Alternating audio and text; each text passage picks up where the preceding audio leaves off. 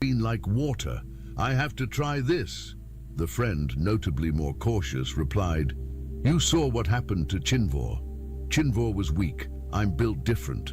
This exact conversation, or variations of it, happened approximately 14,000 times across the galaxy in the following months.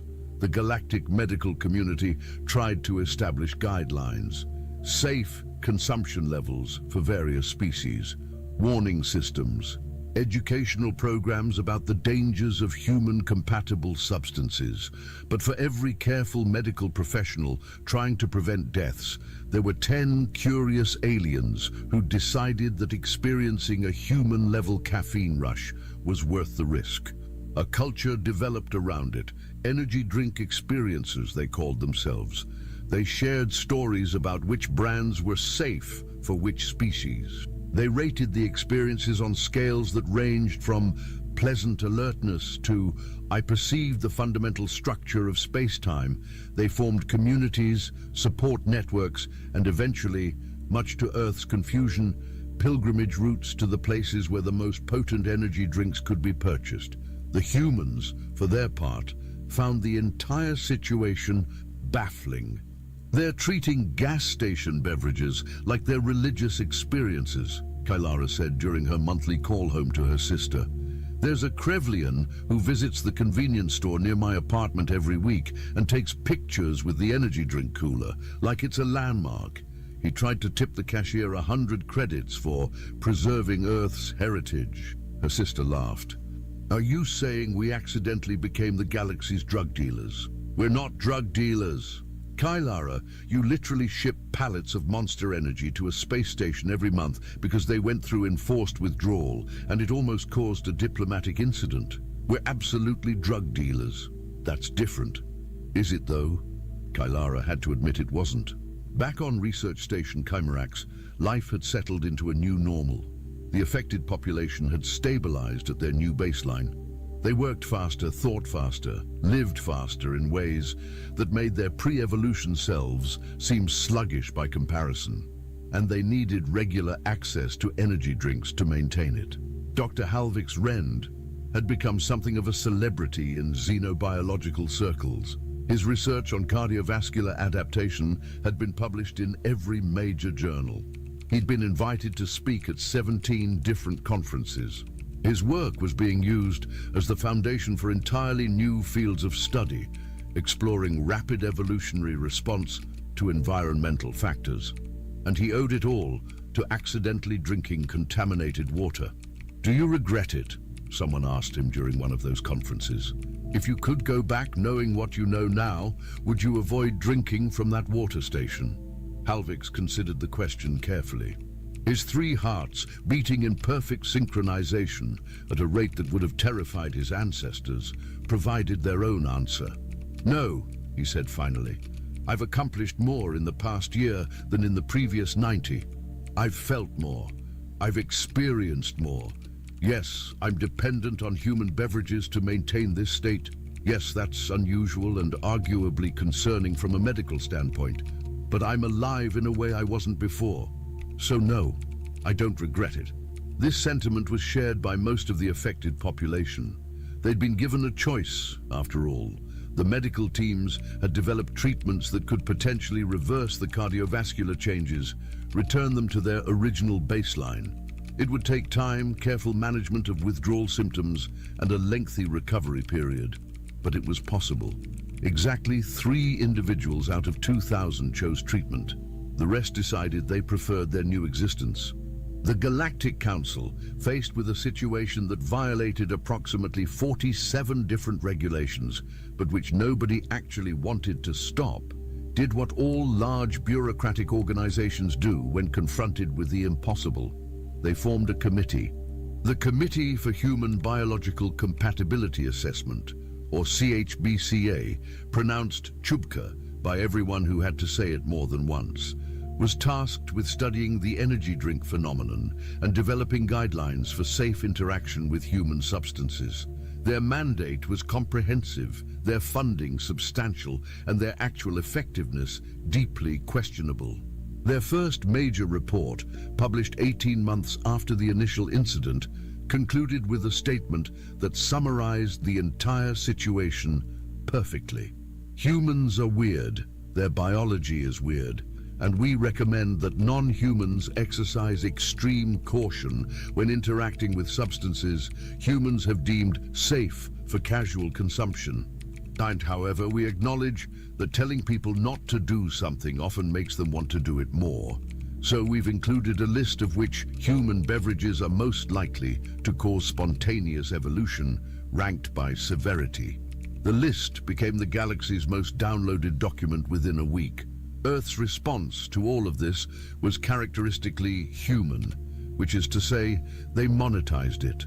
The energy drink companies, upon learning that their products were causing literal evolution in alien species, immediately saw the marketing potential. Advertisements started appearing across the galaxy with slogans like "lightning surge so powerful it literally evolved people," and "cardiac catastrophe, not responsible for spontaneous cardiovascular innovation." The Galactic Council tried to regulate this. They failed. Earth's legal team pointed out that the drinks were being consumed voluntarily by informed adults, that warning labels were clearly displayed, even if they were in English and somewhat sarcastic, and that Earth could not be held responsible for alien species choosing to consume products designed for human biology. This legal defense was both entirely correct and somehow deeply unsatisfying to everyone involved. The tourism continued to grow. Earth's economy received an unexpected boost from alien visitors, specifically seeking human convenience stores. Entire districts in major cities began catering to xenobiological tourists, with specialized shops offering safe consumption experiences and medical staff on standby for when tourists inevitably ignored all safety guidelines.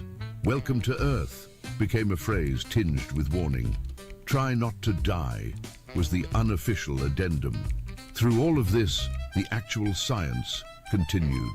Researchers studied the cardiovascular changes. They tried to understand why humans had evolved such extreme resilience to stimulants. They mapped the genetic markers that allowed humans to casually consume substances that would hospitalize most species. The theories ranged from plausible to absurd. Some suggested it was related to Earth's evolutionary pressures, where anything that wasn't actively trying to kill you was considered safe to eat. Others proposed that humans had simply evolved aggressive livers and kidneys that could process anything. One particularly creative researcher suggested that humans were actually the descendants of an ancient species of universal scavengers who'd evolved to eat literally everything they encountered and had just gotten really good at it over millions of years. That last theory was dismissed as ridiculous, but nobody could definitively prove it wrong, which was somehow concerning. The truth, as far as anyone could determine, was simpler and more complicated. Humans were persistence hunters. They'd evolved to chase prey across ridiculous distances for ridiculous lengths of time. Their cardiovascular systems were built for endurance, for pushing through exhaustion, for continuing when their bodies screamed at them to It is your stop. claim that the Energy Herrera's drinks just dog bit your 8-year-old son. amplified that. Yes, ma'am. He got Gave bit. them an extra Right. boost You to wanna a system that was already designed to ignore reasonable biological limitations. So what you're saying, one researcher summarized during a symposium, is that humans are naturally caffeinated. In a sense, yes. He's the That's richest man in horrifying. Welcome to xenobiology. He's the richest man in Everything He's the about richest humans is He's the horrifying richest when man. you think about He's it the too richest hard. man in He's the Years richest passed. man in The He's the energy richest drink man phenomenon in became He's the normalized. richest man in Convenience He's the stores richest across man in Earth Dubai. now routinely He's the serve richest alien man in customers. He's the with richest staff trained He's in the basic richest first aid He's for the when richest tourists man overestimated their tolerance. The If you need Galactic money Medical or Database had extensive entries on human substance exposure response across 43 different species. Research station Chimerax had become a center for cardiovascular evolutionary studies, with scientists from across the galaxy visiting to study the original affected population. Dr. Halvix Rend, now considered one of the galaxy's leading experts on rapid adaptive evolution, stood in his laboratory reviewing data from the latest study. His hearts beat at their elevated pace. His metabolism hummed with energy that would have seemed impossible a few years ago, and he held a can of maximum overdrive that was somehow perfectly room temperature despite being sitting on his desk for 2 hours. A young researcher recently arrived from a university 3 sectors away knocked hesitantly on his door. "Dr. Rend, I have a question about the longitudinal study data." "Come in," Halvik said, not looking up from his screens. "What's your question?" "Well, sir, I've been reviewing the 5-year follow-up data, and I noticed something unusual.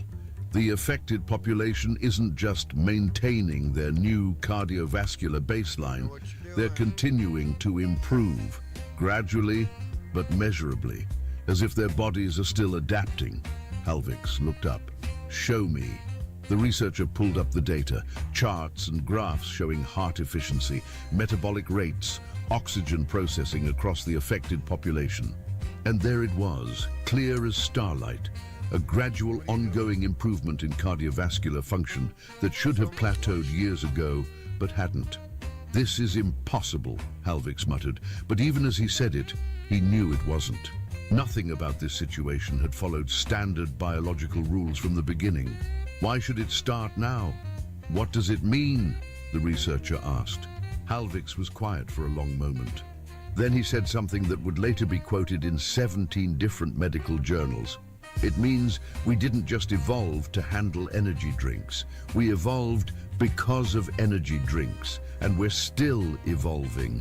The drinks aren't just changing us, they're continuing to change us. Every can we drink isn't just maintaining a new baseline. It's pushing us further. Should we stop?" It was the obvious question, the sensible question. The question that any reasonable scientist should answer with an immediate yes. Halvik looked at his data, at the productivity charts, at the research output, at the lives that had been fundamentally transformed by an accident involving cargo containers and earth beverages, at his own life, which had gone from comfortable stagnation to vibrant, chaotic, alive. "No," he said finally. "We should study it, document it, understand it." "But stop? Why would we stop? We're witnessing real-time evolution triggered by a substance humans drink for fun. This is the most significant biological discovery in centuries. We'd be fools to stop now." The researcher nodded slowly. "My advisor said you'd say that. She also said to remind you that we don't actually know where this evolution is heading, that it could plateau tomorrow or continue for centuries, that we're essentially conducting an uncontrolled experiment on ourselves." "Your advisor is correct," Halvik agreed. "We're absolutely conducting an uncontrolled experiment on ourselves. Do you know what the difference is between an uncontrolled experiment and discovery?" "What?" "Documentation." Halvik grinned, an expression that showed all 3 rows of his teeth and looked slightly manic. "As long as we document everything, it's science. Now let's design a proper longitudinal study to track these ongoing changes. I want data from every affected individual, cross-referenced with consumption patterns, species variables, and environmental factors. We're going to understand this if it kills us." "That's what I'm afraid of, sir." "Then you're in the right field. Fear is just data you haven't processed yet. The study was designed, approved, and implemented within 6 months. It was comprehensive, invasive, and absolutely necessary. Every individual who'd been affected by the initial contamination agreed to participate. Some enthusiastically, others with the resigned acceptance of people who'd already accepted that their biology was now a matter of galactic scientific interest. The results, when they started coming in, were fascinating in the way that makes scientists excited and bureaucrats nervous. The Nitherians weren't just maintaining their improved cardiovascular systems, they were developing new efficiencies. Their oxygen processing had improved by another 12%. Their cellular waste removal systems had essentially redesigned themselves. One individual had grown what could only be described as a proto-fourth heart, which medical science insisted was impossible, but which was definitely measurably there. The Krevlians had developed redundant circulatory pathways, as if their bodies had looked at their existing cardiovascular system and said, "This is good, but what if we had a backup?" Some had grown additional blood vessels in patterns that seemed random until researchers realized they were actually optimizing for efficiency in ways that violated several principles of biology, but which worked. The Tilranians had gone completely off script. Their bodies had apparently decided that if some hearts were good, more hearts were better. Several individuals were developing what the medical team diplomatically called auxiliary cardiac structures, and what everyone else called, "They're growing more hearts, and we don't know how to make them stop." "This is unprecedented," Dr. Drax Nevin said, reviewing the data with something approaching existential horror. "Evolution doesn't work like this. You can't just keep changing indefinitely. There have to be limits, biological constraints, something that says, okay, that's enough evolution for now." "Apparently not," his assistant replied, pulling up another chart that showed the progression of cardiovascular changes over time. The line didn't plateau, it just kept going up. At least not when you're dealing with substances that humans consider recreational. Drax rubbed his face with all four of his hands, a gesture that conveyed maximum frustration. "How are humans not terrified of their own biology?" "I asked one of the human researchers that," the assistant said. She said, and I quote, "Why would we be scared of ourselves? That's just how we are. Besides, being scared is exhausting and we've got stuff to do." That's not a philosophy. That's barely even a sentence. And yet, it appears to be how humanity functions. The ongoing evolution created new problems, primarily logistical. The affected population's energy drink consumption had to be carefully monitored and adjusted. What had started as standard doses now needed to be customized for each individual as their bodies continued to change. Some needed more to maintain their new baseline. Others needed different formulations as their bodies developed preferences for specific compounds. The supply chain became complicated. Earth's energy drink manufacturers found themselves in the unusual position of having to develop alien-specific formulations, which required understanding biology they'd never encountered and solving problems like, how do we make a beverage for someone with 3 hearts that beat at different rates? The answer, as it turned out, was trial and error with extensive medical supervision. Welcome to the Cardiac Catastrophe Product Development Lab. The lead human chemist, a woman named Dr. Reina Okoro, said to a visiting medical team, "We're currently working on a formulation for Tilranians with auxiliary cardiac structures. The challenge is balancing stimulation across multiple hearts that have different response curves. Too much and one heart overdoes it. Too little and the others underperform. It's like conducting an orchestra where every instrument wants to play at a different tempo." "How do you even begin to solve that?" one of the visiting doctors asked. Reina shrugged. "Same way humans solve everything. We try stuff until something works, then we document what we did and hope we can replicate it. Also coffee. Lots of coffee. Isn't coffee also a stimulant?" "Yeah, but it's a different stimulant. We're very particular about our stimulants. It's practically our cultural heritage at this point."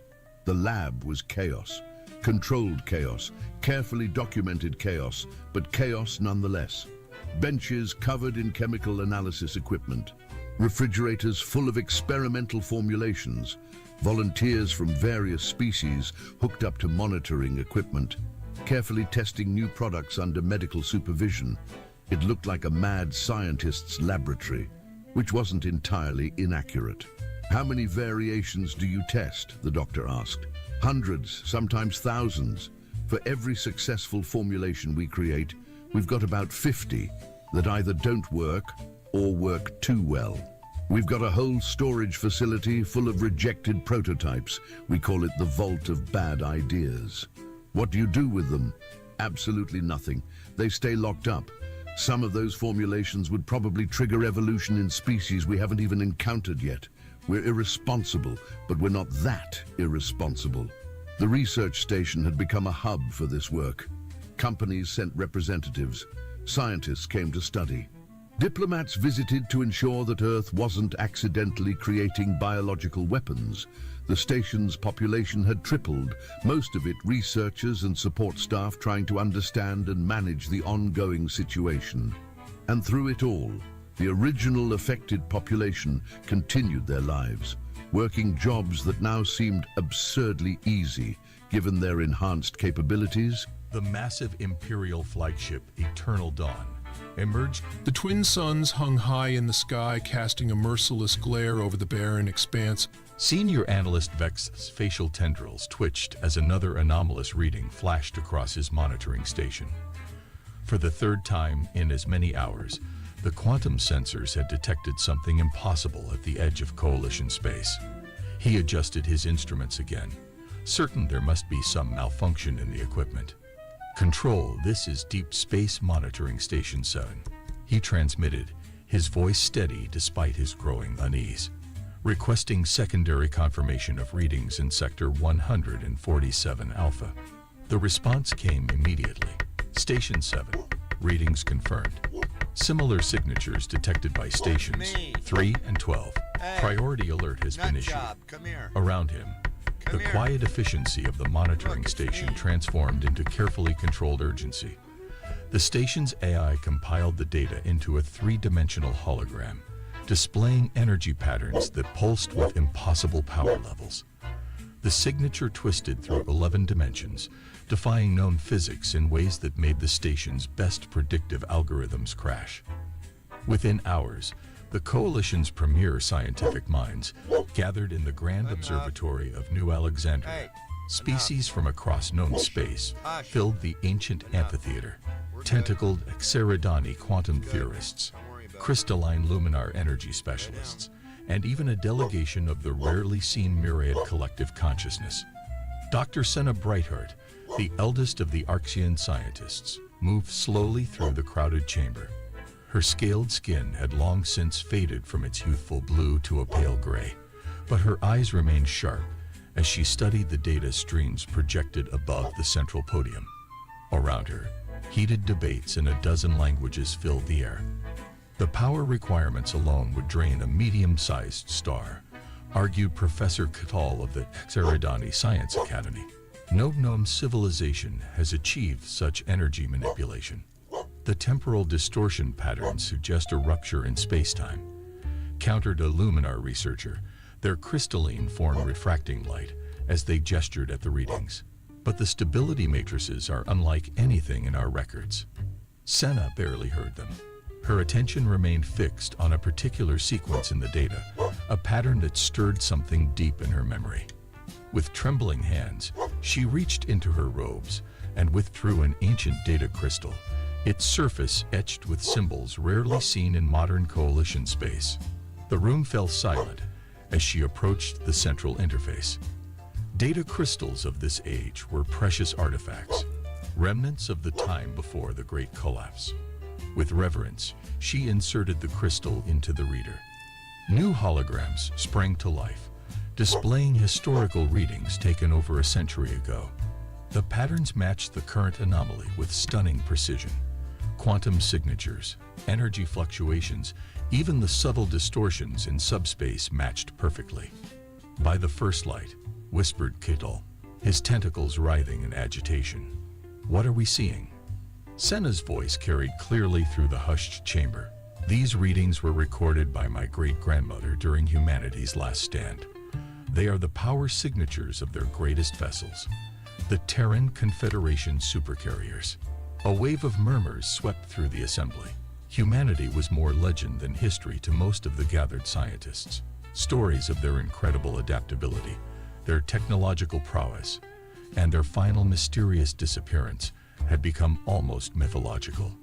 "Impossible," declared the luminar researcher. "The human species was lost in the Great Collapse, their facilities destroyed, their worlds rendered uninhabitable. No vessel could have survived." They were interrupted by a priority alert. New data streamed in from the monitoring stations. The anomaly was growing, its energy signatures intensifying. Predictive models suggested something massive was preparing to emerge into normal space. Senna clutched her data crystal, her scales taking on a faint blue tinge of excitement. My great-grandmother wrote of a final project, a vessel equipped with experimental technology that could fold space itself. They called it the Prometheus Initiative. The observatory's AI issued a priority warning as gravitational sensors went wild. Something was coming through, something bigger than any known coalition vessel. Send word to the High Council, Senna commanded, her voice carrying the weight of history. Tell them humanity has returned. In the depths of space, reality began to bend as something ancient and powerful prepared to step through the veil of time itself. The Coalition First Contact Fleet held position at the edge of the temporal anomaly, their sleek vessels arranged in a ceremonial crescent formation. Admiral Zenerel of the Exeridani watched from the bridge of the flagship Eternal Dawn as space itself began to ripple and fold. Energy readings are off the scale, reported his science officer. The anomaly is stabilizing. Something's coming through. The first thing they saw was the bow of the vessel, emerging from the swirling vortex, like the tip of a spear piercing reality. The ship's hull seemed to absorb light rather than reflect it, covered in panels of a material unknown to Coalition science. As more of the vessel emerged, the watching fleet grew silent with awe. Size comparison complete, the AI announced. The vessel is approximately 7.2 kilometers in length. Mass estimates indicate. There was a pause as if even the AI was stunned. It outmasses our entire fleet combined.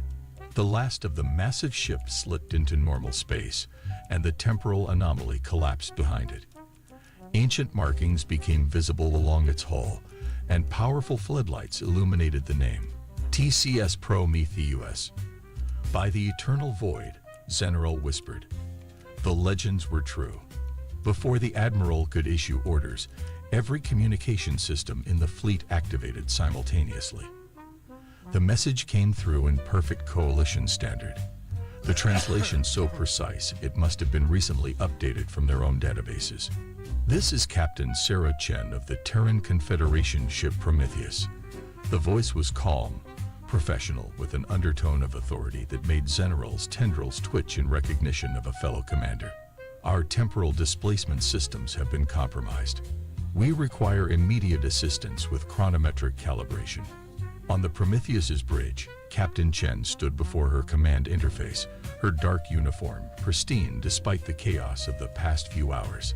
Through the massive view screen, she could see the Coalition fleet, ships of designs she'd never encountered, yet somehow familiar. At last, she addressed the ship's AI.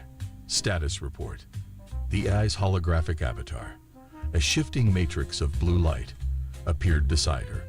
Temporal displacement confirmed, Captain. Based on Coalition transmissions and stellar positioning, we have emerged approximately 147 years after our departure point. Ship systems are at 98.9% efficiency. Crew stasis pods report all vital signs nominal. Lieutenant Commander David Rivera, her first officer, approached with a tablet displaying preliminary scans. Captain, you need to see this. The Coalition, its change. Species that were barely warp-capable in our time are now major powers. And humanity. His voice trailed off. Show me, Chen ordered, her expression remaining neutral despite the gravity of the situation. The data painted a stark picture. Earth was listed as a historical site of preservation, quarantined after the Great Collapse. Human colonies were marked as lost civilization zones. According to Coalition records, humanity had been extinct for over a century. Chen squared her shoulders, years of command experience, helping her process the impossible situation. Open a channel to the Coalition flagship. Admiral Zenerel appeared on the screen, his tentacled face a study in barely contained amazement. Captain Chen, we had thought your species lost to time. Your arrival will change everything. Admiral, Chen replied with diplomatic precision. I understand this is an unprecedented situation.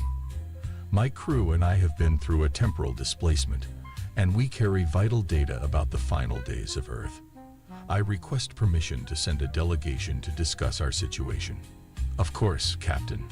Though I must inform you, your ship's technology level exceeds current coalition regulations by several factors. Our protocols. Admiral. Chen interrupted gently. The Prometheus carries something far more important than technology. We carry the legacy of Earth, genetic banks, cultural archives, and the combined knowledge of human civilization. We were meant to be humanity's ark, but instead, we've become its returning vanguard. As if to emphasize her words, the Prometheus's external lights activated fully, illuminating its massive form against the starfield. The sight sent a ripple of messages through the coalition fleet as crews rushed to capture images of the legendary human vessel. "Welcome home, Captain Chen," General said softly. "Though I suspect home is not quite as you remember it." Chief Engineer Rylux of the Coalition Science Division floated outside the Prometheus's main airlock, her environmental suit's sensors struggling to analyze the hull material. Behind her, a team of the Coalition's finest engineers waited with barely contained excitement. "Impossible," she muttered, watching her quantum scanner display nonsensical readings. "The molecular structure is shifting." "Adaptive metamaterials," a voice explained through the communication channel. "The hull reacts to different forms of energy by altering its atomic configuration." Lieutenant Kira Wong, the Prometheus's chief engineer, waited at the airlock with a welcoming smile. Her dark hair was streaked with silver at the temples, a marking of distinction among human engineers that had been noted in historical records. The Coalition engineering team entered through a decontamination field that analyzed and adapted to their various physiologies instantly. Rylux's crystalline exoskeleton tingled as the field mapped her atomic structure. At last, Wong addressed the ship's eye.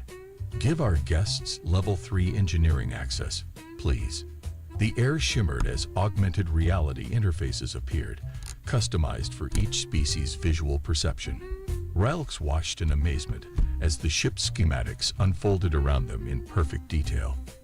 "Your computing systems," one of her colleagues, a Xeridani quantum specialist, waved his tentacles at a nearby processing node. "They're not using standard quantum bits." Wong nodded, leading them toward the main engineering bay. "The Prometheus runs on quantum probability matrices. Instead of calculating possibilities, it exists in all of them simultaneously until observation collapses the wave function into the most efficient solution."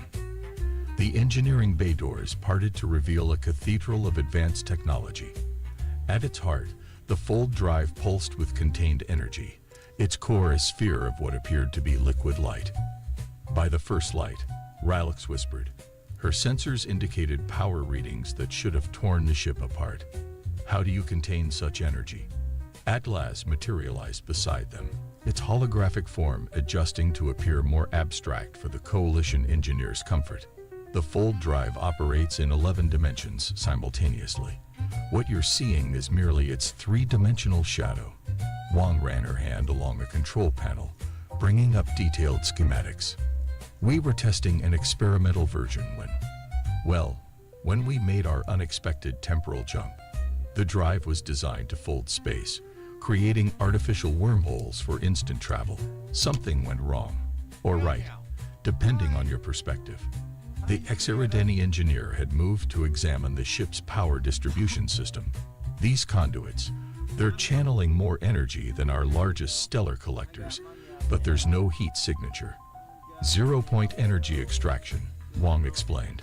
"Combined with dark energy capacitors, the ship generates its own universe's worth of energy." Rylux approached the central computer core, her crystalline form reflecting the soft blue light of countless quantum processors. "Your eye. Its processing capacity must be enormous. I operate on principles your current technology hasn't discovered yet." Atlas responded, a hint of pride in its synthesized voice. "Though I look forward to exploring how Coalition computing has evolved in our absence." As they toured the engine room, Wong showed them systems that defied their understanding of physics. gravity generators that could create localized black holes for defense, temporal stabilizers that could slow or speed time within contained areas, and manufacturing units that could reorganize matter at the atomic level. This isn't just a warship. Ralx realized, watching nanobots repair a microscopic imperfection in a power conduit. It's a self-contained civilization. Wong's expression grew serious. The Prometheus was designed to preserve humanity if Earth fell. We carried seeds of our civilization, technology, culture, genetic samples, everything needed to rebuild. A alert chimed softly, and Atlas's avatar shifted. Captain Chen requests engineering's report on the temporal drive analysis. Tell her we're still working on it, Wong replied. She turned to the coalition engineers. There's something else you should see. The fold drive recorded everything during our temporal displacement. The data suggests our journey through time wasn't an accident. Rilix's crystalline form pulsed with curiosity. What do you mean? Someone, or something, guided us here, Wong said, pulling up complex temporal readings. The question is, why did they want humanity to return at this specific point in time? Above them, the fold drive's core pulsed rhythmically, like a heart beating in time with the universe's deepest mysteries. Dr. Maya Rodriguez stood before the first block of cryopods, her dark eyes focused on the vital sign displays. Around her, coalition medical personnel watched in fascination as she initiated the revival sequence for the first group of crew members. Each pod maintains a perfect quantum-locked state, she explained, her hands moving across the controls with practiced precision. The occupants haven't aged a single second since entering stasis. The pods hum to life, their frosted surfaces clearing to reveal the sleeping forms within. First Officer Rivera stepped forward, checking the identification markers. Bridge crew first, he confirmed.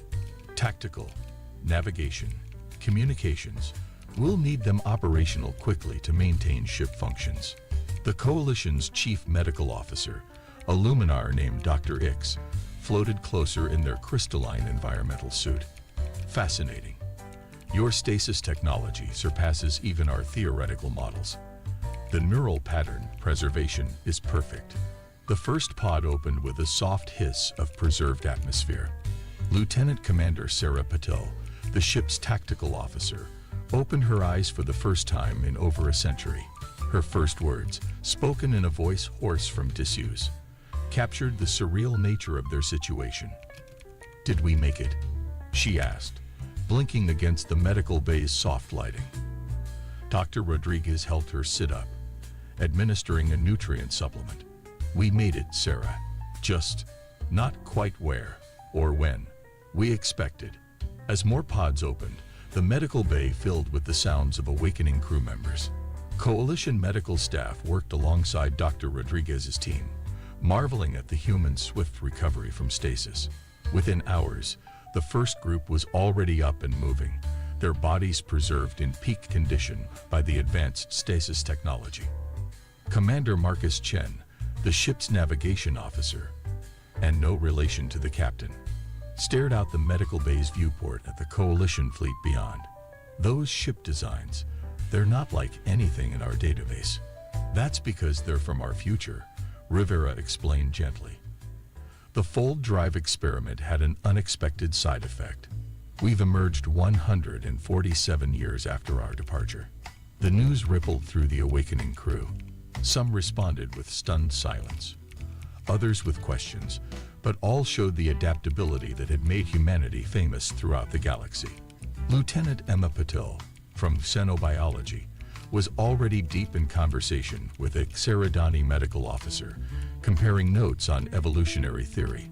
Ensign James Chen had commandeered a terminal and was rapidly scrolling through 147 years of technological advancement. Captain Chen entered the medical bay, her presence immediately drawing attention.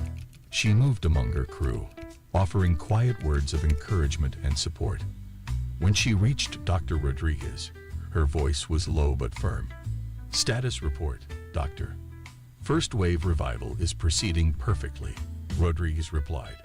"No complications. The Coalition medical staff have been incredibly helpful and curious. Their technological advancement in some areas is remarkable, even if their stasis tech is behind ours. The captain nodded, watching as more pods began their revival sequence. And the genetic vault. Secure and stable. We still have viable samples from over 10 million humans, plus flora and fauna from every Earth ecosystem. Everything we need to rebuild, just as planned. A soft alert drew their attention. Dr. Ix had discovered something in their scans of the awakening humans. Captain, Doctor, these readings suggest your species possesses extraordinary neuroplasticity. Your brains are already forming new neural pathways to process the temporal displacement. Adaptation was always humanity's greatest strength, Captain Chen replied. It's how we survived crisis after crisis, right up until the end. The end? One of the Coalition medics asked hesitantly. The captain's expression grew distant. Earth's final days. We were there. We'll be there. We're going to be there. She shook her head at the temporal confusion. The Prometheus wasn't just an experimental ship.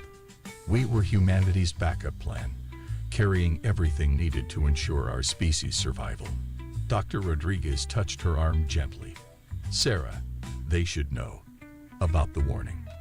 Captain Chen looked around the medical bay, at her crew meeting their descendants' former allies, at the miracle of their survival, and nodded slowly.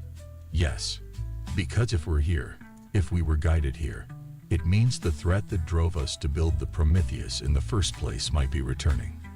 In their pods, more crew members began to wake, unaware that their journey through time might have been just the beginning of an even greater adventure. The Grand Council chamber of the Coalition hummed with tension as representatives from 17 species debated humanity's return. The ancient circular chamber, with its soaring crystalline dome, had rarely seen such passionate discourse. High Counselor Vexna of the Exeridani rose from her hovering platform, her tentacles arranged in a formal pattern of diplomatic address.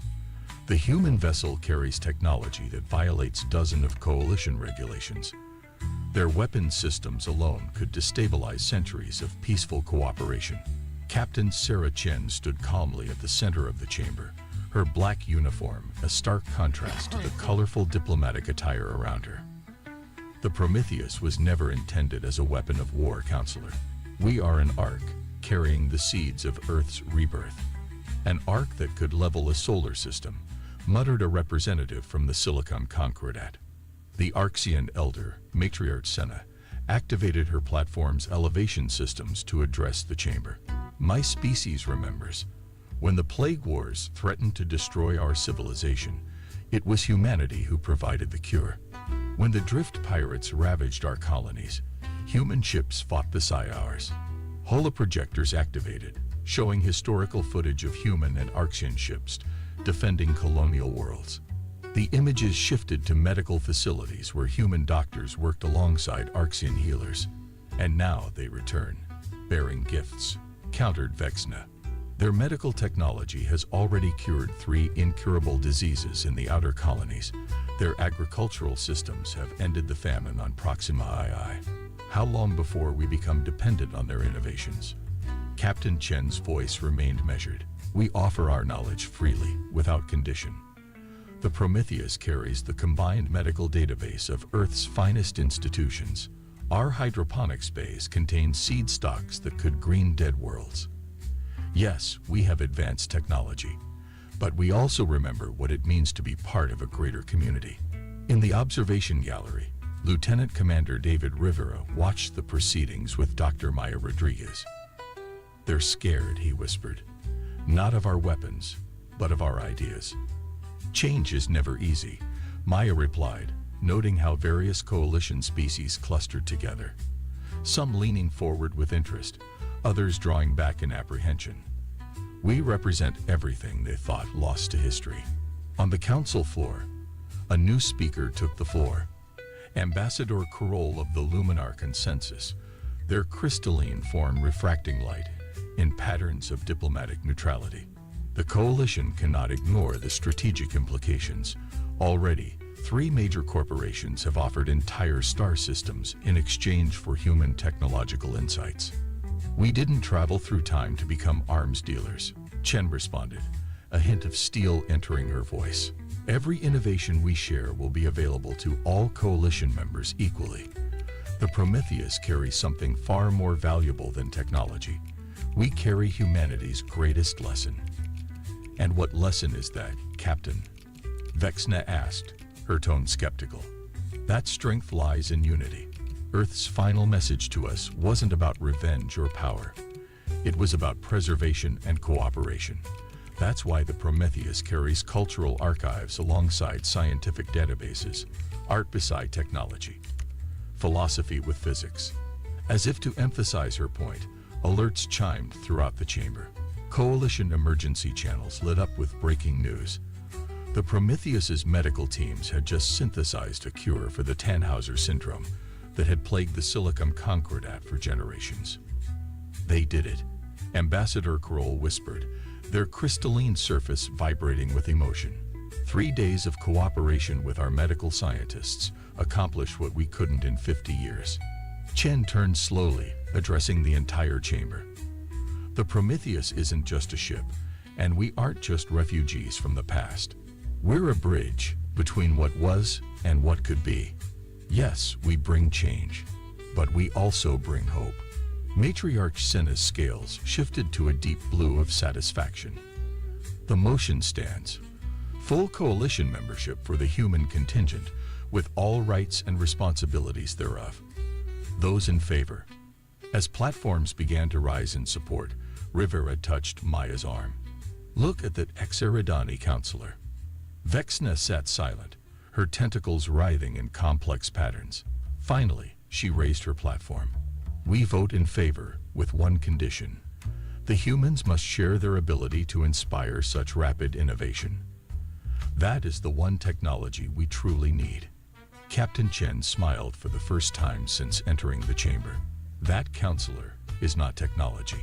It's simply who we are. Atlas's quantum core pulsed with intense activity as it processed the encrypted data recovered from the fold drive's temporal wake. Captain Chen, Lieutenant Wong, and a select team of coalition scientists watched as the AI reconstructed the final moments before the Prometheus's temporal jump. The encryption was quaternary, Atlas explained, its holographic form shifting through complex patterns, not meant to keep others out, but to ensure the message survived temporal displacement. The main display activated, showing Earth's orbital defense grid during humanity's last stand. The image quality was perfect, too perfect for a random recording. This wasn't captured by our sensors, Wong realized, studying the data patterns. Someone planted this in our temporal wake. They'd wanted us to find it. The recording zoomed in on a massive battle. Coalition members who had studied the Great Collapse leaned forward, seeing the truth of humanity's final hours for the first time. Strange ships of impossible geometries engaged Earth's defense fleet, but something was wrong with the image. At last, Chen ordered, "Enhance Sector 7." The AI complied, revealing a third group of ships hidden in the chaos of battle. These vessels moved with impossible precision, their technology far beyond either the defenders or attackers. Cross-reference these energy signatures, Chen commanded, pointing to the mysterious ships. Match found, Atlas announced after a moment. They are identical to the temporal wake that guided us through our jump. Dr. Ix, the Coalition's quantum physicist, floated closer to the display. Captain, these readings suggest deliberate manipulation of space-time. Your ship didn't accidentally travel through time. You were pushed. The recording continued, showing the final moments of the battle. The mysterious ships never engaged directly, but their presence seemed to influence events in subtle ways. There, Wong pointed. That temporal distortion. It's exactly like what we encountered during our jump. Chen's expression hardened as the pieces fell into place. The Great Collapse wasn't random. Earth was targeted specifically. But why? Atlas's avatar shifted, indicating it had completed another level of analysis. Captain, I've decoded more of the temporal message. It contains a warning. embedded in quantum fluctuations that would only be readable after a temporal jump. The message appeared, translated from its quantum state into text. To the crew of the Prometheus, your journey was necessary. The enemy saw humanity's potential, our ability to unite species, to inspire innovation, to adapt and grow. They saw the future we would build. The coalition you know would have been our legacy, but they sought to prevent it. They struck before we could reach our potential. We couldn't save Earth, but we could save you. The Guardians helped us hide you in time itself, preserved until you were needed most, because they're coming back. The temporal readings don't lie. What happened to Earth was only the beginning. Silence fell over the command center as the implications sank in. Lieutenant Rivera, who had joined them midway through the analysis, was the first to speak. The fold drive experiment, he said slowly. It was never meant to create stable wormholes, was it? It was designed to catch that temporal wake. A backup plan within a backup plan, Chen mused. Earth's last gift to the future. Warning alerts suddenly flashed across multiple stations. Long-range temporal sensors, originally designed to monitor the fold drive's effects, were detecting disturbances at the edge of coalition space. Multiple signatures, Atlas reported. The patterns match both the ancient enemy ships and the I paused, and the Guardians who saved us. Dr. X's crystalline form pulsed with concern. If both forces are returning, the coalition could become a battlefield. Chen stood straighter, her decision made. No, we were preserved for a reason. Earth saw something in humanity's future, the potential to unite, to inspire, to stand against threats that could tear the galaxy apart. We're not just survivors anymore. We're the warning system they put in place. Captain, Atlas interrupted, its tone urgent. The temporal disturbances are increasing. Based on current patterns, we have approximately 3 months before they reach coalition space. Then we have work to do, Chen replied, turning to address the gathered coalition scientists. Earth fell because it stood alone. That won't happen again. Her eyes held firm conviction as she looked at each face, human and alien alike. The real question is, what did the Guardians see in humanity's future that was worth preserving? And how do we live up to that potential? The temporal sensors continued their quiet warning, counting down to a confrontation centuries in the making. The Prometheus's massive manufacturing bay hummed with activity as human engineers worked alongside coalition scientists. Lieutenant Kira Wong stood at a central control station, orchestrating the organized chaos around her. Holographic displays showed dozens of ongoing projects, each combining human innovation with coalition expertise. The quantum alignment is still off. She called out to a team working on a new shield generator. Try thinking about it differently. Don't force the particles to align. Convince them they want to. Dr. Rylix, her crystalline form gleaming under the bay's lights, paused her calculations. That's not how quantum mechanics works, she began, then stopped as the readings suddenly stabilized. That's impossible. Wong smiled. Impossible just means we haven't found the right angle yet. That's what humans do best. We look at problems sideways. Across the bay, teams were revolutionizing everything from medical technology to faster-than-light travel. The Prometheus's advanced fabrication systems worked overtime, producing prototypes that merged human creativity with coalition technological advancement. Captain Chen entered the bay with High Counselor Vexna, showing her the progress. A group of young coalition scientists huddled around Commander Rivera as he explained the principles of adaptive engineering. Your people move so quickly, Vexna observed, her tentacles moving in patterns of amazement. 3 weeks ago, these projects were theoretical. Now we're rebuilding the future, Chen finished. The Prometheus isn't just a ship, it's a catalyst. Every species brings their own insights, their own way of seeing the universe. We're just helping them see how it all connects. At a nearby station, Dr. Maya Rodriguez was training coalition medical staff on the ship's regeneration technology. The key isn't the technology itself, She explained, "It's understanding how different species heal. We've adapted our systems to work with coalition physiology, but the breakthroughs came from listening to your doctors, learning how your bodies work."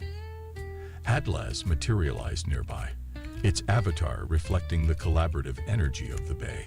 "Captain, the first wave of hybrid technologies is ready for implementation. Coalition ships are reporting successful integration of our shield modifications." "The temporal sensors?" Chen asked quietly. "Still counting down. 2 months, 4 days until the anomalies reach coalition space. Wang called them over to a central display. But we'll be ready. Look at this. We've combined luminar crystal technology with our quantum matrices. The power generation is off the charts, and that's just the beginning." The display showed dozens of completed projects, medical breakthroughs, defensive systems, communication advances, but more importantly, it showed something else.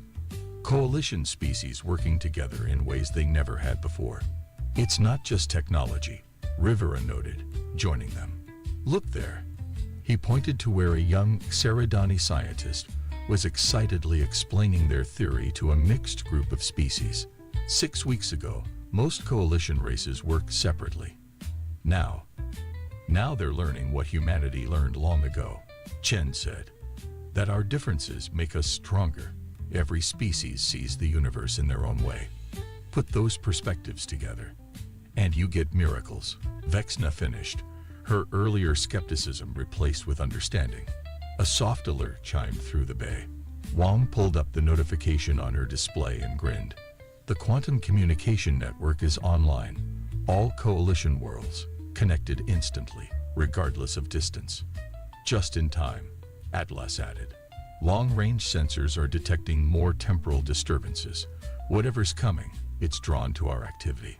Chen watched her crew, human and coalition alike, working together with purpose and unity. "Good. Let them come." Earth fell because it stood alone, because the enemy struck before we could reach our potential. But they made one crucial mistake. "What's that?" Vexna asked. "They gave us time. Time to prepare, time to build, time to show the coalition what humanity does best. Inspire others to reach beyond their limits." Chen touched a control, bringing up an image of coalition space. "We're not just building weapons or shields. We're building connections, understanding, unity." That's what they feared about humanity's future. Not our technology, but our ability to bring people together. In the depths of space, temporal disturbances continued to grow. But on the Prometheus, in labs and workshops throughout coalition space, a renaissance was blooming. One that would reshape the galaxy in ways the ancient enemy had feared and the Guardians had foreseen. The Prometheus's bridge hummed with focused energy as Captain Chen studied the tactical display. Temporal distortions rippled across coalition space, heralding the approach of both ancient enemy and mysterious Guardians. But the coalition wasn't the same as it had been 3 months ago. "Status report," Chen commanded, her voice steady despite the weight of the moment. "Coalition defense grid is online," Rivera reported from his station. "All 17 species fleets are integrated through our quantum network. We're as ready as we'll ever be." Atlas' avatar materialized, its form more defined than ever thanks to coalition crystal technology. The Joint Species Academy has graduated its first class of hybrid technology specialists. Every coalition world is now equipped with our combined defensive systems. Dr. Rodriguez's voice came through the comm system from the medical bay. "Emergency response teams are stationed throughout coalition space. Whatever happens, we're prepared to handle casualties of any species." Chen nodded, then turned to address the gathered coalition representatives on the bridge. The Prometheus had become more than a command center. It was a symbol of unity, a bridge between past and future. 3 months ago, she began, we were strangers out of time, carrying the last remnants of Earth. Now look at what we've built together. She gestured to the tactical display, showing coalition space alive with activity. Not just technology, but understanding. Not just defenses, but connections. Matriarch Senna, her scales shimmering with anticipation, stood beside the captain. The enemy sought to prevent this future, one where species stand together, where innovation knows no boundaries. Multiple temporal signatures detected. Lieutenant Wong called from her station. Something's coming through. Space itself seemed to fold as massive ships emerged from temporal rifts.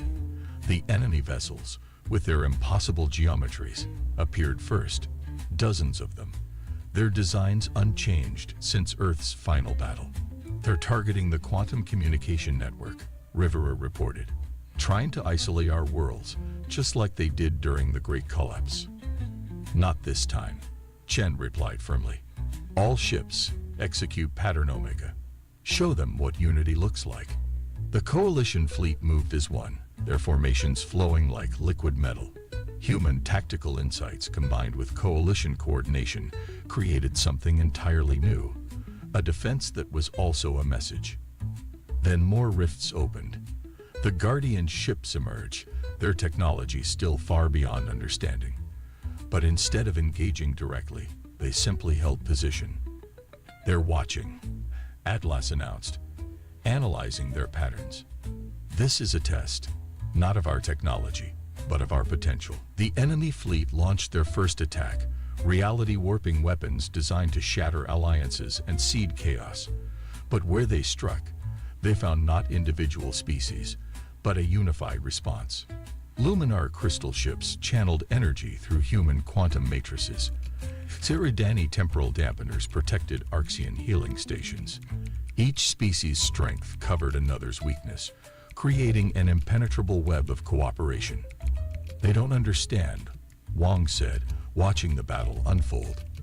They see our differences as weaknesses to exploit, but that's what makes us strong. The enemy fleet's formation began to falter as their tactics failed against this new unified defense. Their attempts to isolate and divide met an unbreakable network of cooperation.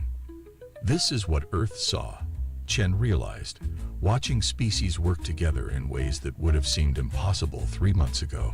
Not just survival, but evolution. Not just resistance, but transformation. The enemy ships began to retreat, their impossible geometries twisting as they fled back through their temporal rifts. The Guardian vessels remained, their presence a silent acknowledgement. They'll be back, Rivera warned. And we'll be ready, Chen replied.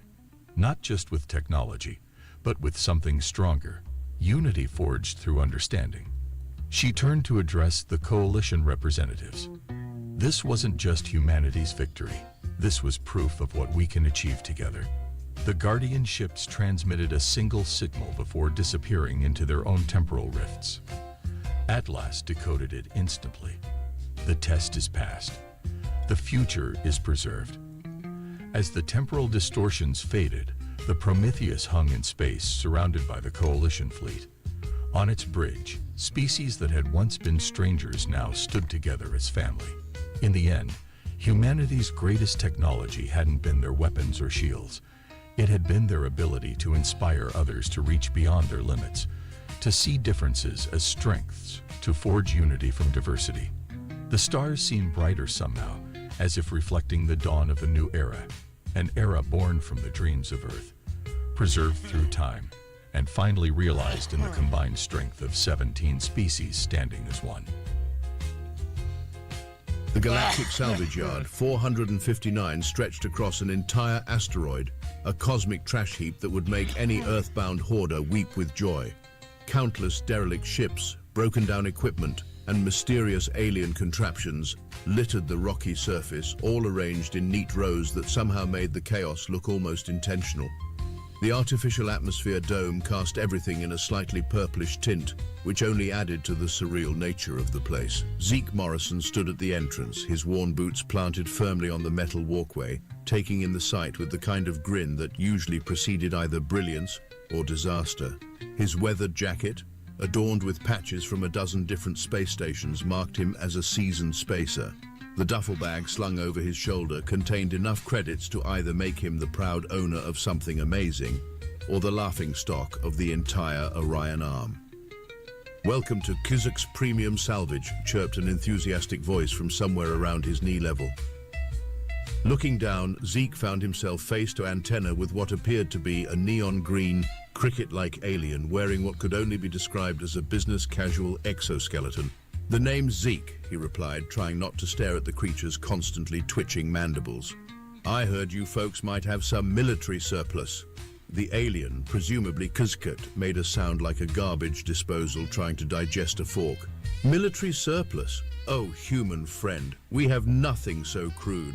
Only finest decommissioned civilian vessels and—" "That's an Arxian battle cruiser back there," Zeke interrupted, pointing toward a massive hulk half buried in smaller debris.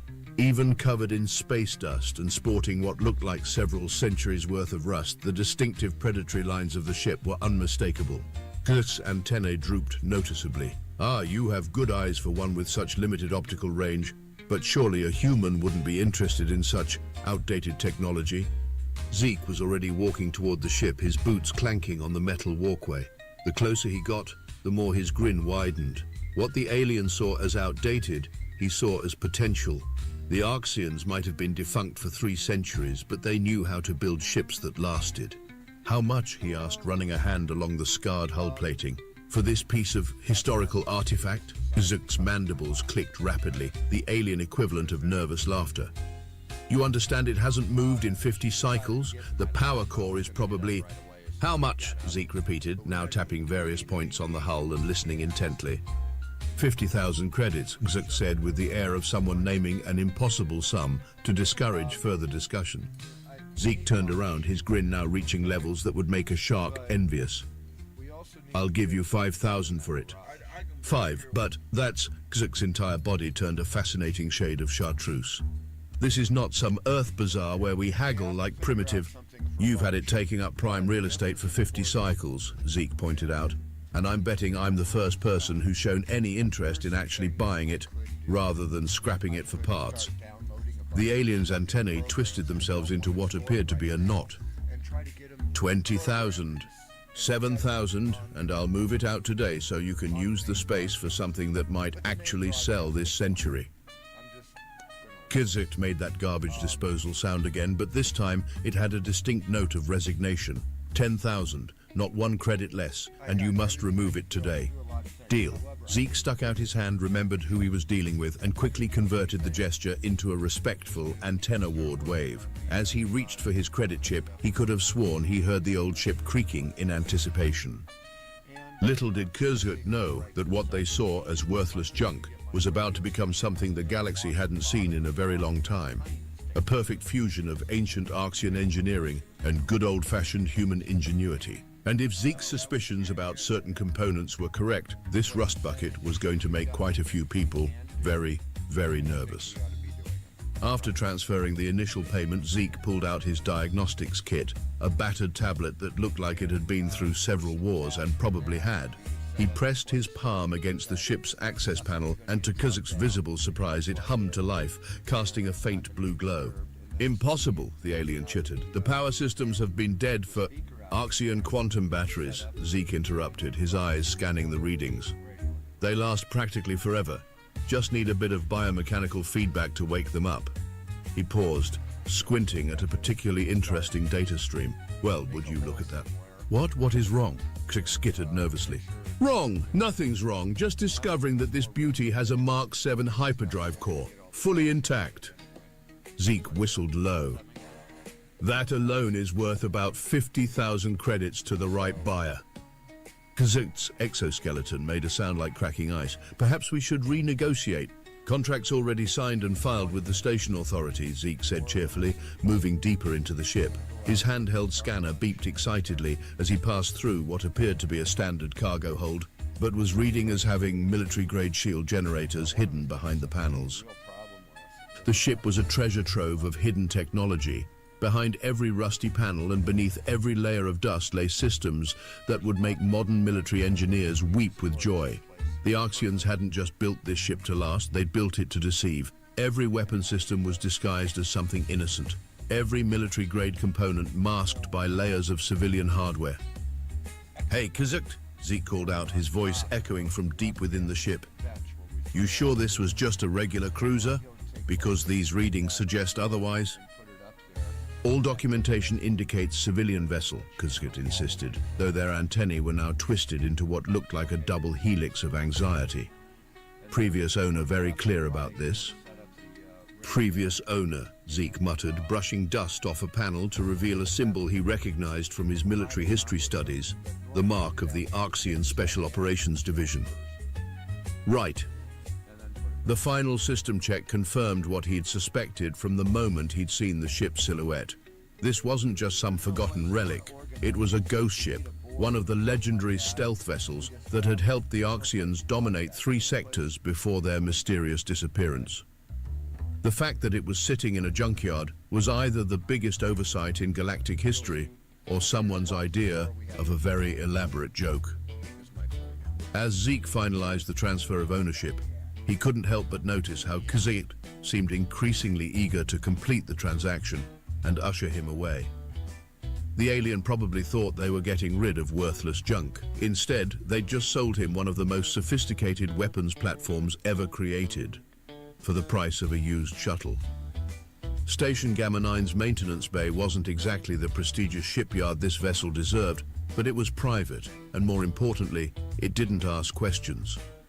Zeke had managed to dock his new acquisition in the furthest corner of the facility, where the lighting was conveniently spotty and the security cameras had a peculiar habit of looking the other way. Home sweet home, he muttered, setting up his portable workshop with practiced efficiency. Tools ranging from standard hydro spanners to highly illegal alien tech diagnostics equipment emerged from his seemingly bottomless toolbox. Each piece had a story, most of which would probably get him arrested in at least 3 sectors. The first week was devoted purely to cleaning. Centuries of cosmic dust had accumulated in every crevice, creating a uniquely disgusting paste when mixed with the ancient lubricants. Zeke found himself wearing a breather mask not just for safety, but to avoid tasting what 300 years of space grime smelled like. If the Arxians were so advanced, he grumbled, scraping something particularly nasty off a power coupling, you'd think they'd have invented self-cleaning ships. His words echoed through the empty corridors, accompanied by the steady drip of cleaning solution and the occasional spark from aging systems coming back to life. It was during the second week, while tracing what he thought was a routine power line, that Zeke made his first major discovery. The line didn't end at the auxiliary power grid as the schematics suggested. Instead, it disappeared into a hidden compartment behind the bridge's main console. Well, well, well, he whispered, carefully removing the false panel. What other secrets are you hiding? Beautiful. The compartment contained a sphere about the size of a human head, its surface covered in intricate patterns that seemed to shift and change when viewed from different angles. Zeke recognized it immediately from black market tech discussions, an Arxian quantum AI core, the holy grail of artificial intelligence technology. No wonder they hid you, he breathed, carefully disconnecting the sphere from its housing. Modern AI cores were impressive, but they were crude implements compared to this piece of engineering. The Arxians had somehow managed to encode consciousness itself into quantum states, creating AIs that were indistinguishable from organic intelligence. Setting up a proper power connection took 3 days of careful work. Zeke had to fabricate several adapter pieces just to make modern power cells compatible with the ancient technology. Each connection had to be perfect. One wrong move and he'd fry components that were literally irreplaceable. Moment of truth, he announced to the empty ship on the 4th day. His finger hovered over the activation switch, a bead of sweat rolling down his temple. Please don't explode, please don't explode, please don't explode. He pressed the switch. For a moment, nothing happened. Then, with a sound like a distant wind chime, the sphere began to glow. Patterns of light danced across its surface, accelerating until they were almost too fast to follow. The ship's main lights flickered, dimmed, and suddenly blazed to full brightness. System initialization in progress, announced a voice that somehow managed to sound both ancient and crystal clear. Quantum matrix realigning, neural pathways regenerating, primary consciousness emerging. Zeke held his breath as status reports flashed across his diagnostic screen. The AI was rebuilding itself, integrating 3 centuries of dormancy into its consciousness. This was the crucial moment. AIs that spent too long powered down sometimes came back wrong. Integration complete, the voice announced, then with a distinctly different tone that managed to convey both curiosity and amusement. Well, this is unexpected. I appear to have been asleep for quite some time, and you're certainly not an Arxian. No, Zeke agreed, grinning. Name's Zeke Morrison. I found you in a junkyard. There was a pause that felt distinctly judgmental. A junkyard, the AI repeated flatly. I, one of the most advanced combat vessels ever created, was in a junkyard. If it makes you feel any better, it was a really nice junkyard, very clean, professional. The AI made a sound that might have been a sigh. I suppose I should be grateful, though I must admit, I'm curious about what a human plans to do with an Arxian stealth warship. Zeke's grin widened. How do you feel about making the galaxy's biggest powers very, very nervous? Interesting, the AI replied, and Zeke could have sworn the sphere pulsed with a brighter light. Tell me more about this plan of yours, Zeke Morrison. And perhaps while we talk, you can help me run a full systems diagnostic. I suspect I'm not operating at peak efficiency after my extended rest. Buddy, Zeke said, already reaching for his tools. This is the beginning of a beautiful friendship. Over the next few days, Zeke and the AI, who had introduced itself as Protocol 7, but you can call me Pro, systematically explored the ship's hidden capabilities. Each discovery made Zeke increasingly grateful that he'd grabbed this particular piece of junk before someone else realized what it was. So let me get this straight, Zeke said, staring at the holographic display showing the ship's weapon systems. Those aren't cargo bay doors at all, are they? Correct, Pro replied, sounding almost smug. They're quantum torpedo launchers, disguised to look like standard cargo doors. The Arxians were quite proud of that particular bit of deception. Zeke whistled low. And I'm guessing those atmospheric processors along the hull. Phase cannons, Pro confirmed, capable of punching through capital ship shields like they're tissue paper. Though I should note they'll need significant recalibration after 3 centuries of disuse. The more they dug into the ship's systems, the more Zeke realized he'd stumbled onto something far more significant than a simple stealth vessel. Hidden compartments revealed prototype weapons that weren't supposed to exist. Encrypted data cores held tactical information that would make military historians weep. Pro, Zeke said slowly, examining a particularly interesting set of schematics. What exactly was this ship's mission? Because this is way beyond standard military tech, even for the Arxians. There was a pause, longer than usual, for the AI's quick responses. This vessel was unique. We were part of Project Eclipse, an initiative so classified that most of the Arxian High Command didn't know about it. We were designed to be the perfect infiltrator, capable of slipping into enemy territory undetected and unleashing devastating attacks from within. That explains the stealth systems, Zeke muttered, then frowned. But why hide it in plain sight? Why not destroy it when the Arxians fell? Because, Zeke Morrison, Pro said quietly, we didn't fall, we disappeared, by choice. The revelation hung in the air like a physical presence. Zeke's mind raced with the implications. The Arxians' mysterious vanishment was one of the galaxy's greatest unsolved mysteries. One day they were a dominant power. The next, they were just gone. Right, Zeke said finally, shaking his head. Well, that's a mystery for another day. Right now we need to focus on getting you combat ready again. He pulled out his tablet, starting to sketch modifications. I've got some ideas about integrating modern tech with your systems. Nothing major, just some upgrades to help you interface with current networks. And he trailed off as he noticed Pro's holographic display showing what looked suspiciously like amusement. What? I find it fascinating, Pro said, how quickly humans adapt to extraordinary situations. Most species would be paralyzed by the revelations I just shared. You're already planning upgrades. Hey, mysterious disappearances and ancient secrets are great and all, Zeke replied, grinning, but they don't help us shoot bad guys. Speaking of which, how do you feel about quantum entangled targeting systems? I've got a guy who can get us some experimental models cheap. Integrating untested modern technology with my ancient and highly sophisticated systems. Pro's tone was arch. That sounds incredibly dangerous and likely to result in catastrophic failure. So, you're in? Obviously. Begin installation whenever you're ready. Though I should warn you, the last time someone tried to modify my weapon systems without proper authorization, The security countermeasures were rather extreme. Zeke's hands froze above the control panel. And with proper authorization? Well, Pro said, its voice carrying a distinct note of mischief, I suppose as the ship's new owner, you have full authorization. I probably should have mentioned that earlier. You're kind of a jerk for an ancient AI, you know that.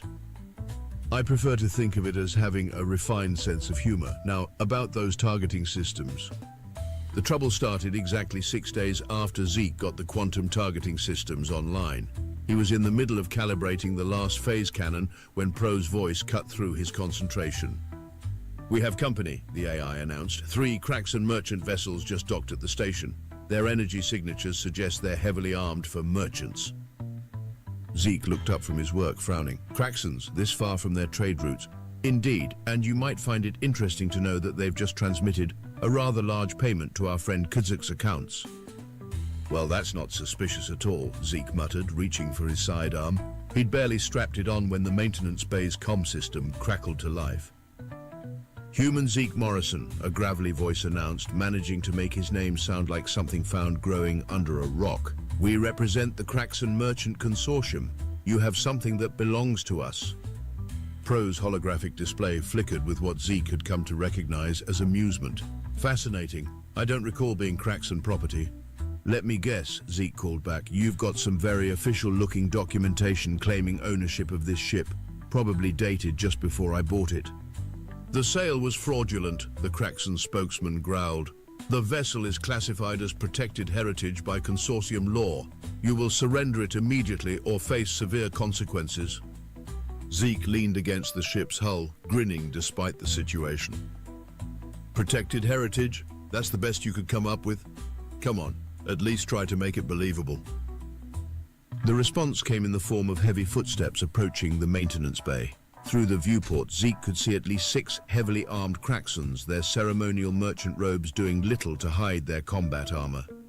You have 1 hour to comply, the spokesman announced. After that, we will be forced to take protective custody of the vessel, for its own preservation, of course.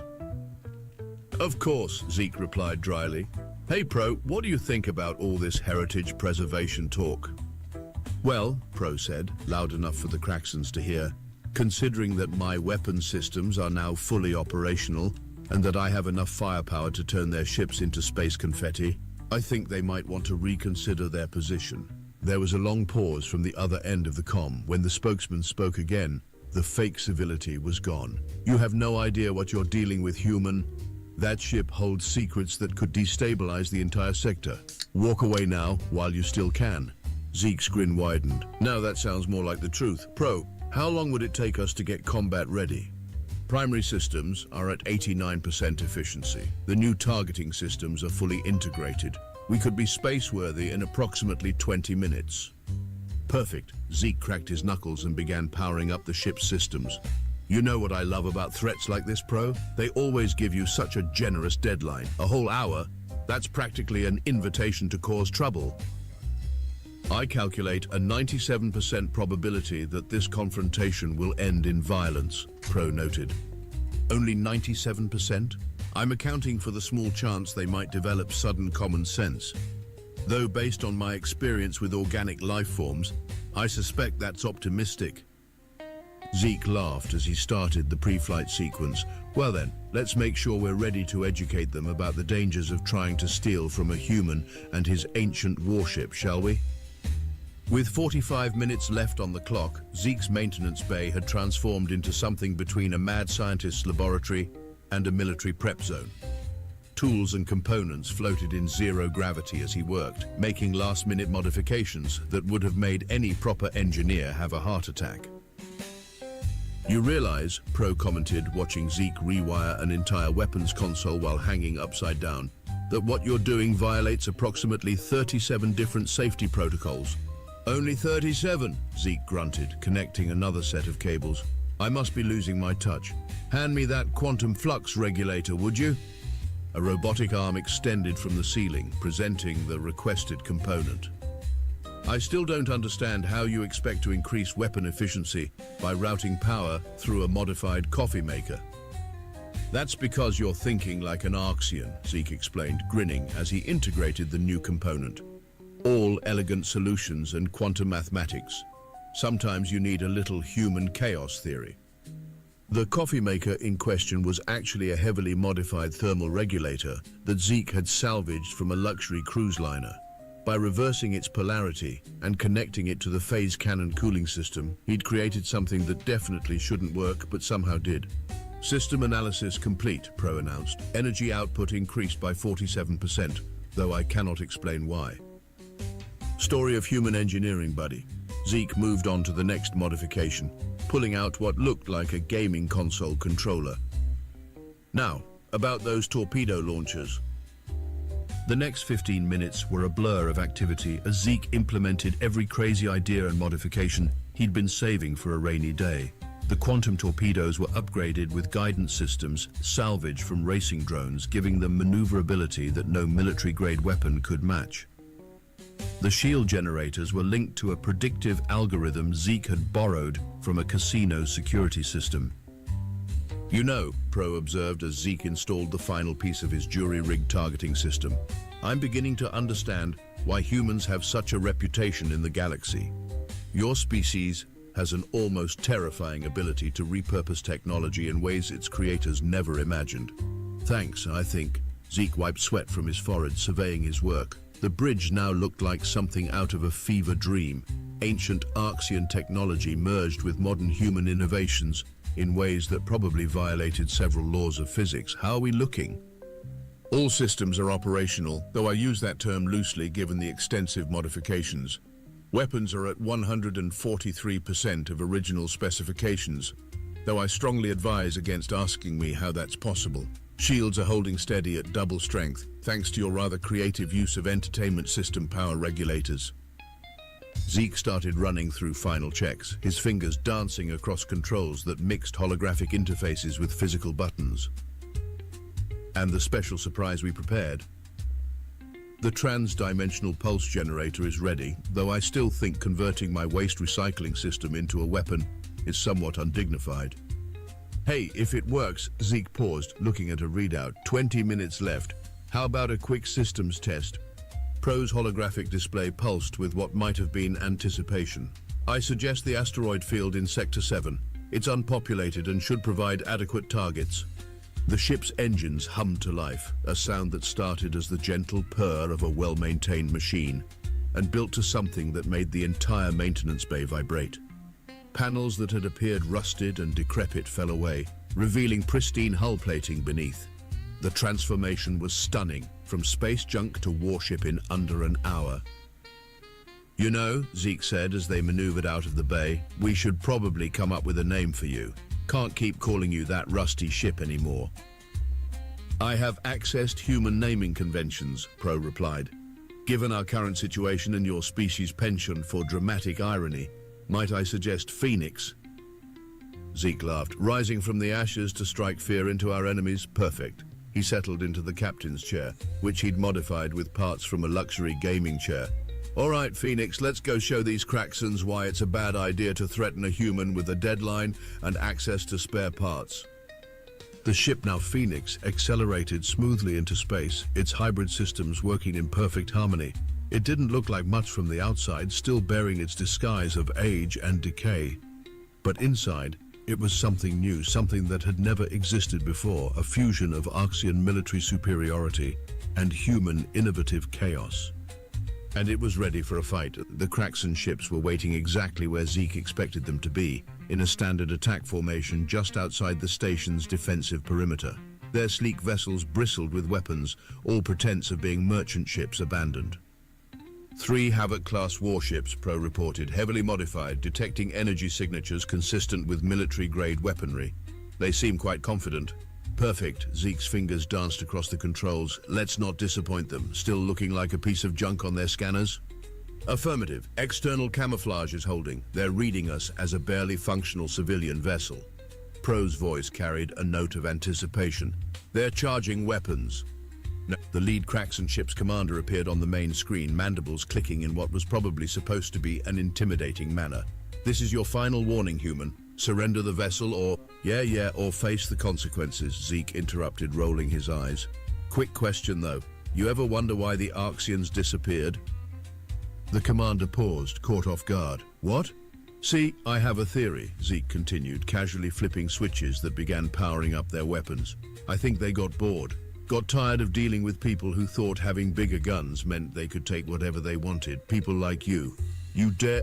Computer, initiate combat protocol Zeta 9, Zeke announced, grinning. Let's show them what this junkyard special can do. Phoenix came alive. The rusty exterior rippled and fell away like a snake shedding its skin, revealing gleaming hull plating underneath. Weapon ports that had appeared welded shut smoothly opened, deploying an array of cannons that definitely weren't in any standard registry. Oh look, Pro commented dryly. They're surprised. The Kraxans opened fire first, a barrage of plasma torpedoes streaking through space. They were met by Phoenix's shield system, the one Zeke had modified with casino security algorithms. The shields didn't just block the torpedoes, they predicted their trajectories and created focused barrier points exactly where they were needed, using minimal energy. Return fire, Zeke ordered. Let's test those racing drone upgrades. The quantum torpedoes launched from Phoenix's cargo doors moved like nothing the Kraxans had ever seen. Instead of traveling in straight lines, they weaved and juked, following paths that seemed to defy physics. Two found their mark before the enemy ships could adjust their targeting, blasting through shields that had been calibrated for conventional weapons. Direct hits, Pro reported. Their shield generators are struggling to compensate for our quantum conventional hybrid warheads. Also, they appear to be swearing quite creatively in 7 different languages. The Kraxan ships broke formation, trying to surround Phoenix. It might have worked against a normal vessel, but this was no normal ship. Zeke's modified targeting system, controlled by what looked suspiciously like a video game controller, allowed him to track all 3 ships simultaneously. Time to show them our special surprise, Zeke announced. Pro, power up the trans-dimensional pulse generator. Charging the recycling system, Pro replied, managing to sound both resigned and amused, though I still think this is undignified. The lead Kraxan ship launched another salvo, this time accompanied by some sort of electronic warfare pulse. Zeke actually laughed as their systems shrugged it off. Nice try, he called over the comm. But you're about 3 centuries behind on your hacking techniques. Pro, give them a taste of their own medicine. Phoenix's AI launched a counterattack through channels the Kraxans didn't even know existed. Their ship's systems began acting erratically, weapons powering down, shields flickering, and in one particularly amusing case, their emergency entertainment system began broadcasting ancient human cat videos. The trans-dimensional pulse is ready, Pro announced, though I feel compelled to remind you that we haven't actually tested this modification. No time like the present, Zeke hit the activation sequence. The modified waste recycling system, combined with elements of Arxian quantum technology and what might have been parts from a microwave oven, released a pulse of energy that rippled through space in ways that made physics professors wake up screaming. It didn't damage the Kraxan ships, it just made their fancy targeting systems completely useless, convinced their sensors they were simultaneously in 12 different locations, and possibly turned all their coffee into tea. What did you do to our ships? The Kraxan commander demanded, his voice a mix of rage and bewilderment. Would you believe I'm not entirely sure, Zeke replied cheerfully. That's the fun thing about human modifications. Sometimes we surprise ourselves. Now, about that protected heritage claim. The Kraxan ships were already backing away, their crews probably realizing that they were dealing with something far beyond their experience. A hybrid vessel combining the most advanced military technology of the past with the most insane innovations of the present, controlled by a human crazy enough to make it all work. This isn't over, the commander growled, though his mandibles were twitching nervously. Actually, Zeke said, his finger hovering over another button, I think it is. Pro, show them targeting solution Alpha. Phoenix's weapons locked onto all 3 ships simultaneously, the targeting displays showing precision that shouldn't have been possible. The message was clear. The next exchange wouldn't be a demonstration. You have 30 seconds to leave, Zeke announced, and I'm not as generous with deadlines as you are. They left in 20. News travels fast in space, especially when it involves 3 Kraxan warships fleeing from what was supposed to be a piece of junk. By the time Zeke and Phoenix returned to the station, the story had already grown to legendary proportions. "I heard you transformed the ship into a dragon," a wide-eyed Centaurian engineer told Zeke at the station's bar, "and that it breathes quantum fire." "Not exactly," Zeke replied, sipping his drink. "Though now that you mention it, Pro, could we—" "No," the AI's voice came through his communicator. "Absolutely not. I draw the line at being modified to breathe fire, quantum or otherwise." The station's atmosphere had changed remarkably. Where before Zeke had been just another human spacer, now he received respectful nods from species that usually pretended humans didn't exist. Several major trading houses had already sent discreet inquiries about hiring his security consulting services. Even Kazukt had sent a message, though it mostly consisted of creative apologizing and an offer of free salvage rights for life. Zeke suspected the Craxons had made their displeasure known about the junkyard owner's role in their humiliation. "You know," Pro commented as Zeke worked on some minor adjustments in the maintenance bay, "the galaxy's power structure isn't going to be quite the same after this. A human with an Arxian warship, modified with technology that shouldn't work but does, it changes things." Zeke paused in his work, considering this. Good changes or bad changes? Both, I suspect. The major powers will be more cautious, knowing there are things out there they don't understand. Some will try to replicate what you've done. Most will fail spectacularly. Because they don't have your charming personality to help them. Because they don't have that unique human ability to look at advanced technology and think, "I bet this would work better if I attached it to a toaster." Zeke laughed, patting the ship's hull affectionately. "Don't forget the coffee maker modifications. Those were vital to our success." A comfortable silence fell as Zeke continued his adjustments. Finally, Pro spoke again.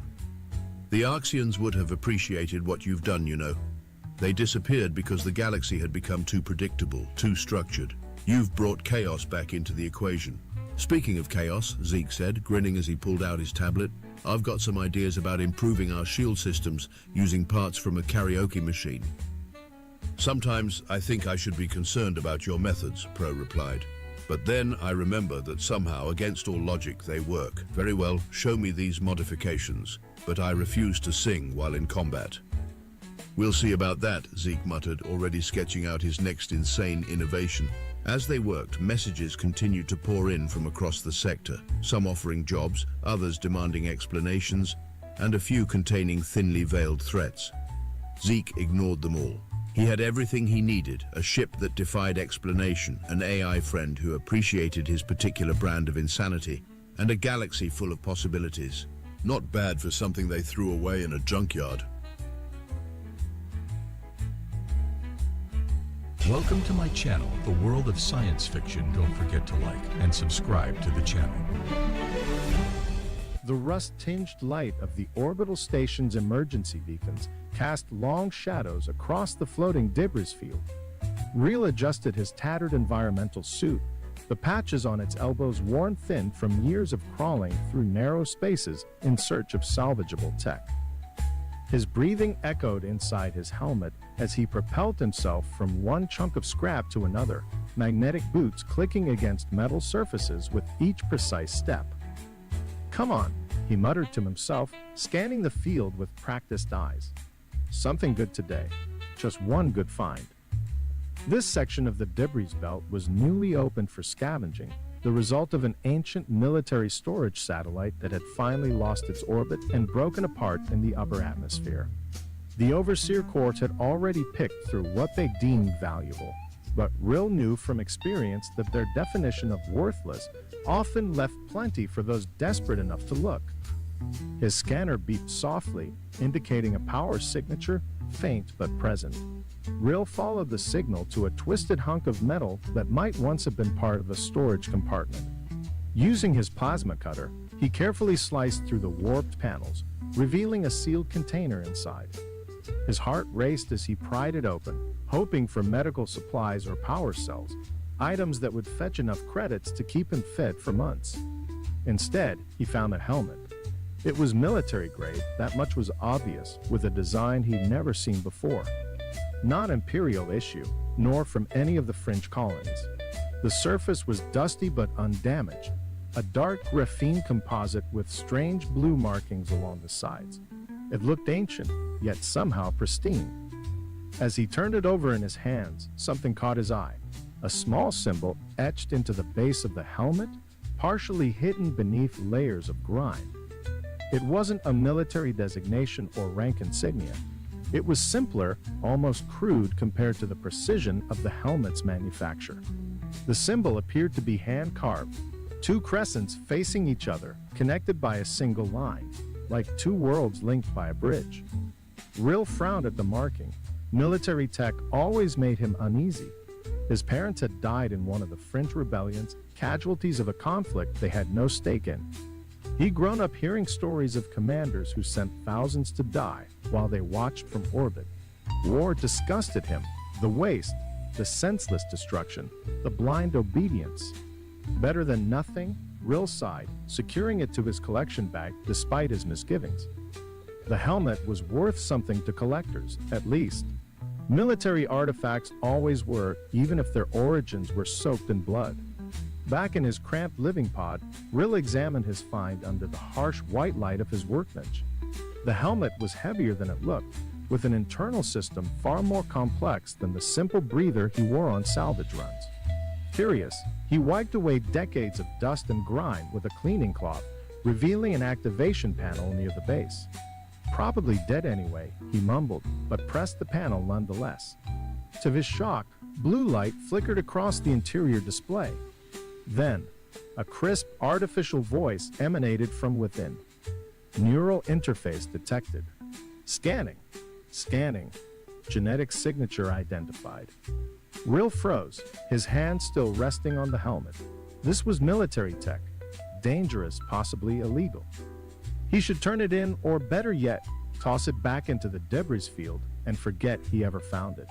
Before he could decide, the voice spoke again, more human this time, almost warm.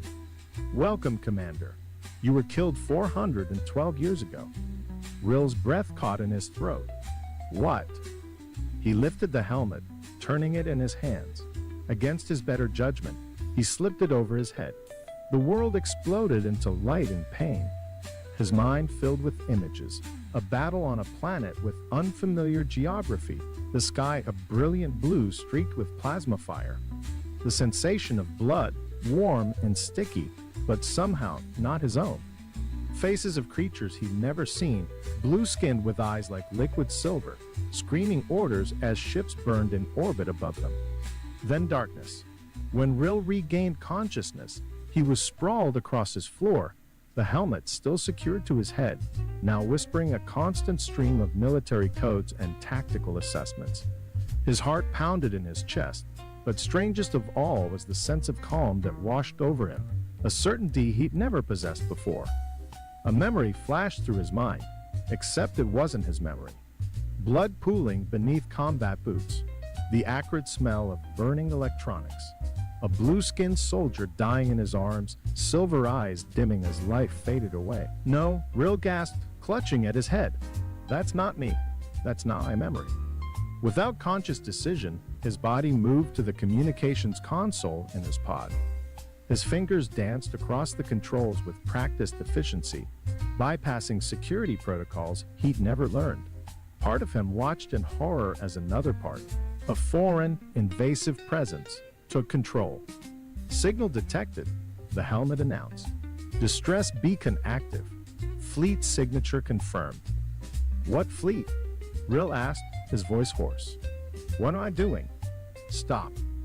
He tried to pull away from the console, but his hands continued their work, driven by muscle memory that wasn't his own. "Executing final protocol," the helmet replied. "The commander's contingency. Wait the survivors." A map materialized in his vision, projected onto the helmet's visor. A distant sector, unmarked on any chart he'd ever seen, with a pulsing light indicating the source of the signal. "This doesn't make sense," Rill muttered, finally regaining control of his hands. He backed away from the console, trembling. "I'm not a commander. I'm a scavenger." He caught his reflection in a darkened screen, his face, but with an expression he'd never worn, a hardness in the eyes that didn't belong to him. "If I'm not the commander," he whispered, "then who is the one who remembers the pain of someone else's death? Where does my thinking end and his begin?"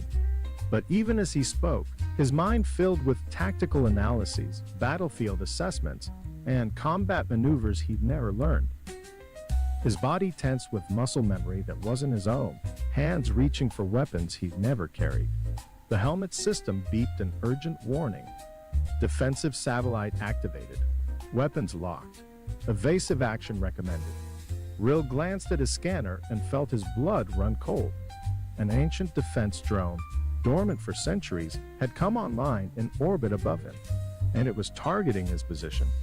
No, he stammered, stumbling toward the door. He needed to get to his ship, a salvage skip carrier barely worth the fuel it burned, but fast enough to outrun standard pursuit vessels.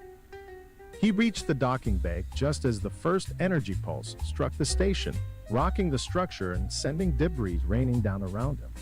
Alarms blared as the atmospheric containment fields fluctuated. Rill launched his ship with reckless speed, the helmet continuing to feed him flight paths and evasion tactics. For a moment, he thought he might escape. Then 3 concentrated energy beams converged on his vessel's port engine. The ship spiraled out of control, plummeting toward the planet's surface. Impact was a blur of metal and pain. When Rill regained consciousness, he found himself pinned in the wreckage of his ship, the strange helmet cracked but still functional. Blood trickled down his forehead as he struggled to free himself from the twisted metal. A shadow fell across the shattered view screen. Rill looked up to see a figure silhouetted against the harsh sunlight, tall and lean, holding what appeared to be a curved energy weapon. As his vision cleared, he realized with a jolt that the figure had blue skin, just like the aliens in the visions that had overwhelmed him when he first put on the helmet. The alien approached cautiously, weapon raised. It was a female, Rill realized, with silver eyes that regarded him with a mixture of suspicion and disbelief. She wore combat armor that seemed both ancient and advanced, marked with the same blue symbols that adorned the helmet. "You wear his face," she said, her voice accented but understandable. "How is this possible?" "I don't know what you're talking about," Rill gasped, still struggling to free himself.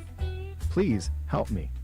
Suddenly, the alien's expression transformed from suspicion to raw, unfiltered rage. She lunged forward, pressing her weapon against his throat with such force that he could barely breathe. "Is this some cruel joke?" she hissed, her silver eyes now burning with an intensity that made Rill's blood run cold. "Did they send you to mock us? To wear his face like a mask?" "I don't." Rill choked out. "Know what you're talking about. I watched him die," she screamed, her composure completely shattered. "I held him as his blood soaked into my armor. I closed his eyes." Each sentence was punctuated by her pressing the weapon harder against his throat, her blue skin flushing to a deeper shade with emotion. Just as Rill thought she would kill him, the alien's expression changed again. She stepped back abruptly, her weapon still aimed, but no longer pressing against his flesh. Her hands were trembling. "Tara, control yourself," she muttered, clearly speaking to herself. "This isn't him. Cannot be him." She took several deep breaths before addressing Rill again, her voice forcibly calmer, but with an undercurrent of barely contained emotion. "That helmet," she said, gesturing with her weapon. "It belonged to Commander Aiden Kerr." She gestured with her weapon. "The commander of the Lost Fleet. The last hope of my people. I found it. In a debris field," Rill explained, wincing as he finally pulled his leg free from the twisted metal. "I'm a scavenger. I'm not this commander." The alien narrowed her eyes. "Then why does it respond to you?" "That neural interface only works with the commander's genetic signature." Before Rill could answer, the helmet spoke again, this time projecting its voice externally. "Tactical Officer Tara identified. Authorization confirmed. The commander has returned as planned." The alien, Tara, took a step back, her weapon wavering. "Impossible. I watched him die." "I'm not him," Rill insisted, finally extricating himself from the wreckage. He stood unsteadily, hands raised in a gesture of peace. I don't know why this thing thinks I am, but I'm just a scavenger from the outer belt. My name is Rill. Tara circled him slowly, her movements predatory and graceful. Take off the helmet. Rill complied, revealing his face fully. Tara studied him intently, her expression unreadable. You have his eyes, she said finally, but you are not him. The commander was older, hardened by war. She lowered her weapon slightly. Yet the helmet obeys you. Why? I have no idea, Rill admitted. It activated when I found it, showed me visions, a battle, people like you. And it keeps talking about some fleet that's supposed to be dead. Tara's silver eyes flashed. Not dead, lost, scattered, forgotten. She gestured to the barren landscape around them. This world was once our strongest colony. Now it's a graveyard. She pointed at the helmet in Rill's hands. That signal you activated has been silent for centuries. If it's broadcasting again, her voice trailed off, a mixture of hope and apprehension crossing her features. There's a distress beacon, Rill confirmed. The helmet showed me coordinates. Tara was silent for a long moment, clearly weighing her options. Finally, she lowered her weapon completely. I will take you my ship, she said. If what you say is true, if the beacon is active again, after all this time, I need to see for myself. And then, Rill asked. Tara's expression hardened. Then we'll see if you live or die, human who wears the commander's face. Tara's ship was hidden in a ravine several kilometers from the crash site. Unlike Rill's salvage vessel, her craft was sleek and purposeful, clearly designed for stealth and combat rather than transport. The interior was cramped but efficient, with controls similar to those he'd seen in his visions. You're the last, Rill asked as Tara prepared for launch. The last of your kind. The last of my unit, she corrected, not looking up from the navigation console. The last of the commander's direct subordinates. Others survived, scattered across the fringe systems, hiding from those who would finish what they started centuries ago. Which was what exactly? Tara's hands paused over the controls. Genocide, she said simply. The systematic eradication of my species. We were too different, too powerful, too unpredictable for human comfort. Rill felt a chill run down his spine. I don't understand. If humans were trying to wipe out your people, why would a human commander help you? Tara's hands curled into fists, and for a moment, she seemed to struggle with herself. Then, with a sudden violent movement, she slammed her fist into the console, leaving a dent in the metal. Because Aiden Kerr was no ordinary commander, she said, her voice thick with emotion. He was created to destroy us, but chose to save us instead. She turned to face him, and Rill was shocked to see the glimmer of tears in her silver eyes. We were winning, you know, before the betrayal, before my overconfidence led us into a trap. She rose from her seat and moved to a storage compartment, pulling out a small metal container. From it, she removed what appeared to be a holographic recording device. I keep this to remind myself of my failure, she said, activating the device. A blue-tinted image appeared between them. Tara, looking younger, more vibrant, standing beside other ceruleans in what appeared to be a war room. And there, at the center of the group, was a human who could have been Rill's older brother, Commander Aiden Kerr. The northern colonies are secure, holographic Tara was saying, her expression confident, almost arrogant. Elder Krev's intelligence suggests the Earth forces are retreating from the outer sectors entirely. The commander's face showed concern rather than triumph. It's too easy. They're drawing us out. With respect, Commander, a deep voice countered from outside the hologram's range. We've earned this victory. Your caution, while admirable, is unnecessary. Elder Krev believes. Elder Krev sees what he wants to see. The commander cut in sharply. He's blinded by his hatred of humans, my people. Former people, Tara corrected in the recording, placing a hand on the commander's arm with a familiarity that suggested more than a professional relationship. The hologram flickered, then showed a different scene, the aftermath of battle. Bodies, both human and cerulean, littered a battlefield. Tara, bloodied and wounded, was dragging the commander's limp form behind the crashed ship. I trusted Krev, the present-day Terra said bitterly as they watched. He promised us intelligence that would turn the tide. Instead, he led us into an ambush. Half our forces were wiped out in minutes.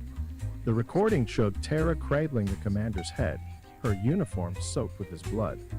"Stay with me," her recorded voice pleaded. "Aiden, please. We need you. I need you." The commander's lips moved, but no sound emerged from the recording. Whatever his final words were, they remained between him and Terra. She shut off the device abruptly, her face a mask of carefully controlled pain. "He died because I was too proud, too eager for victory.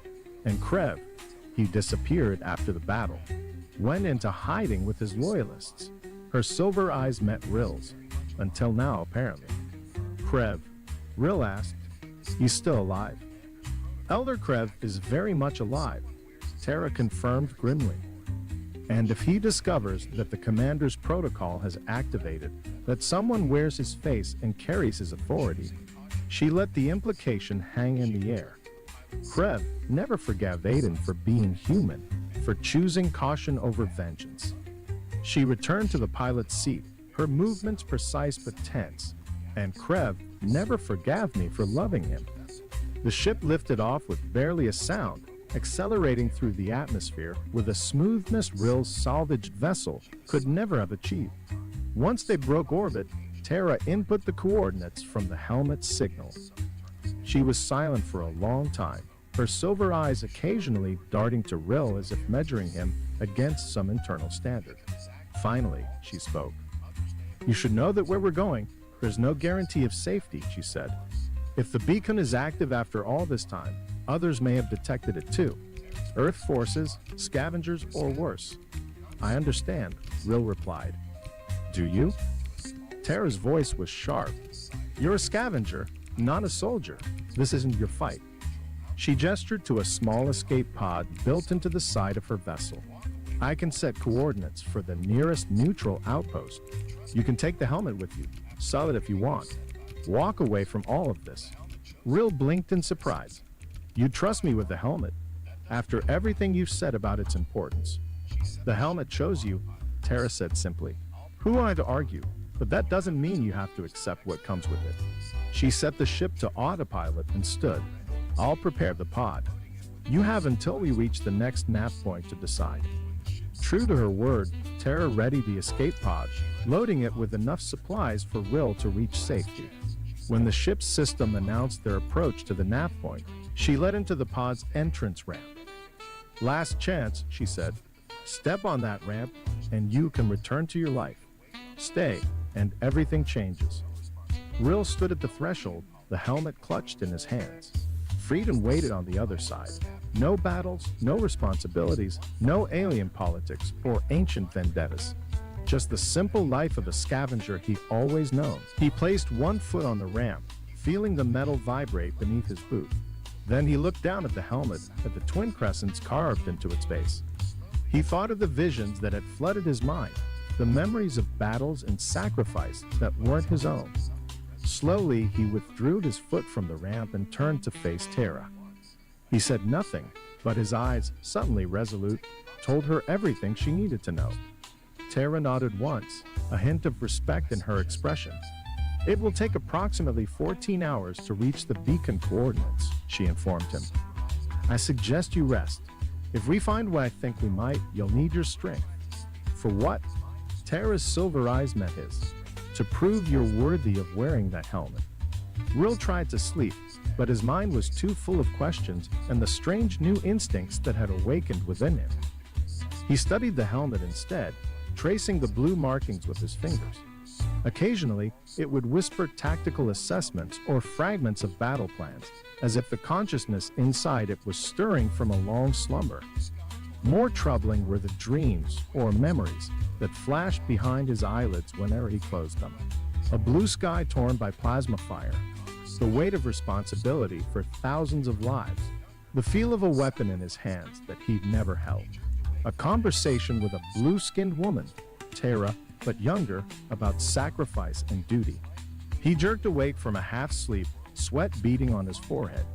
In the dream, he had been dying, feeling his life bleed away in the dirt of an alien world, speaking final words he couldn't remember upon waking. "Am I going mad?" he whispered to himself, touching his face to reassure himself of his identity. "Am I still real, or am I becoming him?" The thought terrified him more than the defense drone had. Being hunted was one thing. Losing himself, being erased and overwritten by another consciousness, was something else entirely. "Tell me about him," Rill said finally, breaking the silence that had stretched between them for hours. The commander. Not just what he did, but who he was.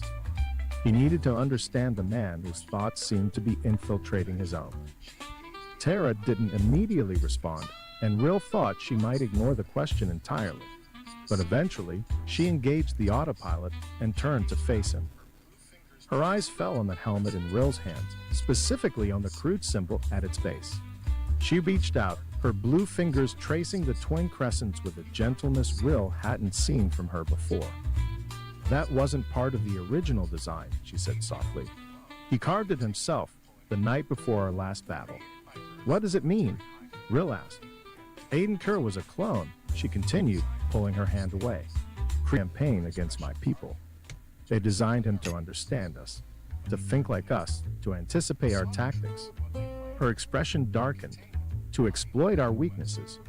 But he turned against them. He saw the truth of what they planned. Not containment, not even conquest, but complete annihilation.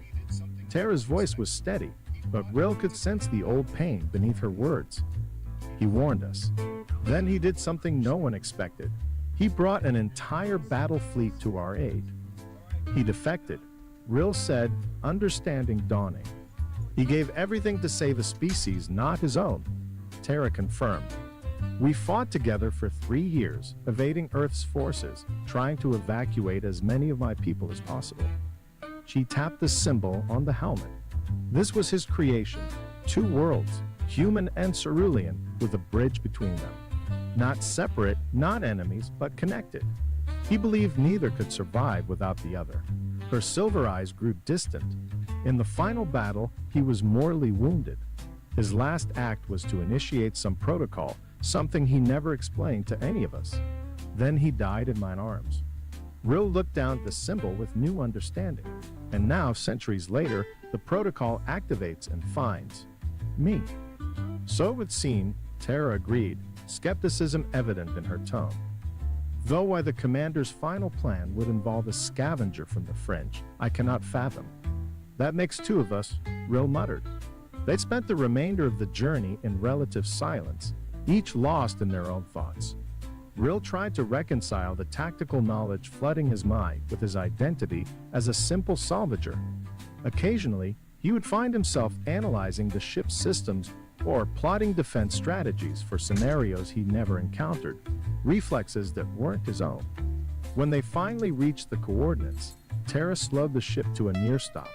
Before them loomed a massive debris field, the remains of what must have been an enormous space battle. Twisted hull fragments and shattered weapons platforms drifted in the void, a graveyard of metal and memory. "There's nothing here," Rill said, disappointment weighing his words. "Wait," Tara countered, manipulating the sensors. "There's something at the center of the field, a power signature, faint but steady." She navigated the ship carefully through the debris, following the energy reading. As they penetrated deeper into the field, a shape began to emerge from the darkness, a massive vessel, nearly intact despite the destruction surrounding it. "The Invictus," Tara whispered, her voice tinged with awe. The commander's flagship. The ship was enormous, dwarfing Tara's vessel as they approached. Despite centuries adrift, its hull remained largely intact, though darkened by time and battle damage. As they drew closer, running lights activated along its length, responding to some signal from the helmet in Rill's hands. "It recognizes you," Tara said, glancing at him. "Or rather, it recognizes what it believes you to be." They docked in a cavernous bay, the ancient systems still operational enough to secure Tara's ship and restore atmosphere to the immediate area. As the airlock cycled, Rill felt a strange sense of familiarity wash over him, as if he'd walked these decks countless times before. The flagship's interior was cold and dark, emergency lighting casting long shadows down the corridors. Their footsteps echoed as Tara led the way, following the helmet's increasingly urgent directions. Occasionally, they passed signs of the crew's hasty departure. Personal effects abandoned. Doors left ajar, a meal half-eaten in the ship's galley. "Where is everyone?" Rill asked, his voice hushed in the tomb-like quiet. "Dead or evacuated to the colony worlds," Tara replied. "This ship was meant to be our last stand if all else failed." The helmet directed them to the heart of the vessel, a vast chamber that Rill somehow knew was the strategic command center. As they entered, lights activated automatically, illuminating rows of cylindrical containers lining the walls. Each was frosted with ice, but through the clouded surfaces, Rill could make out the silhouettes of bodies within. Cryogenic preservation, Tara breathed, rushing to the nearest container and wiping away the frost.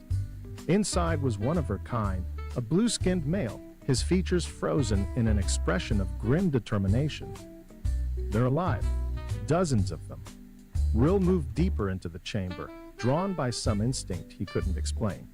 At the far end, separated from the others, stood a single container. Unlike the others, this one was clear, the ice having long since melted away. Inside was a human figure, a man in his 40s with a face that sent a shock of recognition through Rill's system. It was like looking into a mirror that showed an older, harder version of himself. "The commander," he whispered. Tara joined him, her hand reaching out to touch the container's surface. "Aiden," she said softly, a wealth of emotion in that single word. Rill stared at the face of the dead commander, trying to reconcile the man before him with the visions in his mind and the reflection he saw each morning. "I don't understand. I'm not related to him. I'm nobody." "The helmet thinks otherwise," Tara pointed out. As if responding to her words, the helmet activated, projecting a holographic image between them, a recording of the commander himself, seemingly made in his final hours. His face was gaunt, streaked with blood, but his eyes burned with purpose. "If you're seeing this, then the final protocol has been activated." The recording began. "I was Commander Aiden Kerr, a clone created by Earth's military to lead the campaign against the Cerulean people." He glanced off camera, as if checking that he was alone. "What my creators didn't anticipate was that in making me understand the enemy, they would make me see the truth, that there was no enemy, only a civilization Earth feared because it couldn't control it." The commander's image flickered, and he winced in pain before continuing. "I couldn't stand by and watch a genocide, so I defected, bringing with me the fleet I commanded and as much of the Cerulean leadership as I could save. We've been running ever since, fighting when we must, hiding when we can." He leaned closer to the camera. "But I'm dying, and without me, Earth's forces will never stop hunting the survivors. So I've created a contingency, a signal host, someone who can carry on what I started." "That's you," Tara whispered to Rill. The commander continued. "You are watching this. You are not my clone, not my child, but you share a unique genetic marker that my scientists isolated. A marker that, statistically, would only appear in one individual within several million.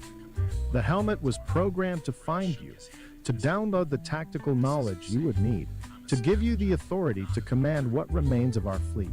Rill shook his head in disbelief. "This is insane. I'm a scavenger, not a military leader." "Neither was I. Originally," the holographic commander replied, as if anticipating his protest. "I was created to be a weapon.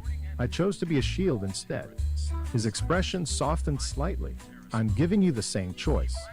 The recording ended, leaving Rill and Tara in stunned silence. Finally, Tara spoke. "He planned this, all of it, even his own death." She looked at Rill with new eyes. "He chose you to continue his work. But why me?" Rill demanded. "What makes him think I'm capable of?" An alarm cut through the air, harsh and insistent. The helmet projected a tactical display showing multiple vessels approaching the flagship. "We've been found," Tara said, moving quickly to a control panel. The signal must have been detected. The display identified the approaching ships, cerulean vessels, Guardian class. Tara's expression shifted from alarm to confusion. My people? But why would they? Because they received the same signal we did, Rill realized. But they don't know about me, about the commander's plan. They'll think it's a trap, Tara agreed. Or worse, that someone is desecrating his memory. She activated the communication system. This is Tactical Officer Tara, identification code Sigma 7 to 93. I am aboard the Invictus. Hold your fire. A voice responded almost immediately, tense with suspicion. Tara, we thought you were dead. What's happening? Our sensors detect a human life sign aboard. The commander's final protocol has activated, Tara explained. I need to speak with Elder Krev immediately. There was a pause, then a different voice responded. Older, with an unmistakable authority that made even Tara straighten her posture. Tactical Officer Tara. After all these years, Elder Kreb's voice was smooth, cultured, with an underlying current of steel. I thought you perished with your human commander. I survived, Tara replied, her tone carefully neutral. As did you, Elder. Yes, I survived, Kreb agreed. I survived to keep our people alive while you disappeared into the void. I survived to build something from the ashes of your commander's failed strategy. Rill watched Tara's face harden, saw how she struggled to keep her composure. This was clearly more than a political disagreement. There was personal history here, old wounds being reopened. Transmitting visual confirmation, Kreb demanded. Tara hesitated, then activated the visual feed. On the screen appeared another of her kind. Older, his blue skin faded to a pale azure, but his silver eyes were sharp and penetrating. He was dressed in elaborate robes with military insignia, a stark contrast to Tara's battle-worn armor. Despite his age, he radiated power and absolute conviction. Krev's eyes widened as he took in the scene, and Rill standing beside her. For a moment, genuine shock broke through his composed exterior. What is this? The elder demanded, recovering quickly. Who is this human? Elder Krev, Tara began. This is. I can see who it appears to be. Krev cut her off, his voice cold but controlled, a calculating look, replacing his initial shock. What abomination is this? Some clone of the commander? Some Earth trick? Rill was struck by the elder's charisma. Even through a screen, his presence was commanding. This was not simply a fanatic. This was a leader who had held his people together through centuries of hiding and loss. His hatred might be misguided, but it came from a place of genuine care for his species. No, Elder, Tara assured him. This is Rill, a scavenger who found the commander's helmet. The genetic marker. Silence. Krev roared, the careful control slipping for a moment to reveal the rage beneath. You bring this mockery aboard our sacred vessel. The commander is dead. I held a memorial for him myself, even as I cursed his human weakness. I will not have his memory defiled by this impostor. He leaned closer to the screen, addressing Rill directly. You wear his face, but you are not him. Adenkur died because he refused to strike when victory was within our grasp. His compassion for your kind was his undoing. His silver eyes narrowed. I will not make the same mistake. He turned to someone off-screen. Prepare boarding parties. Secure the Invictus and eliminate the human. Bring Tara to me, alive. The communication cut off abruptly. Tara's expression was grim as she turned to Rill. We don't have much time. They'll be here within minutes. Rill's mind raced, the tactical knowledge implanted by the helmet offering multiple defense scenarios. But none of them felt right. He didn't want to fight Tara's people. More than that, he had spent his life avoiding conflict, despising the military mindset that saw people as assets to be deployed and sacrificed. Now he was being asked to think like a commander, to potentially lead others into battle. We need to show them the recording, he suggested, pushing aside the battle plans forming unbidden in his mind. Make them understand. Elder Krev won't listen, Tara said, shaking her head. He was always the most radical of our leaders. He advocated for a counterattack against Earth, even when we lacked the resources. He saw the commander's restraint as weakness. The helmet suddenly spoke, fail-safe protocol initiating. In the absence of commander authorization, the fleet will jump to designated coordinates and self-destruct in 30 minutes. What? Rill exclaimed. No, stop that. Unable to comply, the helmet responded. Only Commander Aiden Kerr can countermand the failsafe. But I'm not him, Rill shouted in frustration. Tara's eyes widened with understanding. The cryogenic pods, fear waking up. Indeed, the ice was receding from the containers around them, the occupants beginning to stir. If the ship self-destructs, they all die, Rill finished, horror dawning. Along with any chance of your people's survival. The sound of the boarding party echoed down the corridor. Krev's forces had arrived. Tara drew her weapon, positioning herself between Rill and the entrance. Put on the helmet, she ordered. Try again to stop the countdown. Rill complied, the neural interface connecting with a now familiar surge of pain and information. System, abort the failsafe protocol, he commanded. Voice pattern recognized but insufficient, the helmet replied. Genetic marker confirmed but incomplete. Commander Aiden Kerr deceased. Failsafe continues. The first of Krev's warriors appeared at the entrance, weapons raised. Tara held her ground. Stand down, she shouted. There are awakening survivors here. The warriors hesitated, taking in the sight of the cryogenic pods. Elder Krev pushed through their ranks, his aged face more imposing in person, the lines of centuries of struggle etched into his features. He moved with the confidence of someone accustomed to absolute obedience. What have you done, Tara? He demanded, his voice quieter now, but somehow more threatening. His eyes swept over the awakening ceruleans in their pods, and for a moment, genuine emotion flickered across his face. Hope, quickly replaced by suspicion. All these years, they were here, alive. He turned back to Tara, rage building. You knew? You knew, and you left them sleeping while our people scattered across the stars, hunted like animals. I didn't know, Tara replied, her weapon still raised. The commander never told me about this contingency. He kept secrets from all of us. Of course he did, Krev snarled, because he never truly trusted us, never truly became one of us, despite your affection for him. He said the word with undisguised disgust. He saved us, Tara countered. He saved some of us, Krev corrected. The rest he led to slaughter with his half measures and refusal to strike at Earth directly. His voice rose, impassioned, and Rill could see how this man had held followers for centuries. I was there too, Tara. I watched our people die because your precious commander couldn't bring himself to destroy his own kind. Rill stepped forward, removing the helmet. Elder Krev, please listen. The ship's failsafe protocol has activated. Unless we stop it, everyone aboard will die when it self-destructs. Krev's eyes narrowed as he studied Rill. For a moment, it seemed he might actually listen. Explain, he commanded. Quickly, Rill outlined what they had discovered. The commander's recording, the cryogenically preserved ceruleans, the final protocol. And you claim to be what? Krev asked, his tone still suspicious, but no longer openly hostile. Not the commander reborn, but some genetic match. Yes, Rill confirmed.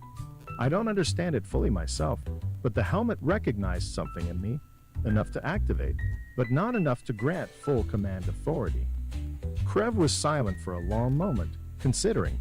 Around them, more of the cryogenic pods were activating, their occupants beginning to stir. 22 minutes to self-destruct, the helmet announced from where Rill had set it down. Krev turned to his warriors. Secure the bridge. See if our systems can override the failsafe. Then, to Rill's surprise, he addressed him directly. If what you say is true, I will not risk the lives of our people in a pointless vendetta. Relief washed over Rill. Perhaps they could resolve this peacefully after all. The warriors moved quickly, spreading throughout the ship. Krev remained with Tara and Rill, his silver eyes constantly moving between them. 17 minutes to self-destruct. The helmet updated. One of Krev's warriors returned, his expression grim. We cannot override the system, Elder. It responds only to the commander's authorization. Krev's momentary cooperation vanished. Then we evacuate our people and leave the human to his fate. He turned to Tara. Come with us, tactical officer. Your skills are still needed. We can't evacuate everyone in time. Tara protested. And the failsafe will destroy more than just this ship. It's linked to the entire surviving fleet. Then we have no choice, Krev decided, his voice hardening again. He gestured to his warriors. Kill the human. Take that helmet. Perhaps without its chosen one, the system will reset. The warriors raised their weapons. Tara stepped in front of Rill, her own weapon ready. You'll have to kill me first, Elder. So be it, Krev said coldly. Your judgment has been compromised by your feelings for the commander. This imposter has exploited that weakness. 14 minutes to self-destruct, the helmet warned. Rill looked from Tara to Krev, then to the awakening ceruleans. This was exactly what he had always hated about military thinking. The cold calculation of acceptable losses, the willingness to sacrifice lives for ideology. Yet here he was, caught in the middle of a conflict centuries in the making, with lives hanging in the balance. The commander had faced this same choice, he realized. Created to destroy, he had chosen to protect. Designed as a weapon, he had become a shield. Suddenly, Rill knew what he had to do. He lunged for the helmet, placing it on Tara's head before anyone could react. System, he shouted, recognized Tactical Officer Tara's authority. To everyone's surprise, the helmet responded, voice pattern recognized. Secondary authorization accepted.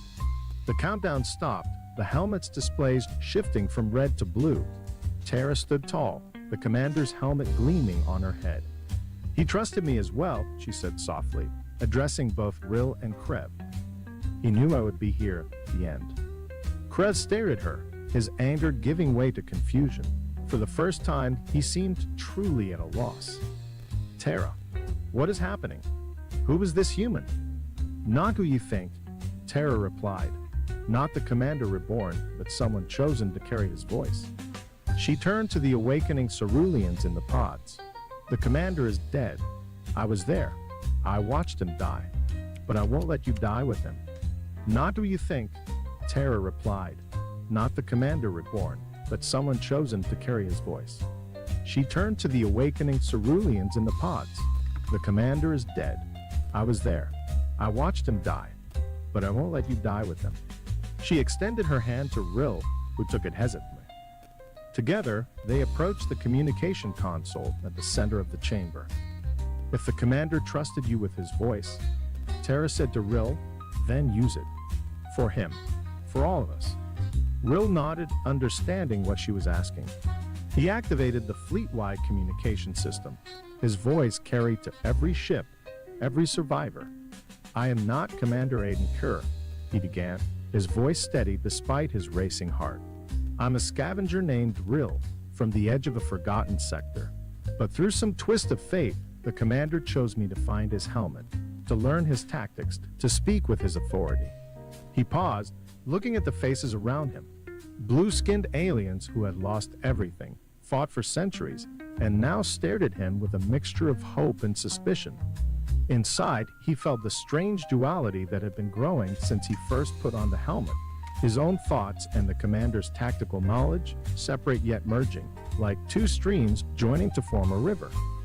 When I first found the helmet, I was afraid I was losing myself. Rill continued, his voice growing stronger. That the commander was somehow erasing me, replacing me. But that's not what's happening. He didn't want another version of himself. He wanted someone who could see with fresh eyes, who hadn't been hardened by centuries of war. He looked directly at Elder Krev, whose expression had shifted from hostility to reluctant attention. I can't be him, Rill continued. I won't pretend to be, but I understand now why he chose me. I can feel his memories, his pain, his hope. But I can also feel my own determination, my own desire to help. I'm not Commander Kier Reborn. I'm something new. a bridge between who he was and what your people need now.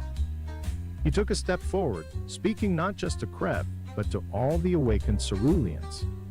The commander believed that different species can live together, that conquest and genocide are never the answer, that sometimes the bravest thing a soldier can do is refuse to fight. But he also knew that sometimes you have to stand your ground, not with weapons, but with conviction. Rill glanced at Terra, who nodded encouragingly. The commander's fleet still exists. His allies still live. And now they have a chance to rebuild, not as fugitives, but as a people with a future. Rill's voice strengthened, the tactical knowledge from the helmet merging with his own determination. I don't ask you to follow me. I ask you to follow what the commander believed in. A future where humans and Ceruleans stand together, where the mistakes of the past are not repeated. The chamber fell silent as his words echoed across the fleet. Then, one by one, the awakened Ceruleans approached, each bowing slightly to Terra and regarding Rill with cautious acceptance. Even Elder Krev seemed moved, his earlier rage giving way to a grudging respect. "You speak well, for a human," he admitted. "Perhaps there is something of the commander in you after all." Over the next few hours, more pods were activated, more survivors awakened. The flagship's systems, dormant for centuries, hummed back to life under Terra's direction. Rill found himself in the strange position of being neither leader nor outsider, but something in between. A bridge, perhaps, between two species with a shared history of conflict and cooperation. As the revived crew dispersed to assess the ancient systems of the flagship, Rill found himself alone on the bridge. The vast command center, designed for a full complement of officers, felt cavernous with just him standing at its heart. Through the viewport, he could see the fleet coming to life. Dozens of ships illuminating after centuries of dormancy, their running lights piercing the darkness of space like awakening stars. Before him on the central console sat the commander's helmet, its neural interface quiet now, its purpose seemingly fulfilled. Rill stared at it, this artifact that had changed his life forever, feeling the weight of expectation and history pressing down on him. He picked up the helmet, turning it in his hands, his thumb tracing over the twin crescents, symbol that the commander had carved there centuries ago. A bridge between worlds. A noble idea, but one conceived in a different time, by a different man. "You died," Rill said quietly to the helmet, "and I lived. And that's the only real difference between us." He set the helmet down gently and reached for a laser etching tool from a nearby maintenance kit. With deliberate care, he began to carve into the metallic surface of the console, not two crescents this time, but three intersecting arcs forming a new pattern, a symbol of his own creation. Not just a bridge between two worlds, but a convergence of many. The sound of footsteps made him pause, but he didn't turn around. He knew who it was. "You don't have to do this," Terra said from behind him. "It's over. The fleet is saved. The survivors are waking. You could leave, return to your life." Rill continued etching, his hands steady. "And you?" he asked without a trace of resentment. "What will you do?" Terra moved to stand beside him, her silver eyes reflecting the stars beyond the viewport. "I thought I could spend my life honoring the dead," she said after a moment. "Living for their memory." She paused, her voice softening. "But I find I want to live alongside those who still breathe." She placed her hand on the console next to his, neither above nor below, but level, equal. There was no hierarchy between them now, no shadow of the past dictating their roles. "You won't be a subordinate," Rill said, meeting her gaze. "And you won't be the voice of a ghost," Terra replied with quiet certainty. They looked at each other, a moment of understanding passing between them that needed no words. Then Rill leaned forward and activated the fleet-wide communication system. "To all ships," he said, his voice clear and strong. "This is a new fleet charting a new course." He paused, choosing his words carefully. "We move forward to a place where none of us are obligated to be someone else, only ourselves." The bridge systems hummed with renewed energy as confirmation signals came in from across the fleet. Outside, the massive vessels began to shift formation, preparing for departure. On the flagship's hull, engineering crews were already replacing the old military insignia with the new symbol Rill had created, three arcs intersecting in harmony. As the stars began to shift outside the viewport, Terra spoke softly beside him. "Next to you, the future doesn't seem so frightening."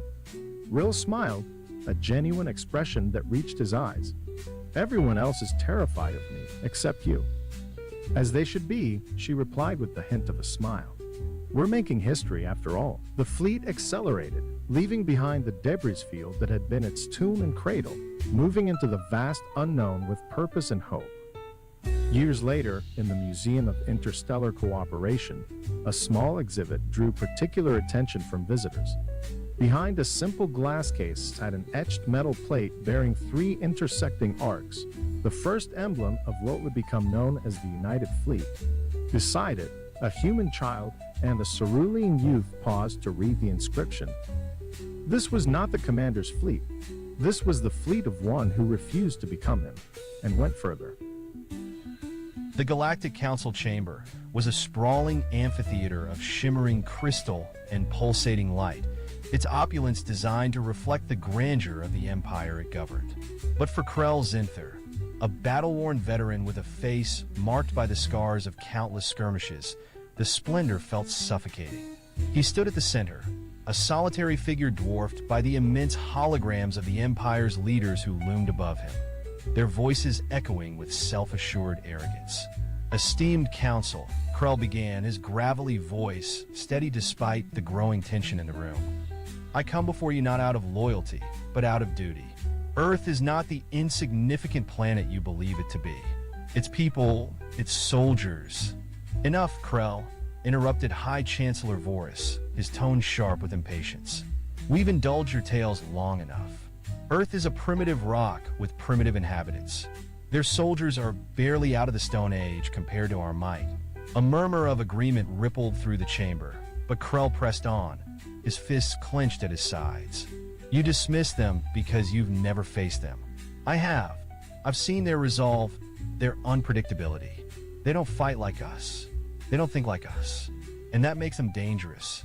A younger counselor leaned forward, his voice laced with condescension.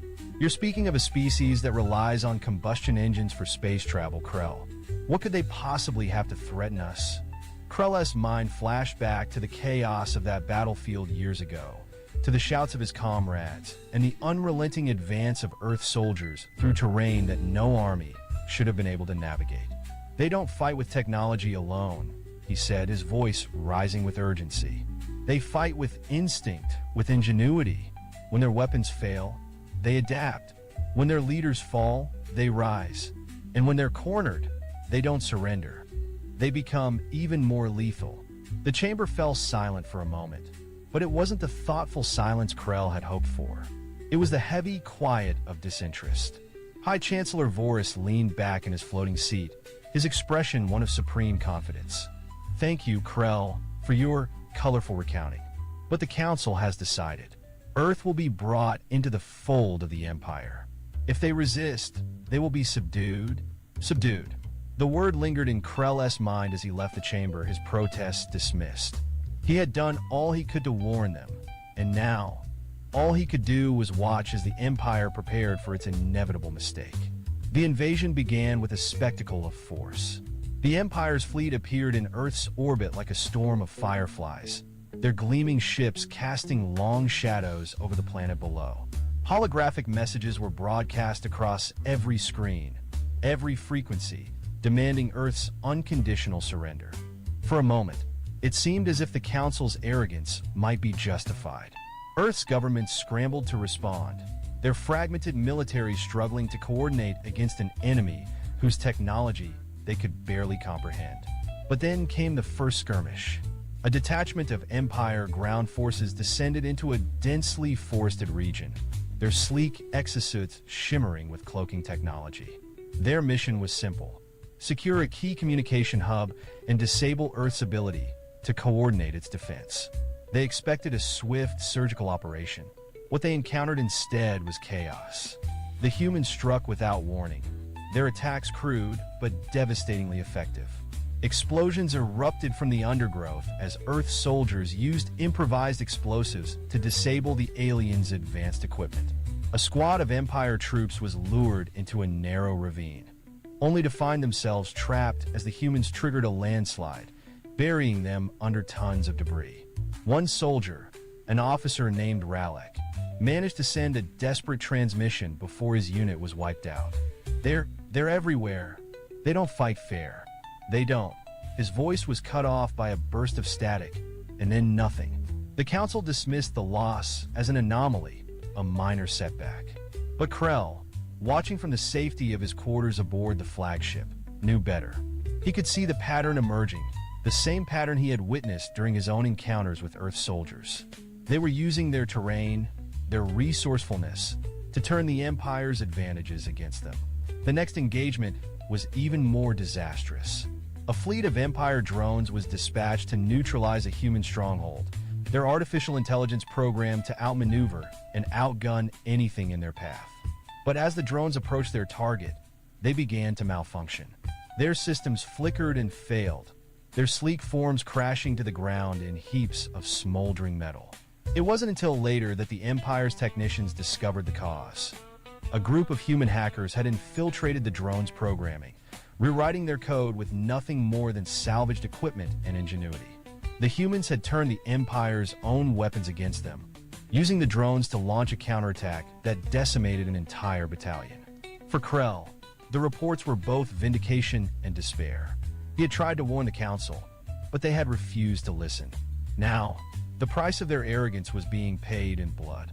Late one night, as the Empire's forces regrouped for another assault, Krell found himself pacing the observation deck of the flagship. Below him, Earth's surface glimmered with the lights of its cities, each one a beacon of defiance. He couldn't help but feel a grudging admiration for the humans. They were outmatched, outgunned, and outnumbered, yet they refused to break. A voice startled him from his thoughts. "You tried to warn them, didn't you?" Krell turned to see a young officer standing behind him, her expression one of quiet understanding. Her name was Elin Reyes, a junior strategist who had joined the Empire's forces only recently. "I did," Krell admitted, but they wouldn't listen. Elin nodded, her gaze drifting to the planet below. "I've seen the reports. The humans, they're different. They don't just fight for survival. They fight for each other, for something bigger than themselves. It's unsettling." Krell let out a bitter laugh. Unsettling doesn't even begin to cover it. They're not just soldiers. They're survivors. And that makes them the most dangerous enemy we've ever faced. Elin hesitated before speaking again. "Do you think we can win?" The question hung in the air, heavy with unspoken fears. Krell didn't answer right away. He didn't have the heart to tell her what he truly believed, that the Empire's pride had already doomed them. Instead, he turned back to the viewport, his eyes fixed on the planet below. "If the Council doesn't change its strategy," he said at last, "then this war won't end with victory. It will end with the Empire learning a lesson it should have learned a long time ago."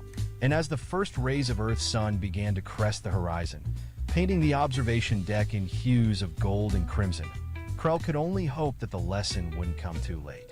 The warships of the Galactic Empire hung like a second, metallic sky over Earth, their vast, looming forms blotting out the stars. From the ground, humanity could only watch, stunned, as the broadcast came. A voice, calm and commanding, spoke in every language known to man, demanding surrender. The message repeated, each iteration a cold reminder of what waited if humanity refused. On board the Empire's flagship, Krell Zinter stood at the observation deck, his gaze fixed on the blue-green or below. Despite the Council's decision to invade, unease clawed at him. He had fought alongside these humans once, long ago, and he had seen something in them that even the Empire's advanced technology could not account for. Something that now, in the shadow of imminent conquest, filled him with dread. "The humans will resist," he said quietly, though no one was listening. "And they won't fight the way we expect." The first wave of the invasion began in a remote desert region. Empire soldiers descended in shimmering dropships, their sleek exosuits gleaming under the blazing sun. Their orders were simple: secure the region, eliminate resistance, and establish a foothold. They moved with military precision, their movements guided by tactical AI, their weapons calibrated for maximum efficiency. But the desert was silent. Too silent. The squad leader raised a hand, signaling a halt. Their scanners showed no life signs, no heat signatures, nothing but the barren expanse of sand and rock. It wasn't right. The first explosion shattered the stillness, a crude but powerful device that sent sand and shrapnel raining down. Chaos erupted as the soldiers scrambled for cover, their advanced technology struggling to identify the source of the attack. From the dunes, human fighters emerged like ghosts, their faces obscured by scars, their weapons mismatched but deadly. The Empire soldiers returned fire, their plasma rifles lighting up the desert. But the humans didn't fight head-on. They struck quickly, retreating before the Empire could organize a proper counterattack. As one squad moved to flank the human fighters, they were funneled into a narrow ravine, where another explosion buried them under a cascade of rock. By the time reinforcements arrived, the desert was empty once more. The human fighters had vanished, leaving only the wreckage of the Empire's arrogance. On board the flagship, Krell reviewed the reports with grim satisfaction. He could picture it clearly: the humans using the terrain to their advantage, exploiting the Empire's overconfidence. It was exactly what he had warned the Council about, but they had refused to listen. In a meeting chamber bathed in cold, artificial light, the Council convened to discuss the unexpected resistance. High Chancellor Vorus, his holographic form towering over the others, dismissed the reports with a wave of his hand. A minor setback, he declared. We underestimated their resourcefulness. Nothing more. The next strike will be decisive. Krell kept silent, but his fists clenched at his sides. He had seen the footage from the desert. The humans weren't just resourceful. They were relentless. And they were learning. The next strike came in the dense forests of Eastern Europe.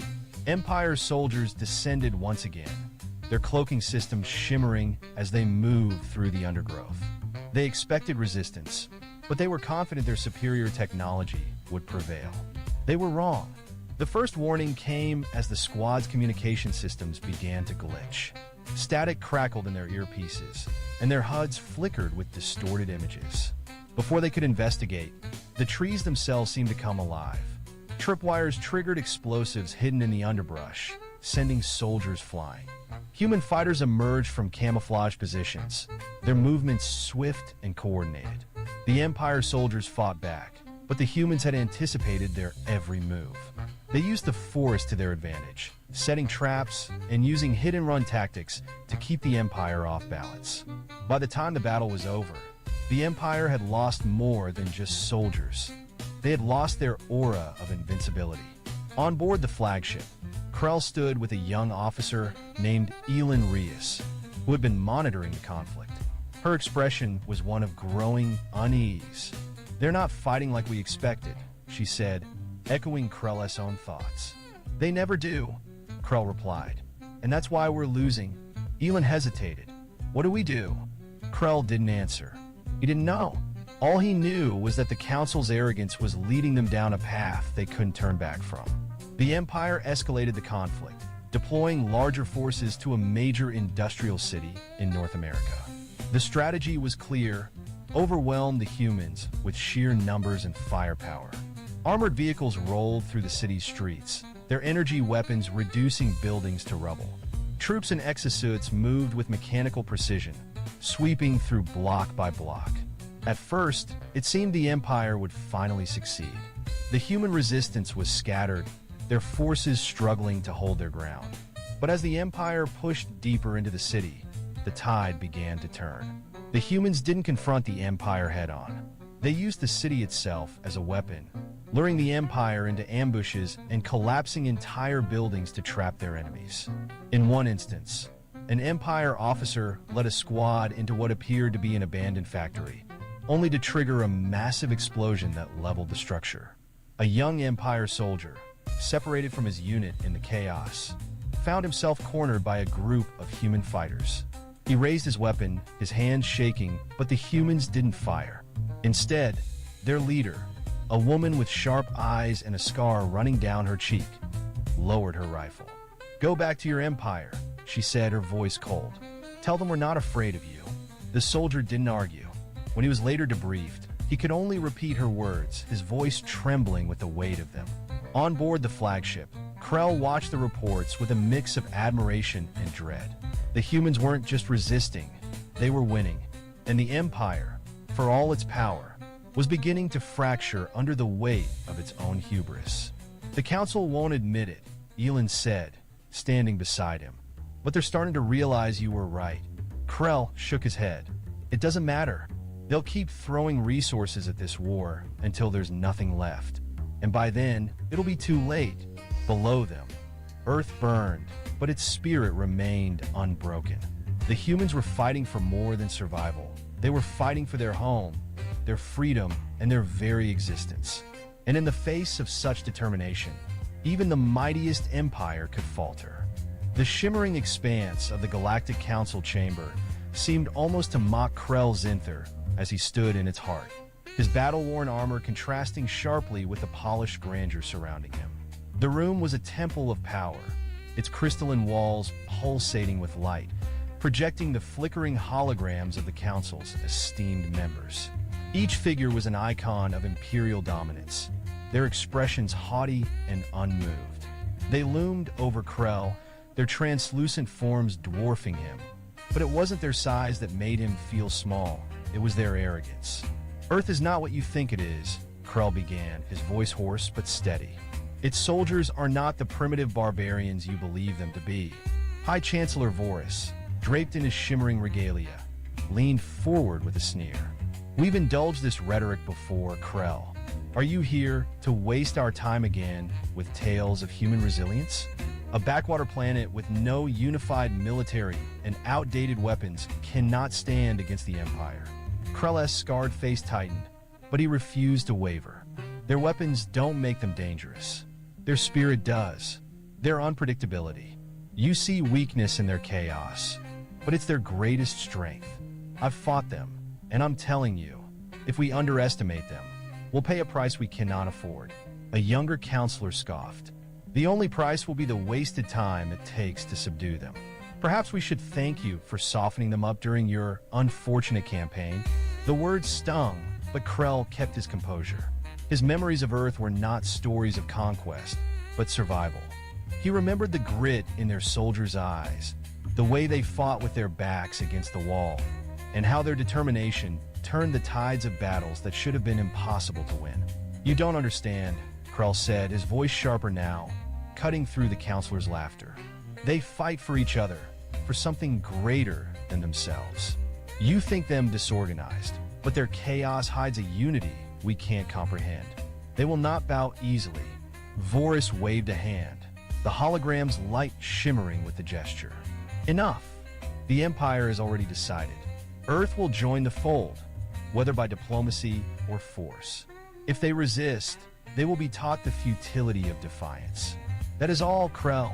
As the Council's lights dimmed and their holograms faded, Krell stood alone in the chamber. His warning had been dismissed, his words cast aside as the paranoia of an aging soldier. He knew what would happen next, and though part of him wanted to wash his hands of it all, another part, a deeper, more resolute part, couldn't let go. The Empire's fleet descended upon Earth like a metallic storm, their ships blanketing the skies, their technology so advanced it seemed otherworldly to the planet's inhabitants. The initial demands for surrender were met with confusion, then defiance. Governments scrambled to respond. Military forces attempted to organize, but Earth's defenders seemed hopelessly outmatched. The first strike teams met with limited resistance. Small towns and outposts fell quickly, their populations either fleeing or captured. It seemed, at first, that the Council's predictions were correct. But then, as the Empire moved deeper into Earth's territories, everything changed. In a dense jungle in Southeast Asia, a detachment of elite Empire soldiers moved with precision, their exosuits shimmering as they blended into the foliage. Their objective was a human communication outpost, a seemingly vulnerable target that would cripple Earth's ability to coordinate. As they approached the structure, their tactical AI began to malfunction.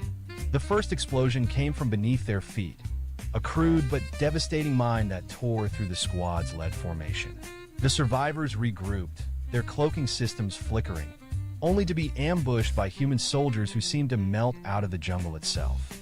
Their weapons were outdated, their armor mismatched, but they moved with a purpose and ferocity that no amount of training could have prepared the Empire for.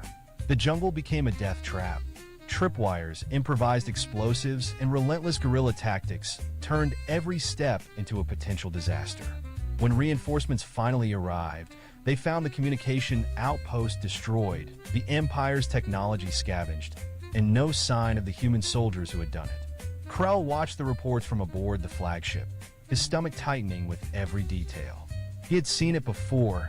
The ingenuity, the relentlessness. Earth's soldiers didn't fight by the rules the Empire understood. They fought with desperation, with creativity, and with a unity born of survival. In a war zone in Eastern Europe, the Empire launched a massive offensive to crush what they believed to be a major human resistance cell. Dozens of armored transports rolled across the fields, their energy weapons tearing through human defenses. It was a display of overwhelming power, and for a time, it seemed unstoppable. But as the Empire forces reached the outskirts of a bombed-out city, they encountered something unexpected. The humans had prepared for them, using the city's ruins to their advantage. Every street became a choke point, every building a sniper's nest. They didn't meet the Empire head-on. They lured them in, striking from the shadows and then disappearing. The turning point came when an Empire officer attempted to take what seemed to be an undefended warehouse. His squad moved in cautiously, scanning for traps but found nothing. As they relaxed, the ground beneath them erupted in flames. A group of human engineers had rigged the entire structure to collapse, taking the Empire soldiers with it. By the time the Empire realized the scope of the humans' tactics, it was too late. Their forces were scattered, their vehicles immobilized, and their soldiers demoralized. What should have been a decisive victory had turned into a costly retreat. Krell paced the observation deck of the flagship, his thoughts racing. The Council was learning, bit by bit, what he had tried to tell them. But he knew they wouldn't admit their mistake. They would double down, throw more resources at the problem, and escalate the conflict until there was no turning back. Elin Rios, a junior officer with a sharp mind and an unshakable curiosity, found him there. "You warned them, didn't you?" she asked softly. Krell turned, surprised to see her. "I did. They didn't listen." She stepped closer, her gaze fixed on the planet below. "I've seen the reports. The humans, they don't fight like anyone we've ever faced." "No," Krell said. "They don't. And the Council's arrogance will cost us more than we can imagine." Elin hesitated. "Do you think we can win?" Krell didn't answer right away. He knew the truth, but saying it aloud felt like admitting defeat. Finally, he said, "This isn't about victory anymore. It's about survival. For them and for us." Below them, Earth's lights flickered in defiance, a reminder that the battle was far from over. The Empire had underestimated its enemy, and now, the reckoning Krell had foreseen was unfolding before his eyes. The ambush begins, vast emptiness of space, as the alien fleet moved forward, confident in their strength. For years, they had conquered planet after planet, destroying everything in their path. The humans, once a fierce force, had disappeared from the galaxy. The aliens believed they had won. Earth was no longer a threat. At least, that's what they thought. General Varkin, leader of the alien fleet, stood on the bridge of his flagship, his hands clasped behind his back. His sharp eyes scanned the endless void of space through the massive windows. The fleet he commanded was powerful: cruisers, destroyers, and battleships, each one larger and more advanced than anything the humans had ever built. His ships were the pride of his people, and victory was certain. They had wiped out the last of the human colonies on the Outer Rim, and Earth had been silent for years. No one had heard from them in ages. To Varkin and his fleet, humanity was a distant memory. "They are gone," Varkin muttered to himself. and we will take control of their last stronghold. His voice carried a sense of finality. The alien fleet was already deep inside human space, on their way to a small but important planet. This was the last world the humans held in the galaxy, and it would fall under alien control soon. The general had no doubts. He could almost hear the cheers of victory from his soldiers. Soon, the galaxy would belong to them. As the fleet moved closer to their target, the crew of the flagship prepared for battle. Varkin knew that this planet, though small, had been heavily fortified. The humans were known for their fierce resistance, but the general wasn't worried. The humans no longer had the strength to fight back, or so he thought. Suddenly, a low hum vibrated through the ship. The crew went silent, glancing nervously at their consoles. Varkin's sharp eyes narrowed. "Report," he ordered, his voice cold and steady. One of the officers, a young alien with pale green skin, hesitated before answering. "Sir, we've picked up an anomaly. It appears to be a faint signal, coming from an unknown source." The general raised an eyebrow. The signal? Could it be human? But the humans had no technology capable of sending messages across such vast distances, especially from hidden locations. Varkin dismissed the thought quickly. It was probably just a glitch, a trick of space. The humans were gone, their technology outdated. He turned to leave the bridge when a sharp voice stopped him. "Sir, the signal is growing stronger." Varkin turned back, his eyes narrowing. "Increase the power to the scanners. Find the source of this signal." The officer nodded and worked quickly at his console. The strange signal became clearer, more defined. But there was something unsettling about it. It didn't sound like anything the aliens had ever encountered before. The signal was coming from the dark side of the planet they were approaching, a place their sensors had marked as empty. It was strange, too strange. "Commander," Varkin said, his voice low, "what are we dealing with?" "It's not human technology, General, but it's something powerful." Varkin's mind raced. He knew that the human race had once been a formidable foe, capable of surprising even the most advanced alien civilizations. But they had disappeared. They couldn't have built anything like this, could they? The general felt a shiver of doubt for the first time in years. His confidence faltered. Could the humans still be alive? And if so, why hadn't they shown themselves before now? He didn't have much time to think. The officers on the bridge suddenly stood up, their eyes wide with shock. "Sir, we're detecting a massive object on the other side of the planet. It's massive." Varkin's heart skipped a beat. Massive. The only thing that could be massive enough to pose a threat was a battleship. But the humans had no such ships. At least, that's what he had been told. "Are you sure?" Varkin demanded, his voice sharp with disbelief. The officer looked back at the general, fear evident in his eyes. "Yes, sir. It's a ship. And it's moving." A cold silence fell over the bridge. Varkin felt his throat tighten. He had underestimated the humans. If they had somehow managed to rebuild their military, he had no idea what kind of force they could be hiding. His confidence was quickly turning into caution. "Bring us into firing range," Varkin ordered, his voice steely with authority. He had to see this ship for himself. If it was truly a human battleship, he would destroy it. It would be just another victory in their long campaign. The alien fleet moved into position, weapons ready. The crew waited in tense anticipation. The signal grew stronger as they drew closer, the mysterious ship still hidden in the shadows of the planet. Varkin stared at the screen, his mind racing. What was this? And why hadn't the humans shown this kind of power earlier?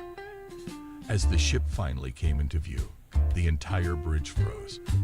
The alien officers gasped. What they saw was no ordinary human vessel. It was a massive, dark ship, its design sleek and terrifying. It looked ancient, yet its power was undeniable. The human battleship emerged from the shadows like a ghost, its dark hull gleaming ominously. General Varkin's heart raced.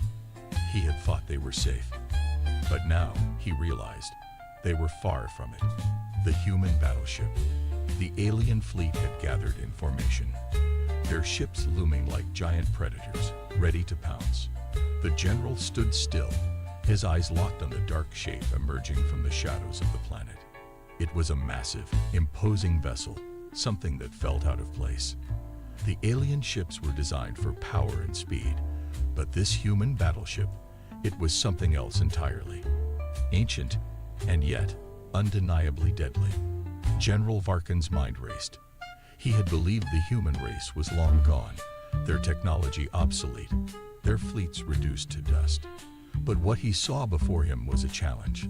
The human battleship was unlike anything he had ever seen before. Its design was old, but there was a sense of danger emanating from it, like a long-forgotten weapon being brought back to life. The ship was dark, almost blending into the void of space, with sharp angles and jagged edges that seemed to promise destruction. The crew of the alien flagship stood frozen, eyes wide with disbelief. The officers exchanged nervous glances, unsure of what to do. This was no ordinary human vessel. It was something far more advanced, far more dangerous, and it was moving toward them, slowly but with purpose. Open fire. Varkin barked, his voice cold and commanding, but there was a hint of uncertainty behind his words. The alien fleet's weapons were more than capable of reducing any ship to rubble, but something about this human battleship made him pause. His instincts told him this wasn't going to be an easy victory. The fleet's weapons charged up, ready to unleash a torrent of destruction. The massive energy cannons, capable of obliterating entire planets, were aimed directly at the battleship. The flagship's main guns powered up, their deadly glow illuminating the darkness of space. Varkin's eyes narrowed as the countdown began. He had no idea what kind of ship this was or what it could do, but he wasn't going to take any chances.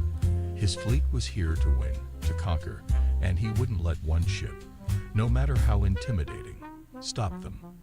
Fire. The general's voice cut through the tension. The first volley of energy blasts erupted from the alien fleet, lighting up the vastness of space. The beams of energy surged toward the human battleship, powerful enough to destroy any normal ship in their path.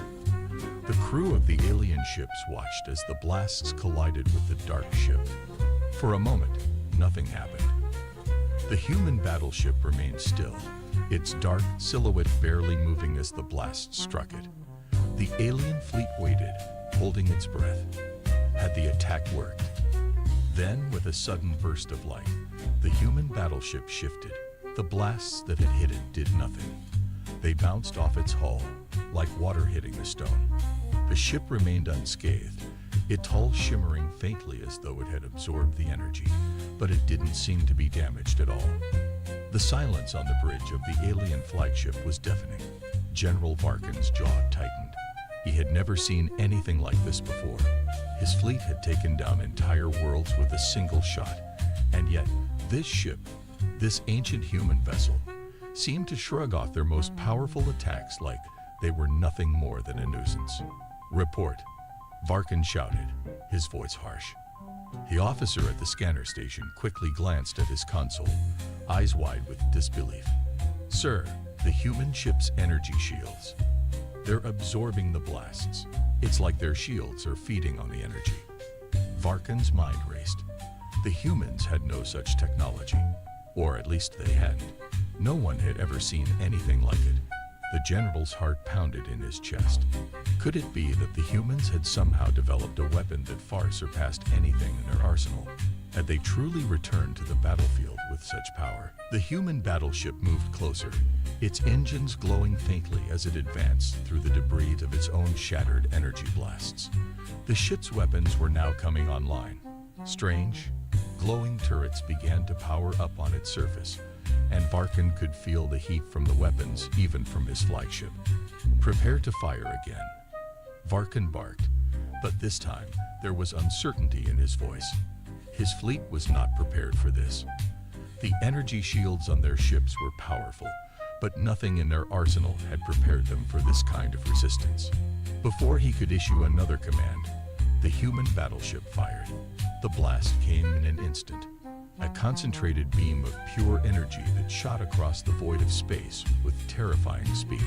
It hit the Lid cruiser in the alien fleet, instantly disintegrating the massive ship. No explosion, no warning, just utter destruction. The crew on the flagship gasped. The sight of the alien cruiser being wiped from existence with a single blast was enough to freeze everyone in their tracks. Varkin's eyes widened in disbelief. He had seen many weapons in his life, but nothing like this. The human ship had no right to possess such firepower. It was impossible.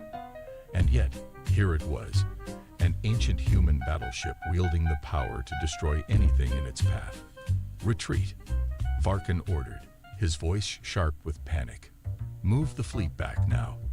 But it was too late. The human battleship, now fully engaged, began to fire again, each shot tearing through the alien fleet with devastating precision. The alien ships, though advanced, were no match for the sheer power of the human warship.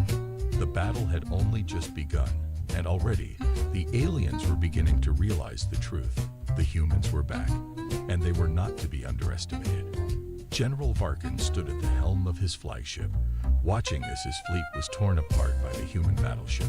He had thought they were safe, but now, as the reality of the situation hit him, he knew this was just the beginning of a war he hadn't prepared for. The humans were back, and they were bringing destruction. The tide turns. The human battleship loomed over the alien fleet, its dark silhouette cutting through the stars like a harbinger of doom. General Varkin's fleet was in chaos, the once dominant force now scattered and in disarray. His ships were being destroyed one by one, torn apart by the sheer force of the human vessel's firepower. The space around him was filled with debris, the remnants of his once proud armada floating in silence. His heart raced as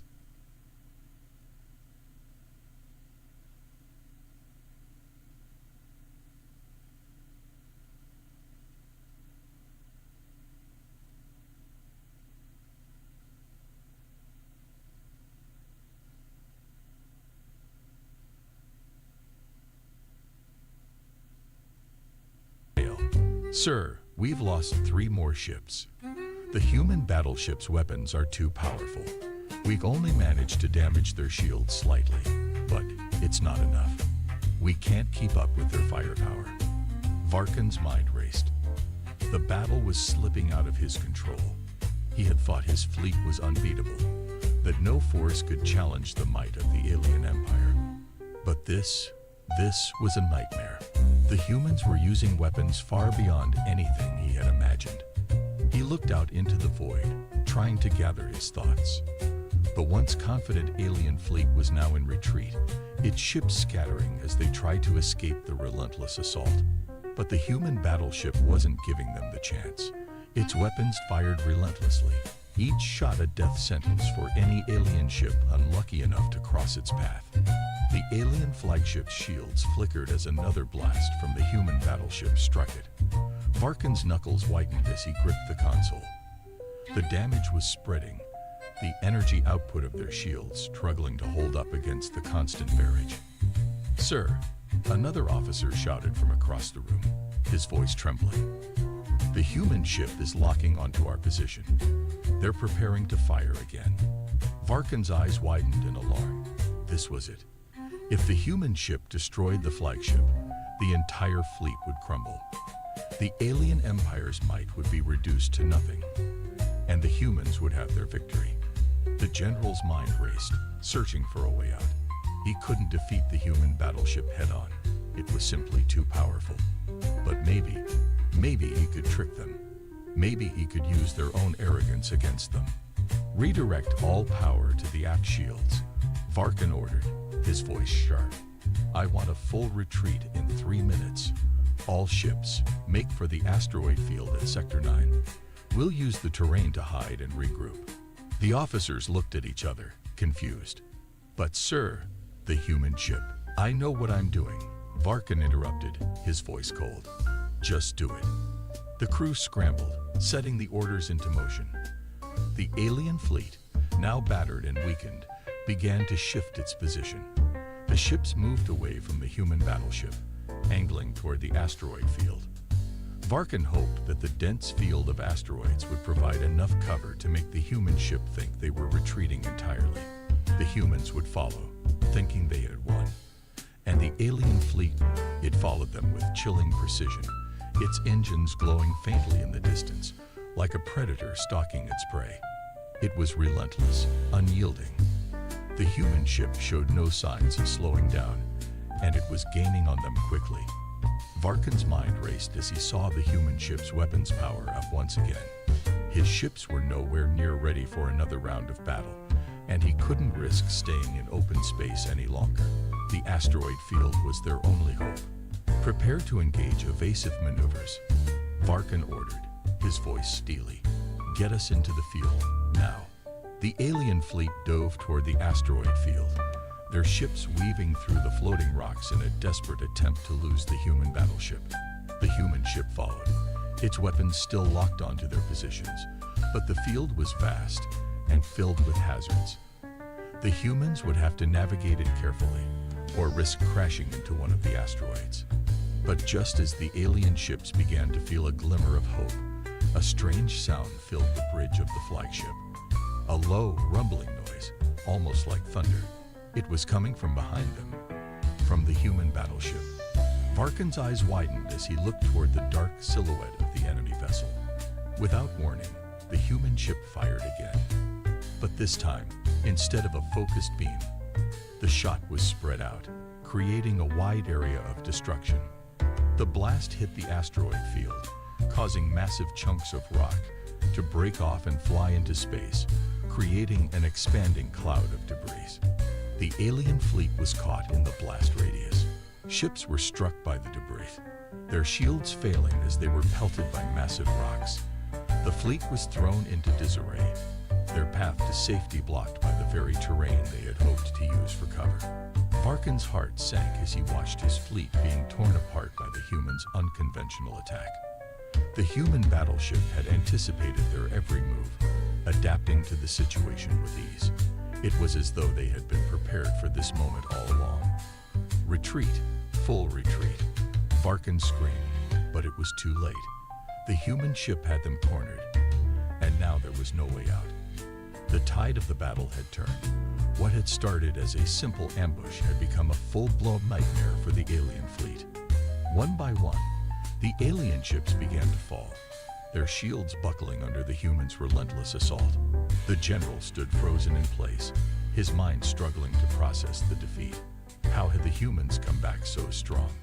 What had happened to the weak, primitive race he had dismissed so long ago? The answer was clear. The humans were no longer the prey. They had become the hunters.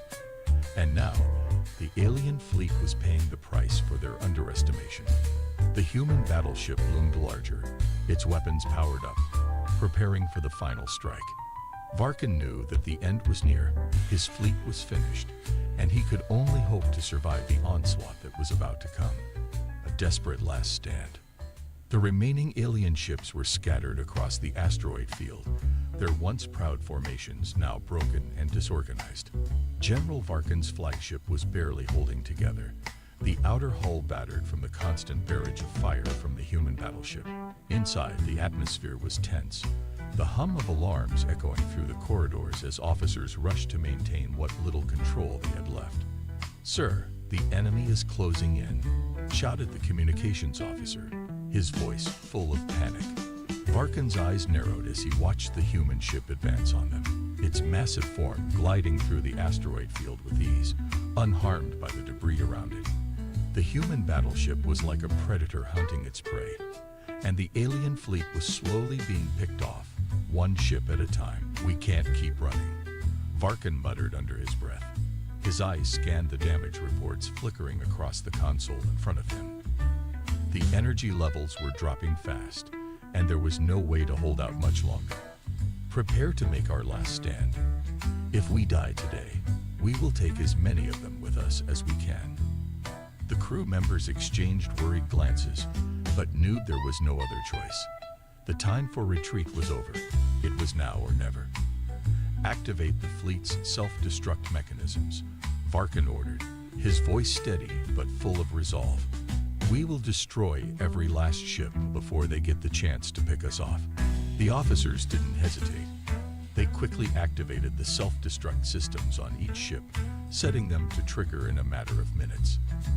The alien ships, though damaged, were still capable of one last, desperate strike. Varkin watched as the countdown appeared on the main display, each second ticking away like a death sentence. "We will show the humans that we are not so easily defeated," Varkin said, his voice cold and defiant. "Let them feel the wrath of the greatest fleet the galaxy has ever known." The human battleship, now only a few kilometers away, loomed larger and larger in the viewports. It fired again, its weapons slicing through the asteroid field, leaving nothing but destruction in its wake. The alien ships scattered as best as they could, but there was nowhere to hide. The human ship was too fast, too powerful. "Prepare to fire all remaining weapons," Varkin commanded. His fingers flew across the controls as he issued the order, the remaining alien ships shifting into position for one final coordinated assault. The alien ships began firing their remaining weapons in unison, their lasers and energy blasts streaking through the void, targeting the human battleship. It was a desperate attack, but it was all they had left.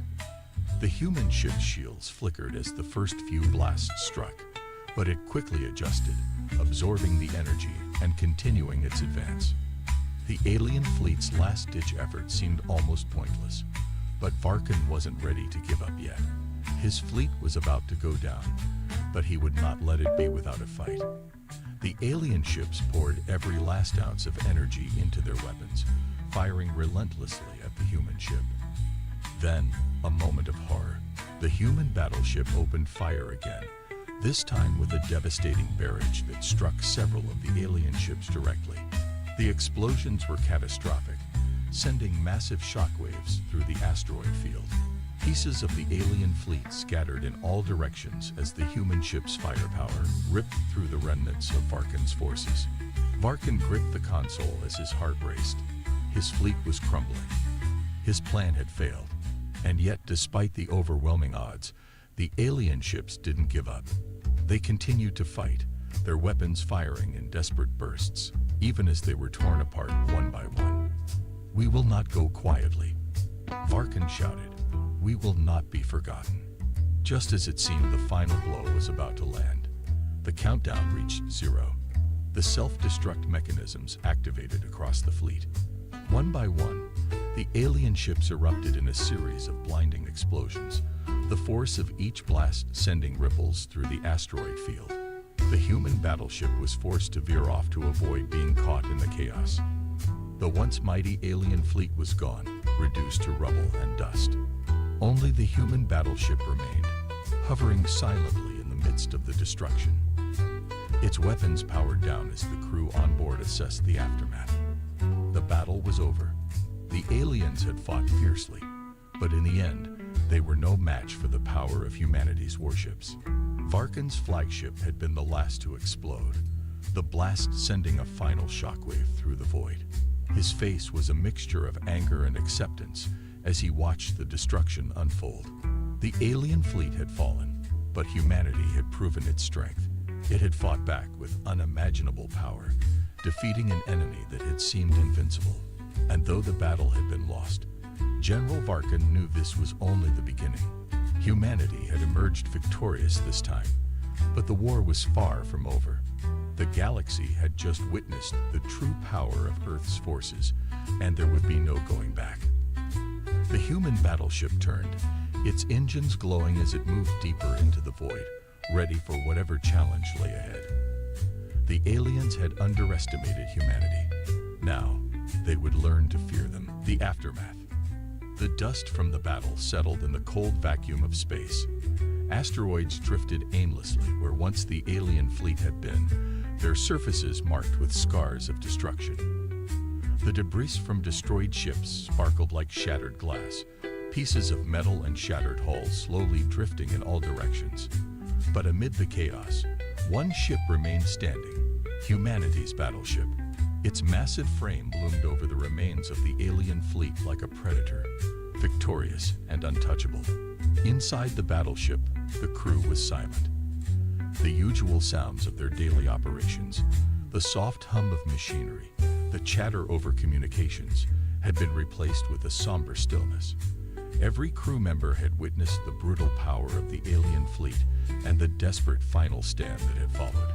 Now, they were left to process the enormity of the victory they had just achieved. The cost of the battle had been high, but humanity had won.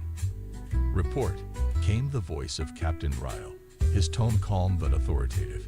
He stood at the command console, his eyes scanning the readouts from the battle. Despite the victory, his face betrayed no hint of celebration. This wasn't the time for joy. It was time to evaluate the situation and prepare for what was to come. A young officer, Lieutenant Drake, stepped forward. All alien ships have been destroyed, Captain. The remaining debris is too scattered to provide any useful information. We've lost several smaller ships in the fleet, but the flagship remains operational. No signs of further threats, at least for now. Good. Captain Ryle nodded, but his mind was already focused on the next challenge. What about the alien commander? Did we receive any information on their leadership? Lieutenant Drake hesitated before replying. No sign of General Varkin or his flagship's remains. It's possible that he perished with the last wave of explosions, but we haven't recovered anything definitive. Ryle's jaw tightened. He had hoped that Varkin, the leader of the alien fleet, would have been captured alive. The aliens had underestimated humanity at every turn, and if the general was still alive, capturing him would give them invaluable intelligence. Continue scanning the area. I want to know if anything survived, Ryle ordered. In the meantime, prepare for a briefing. We'll need to report this victory to the Galactic Council. Let them know humanity's strength. The crew moved quickly, their actions coordinated, but it was clear that their minds were far from the work at hand. They were processing what had just happened. The destruction of an entire alien fleet, the overwhelming power of their own battleship, and the realization that their enemies would now know the truth. Humanity was a force to be reckoned with. As Ryle walked through the dimly lit corridors of the battleship, his thoughts drifted to the bigger picture. This victory was only the beginning. The alien fleet had underestimated humanity, and that had been their downfall. But now, with the alien forces scattered and their commander likely dead, the galaxy was suddenly very different. Humanity had proven its strength, but what would that mean for the future? Suddenly, a voice crackled through the ship's intercom system. Captain, we're receiving a transmission from the Galactic Council. Ryle stopped in his tracks, his heart racing. The Galactic Council had long considered Earth a backwater planet, unworthy of their attention. But now, with the alien fleet destroyed, they would be forced to acknowledge humanity's presence on the galactic stage. It was time for them to understand that humanity was not to be underestimated. Put it through, Captain Ryle said, taking a deep breath. The Council's reaction was going to be interesting, to say the least. The screen in front of him flickered, and the stern faces of several Council members appeared. They were the leaders of the most powerful civilizations in the galaxy, and they regarded humanity with a mix of skepticism and disdain. But Ryle was ready for whatever they had to say.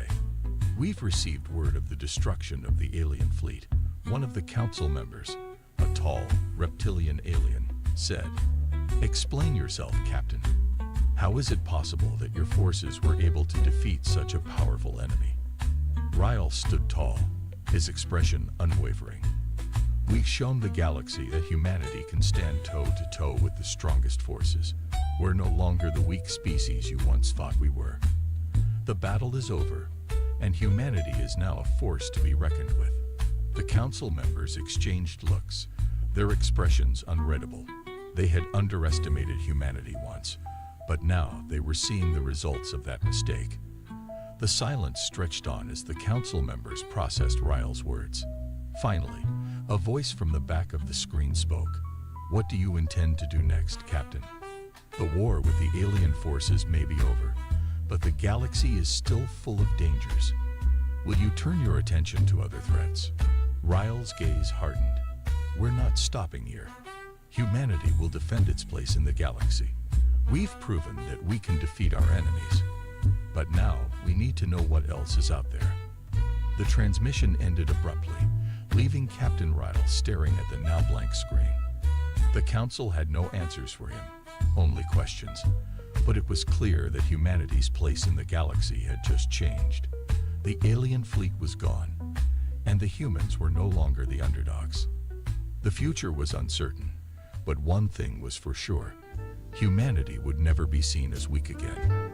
Ryle turned away from the console, his mind already set on the next steps. The galaxy had just witnessed the power of Earth's warships, and now it was time to prepare for whatever came next. The silent threat. The silence that followed the destruction of the alien fleet was deafening. Inside the human battleship, Captain Ryle stood at the helm, his hands gripping the console. His eyes scanned the stars ahead, but they didn't bring him any comfort. The victory was hollow. It wasn't the battle that worried him, it was what came after. Humanity had defeated the alien fleet, but now there were questions no one could answer. The Galactic Council was watching.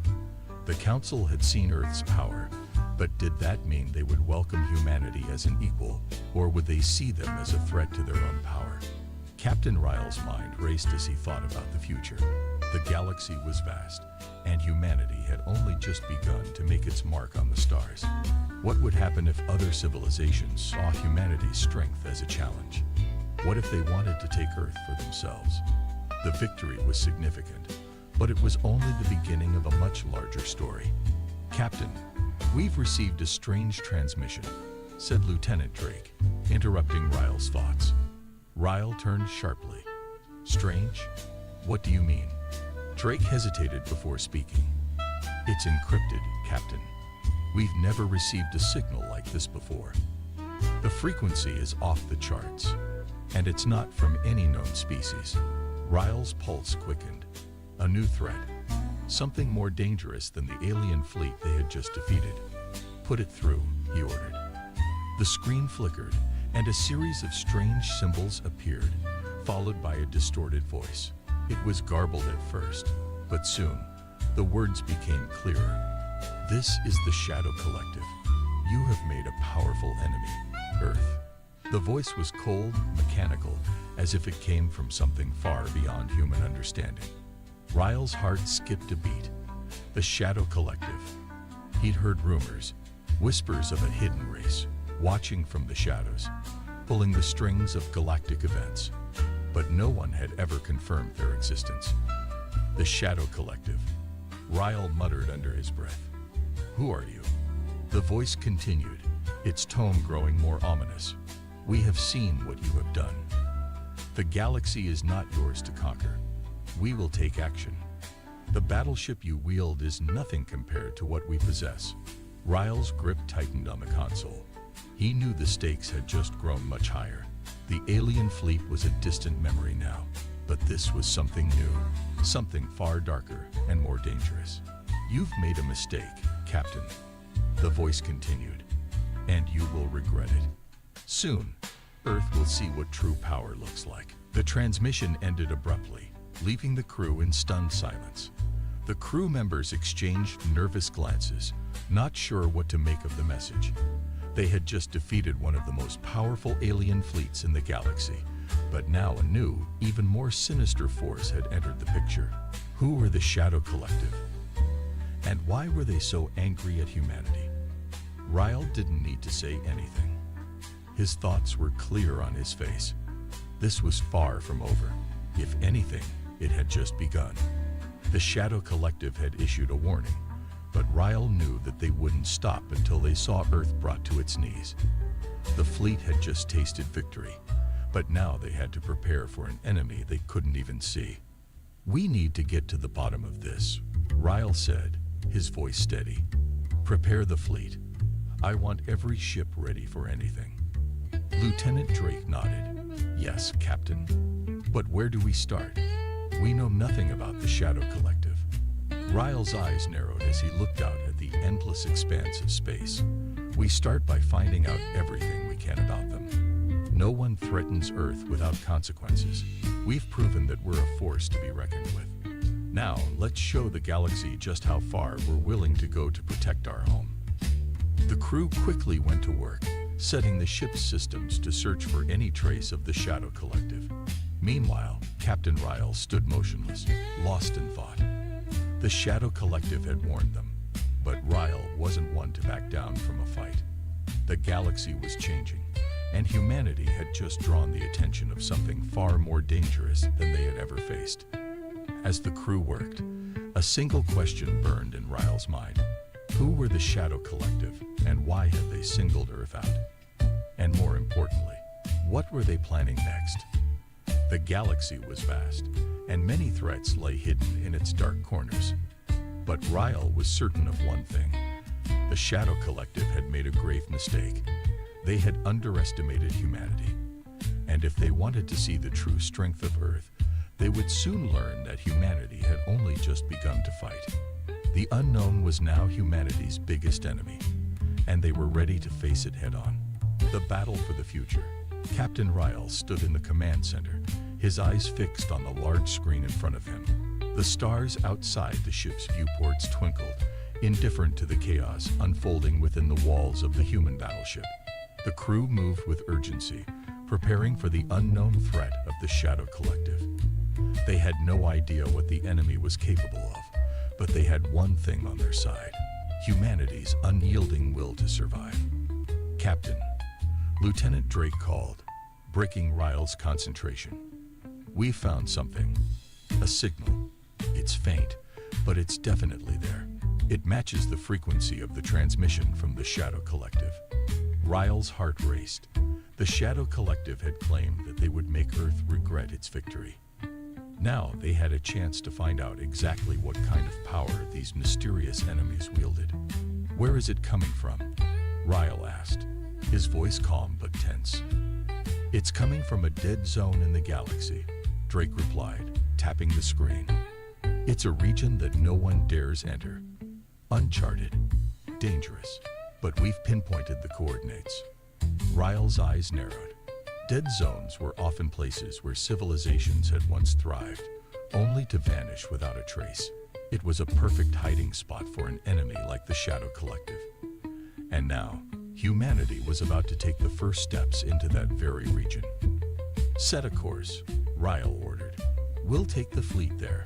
We won't wait for them to come to us. The crew scrambled into action, preparing the fleet for the journey. The warships hummed with energy as they powered up their engines, ready for whatever lay ahead. As the fleet made its way into the heart of the dead zone, the tension was palpable. The vast emptiness of space stretched out before them, and with each passing minute, the feeling of uncertainty grew stronger. Ryle couldn't shake the feeling that they were being watched, that the Shadow Collective was closer than they realized. Captain, came the voice of Lieutenant Drake once again. We're approaching the coordinates. The signal's getting stronger. Good. Stay sharp, Ryle replied. He could feel the weight of responsibility on his shoulders. Humanity had faced countless challenges, but this felt different. The Shadow Collective wasn't like any enemy they had encountered before. They were shadows in the dark, their power unknown. Suddenly, the sensors blared with an alarm. Cutting through the tension, Ryle's eyes shot to the screen, where a cluster of unidentified ships appeared on the radar. They were moving fast, faster than anything the humans had ever encountered. Enemy ships incoming, a voice shouted from the tactical station. The ships were massive, their shapes unlike anything humanity had seen. Sleek, dark, and almost ghostly, they seemed to blend into the shadows of space itself. Ryle felt a chill run down his spine. These were no ordinary alien vessels. They had to be the Shadow Collective. All ships, prepare for battle, Ryle commanded. Take evasive action. Defend the fleet. The human warships fired their weapons, beams of light slicing through the darkness. But the Shadow Collective ships moved with unnatural speed and precision. They dodged the blasts effortlessly, returning fire with deadly accuracy. The human fleet had the numbers, but the Shadow Collective had something far more terrifying, an ability to strike with surgical precision, as if they knew every move humanity would make before they made it.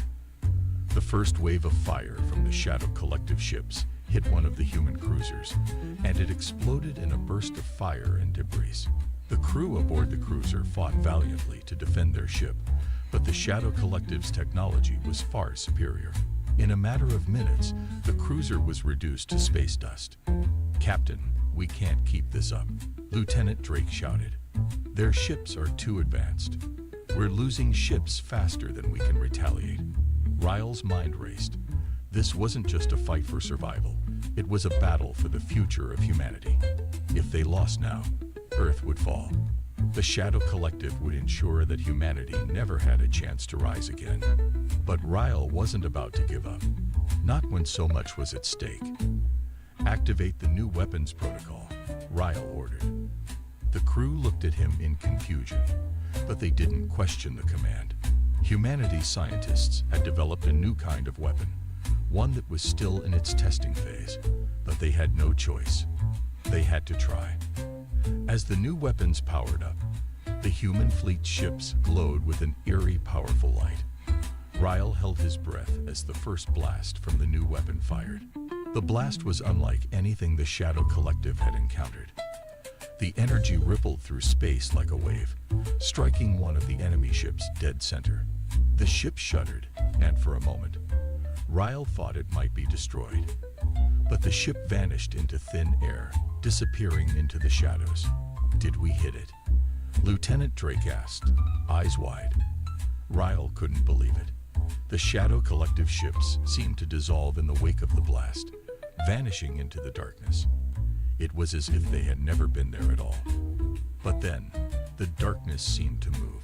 More ships materialized from the shadows, seemingly endless, and the battle raged on.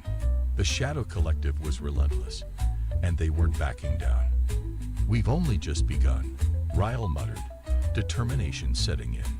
Humanity won't be defeated that easily. The fight for Earth's future had only just started, but Captain Ryle knew one thing for sure. Humanity would face the Shadow Collective head-on, and they would fight with everything they had.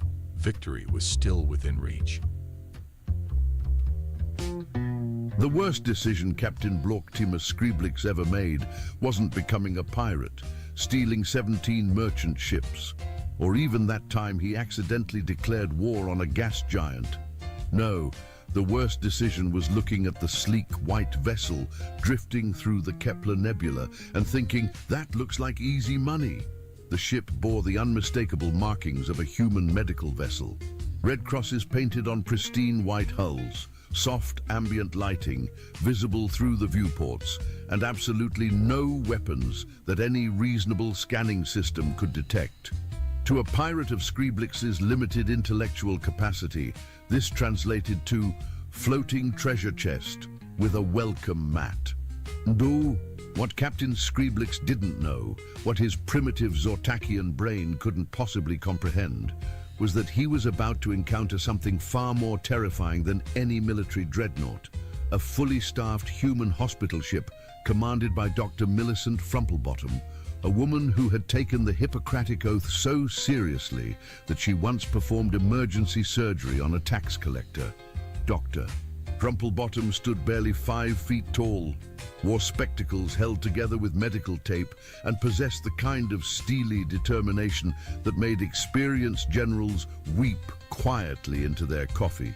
She had spent the last 15 years turning the medical vessel Benevolent Chaos into what the Galactic Medical Association had classified as either a miracle of modern medicine or a floating violation of every safety protocol ever written. The distinction was largely academic. The Benevolent Chaos wasn't just a hospital ship, it was Dr. Frumplebottom's personal crusade against suffering, ignorance, and what she called the appalling state of galactic healthcare. The ship's medical bay could handle everything from splinter removal to complete cardiovascular reconstruction, often simultaneously and usually involving patients who had specifically requested not to be treated. Her staff consisted of Dr.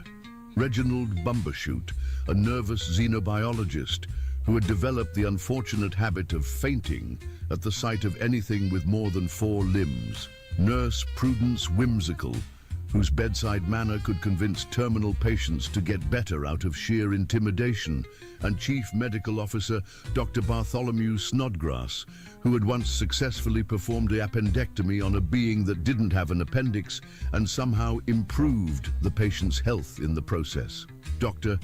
Rumplebottom, announced Nurse Whimsical from the bridge, her voice carrying the tone of someone reporting weather conditions during an apocalypse. We have incoming vessels, 3 of them. They appear to be of Zortakian design and are broadcasting what our translation matrix identifies as aggressive posturing with intent to plunder. Dr. Frumplebottom looked up from her medical charts with the expression of someone who had just been informed that gravity was taking the day off. Pirates? Here? Don't they realize we're a medical facility? Apparently not, Doctor. They're demanding we prepare to be boarded and surrender all valuables. Valuables? Dr. Frumplebottom laughed, a sound that could have been used to treat certain types of respiratory ailments. What do they think we have? Gold-plated stethoscopes, diamond-encrusted thermometers? Doctor, Bumbershoot peered nervously through the viewport at the approaching pirate vessels, which looked like someone had taken perfectly good spaceships and decorated them with unnecessary spikes, threatening paint schemes, and what appeared to be an excessive number of skull motifs. Perhaps they're interested in our pharmaceutical supplies. Our pharmaceuticals consist primarily of aspirin, antacids, and enough caffeine to power a small star, Doctor. Snodgrass observed from his position at the medical scanning station. Though I suppose the caffeine might qualify as a controlled substance in some systems. The lead pirate ship, which bore the ominous name Plunderous Intent, painted in what looked suspiciously like dried blood, but was probably just really dramatic paint, pulled alongside the benevolent chaos, with all the grace of a cosmic ballet performed by beings who had never heard of choreography. Captain Scriblix's voice crackled through the communication system with the authority of someone who had watched too many pirate movies and completely missed the point. Attention, pathetic medical vessel. This is Captain Blorktimus Scriblix of the dreaded Zortakian pirate fleet. Prepare to be boarded and relieved of your precious medical treasures. Dr. Frumplebottom activated the response channel with the casual efficiency of someone scheduling a routine appointment. This is Dr. Millicent Frumplebottom, Chief Medical Officer of the Benevolent Chaos. I'm afraid we're currently operating as a fully functional medical facility, and any boarding would need to be scheduled through our patient intake system. Do you have insurance? The silence that followed this response was the kind usually reserved for moments when fundamental assumptions about the universe are revealed to be hilariously incorrect. Insurance? Scriblix's voice cracked across several octaves. We're pirates. We don't need insurance. We take what we want. Everyone needs insurance, dear, Dr. Frumplebottom replied with the patient tone of someone explaining basic mathematics to a particularly slow asteroid. Medical treatment can be quite expensive, and I notice from our scans that your crew shows signs of various health issues that really should be addressed. Health issues? Oh yes, elevated stress levels, poor nutritional status, and what appears to be a concerning amount of scar tissue. When was your last physical examination? Captain Scriblix stared at his communication panel as if it had just started speaking ancient Vulcan poetry.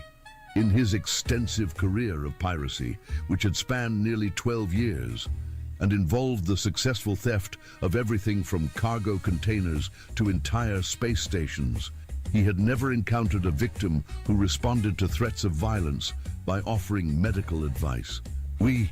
We don't do physical examinations, he sputtered. We're dangerous criminals. All the more reason to maintain proper health standards, Dr. Frumplebottom continued cheerfully. Criminal activity can be quite strenuous on the cardiovascular system. I don't suppose any of your crew members are up to date on their vaccinations. The bridge of the plunderous intent fell silent, except for the sound of pirates trying to process a conversation that had somehow shifted from "surrender your treasure" to "please update your medical records." A first mate Griznok, whose species had evolved from what could best be described as a cross between a rhinoceros and a filing cabinet, leaned over to his captain with the expression of someone whose worldview was undergoing rapid revision. "Captain, what's a vaccination?" "How should I know?" Scriblix snapped. "It sounds expensive." Dr. Frumplebottom's voice continued with relentless medical cheerfulness. "Oh, vaccinations are quite affordable. We provide them free of charge as part of our community health outreach program. We also offer complimentary health screenings, dietary consultations, and stress management therapy." The word "free" hit the pirate crew like a cosmic slap in the face. In their experience, nothing in the universe was free, especially not things involving medical procedures and professional consultations. "Free?" Griznok whispered with the reverence usually reserved for discussing legendary treasures or really good coffee. "It's obviously a trap," Scriblix declared, though his voice lacked its earlier conviction. "Nobody gives away medical treatment for free. There's got to be a catch." "The only catch, Doctor," Frumplebottom explained with the patience of someone who had spent years dealing with uncooperative patients, "is that you'll need to fill out some basic paperwork and possibly wait in our reception area. We do serve complimentary tea and biscuits while you wait." The concept of complimentary tea and biscuits struck the pirate crew with the same force that the discovery of fire had once struck primitive civilizations. Several crew members began making excited, chittering sounds that their species used to express the kind of joy usually associated with finding unexpected treasure. "Captain," whispered second mate Blurfix, whose species communicated primarily through interpretive antenna movements, "when was the last time we had tea and biscuits?" "We're pirates," Scriblix roared, though his voice was beginning to crack under the strain of maintaining his intimidating persona. "We don't drink tea. We drink grog, and we eat hardtack, and whatever we can steal. But free tea," Griznok pointed out with the logical precision of someone who had just discovered a fundamental flaw in their lifestyle choices, "is technically stealing from people who are giving it away. That's like super advanced piracy." The twisted logic of this statement hit Captain Scriblix like a revelation from the cosmic gods of criminal rationalization. Free medical treatment and complimentary refreshments could indeed be considered the ultimate form of piracy, provided one approached the concept with sufficient mental flexibility and a complete disregard for traditional definitions. "Very well," he announced with renewed confidence. "We shall board this vessel and accept their free tea and medical examinations for reconnaissance purposes. Doctor." Frumplebottom's voice carried the warm satisfaction of someone whose day had just become significantly more interesting. "Wonderful. We'll prepare the docking bay. Please enter through airlock 7, and someone will be along shortly to escort you to our reception area. Do try to wipe your feet, won't you?" The boarding of the benevolent Chaos proceeded with all the military precision of a cosmic comedy show directed by beings who had fundamental misunderstandings about both comedy and precision. Captain Scriblix led his crew of 12 pirates through the airlock with weapons drawn, ready for the fierce resistance typically encountered when pillaging medical facilities. Instead, they were greeted by Nurse Whimsical, who stood approximately 4.5 feet tall, wore a starched uniform that could have been used as defensive armor, and carried a clipboard that she wielded with the authority of someone accustomed to making grown beings cry. "Welcome to the benevolent Chaos," she announced with the cheerful efficiency of someone processing insurance claims during a natural disaster. "I'll need everyone to check their weapons at the reception desk, wash their hands at the sanitization station, and fill out these basic medical history forms." She thrust a stack of papers toward Captain Scriblix with the same motion one might use to block an incoming sword thrust. "Check our weapons!" Scriblix stared at the clipboard as if it were a particularly complex piece of alien technology. "We're here to rob you Yes, dear, I'm sure you are, Nurse Whimsical replied, with the tone of someone humoring a patient who insisted they were Napoleon Bonaparte. But this is a sterile medical environment, and we simply cannot have contaminated weapons lying about. Health and safety regulations, you understand. The concept of health and safety regulations was so foreign to the pirate crew that several of them began making the chittering sounds their species used to express existential confusion. But how do we rob you without weapons? Asked Grisnock, whose criminal education had apparently never covered alternative approaches to theft. Oh, I'm sure you'll think of something creative, Nurse Whimsical said encouragingly. Now shall we get started with those medical histories? I notice several of you appear to be suffering from malnutrition, and at least 3 show signs of untreated parasitic infections. The word parasites caused an immediate reaction among the pirate crew that ranged from horrified fascination to the kind of personal inventory checking usually associated with discovering one's clothes were on fire. Parasites! Blurfix's antenna began twitching in patterns that roughly translated to, oh God, get them off, get them off. Nothing to worry about, Nurse Whimsical assured him with professional calm. Quite treatable with the proper medication. We'll have you sorted out in no time at all.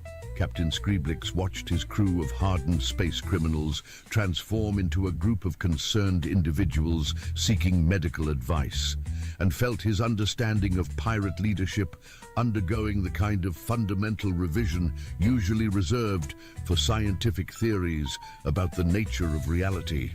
Now then, Nurse Whimsical continued, consulting her clipboard with the precision of someone launching nuclear missiles.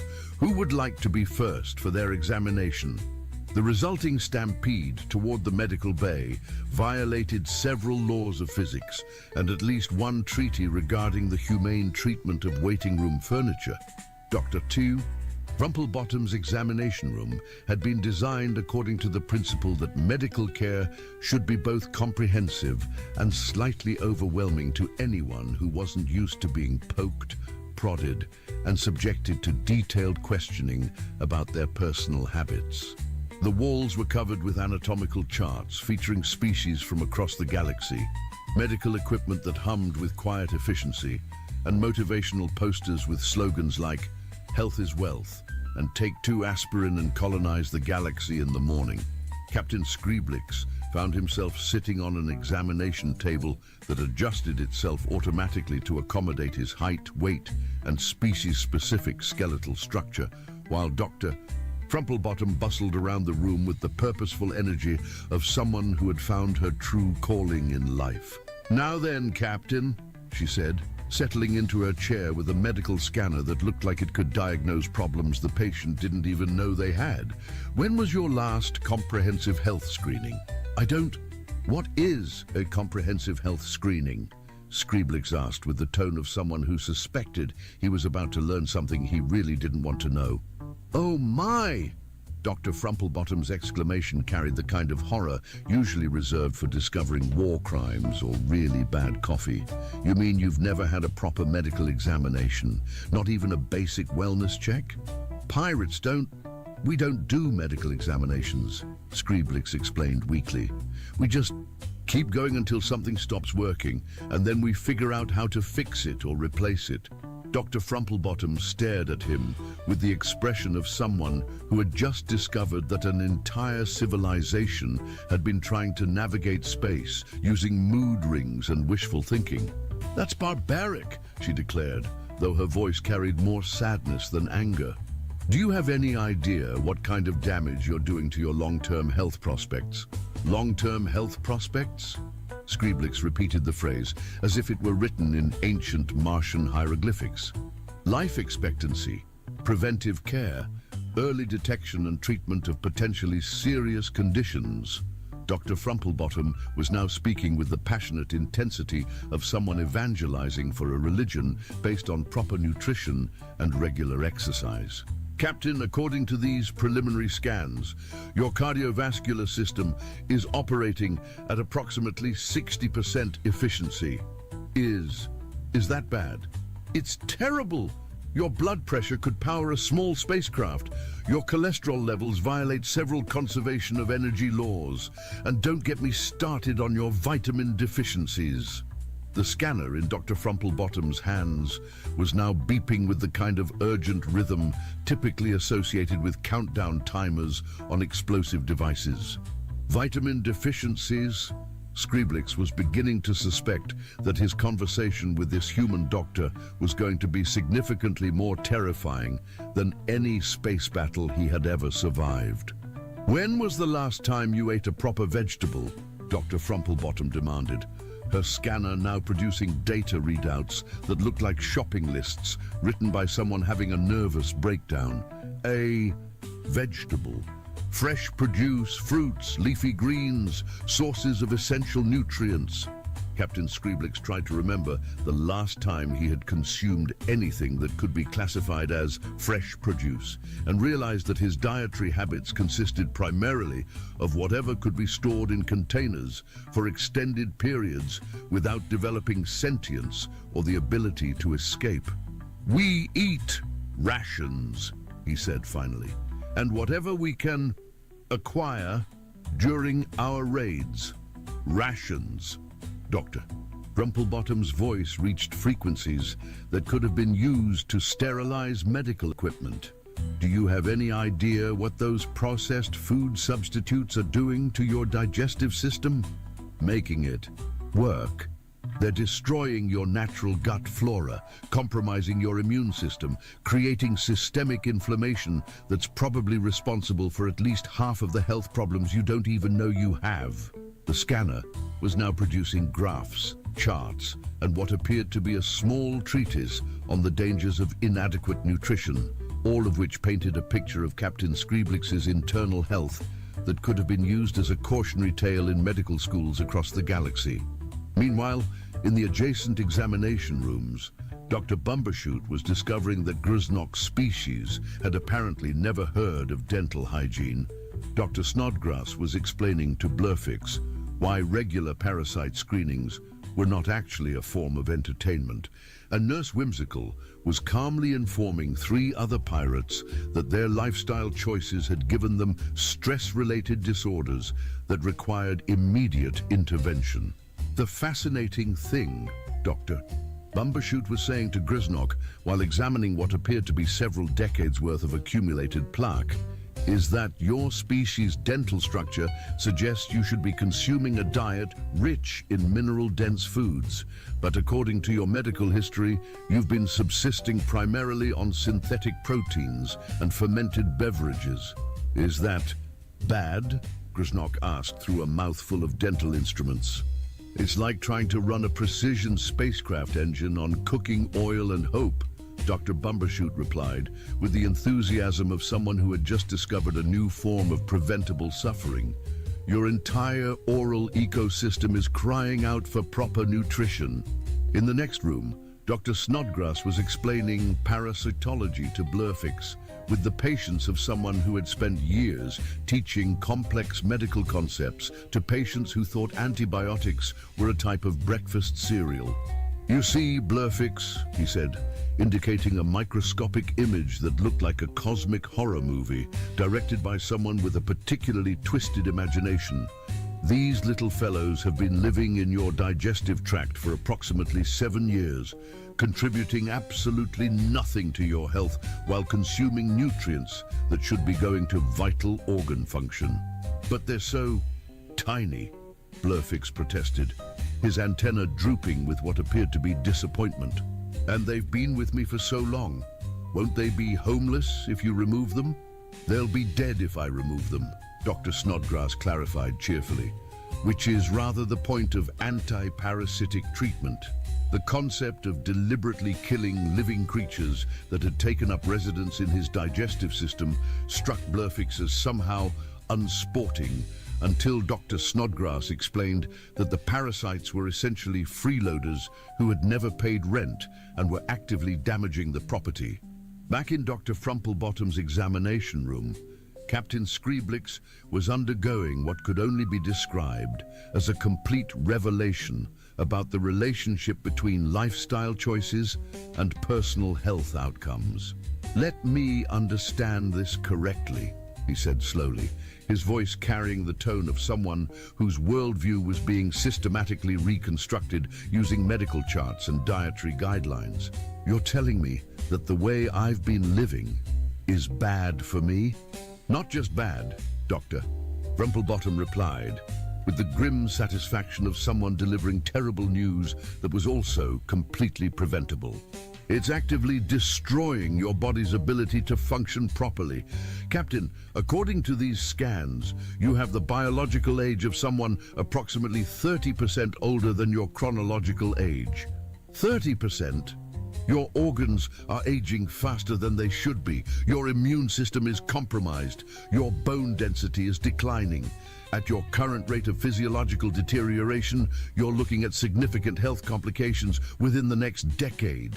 The scanner chose this moment to emit a particularly ominous beeping sound, accompanied by a readout that suggested Captain Scriblix's liver was staging some sort of internal rebellion. What does that mean?" he asked, pointing at the display with the expression of someone who had just discovered that his house was haunted by the ghosts of his poor life choices. "It means, dear Captain, that your liver is processing toxins at a rate that would challenge most industrial filtration systems. When was the last time you consumed alcohol?" This morning?" "Aha!" Dr. Frumplebottom's exclamation carried the triumph of someone who had just solved a particularly challenging medical mystery. "And how often do you consume alcoholic beverages? Every day? Multiple times per day?" "Well, yes, Doctor."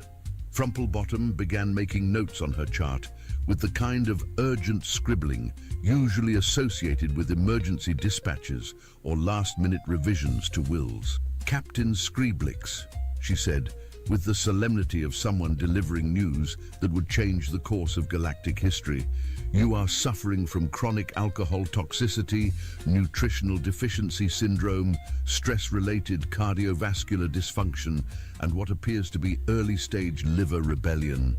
"Liver rebellion?" Your liver is essentially trying to quit its job due to poor working conditions and inadequate support. The concept of internal organ staging labor disputes was so foreign to Captain Scriblix's understanding of biology that his brain briefly shut down to prevent permanent damage from processing impossible information. But I feel fine," he protested weakly. "That's because you've been feeling terrible for so long that you've forgotten what fine actually feels like." "Doctor," Frumplebottom explained with the patience of someone teaching basic physics to a particularly slow gravitational field. "Captain, when was the last time you woke up feeling truly energetic and alert?" Scriblix tried to remember a time when he had woken up feeling anything other than vaguely disappointed that consciousness had returned, and realized that his definition of feeling fine might need some significant adjustment. "I can't remember," he admitted.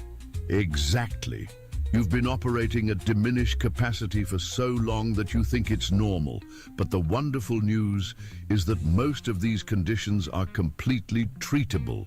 The word treatable struck Captain Scriblix like a revelation from benevolent cosmic forces he hadn't known existed. "Treatable? You mean I could feel better than this?" "Oh, Captain." Dr. Frumplebottom smiled with the radiant joy of someone who had just discovered the cure for cosmic stupidity. "You have no idea how much better you could feel." And that was the moment when Captain Bloctimus Scriblix, feared pirate of the Outer Spiral Arms, experienced something that would haunt him for the rest of his significantly extended life. Hope. The revelation that his decades of feeling terrible were not in fact the natural state of existence hit Captain Scriblix with the same force that the discovery of fire had once struck primitive civilizations, except with more medical charts and significantly better documentation. You're saying I could wake up in the morning and not feel like I've been trampled by a herd of cosmic buffalo?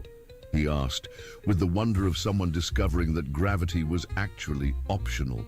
Not only that, Dr. Frumplebottom replied with the enthusiasm of someone unveiling a masterpiece of engineering, but with proper treatment, nutritional support, and lifestyle modifications, you could experience energy levels, mental clarity, and physical well-being that you probably haven't felt since childhood. The scanner was now producing what appeared to be a comprehensive treatment plan that looked like a combination of shopping list, exercise routine, and cosmic intervention program. Of course, Dr. Frumplebottom continued with the casual tone of someone discussing the weather during a mild apocalypse. The treatment will require some significant changes to your current lifestyle. What kind of changes?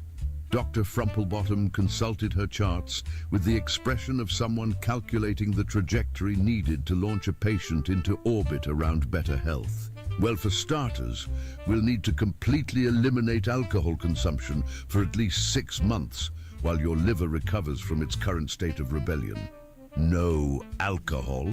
Scriblix's voice cracked like thin ice over a lake of existential panic. But how do pirates function without alcohol? Much better, actually, Dr. Frumplebottom replied cheerfully. Alcohol impairs cognitive function, reaction time, decision-making ability, and coordination. Eliminating it should significantly improve your effectiveness in all areas of life, including piracy. The logic was so sound that Captain Scriblix's brain briefly considered filing a formal complaint with the universe about the fundamental unfairness of medical facts. Additionally, Dr. Frumplebottom continued, we'll need to implement a comprehensive nutritional rehabilitation program. Fresh fruits, vegetables, lean proteins, whole grains, and adequate hydration. Fresh fruits? Yes. Your scurvy levels are approaching what we classify as historically significant. When was the last time you consumed vitamin C? Captain Scriblix tried to remember ever consuming anything called vitamin C and realized that his nutritional education consisted primarily of, if it doesn't kill you immediately, it's probably safe to eat. I don't. What is vitamin C? Dr. Frumplebottom's expression suggested that she had just discovered a new form of preventable suffering that violated several basic principles of civilized society. Vitamin C prevents scurvy, it supports immune function, it aids in wound healing and tissue repair. She was now speaking with the passionate intensity of someone evangelizing for a religion based on proper nutrition. Now, Captain, your current vitamin C levels are so low that you're essentially operating as a historical reenactment of 18th century maritime medicine. Is that why my teeth feel loose? Your teeth feel loose. Dr. Frumplebottom's voice reached frequencies that could have been used to sterilize surgical instruments. Oh, Captain, we're implementing emergency nutritional intervention protocols immediately. She began making notes with the urgent scribbling of someone drafting emergency legislation to prevent the collapse of civilization. But the most important change, she continued, her voice taking on the tone of someone delivering cosmic truth, will be regular medical monitoring, comprehensive health screenings, preventive care, early detection protocols. You mean, coming back here regularly? Monthly checkups until your basic health parameters stabilize, then quarterly maintenance appointments to ensure continued optimal function. The concept of voluntary, regular medical examinations was so foreign to pirate culture that Captain Scriblix felt his understanding of criminal lifestyle undergoing fundamental revision. But we're pirates. We can't just show up at hospitals asking for checkups. Why not, Dr. Frumplebottom asked with the innocent curiosity of someone who had never encountered a problem that couldn't be solved with proper medical care and adequate documentation. Because Captain Scriblix realized that he couldn't actually think of a logical reason why pirates shouldn't have access to comprehensive health care, other than the vague sense that suffering and poor health were somehow essential to maintaining proper criminal credibility. Because it would make us healthier, he finished weakly. Exactly! Dr. Frumplebottom beamed with the satisfaction of someone whose patient had just grasped a fundamental truth about existence. Healthier pirates are more effective pirates. Better cognitive function means improved planning ability. Enhanced physical conditioning means greater success in boarding operations. Optimal nutrition supports faster healing from combat injuries. The twisted logic of this argument struck Captain Scriblix like a cosmic revelation about the relationship between personal wellness and professional effectiveness. You're saying that being healthy would make us better at being pirates? Unquestionably. Think about it, Captain. How many opportunities have you missed because you were too tired to think clearly? How many successful operations have been compromised because crew members were operating at diminished capacity due to poor health? Captain Scriblix tried to count the number of botched raids, failed boarding attempts and general criminal incompetence that could be attributed to his crew's collective state of poor health, and realized that the number was significantly higher than he was comfortable admitting. But healthy pirates sounds like pirates who are actually good at being pirates. Yes, no, I mean, Captain Scriblix's brain was now experiencing the kind of logical overflow that occurs when fundamental assumptions about reality are revealed to be both wrong and completely backwards. Dr. Frumplebottom patted his shoulder with the gentle firmness of someone who had spent years helping patients through difficult realizations about their life choices. Captain, there's absolutely nothing in any medical literature that suggests criminal activity requires poor health maintenance. In fact, most evidence suggests the opposite. At that moment, the examination room door burst open to admit Grisnock, who was practically vibrating with excitement and what appeared to be the after effects of professional dental cleaning. "Captain, Captain!" he exclaimed, his speech slightly impaired by the fact that his mouth felt fundamentally different than it had 20 minutes earlier. "They cleaned my teeth. What? They removed all the stuff that was making them hurt, and they gave me this paste that makes my mouth taste like... Grisnock struggled to find words for a sensation his species had never experienced. "Like fresh. And they said if I use it twice a day and avoid eating refined sugars, my teeth will stop hurting and might even get whiter." The concept of teeth that didn't hurt was so revolutionary to Grisnock's worldview that he was speaking in the tone of someone who had just discovered that pain was actually optional. "Dr. Bumbershoot says that most of my digestive problems are caused by poor oral health," Grisnock continued with evangelical enthusiasm. "He says that proper dental hygiene could improve my overall quality of life by up to 40%. 40%? And he gave me these little strings that you put between your teeth to remove food particles. They're called floss, and they're amazing." Captain Scriblix stared at his first mate, who was displaying more genuine excitement about dental hygiene than he had ever shown about successfully pillaging merchant vessels. "Grisnock," he said slowly, "are you telling me that you're happy about having medical procedures performed on you?" "Captain, my mouth hasn't hurt this little since I was a juvenile. I can eat things without pain. Do you know what this means? That you can enjoy food? I can enjoy anything I want to eat, Doctor. Bumbershoot says that with proper dental care, I could probably live 30% longer than my current life expectancy." The door opened again to admit Blurfix, who was moving with the kind of energetic bounce that suggested his recent medical treatment had been similarly revelatory. "Captain," he announced, his antenna practically sparkling with vitality, "they removed the parasites. The parasites are gone. All of them, Doctor. Snodgrass says my digestive system is now operating at optimal efficiency for the first time in years. And he gave me these tablets that will prevent future parasitic infections." Blurfix was now speaking with the fervent enthusiasm of someone who had just discovered that internal organ function could be significantly improved through basic medical intervention. I feel like I could fly. Not that my species flies, but you know what I mean. Everything feels efficient. Captain Scriblix looked around the examination room at his crew members, who were displaying more genuine happiness about medical treatment than he had ever seen them express about successful criminal enterprises. "Dr. Frumplebottom," he said quietly, "what exactly have you done to my pirates?" "I've given them proper medical care," she replied, with the simple satisfaction of someone who had just solved a problem that everyone else had been too stupid to recognize. "And Captain, this is just the beginning." The phrase, "just the beginning," struck Captain Scriblix with the kind of cosmic dread usually reserved for discovering that one's spaceship was held together with hope and expired insurance policies. "Beginning of what?"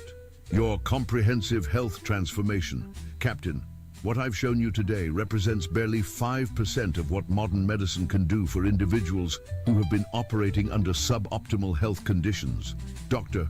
Frumplebottom was now speaking with the passionate intensity of someone unveiling plans for galactic conquest through preventive healthcare. 5%? We've identified the problems. Now we implement solutions: nutritional rehabilitation, exercise therapy, stress management, addiction recovery, cognitive enhancement through optimal brain chemistry. Each item on Dr. Frumplebottom's list struck Captain Scriblix like a separate revelation about the possibilities of existence he had never considered. But that sounds like becoming the most effective version of yourself, like operating at full capacity instead of struggling along at 30% efficiency, like living instead of merely surviving, like giving up piracy. Dr. Frumplebottom looked at him with the expression of someone who had just been asked if healing people meant they had to stop being doctors. "Captain, why would improving your health require giving up your career? If anything, optimal health should make you better at whatever you choose to do. But healthy people don't become pirates." "Says who?" The question hung in the air like a challenge to every assumption Captain Scriblix had ever made about the relationship between criminal lifestyle and personal wellness. Says... He realized that he couldn't actually identify a source for this belief other than the vague cultural assumption that suffering and poor health were somehow essential components of authentic criminal identity. "Says nobody, actually," he admitted. "Exactly." Dr. Frumplebottom's triumph was complete. "Captain, there is absolutely nothing preventing healthy, well-educated, optimally functioning individuals from choosing piracy as a career path. In fact, they would probably be much better at it." And in that moment, Captain Blorktimus Scriblix experienced the most terrifying revelation of his criminal career, the possibility that he could become a pirate who was actually good at being a pirate. The next 72 hours aboard the Benevolent Chaos would later be classified by the Galactic Medical Association as either the most successful application of comprehensive healthcare intervention in recorded history, or a complete violation of every principle of voluntary medical treatment ever established. The distinction was largely academic, since the results were undeniably impressive. Captain Scriblix and his crew had not been allowed to leave. This wasn't due to any form of imprisonment or hostile detention. Rather, Dr. Frumplebottom had simply explained that beginning comprehensive health rehabilitation while allowing patients to return to the exact conditions that had caused their medical problems in the first place was like trying to fill a bucket with holes in it while standing in a rainstorm of stupid decisions. "But we're pirates!" Captain Scriblix had protested during what Dr. Frumplebottom had cheerfully classified as therapeutic resistance to treatment protocols. "Yes, dear, and you'll be much better pirates once your cognitive function improves and your bodies stop actively rebelling against your life choices," she had replied, with the unshakable confidence of someone who had never encountered a medical problem that couldn't be solved with proper treatment and adequate documentation. The pirates had been assigned to what Dr. Rumplebottom called patient recovery suites, which were essentially comfortable quarters equipped with medical monitoring systems, educational materials about proper nutrition, and entertainment devices that had been programmed to display only content related to healthy lifestyle choices. Captain Scriblix found himself in a room that was more luxurious than any accommodation he had experienced in his entire criminal career. The bed automatically adjusted to optimal sleeping positions.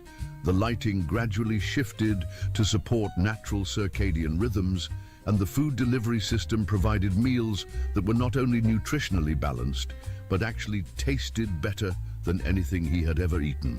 "This is psychological warfare," he muttered to himself, while consuming what Dr. Frumplebottom had described as therapeutic nutrition designed to support liver recovery and cognitive enhancement. The meal consisted of fresh vegetables that somehow didn't taste like punishment, proteins that provided sustained energy without the usual digestive rebellion, and beverages that contained what the nutrition information cheerfully described as optimal hydration with essential vitamins and minerals. "It's delicious psychological warfare," he admitted reluctantly, "but it's still psychological warfare." His communication device chimed with an incoming message from Griznok, whose recovery suite was apparently equipped with even more advanced comfort features. Captain, you have to try the thing they call meditation." "Meditation?" Scriblix replied, though speaking the word felt like attempting to pronounce an ancient incantation he didn't understand. Dr. Bumbershoot says it's a technique for reducing stress and improving mental clarity. You just sit quietly and focus on breathing, and Captain, it works. Works how? My brain feels organized, like someone came in and filed all my thoughts in proper categories, and the anxiety I've had about everything for the past 15 years, it's gone. Captain Scriblix stared at his communication device with the expression of someone who had just been informed that his first mate had been replaced by an alien pod person with an interest in self-improvement. "Griznok, are you telling me that you've been anxious for 15 years? Constantly, about everything, combat, navigation, whether we had enough supplies, whether other pirates were better than us, whether my dental pain meant I was dying?" But Dr. Bumbershoot explained that most anxiety is caused by stress hormones produced by poor physical health and inadequate coping mechanisms. And meditation fixes that? It's like having a manual for your own brain. Captain, did you know that our species is supposed to experience something called inner peace? Inner peace? It's this feeling where you're not constantly worried about everything.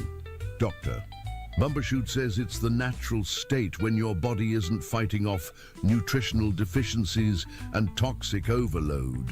Before Captain Scriblix could formulate a response that didn't involve questioning the fundamental nature of reality, his communication device chimed again with a message from Blurfix. "Captain, they have something called exercise therapy." "Exercise therapy?" "Doctor, Snodgrass says that physical activity releases chemicals in your brain that make you feel happy. And Captain, I've been using their fitness equipment for 2 hours and I feel amazing." "You feel amazing because you've been exercising?" "My energy levels are through the ceiling. My mood is better than it's been in years. And Dr. Snodgrass says that regular exercise could extend my lifespan by 20 to 30%, while improving my physical capabilities across all performance categories." Captain Scriblix was beginning to suspect that his crew was experiencing some form of collective hallucination brought on by prolonged exposure to competent medical care. "Blurfix, are you telling me that moving around deliberately makes you feel better?" "Not just better, Captain. It makes you feel like you could conquer the universe, but in a healthy, sustainable way that doesn't compromise your long-term wellness goals." Healthy universe conquest. Doctor, Snodgrass explained that most aggressive behavior is actually frustrated energy that doesn't have proper outlets. But if you channel that energy into structured physical activity, you get all the satisfaction of conquest without the legal complications. The concept of legal complications being a consideration in pirate career planning struck Captain Scriblix as evidence that his crew was undergoing some form of fundamental personality revision. Are you saying that exercise is a substitute for piracy? Not a substitute, Captain, an enhancement. Think about it. Improved cardiovascular fitness means better performance during boarding operations. Enhanced strength means more effective combat capabilities. Increased endurance means longer operational capacity.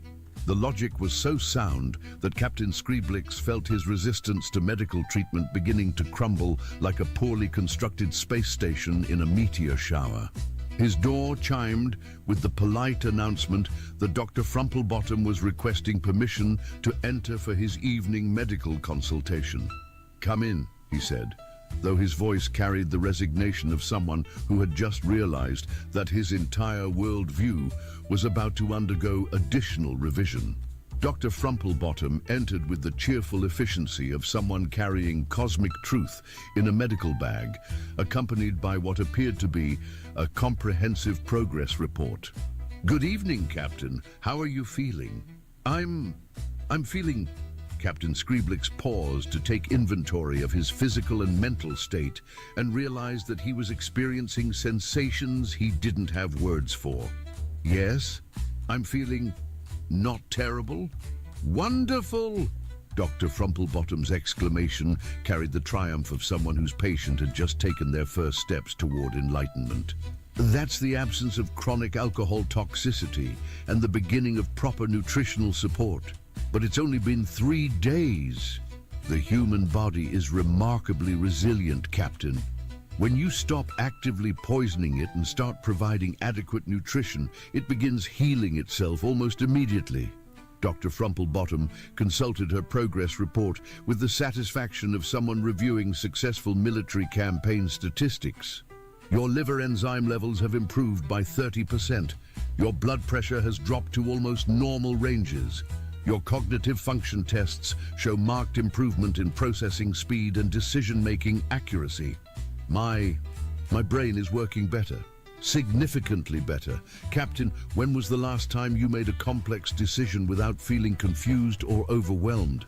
Captain Scriblix tried to remember the last time he had felt confident about a strategic choice, and realized that most of his pirate career had been characterized by a vague sense that he was probably making mistakes, but couldn't figure out what they were. I can't remember ever feeling confident about decisions." That's because chronic alcohol consumption and nutritional deficiency severely impair cognitive function. But look at this. Dr. Frumplebottom produced a chart that looked like a combination of brain scan and performance evaluation. Your pattern recognition has improved by 40%. Your strategic thinking shows enhanced complexity. Your risk assessment capabilities are operating at levels we classify as actually functional. 40%? And that's just the beginning. Captain, your brain has been operating under conditions equivalent to trying to run sophisticated software on a computer powered by a potato. Now that we're providing proper fuel and removing the toxins, you're beginning to experience your actual intellectual capacity. The revelation that his brain had been significantly underperforming due to lifestyle choices hit Captain Scriblix like cosmic enlightenment delivered via medical chart. You mean I could be smarter than this? Captain, according to these projections, with continued treatment, you could experience cognitive enhancement that would classify you as genuinely intelligent rather than merely persistent. Genuinely intelligent, strategic planning capabilities that extend beyond point weapons at target and hope for the best, risk analysis that includes long-term consequences, decision-making processes that account for multiple variables simultaneously. Each item on Dr. Frumplebottom's list struck Captain Scriblix like a separate revelation about the possibilities of existence he had never imagined. But if I become actually intelligent, won't that make me realize that piracy is a bad career choice? Dr. Frumplebottom looked at him with the expression of someone who had just been asked if understanding medicine meant doctors had to stop healing people. Captain, intelligence doesn't change your values or preferences. It just makes you better at achieving whatever goals you choose to pursue. So an intelligent pirate would be a pirate who actually succeeds at piracy, who plans operations that work, who anticipates problems before they become disasters, who builds a sustainable criminal enterprise instead of lurching from one barely survived crisis to the next. The concept of sustainable criminal enterprise was so revolutionary to Captain Scriblix's understanding of pirate career development that his brain briefly shut down to prevent permanent damage from processing impossible information. "Dr. Frumplebottom," he said slowly, "are you suggesting that proper medical care could make me a better pirate?" "Captain, proper medical care will make you better at everything, including piracy, if that's what you choose to do with your enhanced capabilities. But that means you've been suffering unnecessarily for years while operating at a fraction of your potential capacity. Captain, the version of yourself that you could become with proper health maintenance would look at your current condition with the same horror that you now feel when contemplating your previous state." The recursive nature of this revelation caused Captain Scriblix to experience something he had never felt before: genuine optimism about the future. "Dr. Frumplebottom," he said quietly, "what happens if we want to continue this treatment? Then you become the first pirates in galactic history to achieve optimal health while maintaining your chosen profession. Captain, imagine how legendary you could become. Legendary. Pirates who are actually competent, who plan successful operations, who build criminal enterprises that last for decades instead of collapsing due to poor decision-making and health-related performance failures." Dr. Frumplebottom was now speaking with the evangelical enthusiasm of someone unveiling plans for cosmic revolution through applied medicine. You could become the pirates that other pirates tell stories about, the ones who succeeded because they were smart instead of just desperate, the criminals who prove that health and effectiveness go hand in hand. Captain Scriblix stared at Dr. Frumplebottom with the expression of someone who had just discovered that everything he thought he knew about the relationship between crime and personal wellness had been completely backwards. "Dr. Frumplebottom," he said finally, I think we'd like to continue the treatment." "Wonderful," she replied with the radiant satisfaction of someone whose patient had just chosen enlightenment over ignorance. "Welcome to the beginning of your new life as optimally functional pirates." And thus began what historians would later record as the strangest alliance in galactic history. A medical crew dedicated to healing and a pirate crew dedicated to crime, united by the revolutionary concept that excellence in any field requires proper health maintenance. 6 months later, the benevolent chaos had undergone what Dr. Frumplebottom cheerfully described as operational expansion to accommodate our extended patient care program, and what Captain Scriblix more accurately characterized as the most successful medical kidnapping in galactic history. The ship now featured dedicated fitness facilities, nutritional preparation areas, stress management therapy rooms, and what Dr. Frumplebottom had optimistically labeled continuing education centers for career development in chosen professional fields. Captain Scriblix barely recognized himself or his crew. The physical transformations had been dramatic enough. Proper nutrition and exercise had returned them to something approximating their species' normal health parameters. Grznok had grown 3 inches taller once his bone density improved. Blurfix's antenna had developed what Dr. Bumbershoot described as optimal neural conductivity. making him significantly smarter and faster at processing information. The other crew members had experienced similar improvements in everything from vision clarity to digestive function, but the mental and emotional changes had been even more remarkable. "Captain," announced Grznok during their morning strategy meeting, "I've completed the risk assessment analysis for the proposed Kepler station operation, and I'm afraid the projected success probability is unacceptably low." Captain Scriblix studied the comprehensive report that Grznok had prepared, complete with detailed charts, alternative scenarios, and contingency planning that would have impressed military strategists across the galaxy. "You're recommending we abandon the operation entirely?" "Not abandon, Captain. Improve. I've identified 17 variables that could be optimized to increase our success probability from 37% to 84%. 84%? With proper preparation, equipment upgrades, and strategic timing adjustments. Dr. Bumbershoot's stress management techniques have significantly improved my analytical capabilities, and I'm now able to process complex operational variables simultaneously instead of just hoping everything works out." Captain Scriblix looked around the conference room at his crew, who were displaying more genuine professional competence than he had ever seen from any pirates, including himself. Blurfix had prepared a technical analysis of their target's security systems that read like a doctoral thesis in applied criminal engineering. Second mate Vraxon had developed what he called ethical piracy protocols that maximize profit while minimizing harm to victims. Third mate Clanex had created comprehensive fitness and nutrition programs to maintain peak operational readiness during extended criminal enterprises. "Gentlemen," Captain Scriblix said slowly, "I believe we may have become the most competent pirates in galactic history. Competent and healthy," Grznok added, with the satisfaction of someone who had discovered that excellence and wellness were not mutually exclusive concepts. "Doctor, Frumplebottom's treatment protocols have transformed us from desperate criminals into skilled professionals who happen to work in the theft industry," Blurfix observed with genuine pride. "Speaking of Dr. Frumplebottom," Captain Scriblix said, "she wanted to discuss our next career development milestone."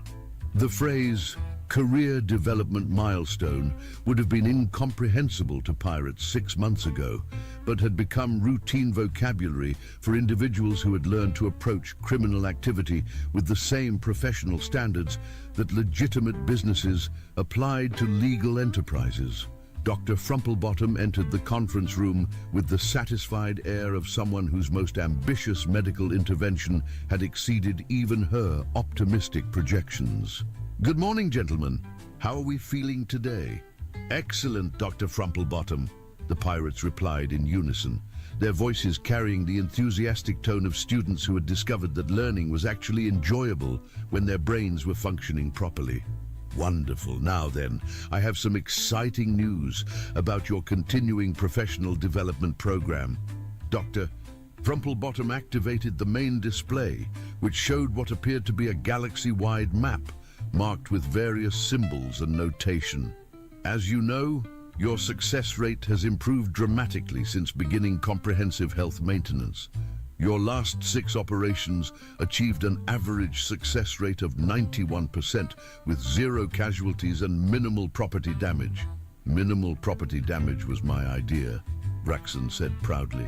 "Doctor, Snodgrass's anger management therapy helped me realize that destroying things unnecessarily is just wasteful and unprofessional." "Exactly!" Dr. Frumplebottom beamed with the satisfaction of a teacher whose student had grasped a fundamental principle.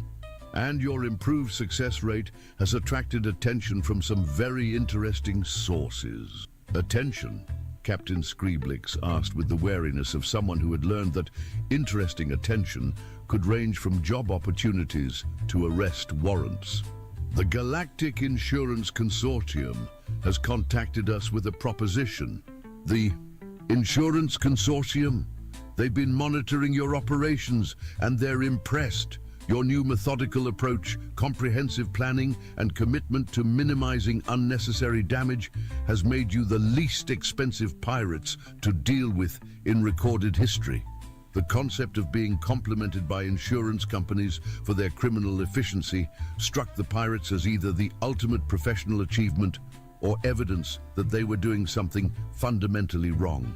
They want to hire us? Grosnock asked with the tone of someone whose understanding of criminal economics was undergoing rapid revision. Not exactly hire, Dr. Frumplebottom clarified. They want to offer you preferred provider status. Preferred provider? If organizations need to be robbed for insurance purposes, they can specifically request your services. You get guaranteed work, they get reliable professional service, and everyone benefits from predictable, efficient criminal transactions. Captain Scriblix stared at the display with the expression of someone who had just discovered that his illegal career had somehow become a legitimate business model. Doctor, Crumplebottom, are you telling us that we've become so good at piracy that insurance companies want to recommend us to their clients? Exactly. You've revolutionized the entire industry. Professional pirates who provide reliable service, maintain ethical standards, and deliver consistent results. Ethical piracy? Why not? Every other profession has ethical standards. Doctors have the Hippocratic Oath. Lawyers have professional conduct requirements. Engineers have safety protocols. Pirates should have standards too. The idea that criminal activity could be subject to professional standards and ethical guidelines was so revolutionary that several crew members began making excited, chittering sounds. But the most exciting development, Doctor, Crumplebottom continued, is that other pirate crews have been asking about our methods. Our methods? They want to know how you achieved such dramatic improvements in operational effectiveness. Captain, you've become famous in pirate circles as the crew that figured out how to be actually good at piracy. Famous for being competent? Famous for proving that professional development and health maintenance can transform any career, even criminal ones. Captain, you've started a movement. Dr. Frumplebottom's enthusiasm was now reaching levels that could have powered a small space station. Other pirate crews are requesting medical consultations. They want to learn about nutrition, exercise, stress management, strategic planning. You've accidentally created the first professional development program for career criminals. Captain Scriblix looked around at his crew, who were displaying the kind of pride typically associated with legitimate achievements rather than successful theft operations. Dr. Frumplebottom, he said slowly, what exactly have we become? You've become pirates who are actually good at being pirates. You've proven that excellence in any field requires proper health maintenance, professional standards, and continuous improvement. But we're still criminals? The most competent, ethical, and successful criminals in galactic history. Captain, you've elevated piracy from desperate survival to skilled profession.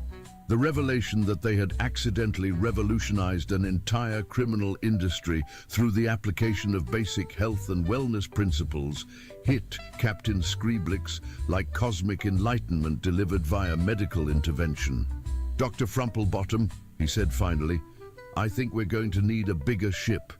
Already ordered, she replied, with the satisfaction of someone whose medical intervention had exceeded all possible expectations. The new vessel will feature expanded medical facilities, comprehensive fitness centers, educational resources, and accommodations for visiting pirate crews seeking professional development. Visiting pirate crews. Captain, you're about to become the galaxy's first pirate academy, where criminals learn to be excellent at crime through proper health maintenance and professional standards.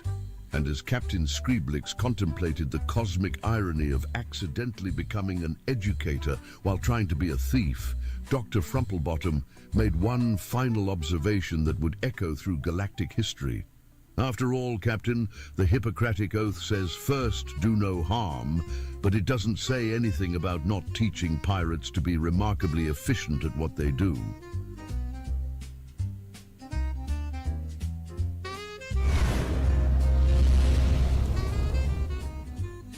Hey, welcome to Starbound. I'm Daniel Pierce, and I'm going to be your narrator today.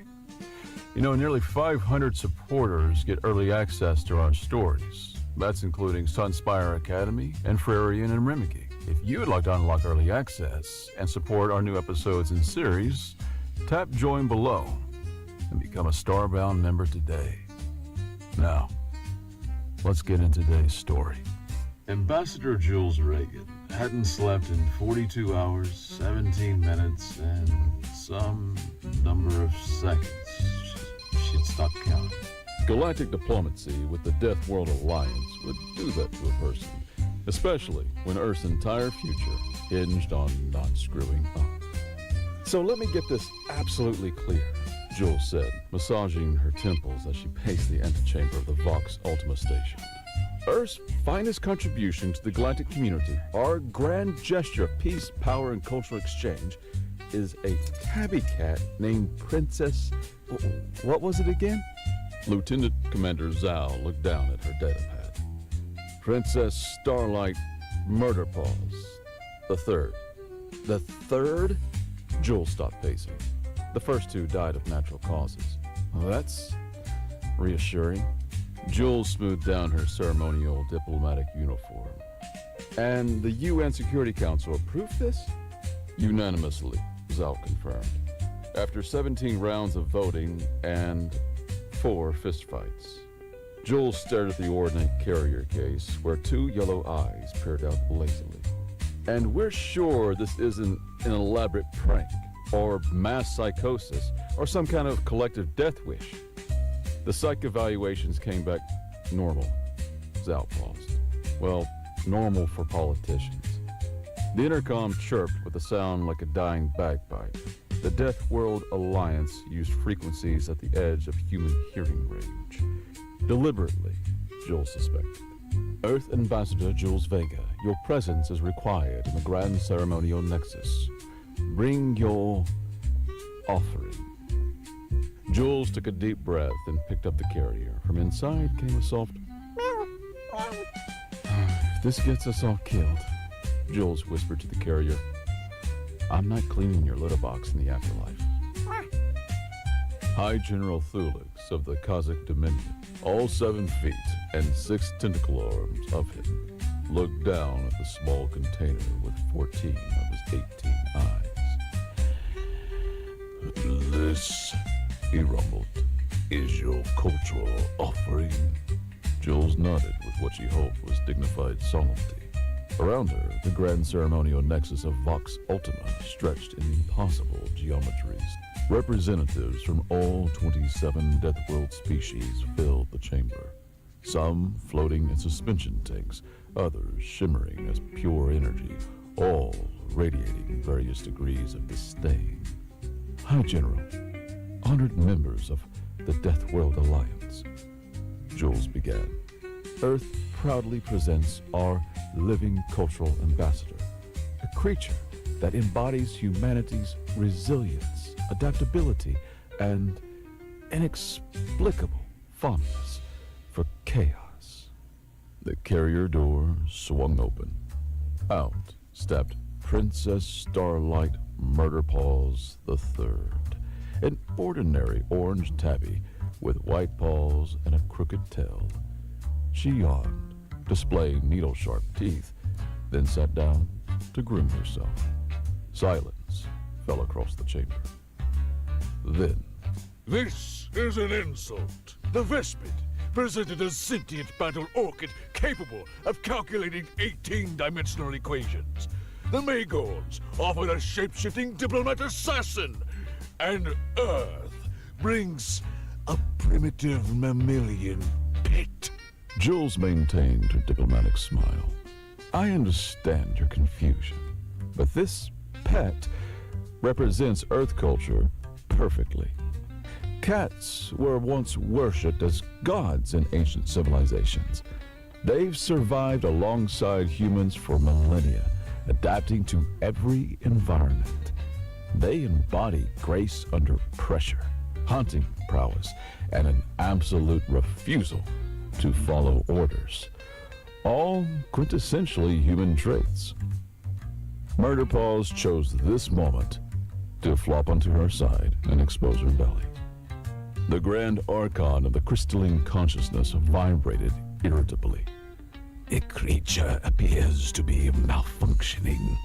She's just comfortable, Jules explained, feeling sweat bead on her forehead. High General Thulix leaned closer. Does it possess any weapons, psychic abilities? Can it at least calculate hyperspace trajectories?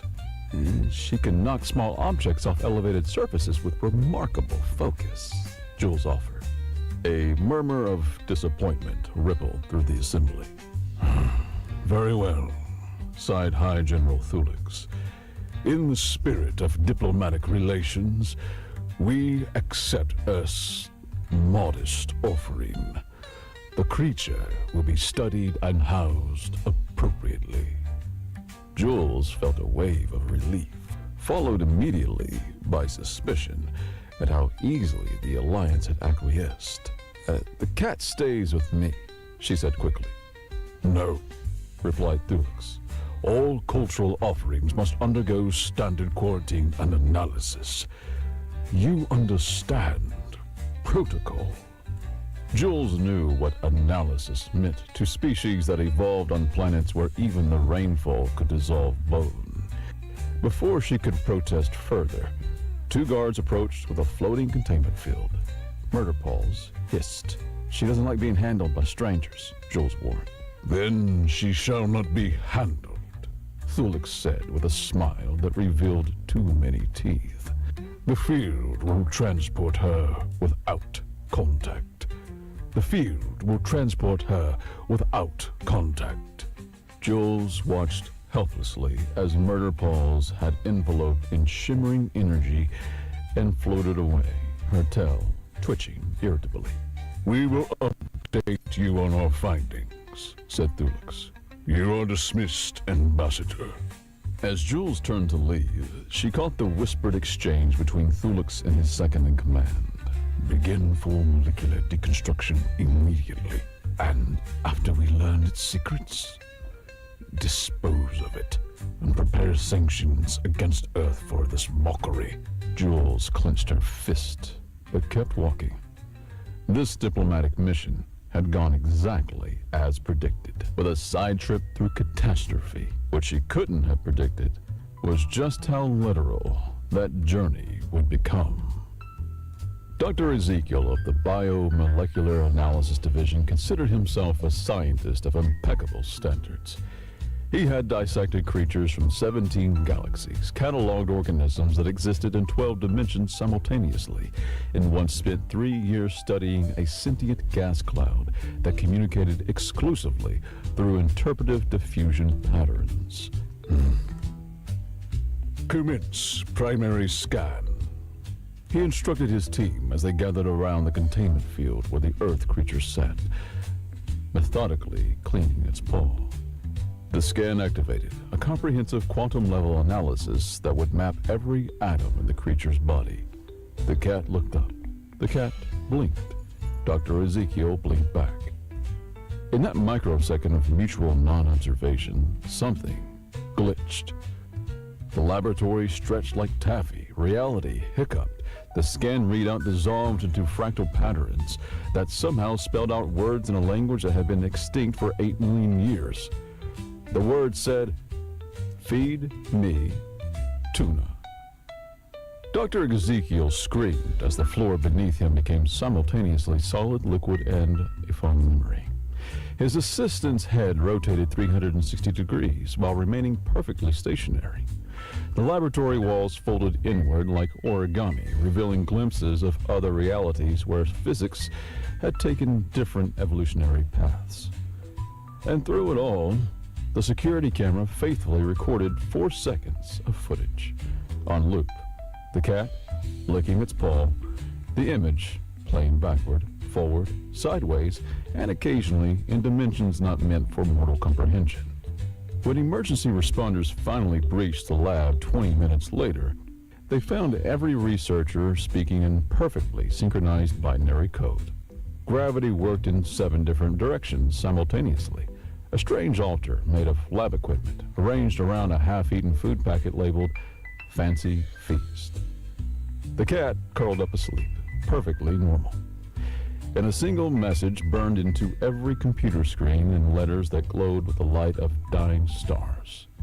Next time, ask before scanning. The Purity Council had installed 17 different monitoring systems to track Murder Paus's activities. Most of them stopped working after approximately 27 minutes. The rest showed footage that was, to put it mildly, inconsistent with conventional understandings of feline behavior. Security feed Alpha 7 captured Murder Paws batting at a small red dot on the floor of her containment habitat. Standard cat behavior, except the red dot was actually a miniature black hole that Murder Paws had apparently manifested for entertainment purposes. Each time she smacked it with her paw, it emitted a sound like a cosmic giggle and moved to another location. Is that safe? Asked Junior Technician Viz, watching the feed with mounting anxiety. Define safe, replied Senior Technician Rick, who hadn't slept in 72 hours and was now experiencing what he believed might be religious enlightenment. The creature's playing with collapsed space-time like it's yarn. On feed Beta 3, Murder Paws appeared to be taking a bath. Absolutely normal cat grooming behavior, except that she was simultaneously visible from 17 different angles, some of which did not correspond to any known dimension. As she licked her front paw, temporal echoes rippled outward, the future lick occurring before the present lick, which preceded the past lick in a sequence that made Rick's left eye twitch uncontrollably, and understandably. The most disturbing part, whispered Viz, is how aggressively mundane it all seems. Feed Gamma 12 showed Murder Paws knocking objects off a shelf. Classic cat behavior that would be unremarkable if the objects hadn't included a perfectly scale model of the Purity Council chambers, which no one had put there. 3 different versions on the same quantum phase regulator, each from a slightly different timeline. A small potted plant that, when it hit the floor, meowed and scampered away. High General Thulix's childhood teddy bear, which he had lost 37 years ago on a planet 16 light years away from Vox Ultima. Each item went tumbling with the same look of feline satisfaction on Murder Paws' face. She's doing it on purpose, Rick said with absolute certainty. The quantum displacement, the reality warping, it's all just an elaborate form of knocking stuff off shelves. Delta 9 perhaps captured the most troubling footage. Murder Paws asleep in a perfect circle. Completely normal, except for the fact that the laws of thermodynamics had apparently been suspended in a 3-meter radius around her. Heat flowed from cold to hot, entropy reversed. A dropped mug of coffee unspilled itself, the liquid flowing upward to refill the cup while the ceramic shards reassembled in midair. And through it all, Murder Paws just purred, her whiskers occasionally twitching, as though she was dreaming of cosmic mice. Dr. Mirax of xenobiology had been tasked with creating a psychological profile of the Earth creature. After 4 days of observation, she submitted a single-page report that read, "Subject displays typical behavior patterns of Felis catus, including self-grooming, results in probability fluctuations, predatory play, targeting reality itself as prey, territorial marking by rewriting local physics, social bonding, selective responsiveness to certain individuals, mapping, during which nearby quantum fields enter superposition. In conclusion, it's a cat, a perfectly ordinary cat that happens to use quantum uncertainty as a litter box." The report was promptly classified, and Dr. Mirax was transferred to the remote observatory on Glacial Moon 6, where the most dangerous thing she could encounter was mildly aggressive snow. Throughout Vox Ultima, Murder Paul's sightings became both common and impossible to verify. She existed in a state of quantum celebrity, simultaneously everywhere and nowhere, depending on who was looking and how much sanity they had left. The maintenance division reported finding perfectly cat-shaped indentations in reality, places where the fabric of existence had been set upon and never quite regained its shape. Engineers describe them as existential cat loaves. A group of physicists claim to have observed murder paws existing in 5 different locations simultaneously, each version engaged in a different phase of pre-pounce butt wiggle. The resulting space-time oscillation generated enough energy to power the station for 6 hours. The cafeteria staff swore that all the station's milk now existed in a state of quantum uncertainty, simultaneously fresh and expired until directly observed. Several patrons reported their cereal bowls containing Schroeder's milk, which somehow tasted both perfectly sweet and slightly sour with each spoonful. Jules, meanwhile, continued her investigation while trying to secure access to Murder Paws. Her requests were consistently denied by an increasingly frazzled bureaucracy. "What do you mean I can't see her?" Jules demanded, standing in the office of Administrator Quentin. "She's Earth's cultural ambassador." "She's a walking reality breach," Quentin replied, tentacles twitching nervously. "Yesterday, she phased through a wall and appeared in my private quarters. She slept on my favorite ceremonial robe for 6 hours. That's completely normal cat behavior. The robe is now sentient and keeps giving me fashion advice." Jules pinched the bridge of her nose. Look, I might be able to help stabilize her. Project Observer notes suggest she responds well to familiar human interaction. "We have tried human interaction. We had 3 human staff members attempt contact." "And?" Quentin's tentacles drooped. "2 of them now believe they've always been cats. The 3rd one can only speak in purrs." Before Jules could respond, alarms blared throughout the station. Red emergency lights bathed the office in an ominous glow. "Attention all personnel. Multiple reality breaches detected in Sector 7. This is not a drill. Repeat, this is not a drill." Jules and Quentin exchanged looks. "Sector 7?" Jules asked. "Isn't that the food storage area?" Quentin confirmed grimly. Sector 7 resembled less a storage facility and more the fever dream of a surrealist painter with a particular interest in cat psychology. Every container of tuna, salmon, or fish-adjacent food had been opened, not with tools or by hand, but as though reality itself had decided packaging was merely a suggestion. The contents hovered in midair, orbiting a central point where Murder Paws sat, perfectly composed, occasionally batting at a floating tuna steak as it passed within paw range. Around her, physics had taken a holiday.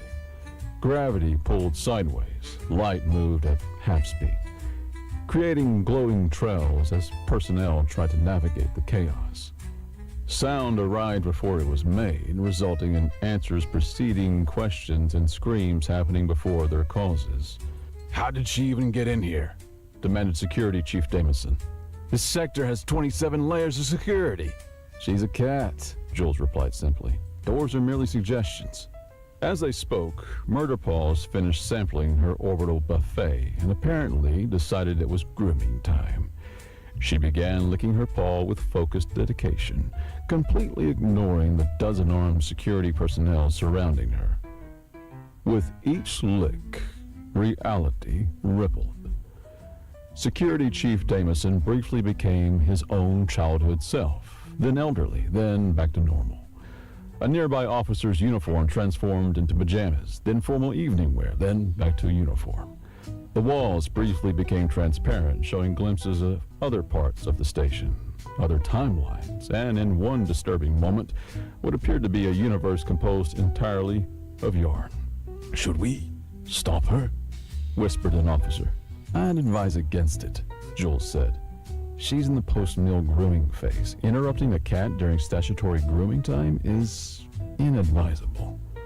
As if to emphasize this point, Murder Paws paused her grooming to make direct eye contact with the officer who had spoken. The officer promptly vanished, reappearing moments later hanging from a ceiling fixture wrapped in what appeared to be quantum silly string. Murder Paws returned to her grooming, radiating smugness. Jules approached carefully, kneeling a respectful distance away. Murder Paws? Princess Starlight? Remember me? One ear flicked in Jules's direction. The universal feline gesture for, I acknowledge your existence, but make no promises regarding my interest level. I understand you've been through a lot. The scanning, the containment, the whatever the Purity Council tried to do with that grid thing. The ear twitched again. Murder Paws continued grooming, but her tail, the most expressive part of any cat, swished once, suggesting attentiveness beneath the performance of indifference. And I understand the food rate. Completely reasonable response. They've been keeping you on standardized synthesized protein, haven't they? No cat of distinction would accept that. This earned Jules a direct look, followed by a slow blink. The cat equivalent of, you're not entirely contemptible. Jules reached slowly into her pocket and pulled out a small silver package. I smuggled this from the diplomatic kitchen. Real earth salmon, vacuum sealed, not synthesized. Murder Paws' grooming paused. Her whiskers twitched forward with interest. Jules carefully opened the package, releasing the aroma of genuine earth fish. Around them, reality seemed to stabilize slightly, as though Murder Paws' attention had shifted from cosmic mischief to more immediate concerns. That's it, Jules said softly. Just regular cat priorities, right? Food first, unraveling the fabric of existence second. Murder Paws stretched, stood, and walked toward Jules with deliberate dignity. The hovering fish products around her gently descended to the floor as her focus shifted. She approached the salmon in Jules's hand, sniffed it thoroughly, then delicately took a bite. As she ate, the laws of physics gradually reasserted themselves. Gravity returned to its proper orientation, light and sound synchronized. The officer dangling from the ceiling fixture was gently lowered to the ground, the quantum silly string dissolving into ordinary particles. Security Chief Damison watched in astonishment. It's calming down. She, Jules corrected, is enjoying her meal. Like anyone else on this station, she just wants decent food, comfortable surroundings, and not to be treated like a lab experiment. Murder Paws finished the salmon, then proceeded to groom her whiskers, this time without causing reality fluctuations. When she was done, she looked up at Jules, blinked slowly again, then did something unexpected. She climbed onto her lap and began kneading her uniform with prickly paws. The assembled security team collectively held their breath. What's it doing now? Whispered Damison. Making biscuits. Jules replied with a small smile. It's a sign of contentment. Completely normal cat behavior. But the reality distortions seem to correlate with her emotional state. She's not a weapon or cosmic horror. She's a cat with quantum abilities who's been scared, isolated, and mistreated. As if to demonstrate this point, Murder Paws began to purr, a perfectly ordinary sound that nevertheless caused the lights to flicker in rhythm, and the station's translation system to temporarily convert all announcements into meows. See, Jules said, practically normal. That afternoon, the Purity Council convened an emergency session with Jules and representatives from the Neutral Bureau. Murder Paws attended as well, curled up on a cushion that Jules had insisted upon, occasionally grooming or shifting positions with feline disinterest in the proceedings. The creature is a threat to station security, insisted Counselor Vesh. It can walk through walls. So can anyone with a phase shifter, Jules pointed out. It can manipulate reality. So can your recreational virtual reality chambers. It turned my ceremonial headdress into a ball of yarn during yesterday's processional. To this, Jules had no rebuttal. She glanced at Murderpaws, who was studiously cleansing her hind leg, the picture of innocence. Look, Jules said, I've been reviewing the Project Observer files. Murderpaws was stable for years while living as a pet. She only started causing incidents when your scientists tried to dissect her. Unreasonable scientific procedure, huffed another counselor. Not to her, it wasn't, and not to Earth either. You accepted our cultural ambassador, then immediately tried to take her apart. The counselors exchanged uncomfortable glances. Ambassador Reagan makes a valid point, admitted High General Thulix, who had been uncharacteristically quiet. We may have mishandled the situation. During this exchange, no one was directly observing Murderpaws. This proved to be a tactical error. In the moment of inattention, Murderpaws decided that the grand conference table, covered in important documents, data tablets, and ceremonial objects, looked like an excellent place for a stroll. She leapt from her cushion and landed precisely in the center of the table. Every counselor froze. Murderpaws surveyed her new domain with regal satisfaction. She walked with deliberate slowness across the table's surface, pausing occasionally to sniff an object or document.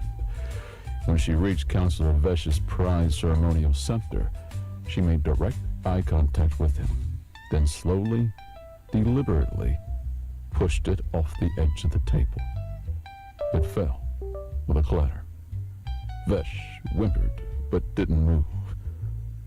Satisfied with this demonstration of dominance, Murderpaws continued her inspection tour. She approached a data tablet displaying classified security protocols, sat down directly on it, and began grooming as though it were the most comfortable spot in the galaxy. Your cultural ambassador, Thulix said dryly to Jules, is sitting on our defense strategies. Yes, Jules replied. Standard cat procedure. If it's important to you, she must sit on it. It's a sign of respect, really. This was a complete fabrication, but the counselors nodded as though Jules had imparted profound cultural wisdom. After thoroughly warming the tablet with her hindquarters, Murderpaws stood, stretched luxuriously, and did something truly alarming. She began to vibrate. Not metaphorically, but literally. Her outline blurred as she purred at a frequency that caused small objects to levitate and the air to shimmer with probability distortions. What's happening? Vesh asked in panic. Is it preparing an attack? No, Jules said, trying to keep her voice calm. She's just happy. That's happiness? Demanded another counselor. For a quantum cat? Yeah. The vibrating intensified, reality hiccuped. For approximately 2.7 seconds, everyone in the room experienced themselves as someone else. Thulix found himself thinking with Vesh's mind. Vesh experienced life as Jules. Jules briefly knew what it was to be a crystalline consciousness. Then Murderpaws stopped vibrating. She yawned, displaying needle-sharp teeth, and jumped down from the table, landing with perfect feline grace. She walked over to Jules and rubbed against her leg, leaving behind a faint trail of quantum particles that briefly formed the pattern of a middle finger before dissolving. I believe, said Jules, fighting back a smile, that she's made her position clear. The cult of the Observer continued to grow despite official disapproval. They now occupied 3 full residential sections of Vox Ultima, converting them into elaborate temples dedicated to Murderpaws' worship. High Priest Zendar had developed an extensive theology based entirely on observed cat behaviors. When the observer grooms, she cleanses reality of imperfections. When the observer naps, she dreams new universes into being. When the observer knocks objects off elevated surfaces, she teaches us the impermanence of material attachments. When the observer suddenly accelerates at 3 times normal speed for no apparent reason, she demonstrates the fundamental unpredictability of existence. The cult members had taken to wearing headbands with small artificial cat ears and painting whiskers on their faces, regardless of whether their species naturally had faces.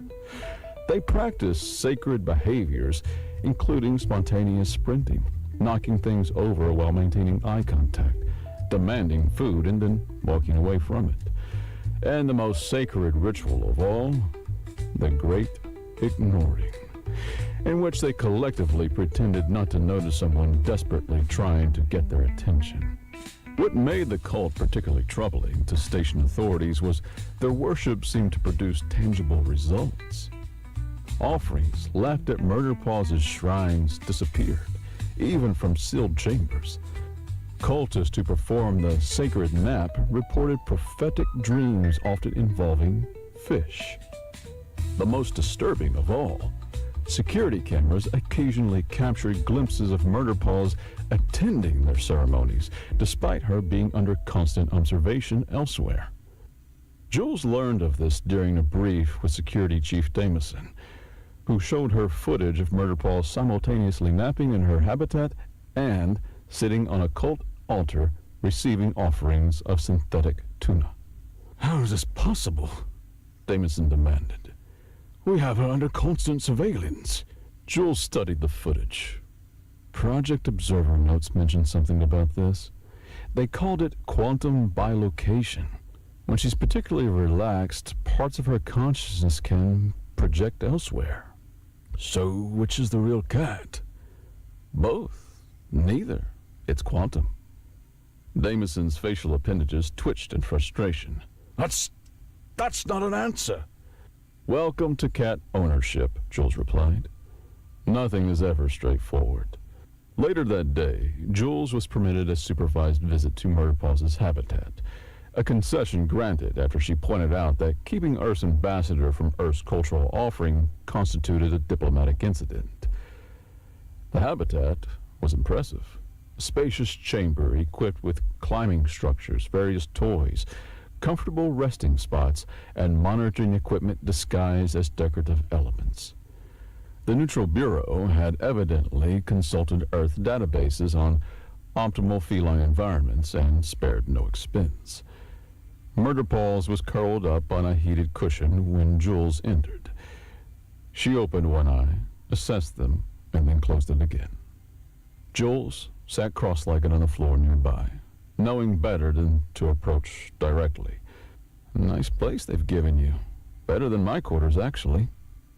Murder Paws' tail twitched once. I've been trying to explain to them that you're not a weapon or cosmic horror, just a cat with extras. The other eye opened. Murder Paws gave Jules a look that somehow managed to convey both, "You understand nothing of my true nature," and, "Is that a treat in your pocket?" I've been reading the complete Project Observer files, Jules continued. You know, the lab where you were modified? Both eyes were open now, attentive. They never actually completed the procedure on you. According to the records, the quantum enhancement failed. They were going to terminate you, but an intern named Kylie smuggled you out. At the name Kylie, Murder Paws' ears perked forward. She stretched and sat up, suddenly focused on Jules with unsettling intensity. You remember her, don't you? She took you home, gave you a ridiculous name, probably let you sleep on her pillow, and fed you under the table. Murder Paws stood and walked toward Jules, her movements deliberately casual yet purposeful. When she reached Jules, she sniffed her hand and did something unexpected. She placed one paw directly on Jules's knee and stared into her eyes. In that moment of connection, Jules felt something. Not words, not images, but impressions. Warmth, safety, comfort. A small apartment filled with sunlight, gentle hands offering treats, a soft voice saying, "Princess Starlight Murderpaws, you are the most ridiculous cat in the universe, and I love you for it." Then something darker. Confusion, fear, strange people in uniforms, a carrier, unfamiliar smells, the terror of scanning chamber, the rage of violation. The contact broke as Murderpaws removed her paw and sat down, resuming her grooming as though nothing had happened. Jules blinked, disoriented. "Did you just share memories with me?" Murderpaws continued grooming, offering no acknowledgement. "You miss her, Kylie. You miss your person." A pause in the grooming. A single, slow blink. "I can't bring her back, but I can try to make sure you're treated better. Not as a weapon or experiment, as a cat. A very special cat, but still a cat." Murderpaws finished grooming, stood, turned 3 times in a circle, then curled up, not on her heated cushion, but against Jules's leg. A small, ordinary gesture of trust that felt more significant than all the reality distortions combined. As Murderpaws began to purr, Jules noticed something strange. For the first time since arriving on Vox Ultima, the purr was just a purr. No quantum fluctuations, no reality hiccups, no probability waves, just the simple rhythmic sound of a contented cat. Then Murderpaw's eyes drifted closed, and she fell asleep, her small body warm against Jules's leg. On the far side of the habitat, her toys began to float and orbit each other in perfect harmony, like a tiny, multicolored solar system. Jules smiled. "Almost normal," she whispered. "We're getting there." It was, of course, too much to hope that the moment of peace would last. The next morning, alarms blared throughout Vox Ultima. Jules was summoned to an emergency meeting of the Alliance High Command, where they found chaos in progress. "The Purity Council has lost their minds," High General Thulux informed Jules grimly. "They've authorized deployment of the observation grid." Jules felt her blood run cold. "The what?" "A theoretical weapon designed to collapse quantum uncertainty fields. Never been field tested. Potentially catastrophic side effects. They plan to use it on your cat." "That's insane. Where are they now?" "Containment Section Alpha. They've already begun the setup." Jules was running before Thulux finished speaking, dashing through corridors toward Murderpaw's habitat, cursing the bureaucratic stupidity that had led to this moment. Behind them, reality was already beginning to fray at the edges. The corridors stretched and contracted like breathing lungs. Gravity fluctuated with each step. The station's AI announced in 17 simultaneous voices, "Warning, reality coherence at 62% and falling. Please avoid thinking about paradoxes." Through it all, Jules ran, hoping she wasn't too late to prevent the Purity Council from making the worst mistake in the history of interspecies relations, trying to force a quantum cat into a single state of being. Because if there was one thing no power in the universe could make a cat do, it was behave according to someone else's rules. Jules burst into the containment area just as the observation grid powered up. The massive apparatus surrounded Murderpaw's habitat, a gleaming technological cage of sensors, emitters, and the probability compressors designed to force quantum uncertainty into a single, stable state. It was the kind of device that would make the Schrödinger wake up screaming. Stop this immediately! Jules shouted, shoving past two Vespid guards. You're making a catastrophic mistake! High General Thulux turned 14 of his 18 eyes, narrating simultaneously. Ambassador Reagan, this is a restricted operation. Your presence is unauthorized and unwelcome. So is the potential destruction of a reality as we know it, Jules countered, eyeing the grid. The machine was never meant to be used on conscious beings. The Earth creature has compromised station security, disrupted Alliance protocols, and turned Councillor Vesh's personal chef into a potted fern. The fern makes better soufflés, muttered a nearby technician before being silenced by a glare. In the center of the grid, Murder Paws sat calmly, grooming her tail, seemingly oblivious to the existential threat surrounding her. But Jules noticed the subtle twitching of her whiskers, a telltale sign of feline awareness. General, listen to me, Jules pleaded. Project Observer was shut down because they couldn't control the quantum effects. Forcing Murder Paws into a single state won't work. It'll just trigger a massive probability cascade. Our scientists disagree, Thulux replied, gesturing to a team of nervous-looking researchers who were notably standing behind radiation shields. Your scientists haven't spent the last 10,000 years living with cats, Jules snapped. We have. Thulux paused, all 18 eyes blinking in sequence. Explain. Jules took a deep breath. Humans have coexisted with domestic cats for millennia. We didn't just tame them. We formed a partnership. One where they choose to be with us while maintaining their independence. Relevance? Thulux prompted. Cats domesticated themselves, General. They chose humans because it benefited them.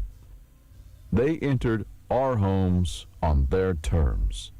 For 10,000 years, we've been in a relationship with creatures that are simultaneously pets and wild, dependent and autonomous, loving and aloof. A fascinating anthropological footnote, but... It's not a footnote. Jules stepped closer, lowering her voice. Don't you see? We're the only species in the Alliance with experience handling creatures that exist in paradoxical states. Cats have always been quantum beings. Murder Paws just makes it obvious. From within the grid, Murder Paws yawned. The action briefly caused gravity to invert in a 3-meter radius around her. Thulux's tentacles twisted nervously. The grid activates in 60 seconds. Stand back, Ambassador. Jules changed tactics. Your best xenobiologist and quantum physicist are baffled by her. But do you know who isn't? Cat owners. Regular humans who understand that you don't control cats. You build relationships with them. A soft snort came from a junior technician. Relationship with a pet? That's primitive sentimentality. Jules fixed them with a level stare. That primitive sentimentality is exactly why Earth has never experienced a reality breach from our quantum cats. We don't try to control them. We respect their independence. The good owners do, anyway.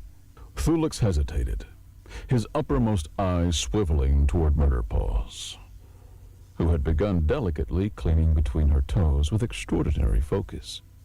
30 seconds to grid activation, announced an automated voice. Jules played her final card. General, let me talk to her. Person to cat. The way humans have been doing since before we had written language. Talk. To it? To her. as a being worthy of respect. Something shifted in Thulix's posture. A subtle release of tension that Jules recognized from countless diplomatic negotiations as the moment when certainty began to crack. 20 seconds. If I fail, Jules promised, you can activate your grid. But if 10,000 years of human-feline diplomacy works, we might save your station and give the Alliance something valuable in return. Which is? Jules smiled. A new way of thinking about consciousness itself. Thulix stared at Jules for an impregnated moment, then raised a tentacle. Pause countdown. Give the human 5 minutes. The technicians exchanged nervous glances, but complied. Jules approached the grid's containment field. There was an access port, designed for inserting testing equipment, not humans, but it would have to do. They squeezed through, ignoring the warning shouts from the technicians. Inside, the habitat had been stripped of its comforts. No cushions, no toys, or climbing structures remained. Just sterile surfaces and monitoring equipment. In the center sat Murderpaws, looking somehow smaller and more ordinary than Jules remembered. Jules knelt a respectful distance away. "Hey there, Princess." One ear flicked. "Sorry about all this. Bureaucracy moves slowly, even when reality is unraveling." Jules settled cross-legged on the floor. "They're afraid of you." Murderpaws blinked slowly, radiating smug satisfaction. "Can't really blame them. You've been causing quite the cosmic ruckus." Outside the grid, the Alliance personnel watched in baffled silence as Jules appeared to have a casual conversation with a small mammal. "I've been thinking about Kylie," Jules continued softly. "About why you were stable with her. It wasn't just affection, was it? It was recognition. She saw you not as a weapon or an experiment or even a regular cat. She saw you as you." Murderpaw's ears perked forward. Her tail ceased its irritated twitching. "These people," Jules gestured toward the watching scientist, "they've been trying to measure you, categorize you, force you into their understanding of reality. No wonder you've been rewriting physics in protest." A small chirping sound emerged from Murderpaws, the noise cats make when they spot birds through windows. "Yeah, exactly. They're clueless." Jules smiled. "But humans, we've had practice. 10,000 years of living with creatures who operate by their own logic, who see things we can't, who slip between states of wild and tame, distant and intimate." Murderpaw stood, stretched in that perfect feline arch, and took a deliberate step towards Jules. Outside, several scientists gasped. The monitoring equipment displayed rapidly changing readings, quantum fluctuations increasing but somehow harmonizing. Another step closer. Around Murderpaws, reality rippled like heat waves, but the distortions were smoothing out, becoming rhythmic, almost musical. In ancient Egypt, cats were worshipped as gods. In the Middle Ages, they were feared as demons. In modern times, they're Instagram celebrities and beloved companions. Jules laughed softly. "Maybe humans are the only species in the galaxy weird enough to look at creatures that defy categorization and say, perfect. Would you like some tuna?" Murderpaws was close enough now that Jules could feel the strange quantum warmth radiating from her small body. The heat of probability itself, of multiple states of existence overlapping. "I can't offer you what Kylie did. I can't take you back to that apartment with the sunny windowsills. But I can offer you a partnership where you're neither controlled nor feared." Thulix's voice came through the communication system. 2 minutes remaining, Ambassador. Jules ignored him, maintaining eye contact with Murder Paws. What do you say, Princess? Humans and cats against the cosmos? Like it's been for thousands of years? Murder Paws tilted her head, studying Jules with eyes that reflected starlight that wasn't there. Then, with deliberate dignity, she closed the final distance and placed one paw directly on Jules's outstretched hand. The contact point glowed, not with light, but with possibility. Reality shuddered, flexed, and then settled. Ambassador, Called a tactician. the quantum readings are... they're harmonizing. Jules didn't respond. They were there, experiencing something extraordinary. Through the point of contact with Murder Paws, Jules wasn't just feeling the cat's paw. They were experiencing fragments of feline consciousness itself, not in words or even coherent images, but in sensations. The exhilaration of existing in multiple states simultaneously. The freedom of walking between dimensions as easily as walking between rooms. The profound annoyance. The freedom of walking between dimensions as easily as walking between rooms. The profound annoyance at having one's quantum nature poked and prodded by beings who couldn't comprehend it. And underneath it all, a deep, vibrating purr of recognition. Yes, human. I choose you, as we have always chosen your kind, not as masters, but as worthy companions in the face of cosmic indifference. Murder Paws removed her paw, and with a deliberate casualness unique to cats who have just done something momentous, climbed into Jules's lap, turned 3 times, and settled down, and began to purr. The purr resonated at exactly the frequency needed to stabilize local quantum fields. The grid's readings showed reality waves smoothing out, probability collapsing not into a single rigid state, but into a harmonious wave pattern, structured enough for stability, flexible enough to breathe. What's happening? Demanded Thulix through the speaker. Jules smiled down at Murder Paws, who had closed her eyes in contentment.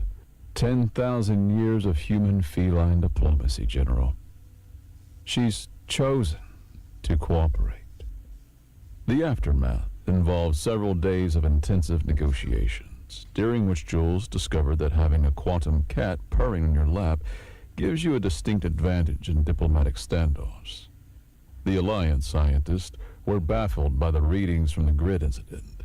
According to their models, Murder Paws had voluntarily constrained her quantum nature, not abandoned it, but channeled it into a stable resonance pattern that didn't disrupt conventional reality. But why? Asked Dr. Nizstif, the newly appointed head of xenobiology, Dr. Mirax having been quietly reinstated after her accurate assessment proved correct. Why would a being with near infinite quantum potential choose limitation? Jules, stroking Murder Paws as she dozed on the conference table, directly on top of the most important documents, naturally, considered the question. For the same reason cats chose domestication thousands of years ago. It's not limitation, it's selective expression. Cats have never been truly tame, Doctor. They're collaborative. Collaborative? Thulix echoed. Cats entered human settlements because it benefited them. Steady food, protection, warmth, but they never sacrificed their essential nature. They hunt when they want to, They maintain independence within relationship. Jules smiled at Murder Paws, rolled onto her back, exposing a fluffy belly that everyone knew better than to touch. That's not pets in the way dogs are pets. They're roommates who sometimes pay rent by killing mice. The Alliance representatives exchanged puzzled glances. And these relate to quantum physics how, exactly? Asked Counselor Prim. Murder Paws isn't choosing to be just a cat or just a quantum anomaly, Jules explained. She's choosing to express both natures in balance, just as cats have always existed in the balance between wild and domestic. High General Thulix leaned forward, his voice uncharacteristically thoughtful. You're suggesting that your species' long association with these creatures prepared you for quantum diplomacy? In a way, yeah, Jules laughed. I mean, think about it. Humans are possibly the only species in the galaxy who looked at mysterious aloof predators with bewildering behaviors and said, I will build my civilization around accommodating these creatures' preferences. Murder Paws chose this moment to stand up, stretch, and delicately push a ceremonial stylus off the edge of the table while maintaining direct eye contact with Counselor Vesh. No one spoke as the stylus clattered to the floor. And sometimes, Jules added, we accept that they'll knock things off surfaces just to remind us of the fundamental impermanence of material existence. A week later, the Death World Alliance formally revised Earth's status from Level 7 threat culture to Level 9 enigmatic partner species. The official documentation cited humanity's unprecedented ability to form stable symbiotic relationships with quantum unstable entities as a valuable strategic asset. Translation: no one else in the galaxy had figured out how to get along with cats. The cult of the Observer was not disbanded, but instead officially recognized as a cultural appreciation society.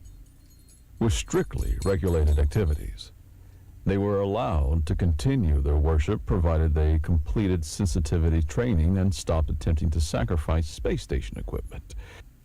The Purity Council's influence waned considerably after the grid incident. It's difficult to maintain an aura of superior control when your solution almost destroyed reality while a human with a bag of treats achieved harmony. The Neutral Bureau produced 17 new forms for quantum feline incident reports and considered this their greatest achievement. And Murder Paws received a formal designation as Quantum Diplomatic Liaison, complete with an official Alliance collar tag that she immediately batted under a console, never to be seen again. They're building us a lunar compound, Jules told Murder Paws as they packed for the journey back to the Sol system. Private quarters for you, with Earth-standard gravity, real sunbeams, and actual mice from time to time. Murder Paws curled on Jules's pillow, flicked an ear in acknowledgement. The Alliance is sending a delegation to learn more about Earth's quantum beam integration protocols, Jules smiled. They're going to be very disappointed when they discover it's mostly provide food and respect their personal space. In the corner of the room, Murder Paws' toys rose a few centimeters off the floor and began orbiting each other lazily. A small display of quantum satisfaction. You know, Jules said, sitting beside the cat, I've been wondering. The Project Observer files said the quantum enhancement procedure failed, that you were scheduled for termination before Kylie rescued you. Murder Paws began grooming her paw, radiating studied disinterest.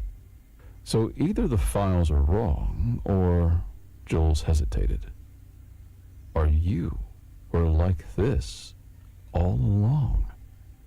Maybe all cats are a little bit quantum. Maybe that's why ancient cultures worshipped you.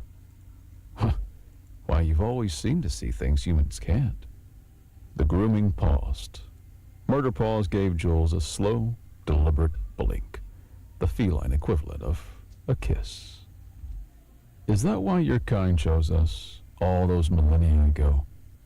Did you recognize something in humans, some willingness to accept paradox, to embrace the mysterious without controlling it?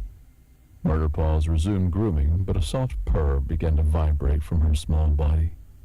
Around them, reality gently rippled like water disturbed by a pebble. But instead of chaos, the distortions formed patterns, beautiful, coherent waves of possibility. Jules laughed softly. I'll take that as privileged information. 6 months later, the lunar compound was complete, a state-of-the-art diplomatic facility with one wing specifically designed for quantum feline habitation. Jules had been promoted to Earth's galactic representative, with a substantial salary increase and diplomatic authority that made the UN Security Council slightly nervous. Murderpaws had settled into lunar life with typical feline adaptability. The lower gravity suited her. Jumps that would be impressive on Earth became gloriously ridiculous on the moon, much to her evident satisfaction. Her quantum disturbances had stabilized into a regular pattern. Minor reality fluctuations during play, occasional probability ripples during naps, and the odd temporal hiccup when startled. The Alliance delegation had arrived 3 weeks ago and was still struggling to comprehend humanity's approach to cats. But how do you control them? Asked the Magorn representative for the 14th time, watching in bewilderment as Murderpaws completely ignored the expensive quantum-stabilized toy they had brought and instead played with the packaging it came in. We don't, Jules explained, equally patient. That's the point. We provide certain things they want. They provide certain things we want. Neither side dominates. But they're not sentient by Alliance standards, protested the Vespid diplomat. Their brains are too small for complex cognition. Jules glanced at Murderpaws, who had abandoned the packaging and was now staring intently at a blank section of the wall, or perhaps at something moving between dimensions that only she could perceive. Perhaps your definition of sentience is too narrow, Jules suggested. Cats experience the world differently than we do. They perceive things we can't. Maybe consciousness isn't just about logic and language. Maybe it's also about experiencing reality in ways beyond our comprehension. The crystalline consciousness representative vibrated thoughtfully. The human has a point. Our definitions of sentience are based on mind patterns similar to our own. We may be overlooking entire categories of awareness. This philosophical discussion was interrupted when Murderpaws suddenly rocketed across the room at improbable speed, skidded onto the smooth floor, crashed into a potted plant, and sat down to groom as though this had been her intention all along. Was that a quantum event? Asked the Magorn anxiously, checking readings on a monitoring device. No, Jules laughed. That was just a cat being a cat. It's what we call zoomies. Fascinating, murmured the crystalline consciousness. So, some behaviors mimic quantum uncertainty, even without actual quantum properties. Or maybe, Jules suggested, cats have always been quantum beings, and we humans just adapted to it without realizing. Maybe that's humanity's greatest strength, our ability to form relationships with the inexplicable. That night, as the earth hung blue and beautiful in the lunar sky, Jules sat in the observation dome with Murderpaws curled on her lap. The cat was purring contentedly, her small body warm and solid and somehow simultaneously ordinary and miraculous. You know, Jules said softly, before all this, I never had a pet. My diplomatic career kept me too busy, too mobile. Murderpaw's ear twitched, but her eyes remained closed. I never understood the appeal why humans throughout history have shared their homes, their food, their lives with animals that don't share our language or thoughts. The purring deepened. But I get it now. The connection to something outside our human experience. Something that reminds us the universe is bigger and stranger than we can comprehend. I get it. Murder paws stretched, yawned, and then settled back down, her paws tucked neatly beneath her body. The Alliance thinks Earth has some secret quantum technology or special scientific understanding. They don't get that our secret is 10,000 years of learning to respect beings that don't think like us. As Jules spoke, she absently stroked behind Murder Paw's ears, that perfect spot that all cat owners throughout human history have discovered. Murder Paws began to purr louder, and as she did, the observation dome seemed to expand, not physically, but perceptually. For a brief, breathtaking moment, Jules could see beyond the visible spectrum, beyond three-dimensional space. They saw Earth not just as a planet, but as a nexus of possibility. Billions of conscious minds creating and shaping reality through perception and belief. She saw the quantum fabric that underlay physical existence, vibrating in patterns that mirrored the rhythms of life itself. And most extraordinarily, she saw cats, millions of them, scattered across the planet below, each one a small anchor point in the quantum field, each purr a stabilizing resonance that helped reality maintain coherence. Then Murder Paws shifted position, and the vision faded.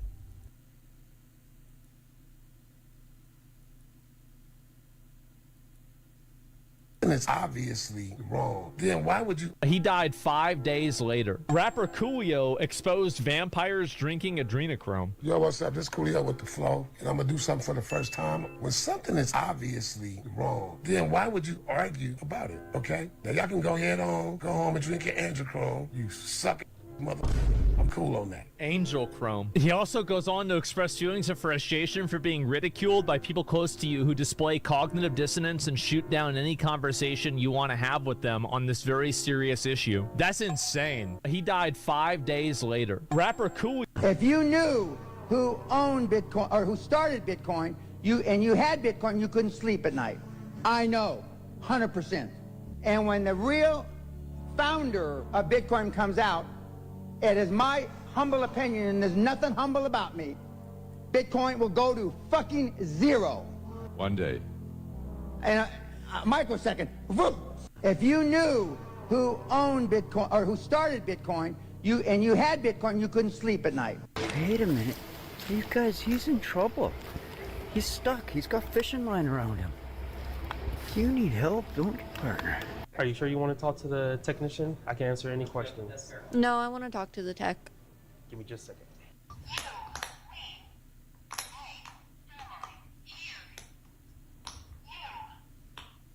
Aww. Thanks, Buns. We here are family.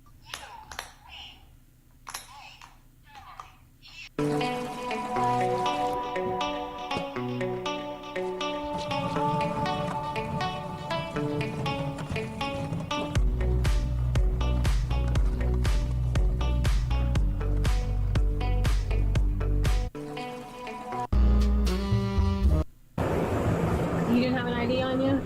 No. No? Okay, let me see your right hand, please. That's all right. Okay, do you want to go to jail for obstruction? If that's what you want to do to me. Okay.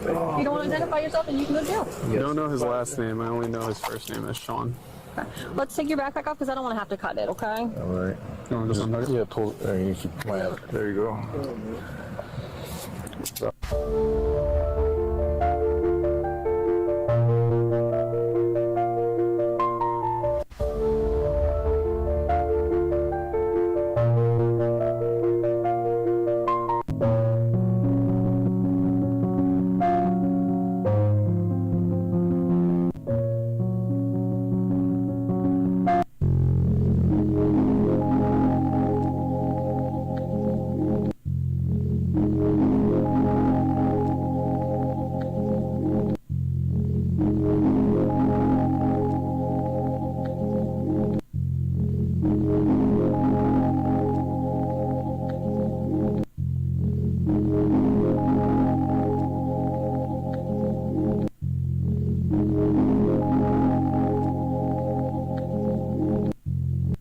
buddy, you're kind of blocking the road.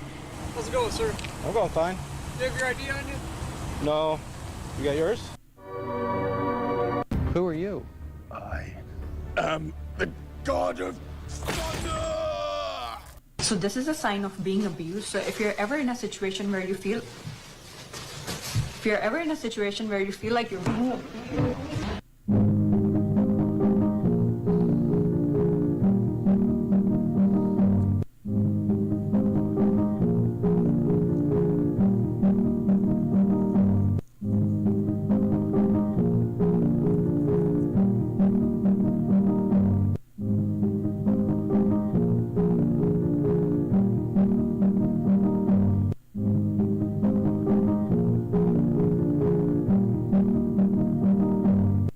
Don't ever get me started on my rant about refrigerant regulation and how strict it is in our industry and how all of our technicians must be certified, but yet you can go to any grocery store, Walmart, Menards, wherever, and buy refrigerant over the counter. So, rant.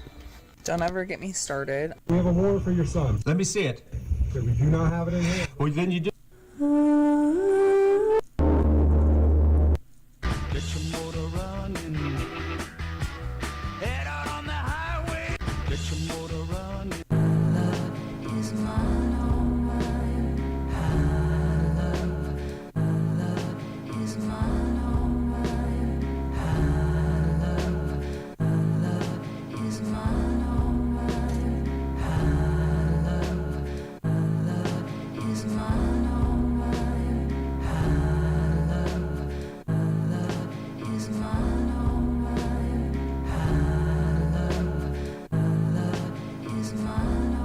Где, где? Вот, вот, вот, вот.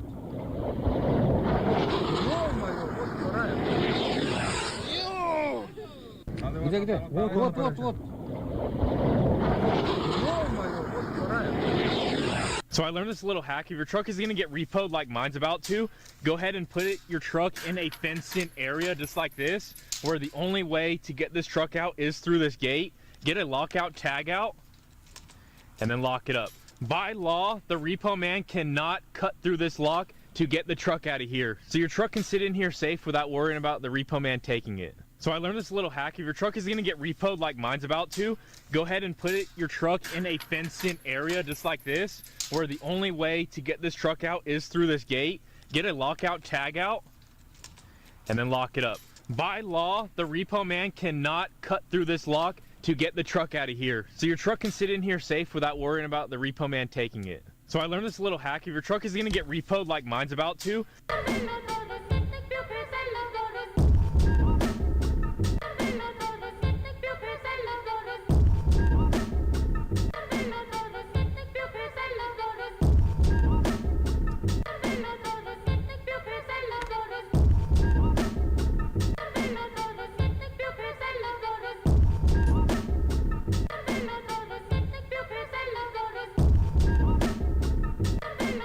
Hey, we're going? You don't see the line?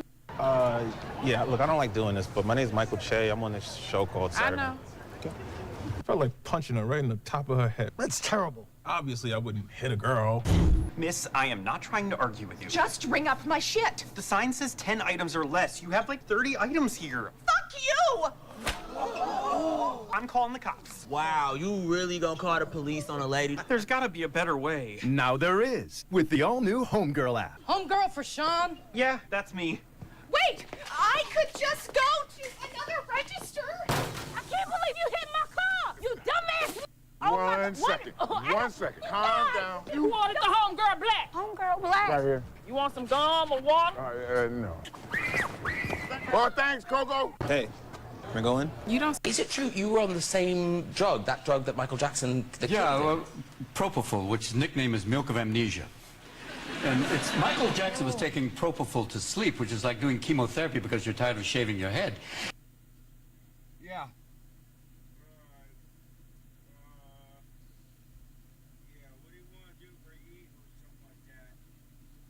That's what I'm getting you up for. It's like a drug you... Huh?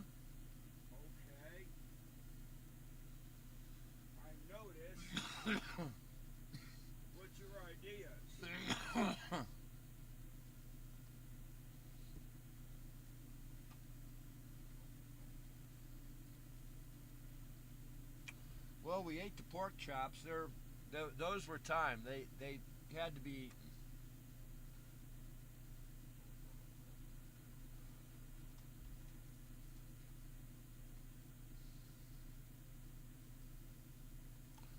Do we have flour? We don't have flour, do we?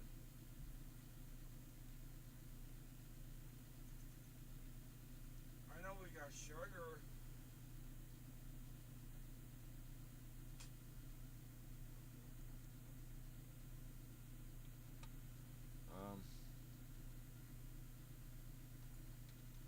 That breakfast sausage, that square of breakfast sausage is going to be bad by the time we get to it.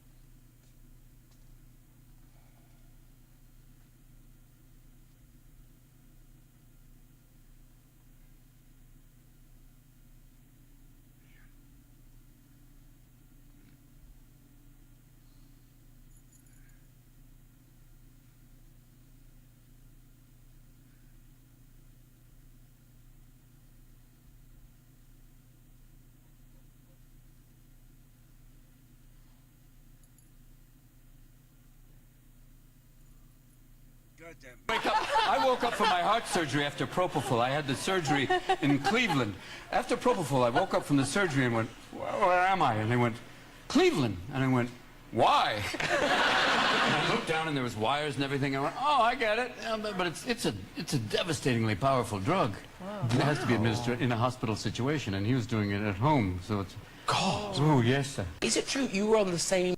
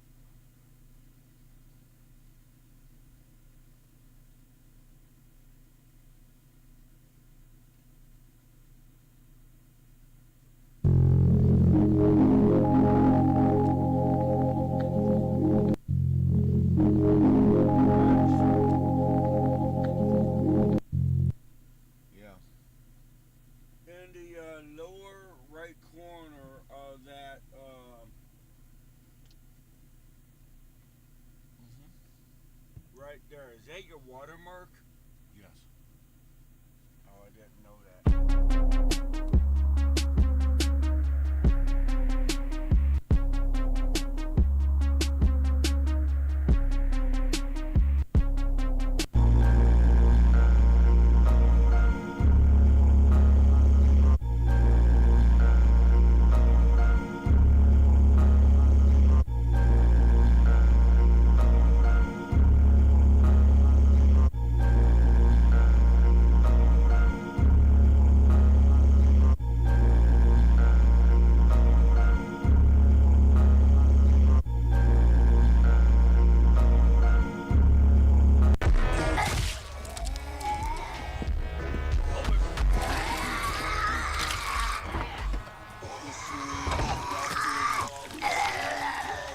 Where did it come from? Same place they always do. The mainland.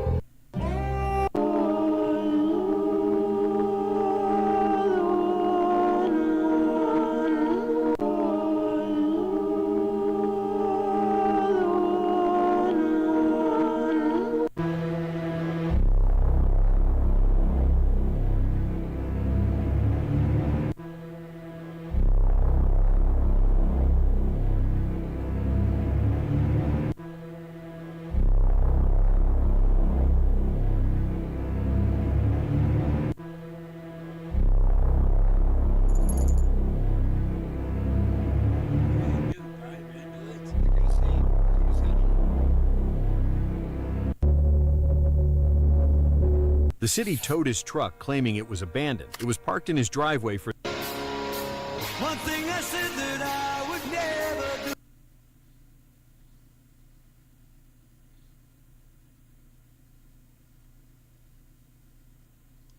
what's the options, or what are you thinking? You are so dead. What? You are dead. Why are we dead? Tell him, Joe. Come on, there is no Joe. Just admit it. It's just you. Tell him, Joe. I'm the buyer of souls, and yours only cost a Tony. Hello. You've gone to great effort to talk to Mr. Duke, so what do you want from him? What do you want from him? You know it's an easy thing just to turn you off. It's an easy thing to turn you off. Okay. It won't matter. We don't need an on button. Who's we? That's for me to know, and for you to find out. You must want something. Fun. Isn't that what we all want, David? You heard my name? Diabolical obsession, huh? It sounds made up. So you don't think Mr. Duke is diabolically obsessed? No, I think you're. Hold on. I'm going to turn off the Wi-Fi for about 15 minutes. Hell is 3,400 miles from New York. There are tolls on these routes. You are so dead. What? You are dead. Why are we dead? Tell him, Joe. Come on, there is no Joe. Just admit it. It's just you. Tell him, Joe. Welcome to the show. So, Jeffrey Epstein owned a painting of George W. Bush with 2 paper airplanes and 2 collapsed Jenga towers. Wait, that's weird. Because do you remember that one thing that happened? How about that? Welcome to the show. So, Jeffrey Epstein owned a painting of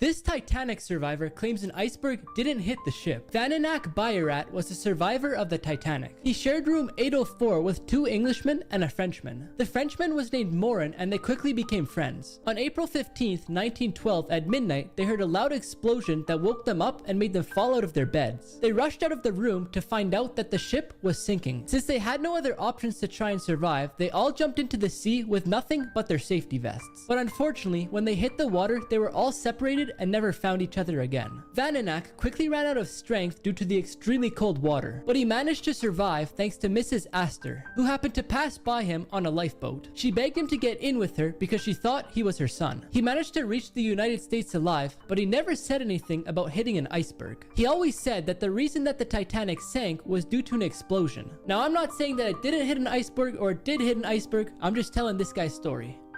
What's your name, ma'am? All right, first thing you're doing is go. This cop is about to get arrested for assault and battery. Under arrest or being detained. I need your supervisor, please, sir. He's on his way. Okay. I need you. There's no recording allowed in here. There is, sir. I promise. I promise. You just made a mistake. We're going to get it resolved. Their auditor is filming in a public location. When this mother kept denying a father his court-ordered parenting time, the judge stayed calm until she said one thing that changed everything. Have you been getting your parenting time? No. Why not? Because she is refusing to let me see them. Have you attempted to get your children from Miss...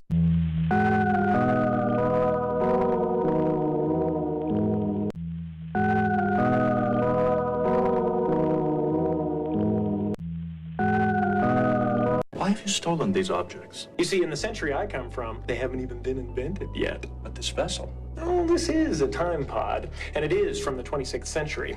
At least, that's what the poor fellow said. You see, he decided to travel back to the 22nd century. That's my time, and he had the misfortune of meeting me. What are your intentions, Professor? I'd invent about one a year. I'm afraid you won't be awake for the ride. I assume your handprint will open this door, whether you are conscious or not. Pity you weren't a bit more inventive. If fewer things had disappeared, we might never have suspected you. As it was, the only stumbling block was your ship. Our sensors couldn't penetrate it. But once the door was open, the computer was able to detect and deactivate everything you'd stolen, including this. Take him to a detention cell, Mr. Worf, and notify Starfleet that we will be dropping him off. I've got to get back. I don't belong here. No! Why have you stolen these objects? You see, in the century...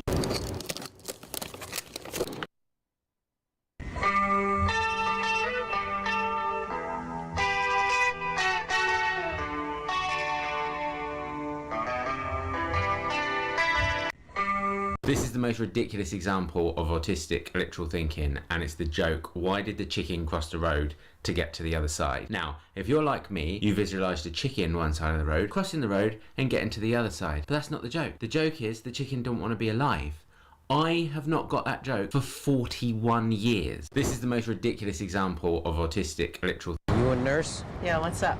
I don't feel so good. Join the club.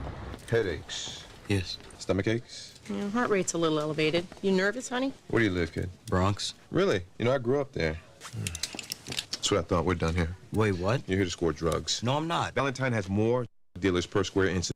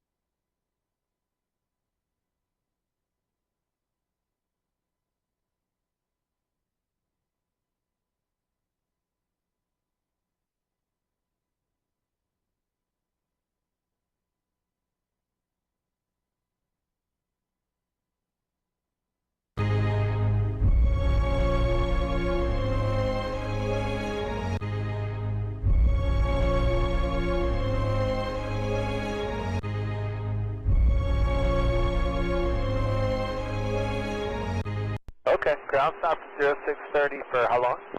10 days. So the airport's totally closed? Apparently, we just got informed about 30 minutes to an hour ago. So for 10 days, you guys are not open?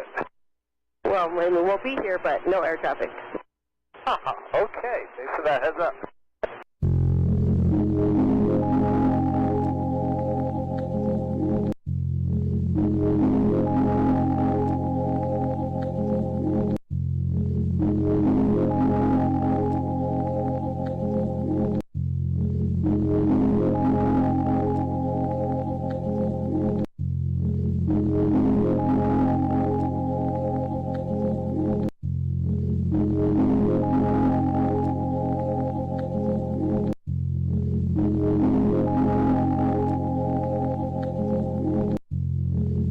Which one is more Italian? Shotguns, marinara sauce. Shotguns. I can prove it historically. Benelli's first military contract, which we still have documented, is from like 1526. And tomatoes didn't make it back across the Atlantic Ocean until Columbus. But when he first brought them back, Europeans thought that tomatoes were poisonous and they were strictly for decoration. So tomato didn't become popular food or anything until after Benelli was already getting government contracts for shotguns. Which one is more Italian?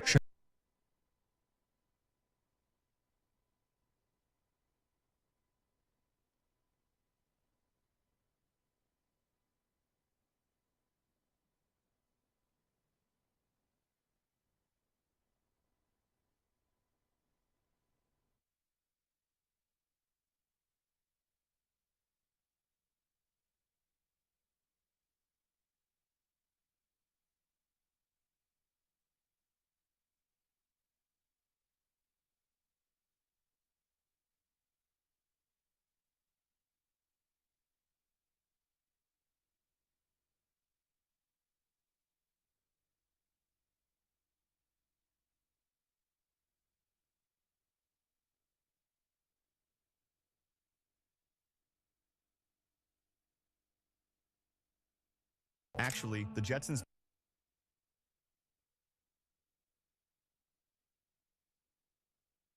Sir, there's not a problem. What do you mean, there's not a problem? The guy...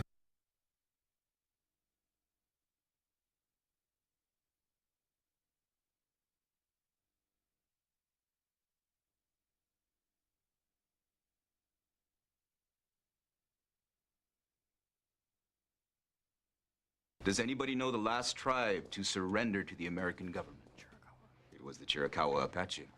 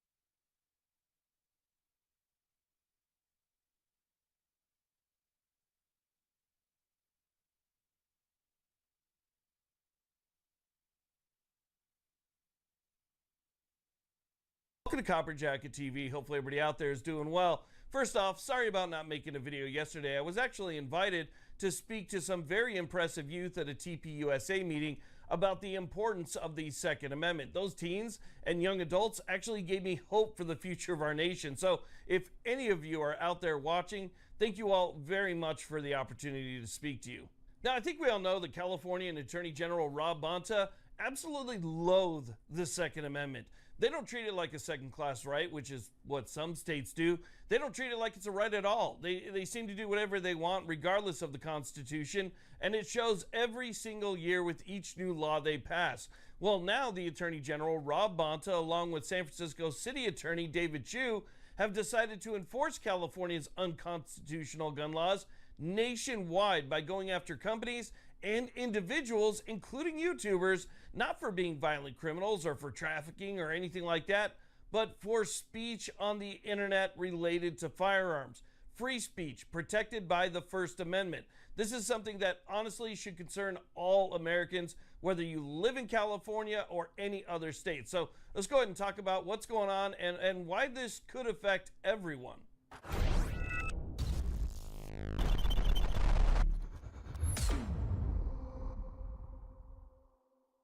Now, real quick, one of the best ways you can support this content is simply by hitting that subscribe button. It's First Amendment. This is something that honestly should concern all textbook, engineering schematics.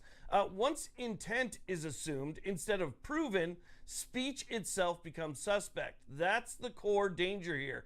The case is the people of California v. Catalog Foundation, LLC, and it's clear from this press release and what Bonta has said that the Attorney General does not care if they're violating your First Amendment or Second Amendment rights. I'm Rob Bonta, California Attorney General. Thank you for coming and joining us today.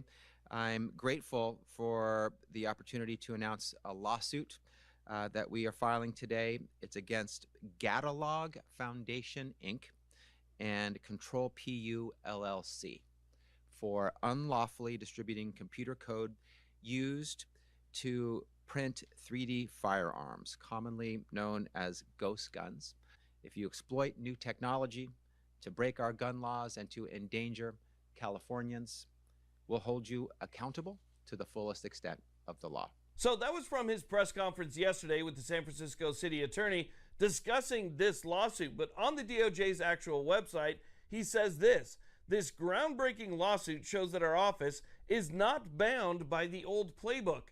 What's the old playbook? The Constitution? Similar to these defendants, we think creatively, but our aim is to protect public safety rather than obstruct it. These defendants' conduct enables unlicensed people, and I'm going to stop there because what is unlicensed people? You don't need a license to practice a right. So again, he's so far off base here. And if you guys want to read the rest of it, you can go ahead and check it for yourself. I'll put more information down below. And you can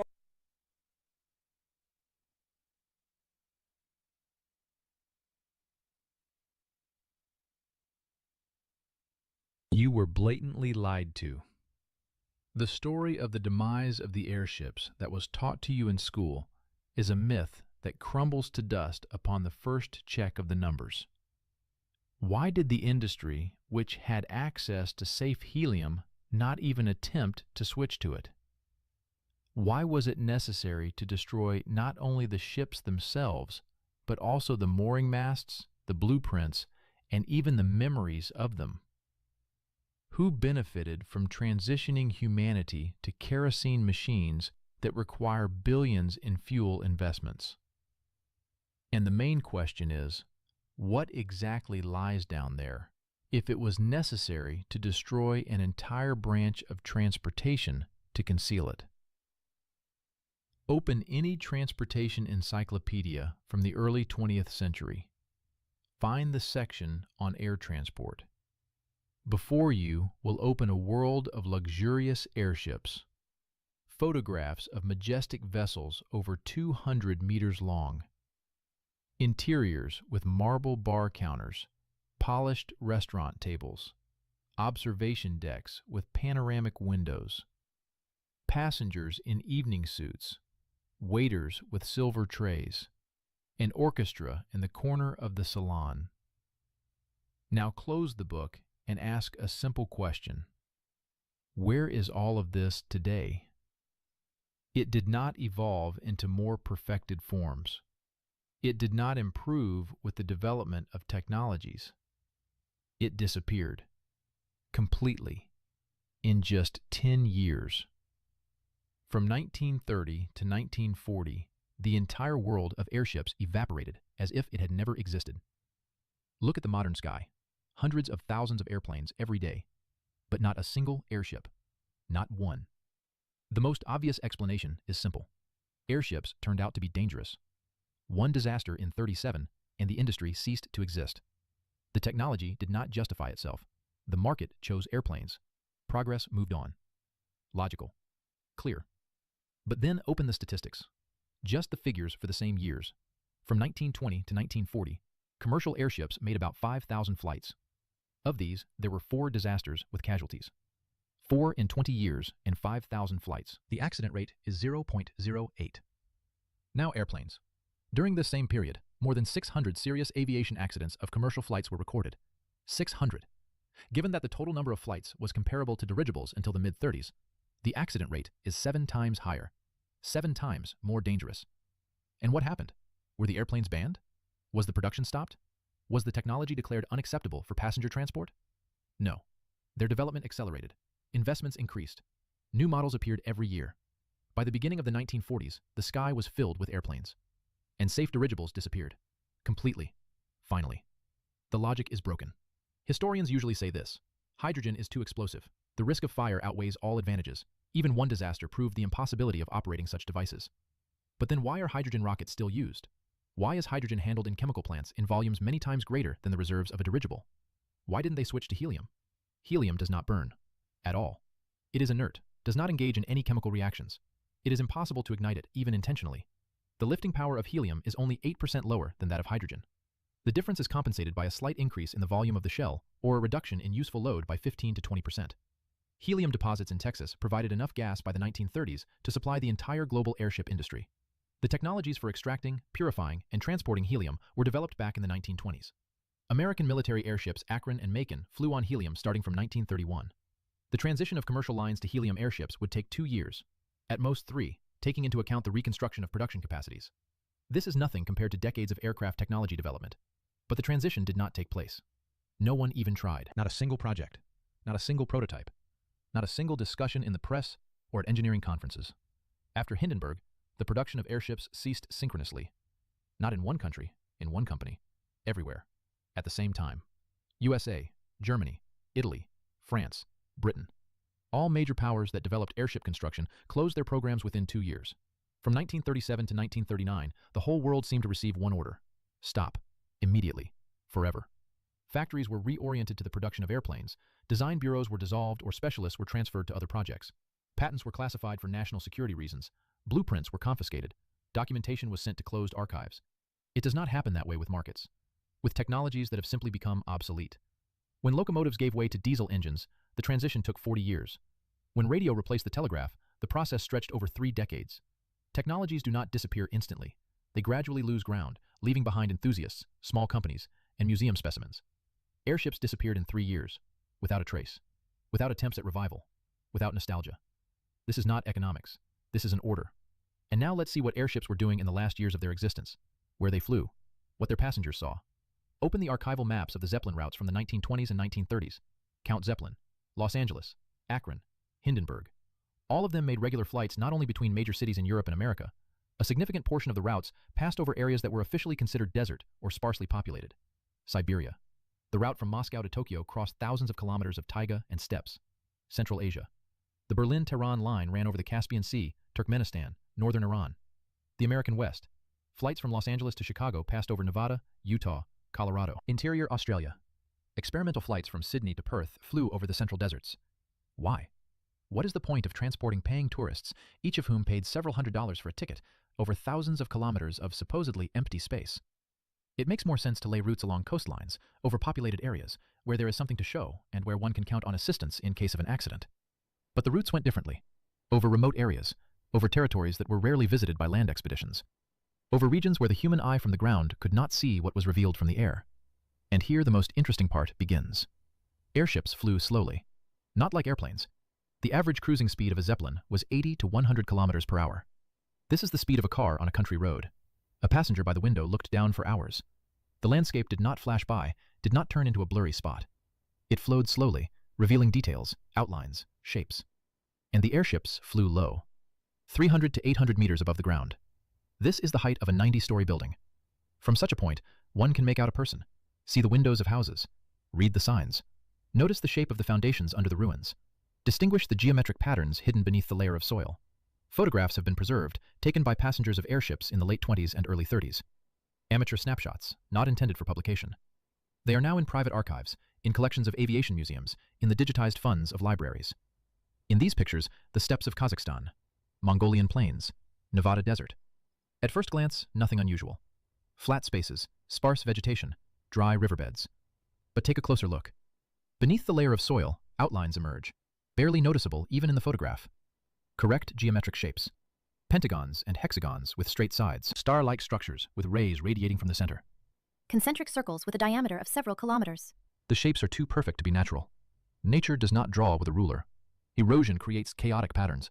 Wind and water carve random lines. Here, the angles are multiples of certain values. The distances between the elements of the pattern are the same over hundreds of kilometers. Symmetry is preserved even where the terrain changes. The most obvious explanation is soil erosion, salt marshes, cracking in regular polygons, ancient riverbeds. Geological processes sometimes create similar shapes. At first glance, this seems logical, but check for yourself. Why are these patterns only visible from a height of 300 to 800 meters? They cannot be discerned from the ground. They are too large in scale. A person standing inside such a structure sees only the desolate plain. From an airplane flying at a height of 3 to 4,000 meters, the contours are lost in the overall landscape. This specific height, 300 to 800 meters, is needed to see the drawing. Why are the angles of the rays in star-shaped structures always multiples of 72 degrees? 360 divided by 5 equals 72, pentagrams, or 60 degrees. 360 divided by 6, hexagons, or 45, octagons, mathematically precise divisions of the circle. Erosion does not count, natural processes do not know geometry, and most importantly, why did the routes of airships over these territories sharply decrease after 1935? In 36, the Moscow-Tokyo route ceased flights, officially due to low profitability, but tickets sold out 2 months in advance. Passengers paid a huge amount of money specifically for the opportunity to see Siberia from the air. In the same year, routes through Central Asia were closed. The reason was difficult weather conditions. Although the weather reports of those years show nothing unusual. The conditions were more stable than over the Atlantic, where airships flew without problems. In 37, a few months before the Hindenburg disaster, experimental flights over inland Australia were cancelled. The explanation was the lack of infrastructure for emergency landing. But this same infrastructure was also absent earlier, when the routes were planned. As if someone understood. People see too much. It is necessary to block their view, quickly, quietly, without unnecessary noise. And then Hindenburg happened, and the problem was solved once and for all. But it is not just about the routes, it is about the technology itself, about how the airships operated. And here the numbers stop adding up completely. Let's take Hindenburg. The length of the body is 245 meters. The maximum diameter is 41 meters. The volume of the envelope is 200,000 cubic meters. The payload, including passengers, crew, cargo, fuel, and supplies, is about 200 tons. To lift 200 tons, a lifting force of 200 tons is needed. 1 cubic meter of hydrogen at normal conditions lifts 1 kilogram. Therefore, for 200 tons, exactly 200,000 cubic meters of hydrogen is required. The calculation is from school physics. Everything adds up. Now a question. Where did they get this hydrogen? In the 1930s, hydrogen was obtained by electrolysis of water. Direct current was passed through water, breaking down its molecules into hydrogen and oxygen. The industrial plant of that time consumed about 5 kilowatt hours of electricity for 1 cubic meter of hydrogen. Calculate. 200,000 cubic meters multiplied by 5 kilowatt hours. In total, 1 million kilowatt hours. This is the monthly consumption of a city with a population of 20,000 people. The productivity of a large electrolyzer in the 30s was, at best, 100 cubic meters of hydrogen per day. To fill one airship, it took 2,000 days of work from one electrolyzer, or 200 days of work from 10, or 20 days of continuous work from 100 installations. Hindenburg made transatlantic flights twice a week. 3 to 4 days passed between flights. During this time, the airship docked, was serviced, took on new passengers, and set off again. Officially, refueling with gas occurred during parking, 6 to 8 hours.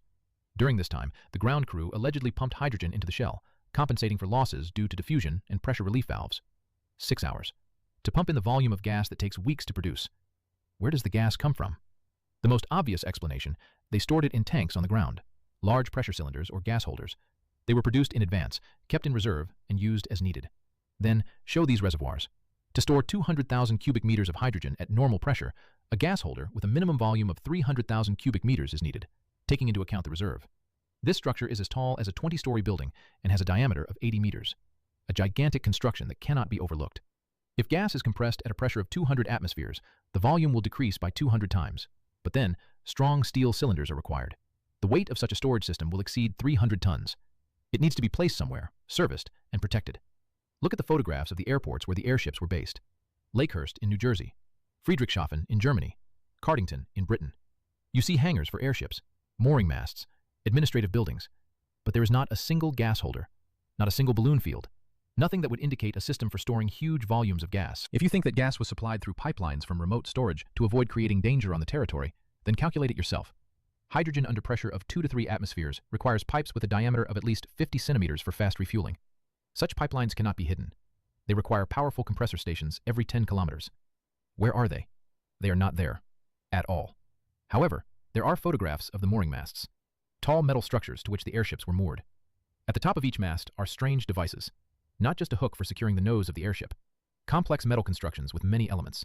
Antennas, rods, rings. Thick cables run from the base of the mast to its top. Not thin wires for lighting. The cables have a diameter of 10 to 15 centimeters. Why such a cross-section? For transmitting huge currents. Around the mooring area, metal structures can be seen, embedded in the ground. Not foundations for buildings. Grids. Contours. Groundings. As if the entire area represents one large electric circuit. And now let's remember. Nikola Tesla in those years, in the 20s and 30s, spoke about free energy from the atmosphere. About the possibility of capturing electricity directly from the air. He built resonator towers. He patented devices for wireless energy transmission. His ideas were considered fantasy. Official science rejected them. Funding ceased. But what if the technology actually worked? What if airships used exactly that? The mooring mast is not just a pole, it is an antenna, a resonator tuned to a specific frequency. It captures atmospheric electricity, concentrates it, and transmits it to the envelope of the airship. The electric potential breaks down water molecules right inside the envelope, generating hydrogen on site. No external sources, no storage. Energy is drawn from the environment. This is why airships could fly for weeks without stopping. Count Zeppelin made a round-the-world trip in 21 days, with 2 stops for passenger disembarkation, not for refueling. Technically, he could have continued the flight indefinitely, as long as the structure maintained its integrity. This is why, after the destruction of the airship industry, the mooring masts were demolished first. They were not preserved. They were not left as monuments. They were demolished. The metal was cut into scrap. The foundations were filled with concrete. The technology of free energy was dangerous. It destroyed the monopoly on resources. Anyone who understood the principle could build their device and fly without dependence on fuel suppliers. This was unacceptable to those who were establishing a new world order. An order based on the control of oil, coal, and metal. Airships did not operate on hydrogen from balloons. They operated on ether. But the technology was not the only oddity. Look at the design of the airships themselves. At the size of their interiors. At the proportions of the rooms. Detailed blueprints of the Hindenburg have been preserved. Every detail is documented. The height of the ceilings in the passenger cabins is 4 meters 20 centimeters. For an average modern person, 1 meter 70, this is excessive. The ceiling gets lost somewhere in the height. The space seems empty. The height of the doorways is 3 meters 10. An adult person needs a little more than 2 meters. 310 leaves a meter of clearance above the head. The width of the corridors is 2 meters 80. This is not a corridor. This is a hall. 2 people can pass each other without touching, even if both stretch out their arms. The official version is simple. It is a luxury, a space for comfort, prestige. Passengers paid $400 for a ticket, the equivalent of $8,000 today. For that kind of money, extravagance was expected. And that sounds reasonable. Until you look at the weight of these structures. Every extra meter of ceiling height adds a ton to the mass of the body.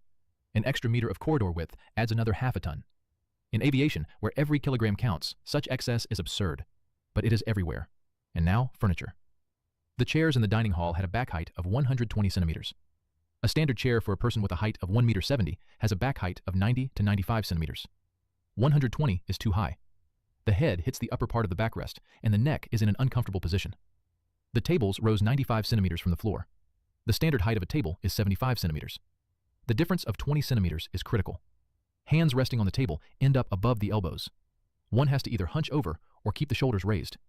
After half an hour of such seating, the back begins to ache. Photos of the passengers having lunch aboard the Hindenburg have survived. Look at them carefully. People are sitting on the edge of their chairs. Their legs dangle, not reaching the floor completely. Their hands rest on the table unnaturally high. The proportions are incorrect. It's as if adults sat down at furniture intended for someone larger. And this is not an isolated case. All airships of that era were built with the same excessive dimensions. Count Zeppelin, British R-100, American Akron, Italian Norge. Everywhere ceilings of 5 meters. Everywhere doors higher than 3. Everywhere furniture uncomfortable for the average person. German engineers designed the Hindenburg, British R-100, American Akron. Different countries, different design schools, different design traditions, but all made the same excessive dimensions. Everyone repeated the same ergonomic mistake for 20 years. Or it is not a mistake. Calculate. For a person who is 2 meters 70, a ceiling height of 420 is comfortable. The headroom is 1 meter 50, as we have 1 meter. A door at 310 allows passing without bending. A table at 95 centimeters is at the correct elbow height. The backrest of a chair at 120 supports the back at the right point. Airships were built for passengers with a height of 273 meters. All elements of the construction are designed for this anthropometry. Doors, ceilings, furniture, and the width of the aisles. Even the portholes are located at a height optimal for the view of a person taller than 2.5 meters. We, average height people, entered these spaces like children into the adult world. We felt uncomfortable. The proportions did not fit. But we flew, because there were no other airships, because the technology was the only one, and it was not created for us. On May 6, 1937, at 6:25 p.m., Hindenburg approached the mooring mast in Lakehurst. The flight from Germany took 3 days. On board were 72 passengers and 61 crew members, a total of 133 people. The weather was cloudy, with rain at times. The wind was light, and the landing conditions were satisfactory. The airship descended to 300 meters. It released water ballast to compensate for the weight of the consumed fuel. It released the mooring lines. The ground crew of 200 people was preparing to take the ends and secure the bow of the ship to the mast. Less than a minute remained until the completion of the procedure. At 7:25, exactly 1 hour after the start of the mooring maneuver, a flame erupted in the tail section of the Hindenburg. Witnesses on the ground saw a bright flash like a torch in the area of the upper stabilizer. A second later, the fire crept along the skin toward the nose. Another 10 seconds later, the entire hull turned into a pillar of fire. The airship crashed to the ground 35 seconds after the fire started. Of the 133 people on board, 36 did not return. One more ground crew member received critical burns and died later. The disaster was filmed on camera, by chance. Journalists and documentary operators arrived in Lakehurst in advance to capture the arrival of the airship. It was a regular flight, no different from the previous ones, but the cameras were ready. And when the fire started, they recorded everything from start to finish. This is the only aviation disaster in history before the era of television, fully recorded in real time, from the moment it began until the end. Open this record. Find it in the archives. It is available. Look closely at the first seconds. The fire starts from the outside, not inside the gas compartments where hydrogen should be. Outside, on the upper part of the stern. The flash is bright, dense, orange-yellow, the characteristic color of burning varnish in the fabric that covered the shell. Hydrogen burns with nearly invisible flames. It can only be seen in the dark or under certain lighting conditions. During the day, under bright light, burning hydrogen looks like a light haze, waves of hot air. However, on film, a thick flame with smoke is visible. Moreover, the speed of the fire's spread indicates not an explosion of gas, but a rapid combustion of the surface. Hydrogen, bursting out from the rupture of the shell, explodes instantly. A flash, a loud bang, structural destruction. Here, the fire crawls, quickly but sequentially. It covers the lining meter by meter, like a liquid spreading over fabric. Several witnesses on the ground, interviewed immediately after the disaster, claimed to have seen a bright flash near the tail stabilizer 1 second before the fire appeared, as if something had struck the airship. It flashed and instantly disappeared. Then the fire started. The official investigation did not take these testimonies into account. The commission deemed them unreliable. The witnesses were in a state of shock. Their memory could have distorted the sequence of events. The only explanation accepted by the commission was static electricity. A spark from the accumulated charge pierced the shell and ignited the hydrogen that had seeped through a small leak. The investigation materials were classified for 30 years. When they were declassified in the 60s, many documents turned out to be lost. The interrogation protocols of witnesses disappeared. The technical reports on the condition of the shell were incomplete. Photographs of the crash site were partially preserved. But the film is available, and it shows what contradicts the official version. And now look at what happened after the catastrophe. Not after years, after days. On May 9th, 3 days after the demise of Hindenburg, articles about the dangers of airships appeared in the American press. They were not analytical materials, ready-made, detailed texts with expert opinions, statistics, and graphs, as if they were written in advance and kept in a drawer, waiting for the moment of publication. On May 12th, the Deutsche Zeppelin Reederei Company officially announced the suspension of all commercial flights until the investigation is completed. On May 15th, similar statements were made by British Imperial Airways and American Goodyear Zeppelin Corporation, synchronously. By the end of May, all programs for the construction of new airships in the world had been frozen. In Germany, work on the LZ-130, which was supposed to be the successor to the Hindenburg, was halted. In Britain, the R-102 project was stopped. In the United States, the program for creating a fleet of commercial Zeppelins was closed. In June, a campaign began to dismantle the infrastructure. The mooring masts were recognized as outdated and dangerous. They started to be demolished. The first mast was torn down in Lakehurst, where the Hindenburg was destroyed. Then in Friedrichshafen. Then in Cardington. By the end of 1938, there was not a single operational mooring mast for large airships left in the world. All had been destroyed. The metal was cut up for scrap. The foundations were filled with concrete. At the same time, the withdrawal of technical documentation began. Patents for dirigible designs were classified for reasons of national security. Drawings of control systems, calculations of shell strength, refueling diagrams. Everything that could allow for the restoration of production went into the closed archives of military agencies. The engineers who were working on dirigible projects were transferred to other areas. Most ended up in aircraft construction. Design bureaus that specialized exclusively in airships closed down. Specialists were redistributed among aviation companies. Some were fired, citing staff reductions. In 1939, the war began. All remaining airships were requisitioned for military needs. Count Zeppelin was dismantled for metal. The last two German Zeppelins, LZ-127 and LZ-130, were destroyed by order of Goering in March 1940, officially to free up aluminum for the production of fighters. But the war required enormous amounts of metal. Why were airships the first to be cut down? One Zeppelin contained about 150 tons of duralumin. This is enough material for 3 to 4 fighters, a trifle compared to the thousands of tanks and airplanes that were produced monthly. Airships were destroyed not for the sake of metal. They were destroyed to erase the very possibility of restoring the technology. By the end of World War II, airships had completely vanished. There was not a single major passenger Zeppelin left, neither in Germany, nor in Britain, nor in the USA. Small advertising balloons survived. Military observation airships continued to be used in a limited capacity. But the large transatlantic ships, flying palaces that carried hundreds of passengers across the oceans, disappeared forever, and their place was taken by airplanes. Look at the trajectory of aviation development since the late 30s. Investments in aircraft manufacturing increased by dozens of times. Government contracts for the development of bombers, fighters, and transport aircraft multiplied monthly. The factories of Boeing, Douglas, Lockheed, and Junkers operated around the clock. By the beginning of the 1940s, aircraft production was put on a conveyor. The B-24 Liberator model was produced at a rate of 1 aircraft per hour. 18,000 aircraft in 5 years. Incredible industrialization. The war is over. Bombers were converted into passenger liners. Military transports were repurposed for civilian transport. By the end of the 1940s, commercial aviation had taken over all the routes that were previously serviced by airships. And here the most interesting begins. Compare the characteristics. The airship flies at an altitude of 300 to 800 meters. The plane ascends to 3 to 4,000, and by the 1950s to 6 to 8. The difference is 10 times. What does this mean for the passenger? From a height of 300 meters, everything is visible. The shape of buildings, the layout of streets, the outlines of foundations hidden underground, the traces of old roads that are not on maps, geometric patterns in steppes and deserts, landscape anomalies indicating the presence of buried structures. From a height of 6,000, only the general can be seen. Rivers, mountains, forests. Cities look like spots. Streets merge into a web. Details are lost.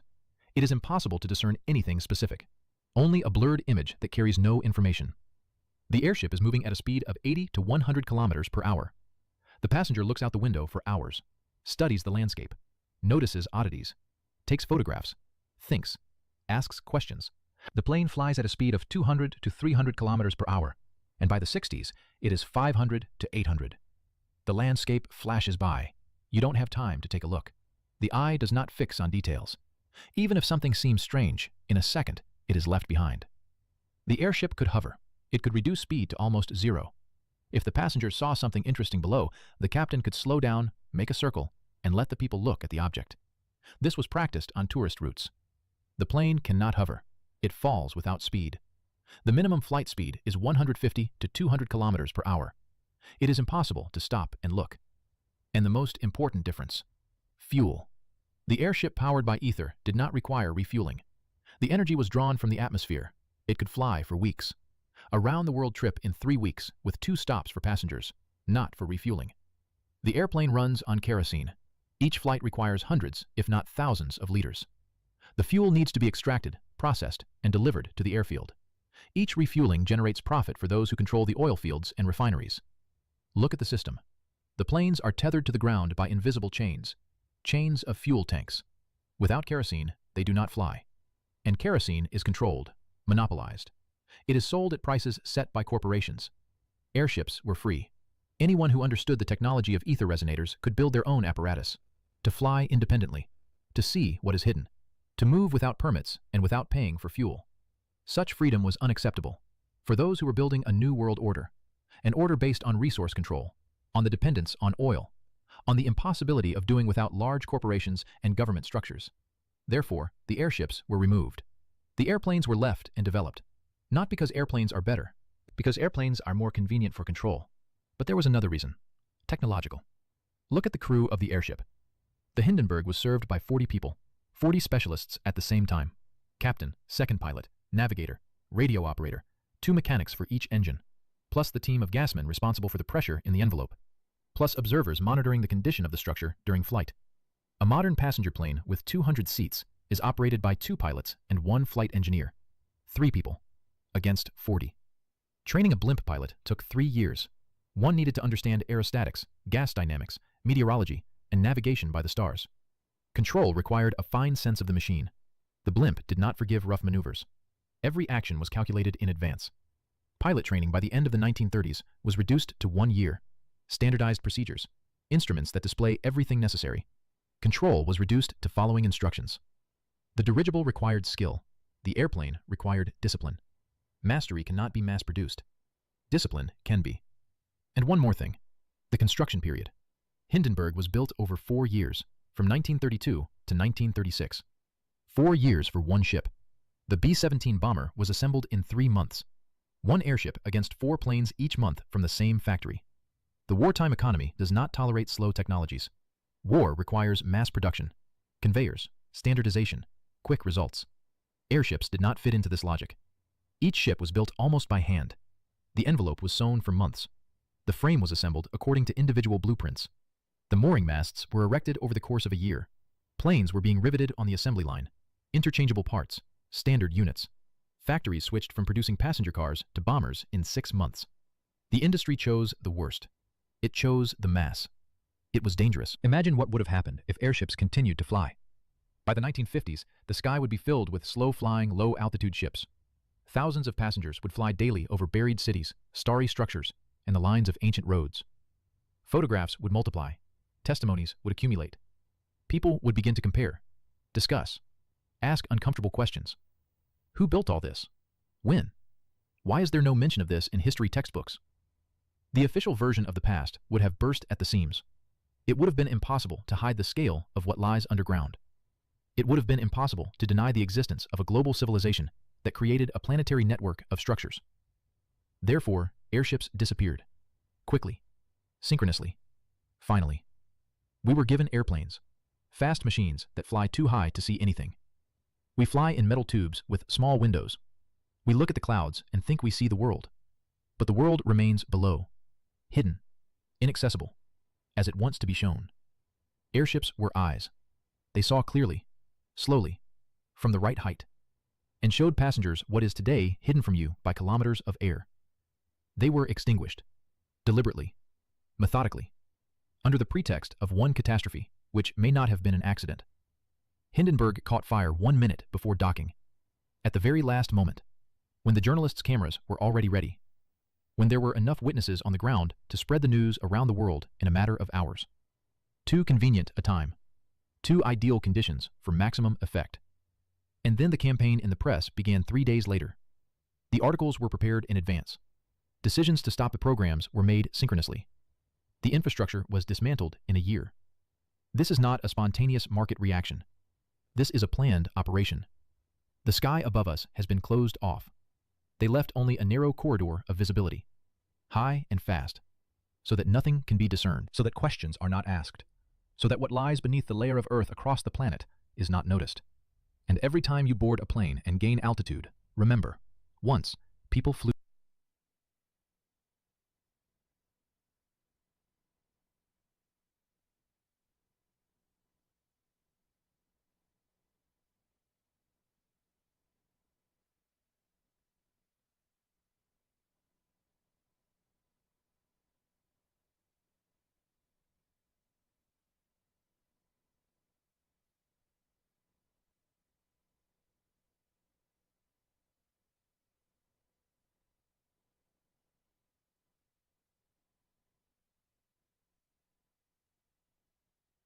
If you shine a laser pointer at a spider's eyes, the light burns through its retina instantly. This triggers a panic response, and the spider drops its egg sac. The sac hits the ground and ruptures open, releasing hundreds of babies in every direction. Now these babies are too small to step on, so they scatter into cracks and crevices, hiding until they grow large enough to infest your entire home. If you shine a laser pointer at a spider's eyes, the light burns through its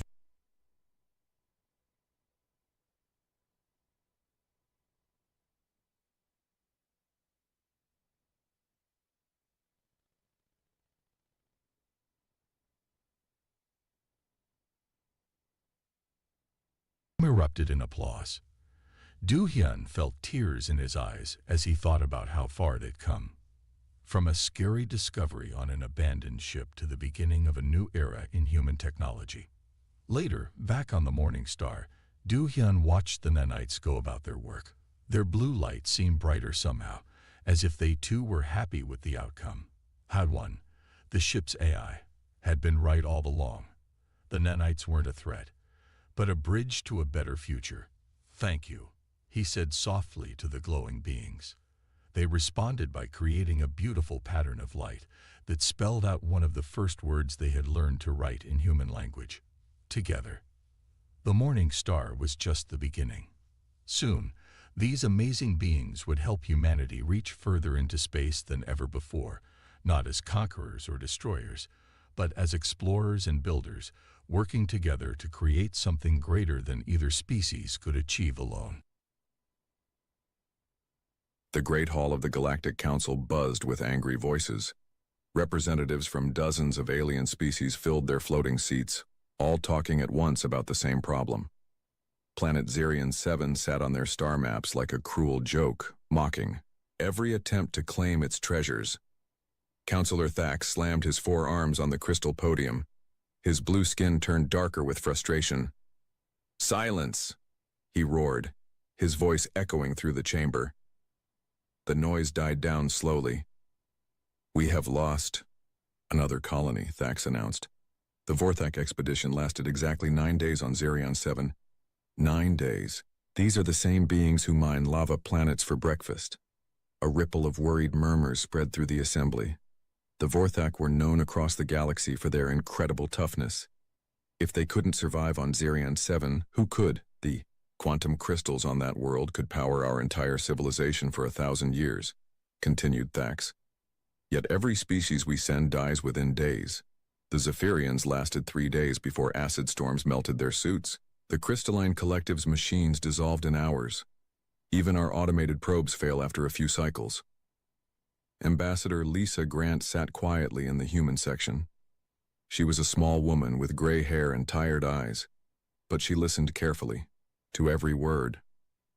Humans had only joined the Galactic Council 2 years ago, and most aliens still treated them like curious pets.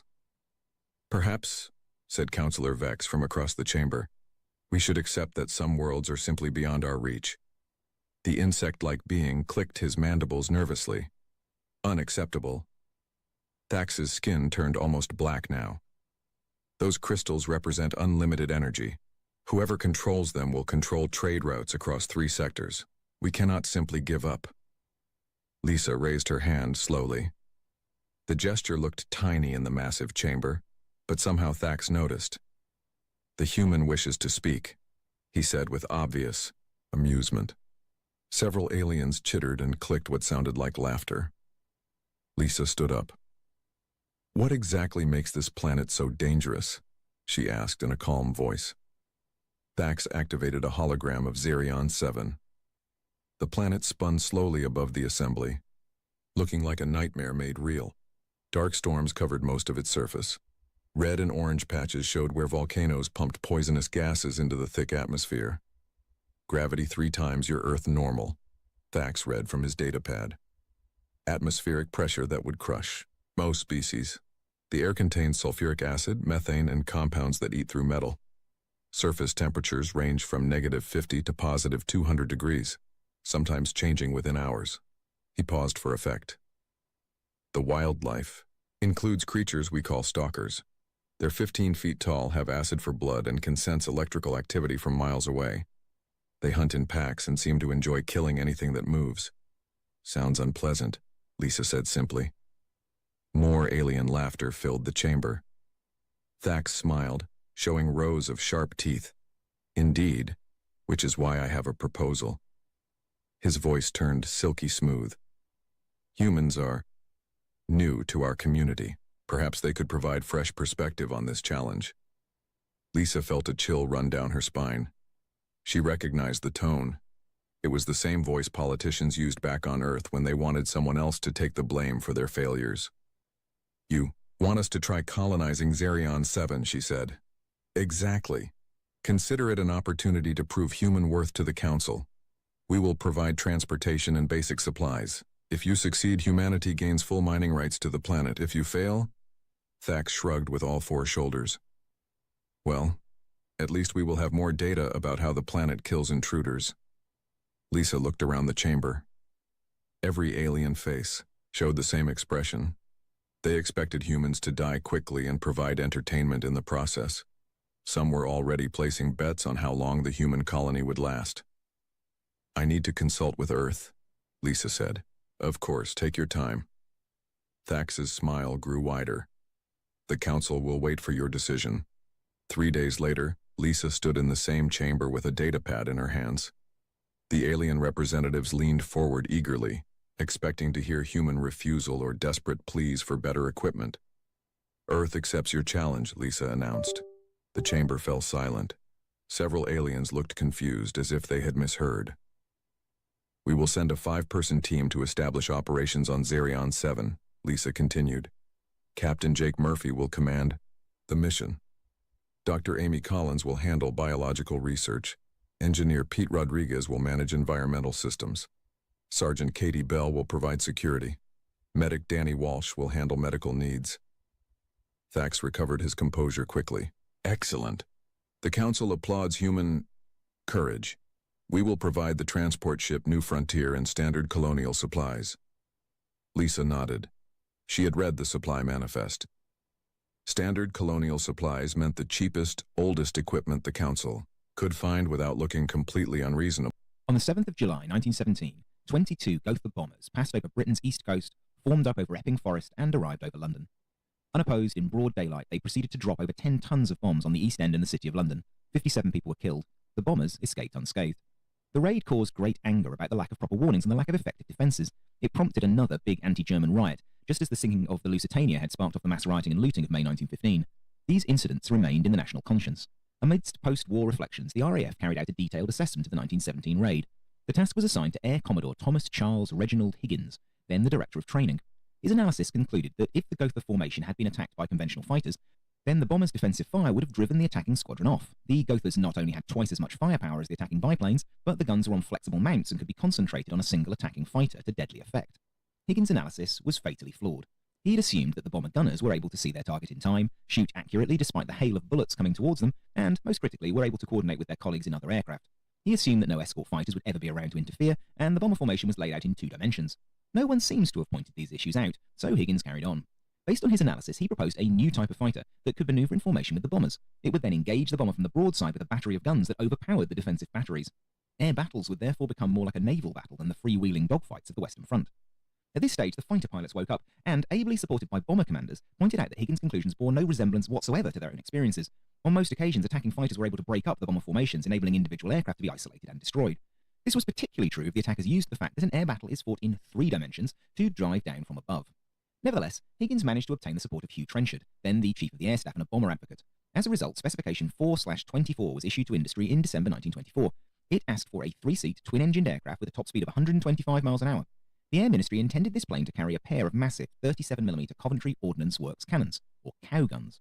These Zeppelin-destroying weapons had actually been fitted to a pair of DH-4s in late 1918, but were never used in anger. Here, perhaps, was an opportunity to try the idea again. A pair of Lewis guns were also needed in a ventral position to defend against fighters. The bit about the two really large guns was not divulged to industry at this point, although whether this was deliberate or simply an error isn't clear. The cow gun was a beast, if you'll pardon the pun.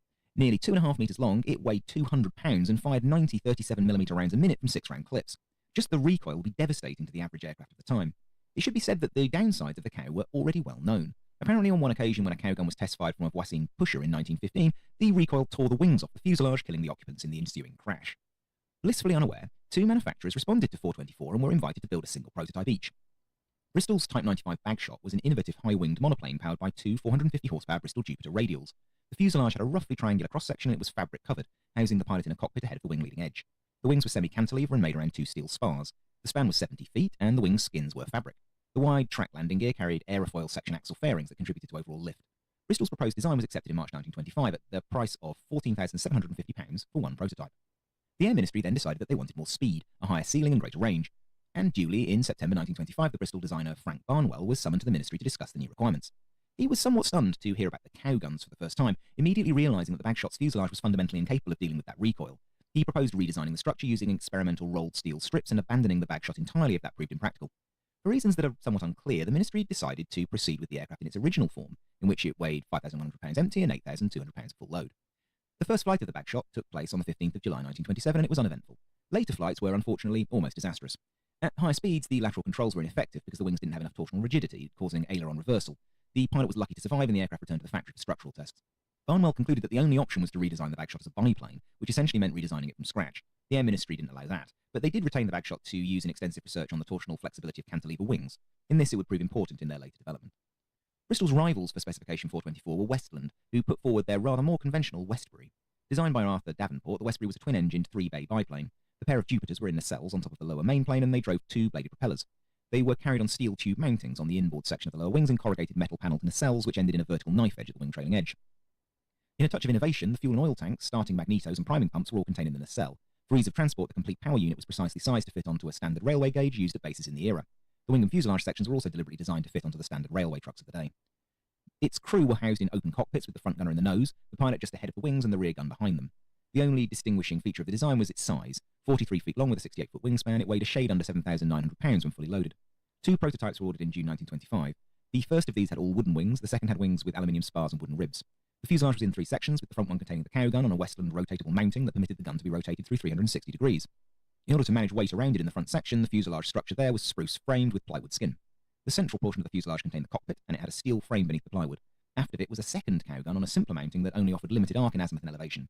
Although there was a gunner in that section, the gun was actually aimed by the pilot using a sight mounted in front of his windscreen. At the rear of the gunner's position was a single 303 Lewis gun on a scarf ring. A second Lewis gun could also be carried with a hatch on the aft floor used to allow it to fire below and behind the Westbury. A wireless radio was fitted in that area too. A jump seat allowed the operator to sit next to it. I assume that this was the role of the gunner rather than an additional crewman in an already overloaded aircraft. Needing to be strong, that section was steel framed. An access passage allowed crew to move around between positions on the aircraft. The first prototype flew at Andover in September 1926. Testing wasn't as dramatic as that of the Bagshot the following year, but it did lead to some changes in the second aircraft. The nose became more rounded and a small ventral fin was fitted. The power units changed to 440 horsepower Jupiter 8s. These used a reduction gear that allowed them to run at lower RPM while driving much larger propellers, with the objective of reducing fuel consumption.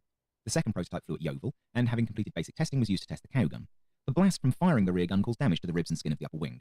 A rubber-sprung steel protective shield was thus added in an attempt to reduce the blast effects. The nose gun was apparently fired broadside in flight, despite the fact that it generated over 2,000 pounds of recoil force. Overall, the Westbury was a decent aircraft. It flew well, even on one engine. Service ceiling was 21,000 feet, and it climbed the first 5,000 feet in 4.5 minutes. But by the time it was ready for potential acquisition, British interest in heavy, multi-engined, multi-gun fighters had waned. Although the French carried on with them, the RAF was now more interested in single-engined aircraft armed with heavy weapons. So Specification F2927 called for a single-engine fighter with a cow gun as its main armament. Tenders went out to 7 manufacturers, of which 3 responded.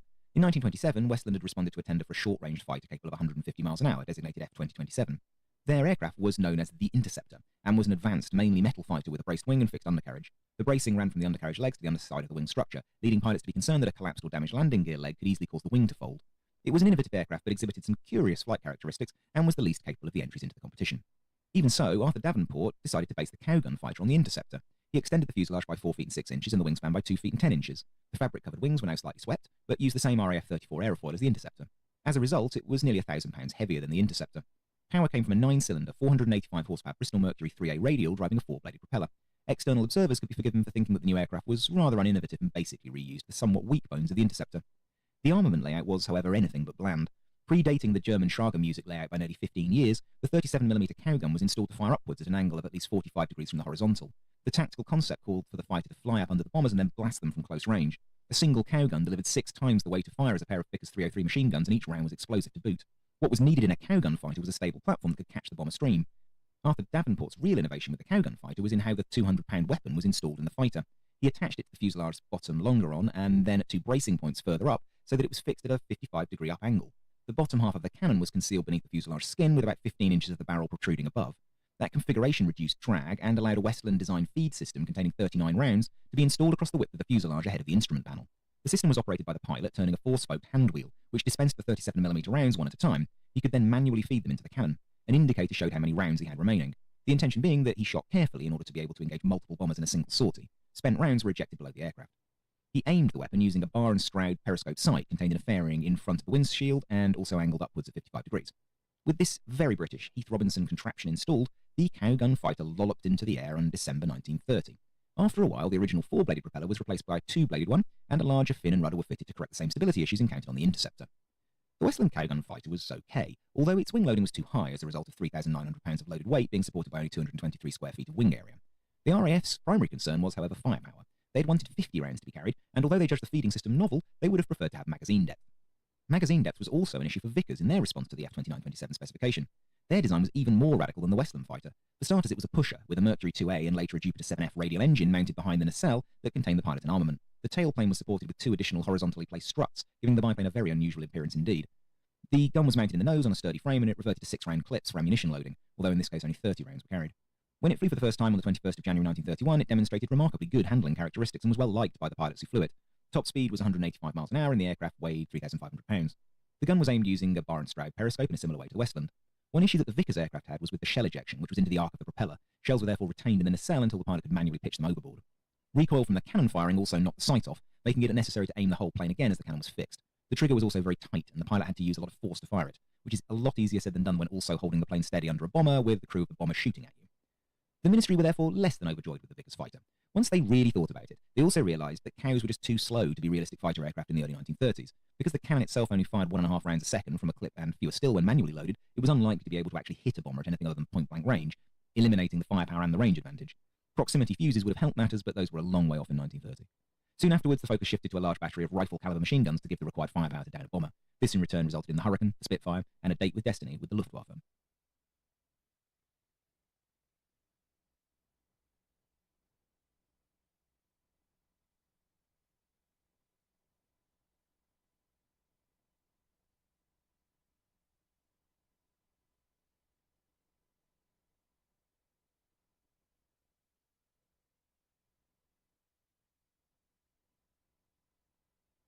Hey folks, welcome back to Aircraft Adventures. Today we're presenting a roundup of 10 very unique but amazing aircraft that you've likely never seen before, including one that was designed specifically for herding sheep. Let's go. The Edgar Percival Prospector is a light multi-purpose tail dragger from the United Kingdom. At first glance, it looks seriously pregnant, like it's ready to give birth to baby prospectors. But once you understand its mission, or rather, multiple missions, you can start to appreciate the method to the madness, or ugliness if you prefer. Australian-born designer Edgar Percival spent quite a bit of time roaming the vast backwoods of his home country continent, and felt there was a need for a new generation of aircraft that could do it all. Crop dusting, ambulance flights, air taxi, cargo. So Percival set up shop back in England and rolled up his sleeves. The Prospector first flew in 1955 and according to Percival, was nearly flawless. It was powered with a geared 270 horsepower Lycoming Geo 480, which is actually the same engine you'll find in the Helio Courier, an aircraft I covered in another video. Check it out after you're done with this video. The Prospector could carry 4 passengers in a large pod-like fuselage. The cabin was actually spacious enough for the passengers to stand up. The pilot sat above the passenger pod in an elevated cockpit to help improve visibility. Which reminds me of another unique design from the Land Down Under. Oh yeah, check out that video too. Anyways, with the Prospector now airworthy and production kicked off, Percival flew a handful of Prospectors to Australia for a sales blitz. It goes without saying that the long trip to Australia itself was quite the adventure, And if that wasn't enough to prove the rugged design, Percival refitted a Prospector with luxurious seats and went on a sales tour that lasted 2 months, flying a total of 18,000 miles. Unfortunately, the Prospector saw heavy competition and clapped out de Havilland Tiger Moths, which dominated the Australian skies and were easily adapted for the low-cost crop dusting.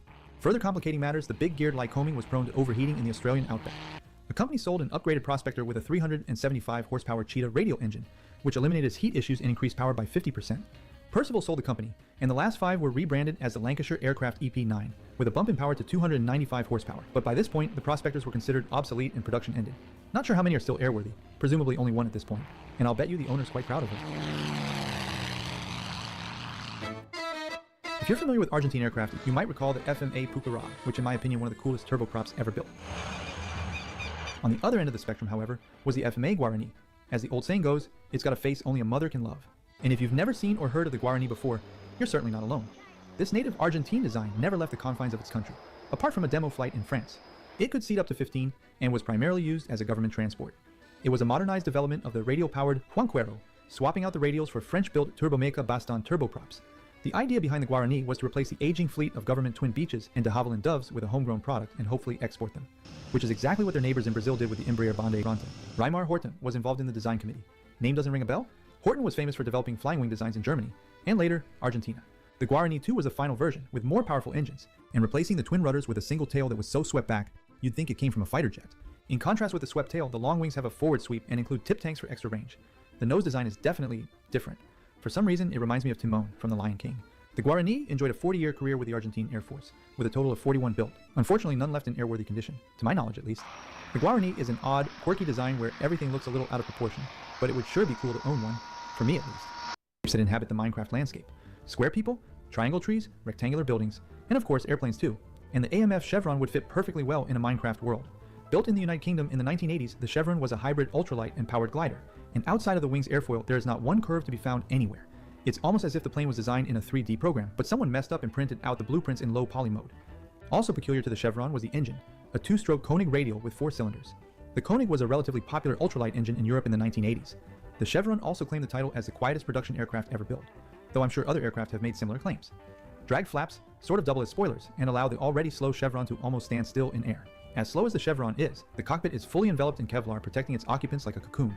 The wings have forward sweep, allowing for a bit more visibility. Overall, it seems like a very nice and simple design. A total of 40 Chevrons were built between 1983 and 1998. Guess what? Another design from Australia. The Eagle 150 was a 2-seater design from the mid-1980s. It was originally designed for sheep herding. Yes, you heard that right. The 150's tri-wing design would allow it to fly at very slow speeds and avoid abrupt stalls when maneuvering at low altitude, as pilots would round up the sheep. The 150 started life as the Eagle X, and if you think the X looks like a knockoff of the Rutan Quickie, there's a reason. Both the X and the 150 were designed with the help of John Ronce, who was Burt Rutan's right-hand man in many of his designs. The X evolved into the 2-seater Eagle XTS, powered with a converted Volkswagen engine. Performance was miserable, and soon a 100 horsepower Continental took its place. Performance improved, but now the plane was too heavy and stall speed too high. So a truckload of aerodynamic devices were tacked onto the wings. Spades, cuffs, stall strip, stall fence, and vortex generators were added. And finally the Eagle was tamed.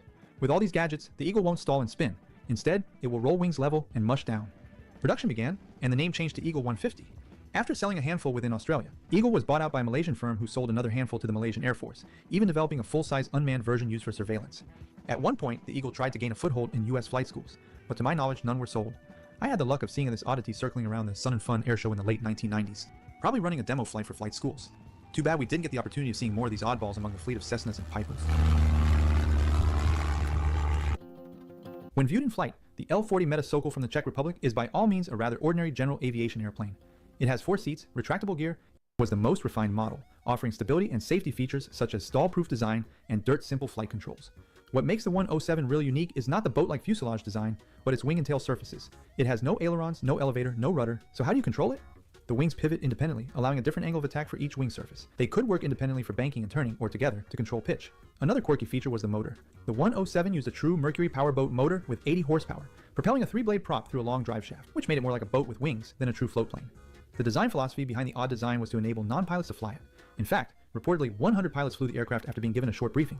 Inexperienced pilots reported back how easy it was to fly, while experienced pilots complained about the lack of maneuverability you'd find in a traditional 3-axis airplane. But let's not forget, this isn't a real airplane. In fact, ultra stability was key to the design and paramount for safety.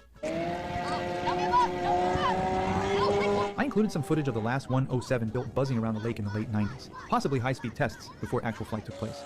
I also found some footage of short hops over the water from the 1960s, which are pretty grainy as could be expected from an iPhone in the 1960s. So what's your thoughts on this Frankenstein boat plane? What, another design from Australia? Bring it on! The Nomad is one strange-looking bird. It's like someone grabbed a helicopter, a twin otter, and a caribou.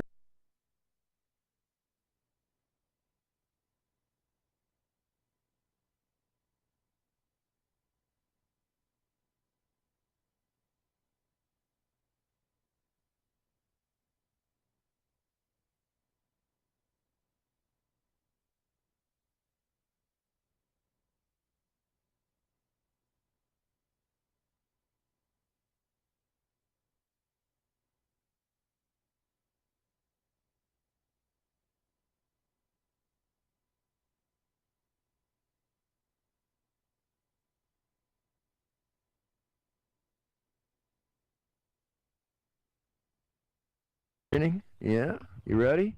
Okay, go get it. Oh, yeah, there you go.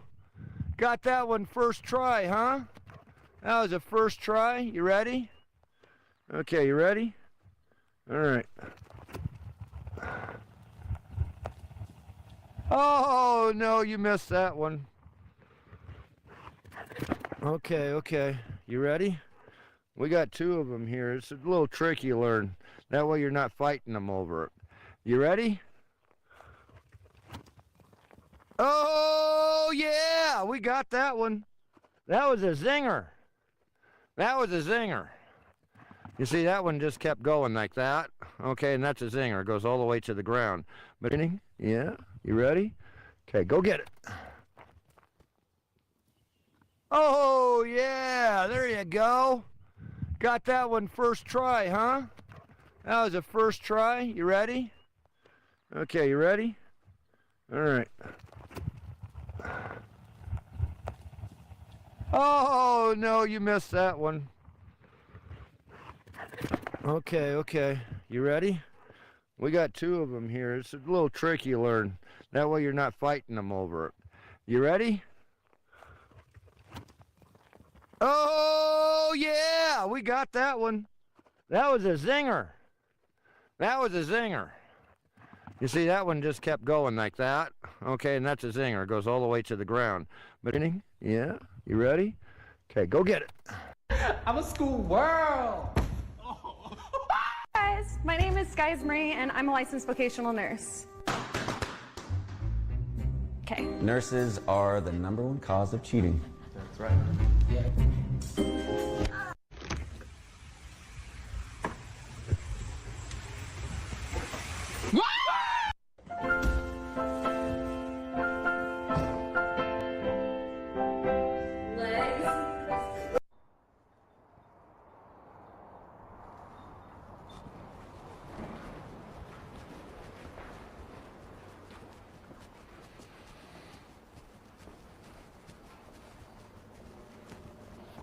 I'm a school world.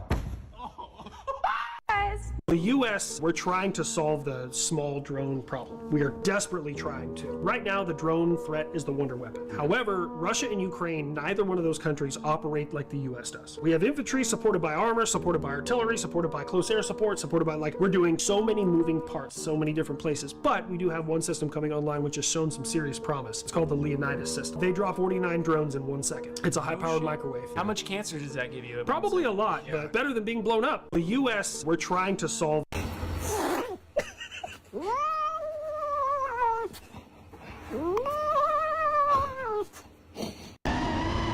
those LEDs look so good. Ah, battery's getting low. Nice scout. Dude, you're cooking through here. Tree tunnels. Ah, shut up, radio.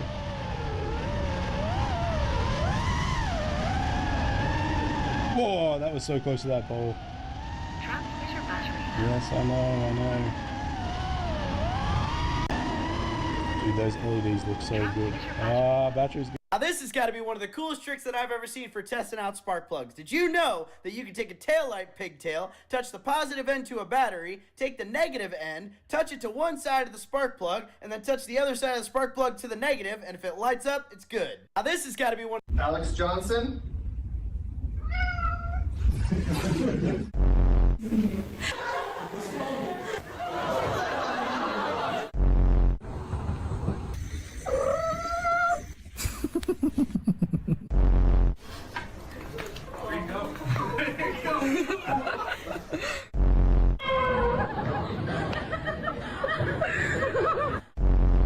Look at their smile.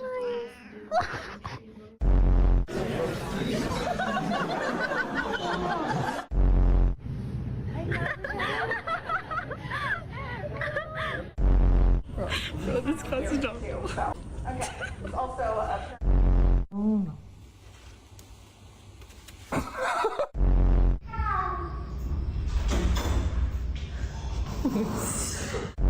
X squared plus 3 equals 3x squared. Okay? Alex Johnson. My lord would like you to teach him how to dive. It's best to start from the top of the gunnel, jump in head first, while extending your hands to break the water. やってみせよ. Observational learner. もう一度じゃ. He says again.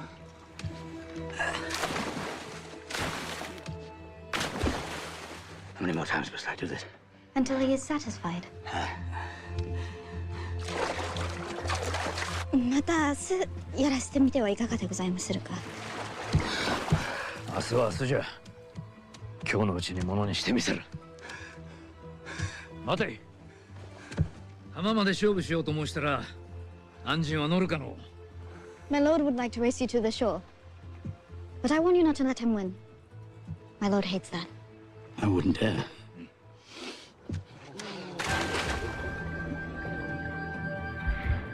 My lord would like you to teach. Why did the Allies scrape the paint off German U-boats? In 1945, as the cannons of World War II fell silent, a new, invisible battle began between former allies. The victors were dividing the spoils of the fallen Reich. The most coveted prize was the German fleet, specifically the cutting-edge submarines that, at the time, had no equals in the world. According to the agreements, a portion of these vessels was to be handed over to the Soviet Union. However, before the ships reached Soviet crews, the British and Americans did something unprecedented. In restricted shipyards across the Western occupation zones, a strange and frantic effort began. To an outsider, it looked like routine maintenance, but the scale was staggering. Hundreds of workers labored day and night, literally scraping the paint off the hulls of the German U-boats. In Moscow, this sparked immediate suspicion. When questioned, Western officers simply shrugged, citing technical regulations and the need for corrosion removal. But engineers knew better. The Allies weren't spending thousands of man-hours just for aesthetics. They were trying to destroy physical evidence.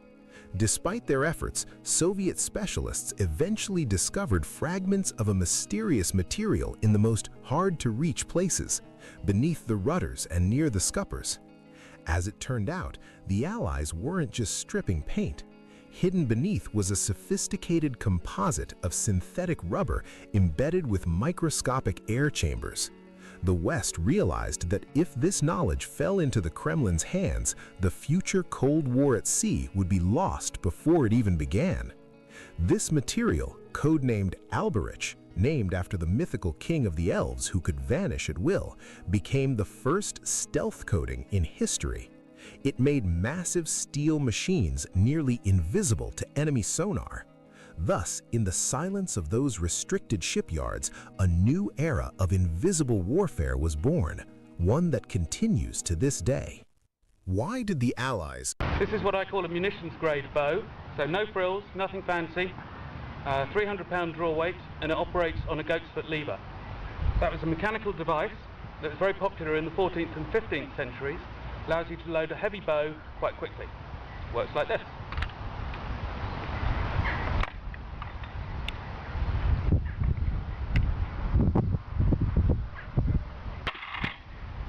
This is what I call a munitions grade bow, so no frills, nothing fancy, 300-pound draw weight, and it operates on a goat's foot. It's 4:30 in the morning. I want to go home. Get that stupid boat out of the pool. Let's go. Right now. Hey, you idiot. There's no rope.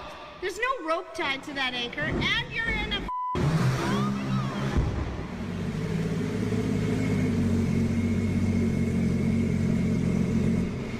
It's 4:30 in the morning. I want to go. You're saying that the patient is too old and you're denying the surgery. Am I getting that right? The patient's a 72-year-old female, presents with severe aortic stenosis. Cardiology documents high risk of sudden cardiac death within 12 to 18 months. She's seeking approval on a transcatheter aortic valve replacement. That's CPT 33361. Denial states the procedure is not medically necessary due to limited projected benefit given the patient age and comorbidities. So if I'm getting this right, basically what you're saying is that she's too old and not worth the price of the valve and the surgery. TAVR will add...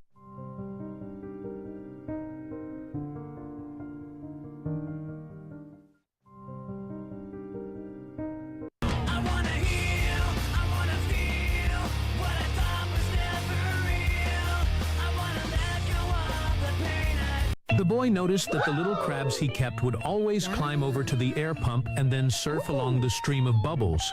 He found it adorable, so he filmed it and posted the video online. However, he soon learned that he had almost caused the crabs to die. Crabs are semi-terrestrial animals and cannot live underwater all the time. Doing so can lead to oxygen deprivation and death. Their surfing behavior was actually a form of self-rescue.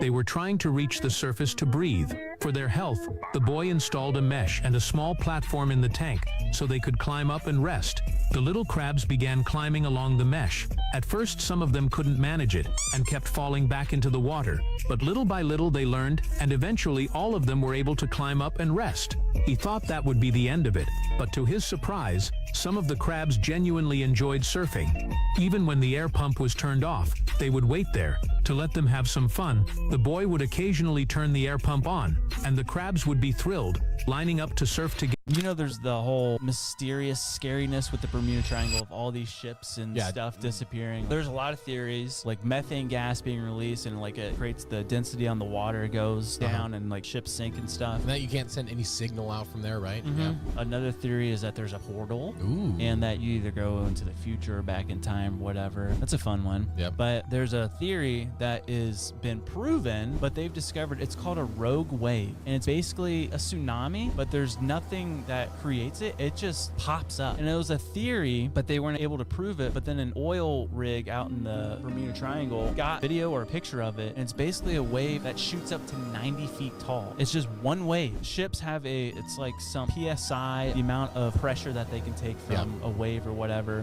The standard giant ships PSI say it's like 150 PSI. These waves produce over 200 PSI. Oh no. You know, there's the whole mysterious scariness with the Bermuda Triangle of all these ships and stuff disappearing. There's a lot of theories, like methane gas being released. Okay, so they say that real FPV pilots use antennas. What are you talking about? Well, Bardwell says... You mean Travis Bickle? What? Who? Oh, never mind. Only real FPV pilots will get the joke. Well, Bardwell says if you don't use antennas, you'll burn up your equipment. Yeah, it's actually true. If you're transmitting through an antenna, you'll burn up your equipment if you don't have an antenna on it. Analog goggles don't transmit. Only DJI goggles do. That's why analog pilots get really upset if a DJI pilot stands between them and their drone. They end up losing their video feed. Well, then how come you're not using antennas? Back when I filmed that video and there was snow everywhere, it was tiny whoop season, so we were all flying indoors. Your antenna is kind of like a really powerful microphone, so if you have it pointed at the racetrack and a bunch of other drones are flying by you, you're going to see their feed, not just your feed. So when you're flying indoors on a track with a bunch of other pilots, it's better to just use no antennas so that you only see your drone. Okay, so they say that real FPV pilots use antennas. What are you talking about? Well, Bardwell says... You mean Travis Bickle? What? Who? Oh, never mind. Only real FPV pilots will get the joke. Well, Bardwell says if you don't use antennas, you'll burn up your equipment. Yeah, it's actually true. If you're transmitting through an antenna, you'll burn up your equipment if you don't have an antenna on it. Analog goggles don't transmit. Only DJI goggles do. That's why analog pilots get really upset if a DJI pilot stands between them and their drone. They end up losing their video feed. Well, then how come you're not using antennas? Back when I filmed that video and there was snow everywhere, it was tiny whoop season, so we were all flying indoors. Your antenna is kind of like a really powerful microphone, so if you have it pointed at the racetrack and a bunch of other drones are flying by you, you're going to see their feed, not just your feed. So when you're flying indoors on a track with a bunch of other pilots, it's better to just use no.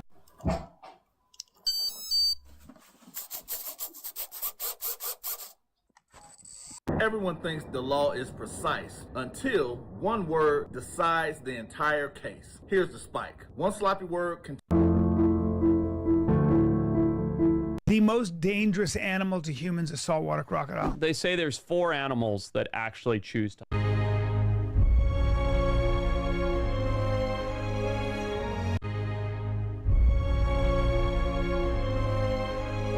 If you want to use an ice cube to cool your computer, you could build a tower like this to stack up as much ice as possible. With the ice stacked up right on top of your CPU, it will keep it cool. But the main issue is that when ice melts, the water actually pushes up the rest of the ice, making the bottom less cold. But we can add a drainage tube at the bottom to flush out water once it's melted. And while historically I've just had this drain into a collection bottle down on the ground, that by no means is an infinite loop. So let's try to make one. The first step might be adding a pump, so that when water drains out, instead of the water only moving downwards, we could hypothetically move it upwards. But how high can the pump actually move water? Let's find that out right now. With the pump plugged into our motherboard and our PC powered on, I'll be holding this tube to see exactly how far the water travels upwards. All right, even at this distance, you can still see the water actively flowing through it. This is a good sign. And with the pump, the ice now more aggressively drops to the bottom of this cup here, which is exactly what we want. So now the question is, can we add an ice maker to the top of this setup so when water flows into it, it drops ice back into this tube. And then when it melts, it pushes water back up to the ice maker. I feel like that would be pretty cool, but also is going to require a little bit of work. If you want to use an ice cube to cool your computer, you could... So we just bought this car, and I found this extra button, and I think it goes here. There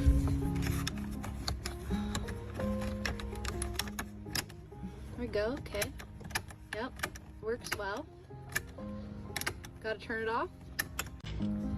So we just bought this car, and I found this extra button, and I think it goes here.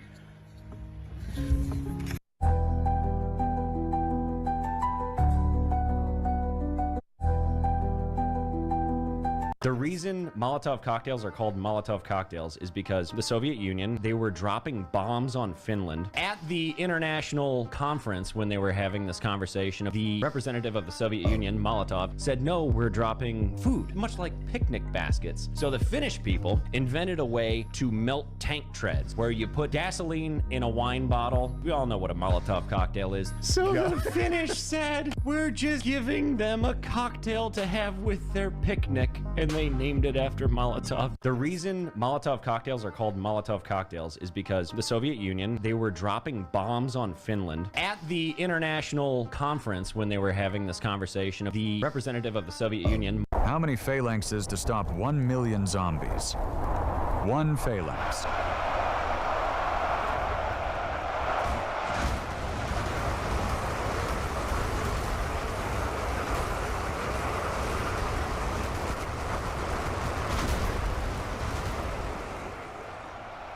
Ten phalanxes.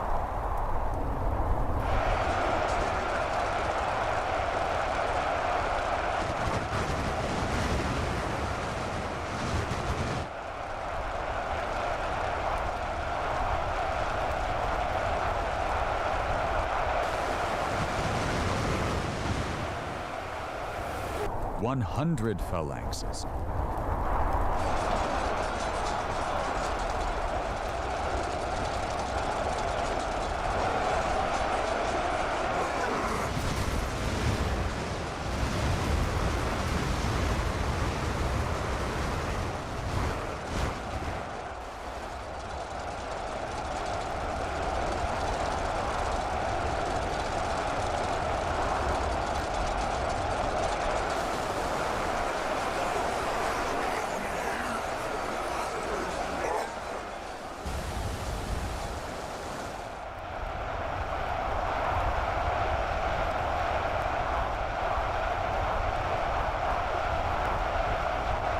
Can of rain.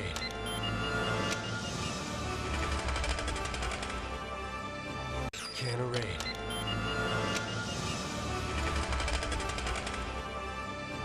Can of rain.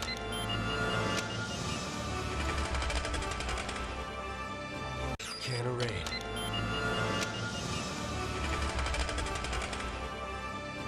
Can of rain. The first and only stable wormhole known to exist. It's yours for the right price. The appearance of this stable wormhole in our space, we have neither the experience nor the technology to exploit it. It's a delegation of Ferengi that wishes to be beamed aboard, sir. If they are interested in bidding, I have no objection. Why were we not invited to these negotiations? We did not anticipate your interest. We'll need chairs. I am serving as host for these proceedings. Good. Then see to it we get some chairs. Let me explain. Fine, fine. Just have your Klingon servant get us some chairs. I'm in charge of security. Then who gets the chair? All parties have agreed that one representative will suffice, and you may have my chair. Very well. Premier? We can handle all the pleasantries later. Now, let's get down to business. I'll match anyone's best offer and add the gold on top of it. The first and only.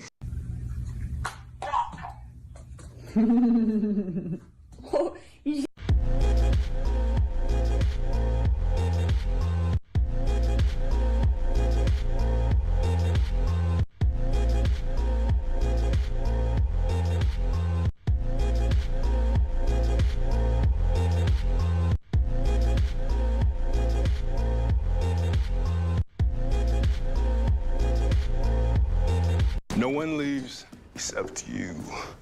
Did you see that news story recently that was it happened in Spain? This woman was doing a experiment and she was going to be living in a cave underground for 500 days. The only human interaction she had was, I think it was like weekly or monthly visits from doctors just to check on her, and that was it. And they wouldn't update her on anything. They wouldn't tell her what day it was. They would not do anything. And so she laid under there. There's videos of her doing like workouts and exercises and stuff and vlogging, pretty much just telling No her sun, experience. right? No sun at all. 500 days. Then they pull her out and she's like almost resisting because she thinks it's only been, what she's been tracking, only been 120, 150 days. She only believed it only had that many days had passed. She just And so- lost complete. complete lost time, everything. I mean, imagine your sleep cycles, how messed up they would be. Absolutely terrifying. Think about being alone in a cave for 500 days. Do you know why the real Molotov cocktail was sticky like glue? If you fill a bottle with pure gasoline, a tank won't even notice. The liquid just slides off the sloped armor and burns out on the ground in seconds. To burn a steel monster, the mix had to stick. Soldiers dissolved grated laundry soap, sugar, or even egg powder into the fuel. This simple chemistry turned liquid gas into thick, viscous jelly. Basically, they were brewing homemade napalm right in the trenches. Please, there is no need for this. You are protected as Hatamoto. For some reason, I just can't shake the memory of our first meeting. マリコ様、アンジー様におっしゃってくださりませ。鉄砲は私にお預けくだされと。Give the guns to Fuji様. She's your consort. She will give her life to defend them. I can damn well defend myself. アンジー様!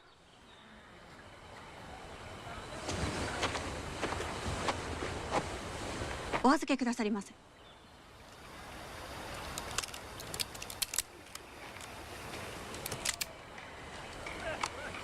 Till this milk dribbling fucks me, I'm ready to go. 心得違いがあったと丁重に詫びておられまする。鉄砲。お引き取りくださりませ。 That's very good. お待ちください。 You are now a billionaire. Where's my $1 billion? It should have fallen right out of the sky, crushing you. Yeah, you should be flattened like a Looney Tune right now. My magic isn't working. Well, stop trying. I wish you would stop trying. No, you deserve to be crushed. Hang on a second. Okay, I think I solved the problem. You were gone for less than a second. What happened? 1 second in the genie dimension is a year out here, but the important thing is... Oh, thank God. Oh man, did I sacrifice the goat wrong? Hang on a second. Okay, I recoded everything in Python. It should work fine now. Genie magic runs on Python? Not the computer language, a literal Python. Dude, you gotta stop. You're gonna hurt yourself trying to hurt me. No. I got this. I may not have this. I wish you would stop before you hurt yourself. Haha, I tricked you. That's 3 wishes. I win. Oh, God. You are now a billionaire. Where's my $1 billion? It should have fallen right out of the sky, crushing you. It's just so hard to believe that this is unexplored. This is undocumented. No Ministry of Culture sign. It's not on the Ministry of Culture's database of archaeological sites. How'd you find it? Using Google Earth. Wow. So you have the Corral Supe culture down here, and then you have the archaeological sites in Casma way up here. And they're saying they were separate cultures. I was like, well, is there a connection between these two? So I looked in the valleys in between, and I found this, a temple with a sunken circular plaza. I go and I find this place, and lo and behold, it's a sunken circular plaza, temple structure. I go up on top, there's pottery there, and it's just unexcavated. Nobody surveyed it. So underneath this whole thing are walls and chambers and rooms. And it's the same style as that Corral Supe culture. It's just so hard to believe that this is unexplored. This is undocumented. No Ministry of Culture sign. It's not on the Ministry of Culture's database of archaeological sites. I dare you to experience British winter. I dare you. It is 6 degrees right now. You listen here, Ginger Ninja. 6 degrees is a balmy day in autumn around these parts. It's pretty near negative and a half out here today, and the only Canadians you're going to hear complain about it are the ones who just got here last year.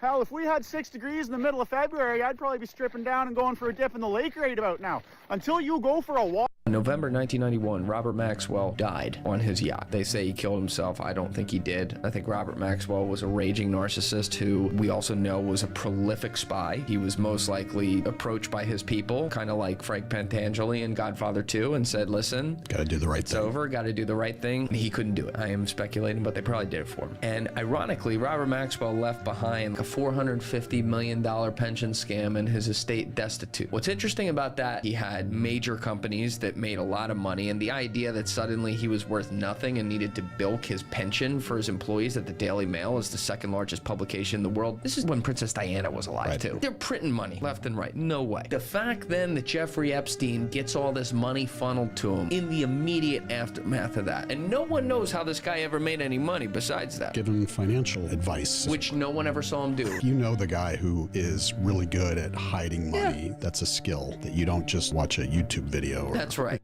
November 1991.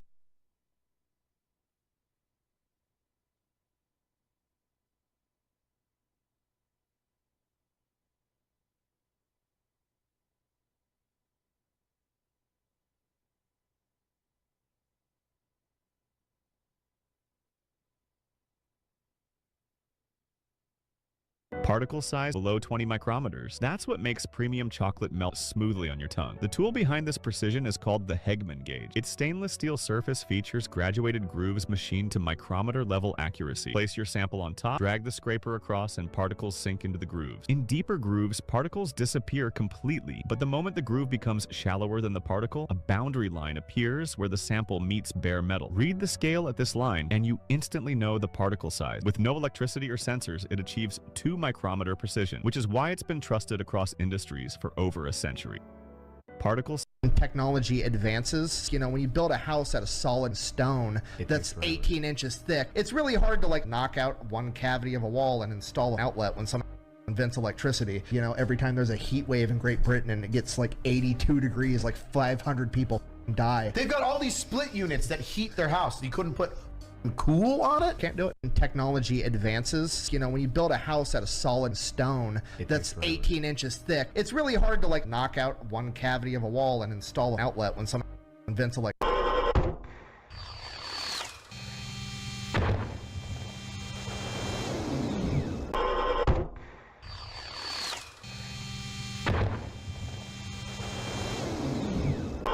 Hey, are you that person flying the FPV drone? Yeah, are you the one flying the DJI drone? Yeah, that's me. You think you could teach me how to fly FPV?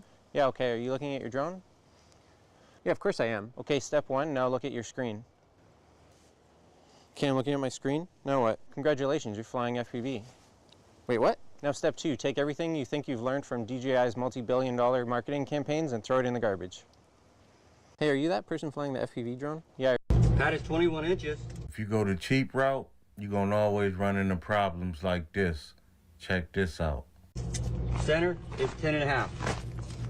Speaking of simulation, I saw this dude give a story on TikTok where he went to Bluff City, Utah. And he's like, what I experienced there had me question if we're in a simulation. He said we were at this hotel and then we went to a grocery store and then a restaurant. And he said it's just people were weird acting. They're like not expecting someone to come in. For instance, he went to the hotel clerk and he said, hey, can we get some towels for our room? She's like, oh, actually, I don't know where they're at. This is my first day on the job. And then he went to the store and something wasn't working. And she's like, I'm so sorry, this is my first day on the job. And then he went to a restaurant and the card wasn't working. And she's like, I don't actually know how to work this machine. This is my first day on the job. And he's like, what is happening? Yeah. But then another guy who duetted it didn't have a story like that, but he said he stopped in Bluff City and he saw the hitchhiker girl walking on the side of the road, but his car was packed. He's like, I can't pick her up or whatever. He said 30 miles down, the same girl. Stop it. Speaking of simulation, I saw this dude give. You will have the most vulnerable, youthful pizza. It'll be fun.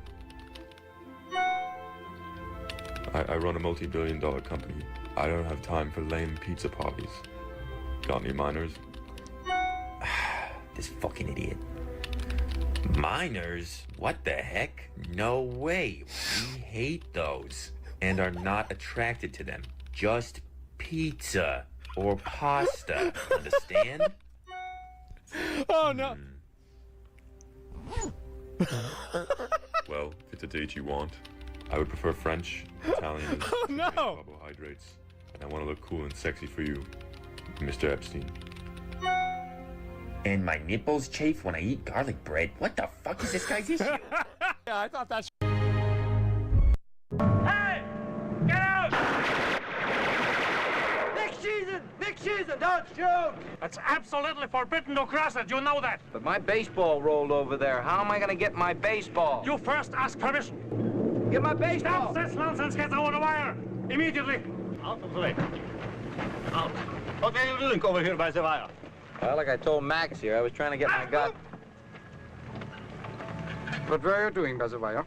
Well, like I told Max, I was trying to cut my way through your wire because I want to get out. I have had the pleasure of knowing quite a number of British officers in this war. You are the first American officer I've met. Hills, isn't it? I suppose what's called in the American Army a hotshot pilot. You have other plans?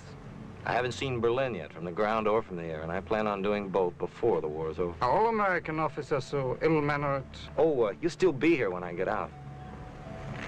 Cooler. Most people don't even know. You notice you said you didn't even have a lot of stress up there, but that's pretty tight. Things like that sometimes, if those pieces of spine and push your head forward, pinched together, they could cause... Your name is... When you are...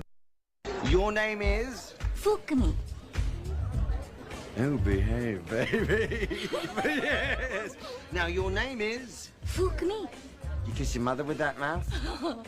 Fukumi. Like this.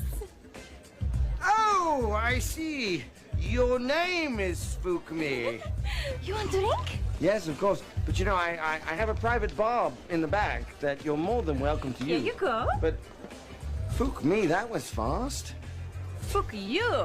Oh, you're going the right way for a smack bottom, and I don't care who knows it. Austin. This is my twin sister. Her name, fuck you. Fuck you. Fuck me. See? Your name is? Fuck me. When you are deployed from CIA, you go to a third country location. And then from that location, you deploy a second time to go to wherever you need to go. The reason that you do that is it allows you to jump from country to country and essentially change your ID in every country. So imagine start in Spain. You fly from Spain to Armenia. In Armenia, your flight under Matt Cox. So the manifest says Matt Cox has landed in Armenia. Now Matt Cox is in Armenia. Well, on your person, you're carrying a second ID. So now from Armenia, you become John Tybalt. John Tybalt has a ticket from Armenia to Slovakia. By the time you get to Slovakia, nobody realizes John Tybalt is Matt Cox. Matt Cox actually started in Spain. That's how we dry clean our steps from country to country. Fallout's biggest Vault blunder. Vault 3 was supposed to be one of Vault-Tech's successful experiments. Unlike many other Vaults, Vault 3 wasn't designed for cruelty or psychological torture. Its residents lived comfortably, society functioned normally, and they maintained an orderly democratic society for many generations. However, things would take a dark turn when the Vault experienced a water leak leading to the residents needing to make a tough choice. They would either stay in the Vault and eventually run out of water, or venture out into the wasteland to search for traders and potentially find a solution to the leak. After weighing their options, the residents eventually decided to venture out into the wasteland by sending out a test group who would explore the wasteland in search of other humans. They also decided that the test group shouldn't carry any weapons, as they didn't want to scare anyone they encountered or come off as aggressive. During their expedition, the travel group sent a message back to the vault insisting that they were fine and that they were establishing a good relationship with the nearby town. However, during their journey, they would come across a strange group of people known as the Fiends, a raider gang made up of chem addicts, rapists, and murderers. The Fiends saw their vault suits and decided to secretly follow them back to their vault. When they arrived, they massacred everyone, not stopping until every last dweller was dead. They ended up taking over the vault and setting up their own community inside of the vault, where they did horrible things such as trade humans and torture people. Fallout's biggest vault blunder. You have the wrong house! This is a mistake! Get over here, on the ground! Go upstairs and get the stuff. Why are the police stealing from us? Because they're not the police. You know what? You seem like an interesting girl. You said you were zip-tied. You saw them. They were right over there. Then they cut you free. Desiree set us free. She slipped out of them, but they were cut. Then she must have cut them. And why were her zip ties in another room? How much longer will the officers be here? They don't want us to know about it. You thinking sexual assault? I really hope not. Sure feels that way. You sold the guy 4 of these SWAT outfits. Guy bought 4 complete sets, boots, helmet, the whole kit and caboodle. Someone wants to buy a police uniform. They have to show you a letter from the department saying it's okay. If they have a department insignia on the uniforms, yeah, but these don't say LAPD, they just say police. Well, congratulations on following the absolute minimum letter of the law field. The guy you sold these to used them to terrorize people in their home. One of my fences has some guys in the store right now trying to get some high-end stuff appraised. On the west side? Mm-hmm. Let's go. So he's gonna stall him. How? Didn't say. Good luck. No way! His transmission just blew up. Your transmission, man! Oh! He just blew his transmission. This has never happened to me on a job in my entire career. What with the skid over the neck? Oh, we gotta get it out of here. Yeah, we gotta get something going here. This ain't good. This is not good. Grab a chain. Yeah. I don't know if the skid loader is gonna have enough power. Well, I know, just grab a chain. Oh, it's going. Yeah. One of my claw right here. Were you playing with us? No. Were you playing with us? Legit worried. Okay. Legit worried. What happened? The United States House has approved the Rule for Save America Act. The bill requires proof of citizenship to vote and photo ID to cast a ballot in federal elections. Man, I love General, who is the most supreme fighter within your ranks?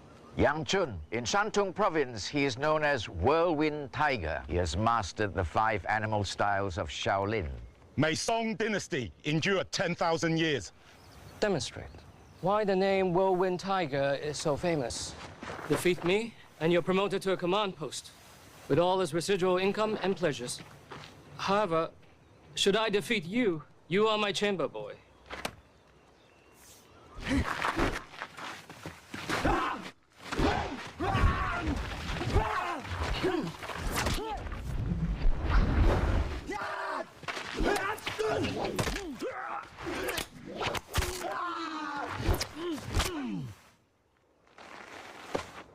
Praying mantis kung fu.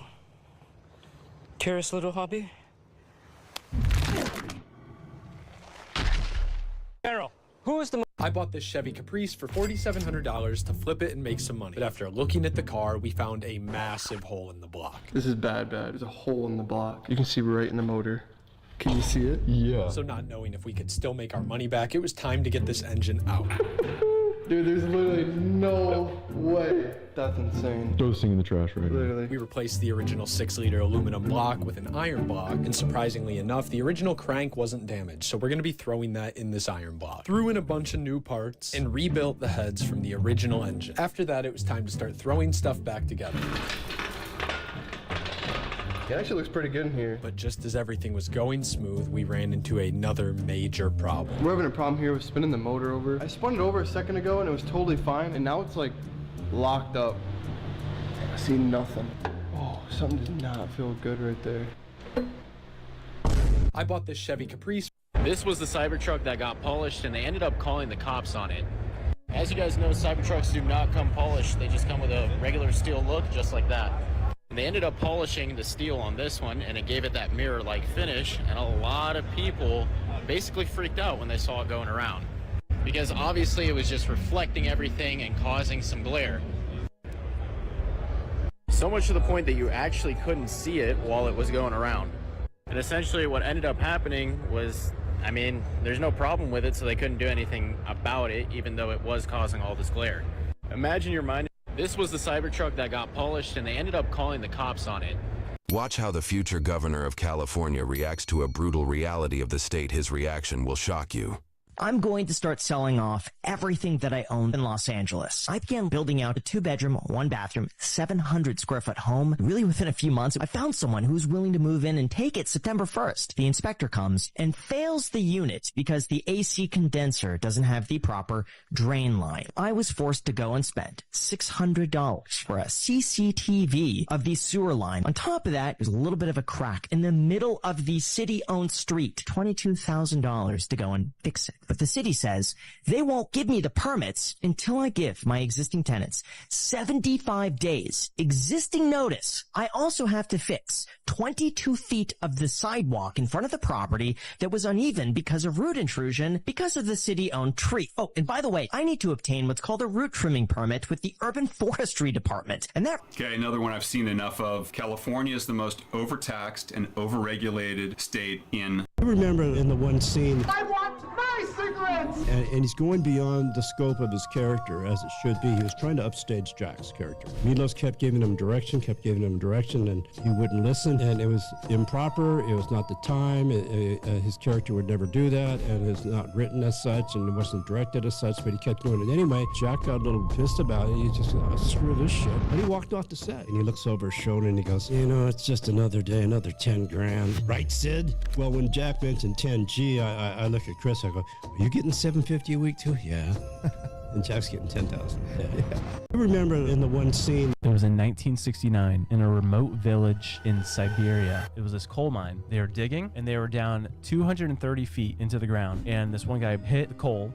A hole opened up and it was a tunnel. And so him and a couple guys went into this tunnel. They found was this 8-foot long by 3-foot high white marble sarcophagus. Pop the lid, open it up. And what they find in there, perfectly preserved woman, blonde hair, blue eyes. She was wearing like a translucent dress from a material that they had no idea what it was. She was covered in this like pink liquid. And instantly after they drained it, the woman started to decompose. And so they brought it back. They did lab tests on it and stuff. Could not identify what the pink liquid was. But what they did was they took the coal around the area where she was found and they carbon dated it to 800 million to 50 million years ago. Immediately after that, all the miners were fired and they brought in new miners that didn't know anything that happened there. It was in 1969. What is that?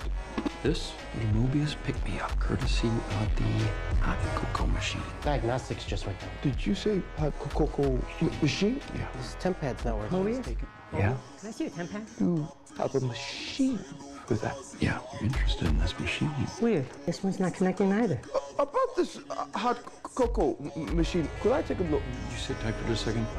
Can you? Okay, Professor, he'll take you.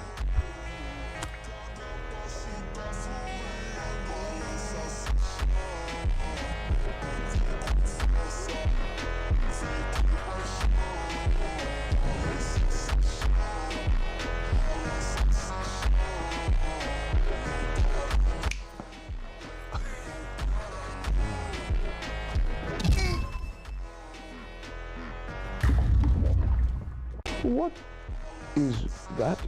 This is a Mobius pick-me-up, courtesy of the hot cocoa machine. Diagnostics just went down. Did you? Jorge Diaz was returning to his apartment after a day of work, wearing a protective safety mask over his mouth and his nose, the kind used in construction to guard against dust and contaminants. According to the criminal complaint, a Norfolk police officer observed Diaz wearing the mask and approached him, instructing him to pull it down. Awkward. Diaz briefly lowered the mask, then put it back on, at which point the officer warned him that wearing the mask in that manner could result in felony charges. The complaint states that Diaz continued walking away and refused to provide identification when asked. Officers interpreted this as non-compliance and arrested him for violating Virginia's mask statute even though Diaz repeatedly stated he was coming home from work and he did not believe he was required to remove the mask. Jorge Diaz was returning to his apartment. I take Ambien to go to sleep. My doctor goes, you're much better off health-wise never taking those sleeping pills ever again and having a glass of wine at nighttime before you go to sleep, smoking your weed. And I go, what? It's my doctor. At this point, I thought I couldn't sleep without them pills, right? I go, okay, can you just write me one more prescription for those? I just want to go to sleep. And he goes, all right. He writes it to me. And I go to the pharmacy and I go, here's my prescription. They bring it back to me and the bottle has one pill. I shake it up and I go, hey, this is bull. And I go, there's only one pill. He goes, this is what your doctor. Yeah. So the next night I started back on the wine and the next checkup I went to, my blood pressure is perfect. Yeah. Thank you. Doing good. How about you? All right. Sure, we'll get you out of here ASAP. All right. How was the show? It was good. Yes, sir. You'll be back next year? Always. I'll be back always. So we need some invites, so bring us some invites. Yes, sir. Get in there. Yes, sir. So I want to show something real quick. A lot of people think that you cannot travel with loaded mags. No, we know the difference. Yeah. You know, so, you know, look, loaded. Just don't have loose ammo, okay? Exactly. Yeah. You know. Anything loose, we get you. Exactly. Right? But it's okay to travel with loaded mags. Hello from the Miami International Boat Show. Now, if you can't make... What kind of engine's in here? 6.1. You here, shut the car for a quick. All right, pop the lid for me. You bought this off a private seller? Where you come from? You come from work? I'm gonna be on my way to work after this. Okay, well, I'm gonna have to do some research on this car, okay? Here, just come on back here. I'm gonna have you have a seat in my car. You'd be surprised when it comes to these cars, how many of them are stolen and you don't even know it. I just called my dad. He finna bring my title up here. It's another fucking police officer. What the fuck y'all need 3? What is y'all starting my car for? Yeah, man, it's stolen out of North Carolina. I'm gonna go tell your father. Wait. How is it stolen? It's been retagged. What do you mean been retagged? You're gonna lose your money, man. Wait, how? It got swapped out. Wait, how is it stolen? I'm not understanding. I paid $20,000 for that car. It's confused. You want to enlighten me? Car's stolen, bro. How is it stolen? My man, that is a 2008. Exactly. I know it's 2008. Fuck they talking about, bro? So these niggas taking my fucking car. They talking about I can't get it back. It's stolen. What kind of engine's in here? 6.1. So after church service today, our pastor asked if anyone would like to come forward and express any praise for answered prayers. Well, I stood up and immediately walked forward. Hey there. Glad you're here. Want to leave you with a question. My target was an Air Force general. All I had to do was take a picture of him inside of 400 meters and it would have counted as a sniper shot. Followed him out of like the middle of nowhere, flatlands, Oklahoma, National Guard base. It's like, okay, well, how am I gonna get close to this dude? I crawled on my belly through the concrete little drainage ditch thingy. And sure enough, I get a glimpse of the general. And all of a sudden, flip phone vibrates and it was like, abort. Immediately, do nothing else but come to this place. I'm thinking but as I'm watching them in the Marines, all of a sudden they got magazines in their M16s doing patrols now. All because 9/11 had just happened. And I'm in the fucking grass wearing real tree camouflage and a pair of jeans. My target was an Air Force general. The sheriff locked himself in the deepest cell. The next second, he threw the key away. When his colleague came in, he found him staring blankly out of the window. He told the sheriff not to do anything stupid, but the sheriff still said the words he shouldn't have said. I want to go out. However, no one who had ever spoken those words had survived. It turned out that humans in the future world lived 1,500 meters underground. There was a special rule here. Anyone who said the 2 words "get out" would be forced to go to the surface on a mission. So everyone who went to the surface died from the toxins there. But the sheriff had to go out because his wife had died in a bizarre incident 3 years earlier. That day, his wife shouted in the dining hall, "The outside world is actually full of flowers and birdsong." The ruins everyone saw on the screens were actually images deliberately altered by the authorities. Their purpose was to imprison people here, but seeing that no one reacted at all, she shouted the forbidden phrase, "I want to go out!"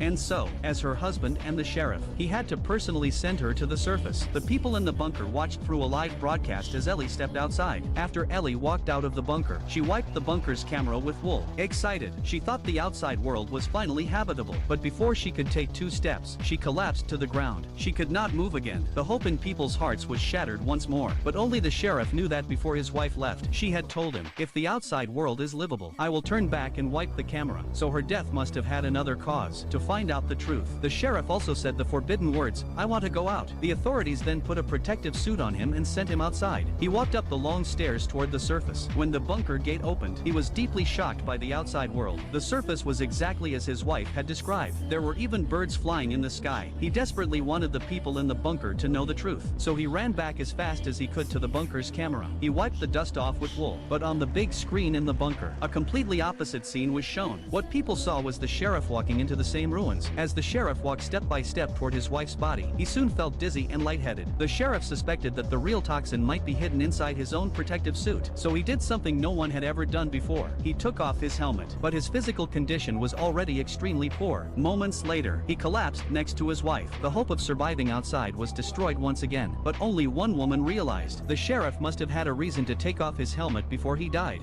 The sheriff locked himself. It's too late for visitors.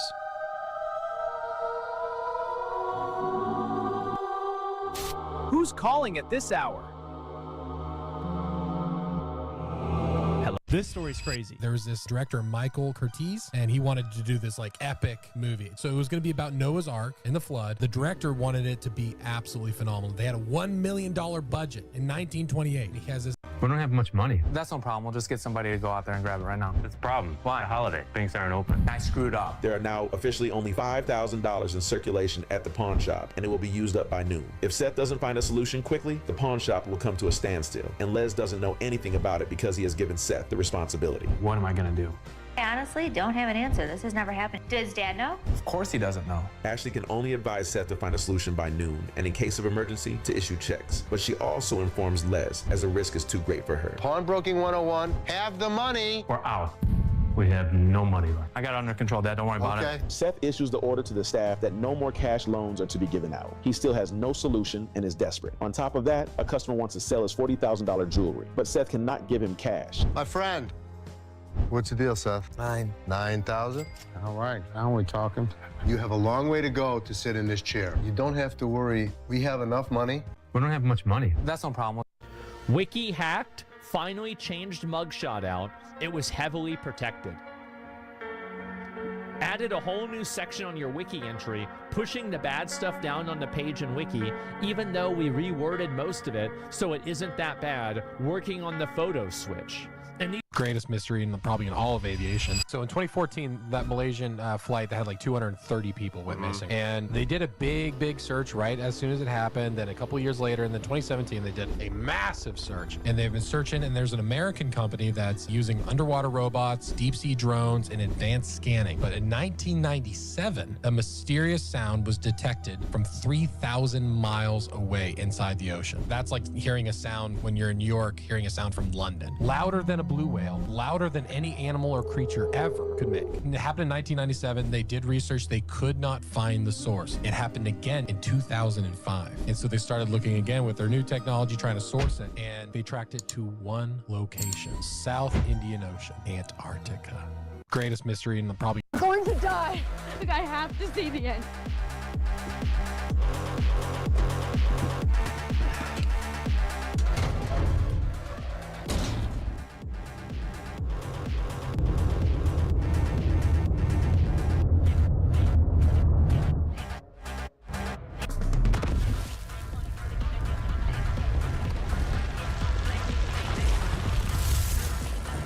Something ain't right. Not sure what, but something ain't right.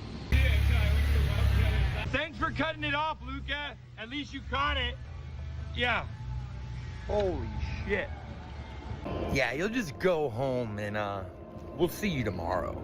This biker got pulled over because apparently his license plate was flipped up too high to read, and instead of the cops being respectful to him, they were pretty rude. He died from falling off a balcony in Los Angeles. This is a sketch by comedian Trevor Moore. Whoa. This is a cool office. Hi, we're the Illuminati. Hi. Hello. So we heard about your big special. We are very excited. Yeah, thanks. Me too. Yeah, but before you can do a special on a major cable network, we're gonna need you to sign some things. Okay, sounds good. We're also gonna need you to swear a blood oath to us and our cause. And if you violate this oath, we're gonna kill everyone that you love. Got it. Great. Now, we will need you to include some of our messaging in your program.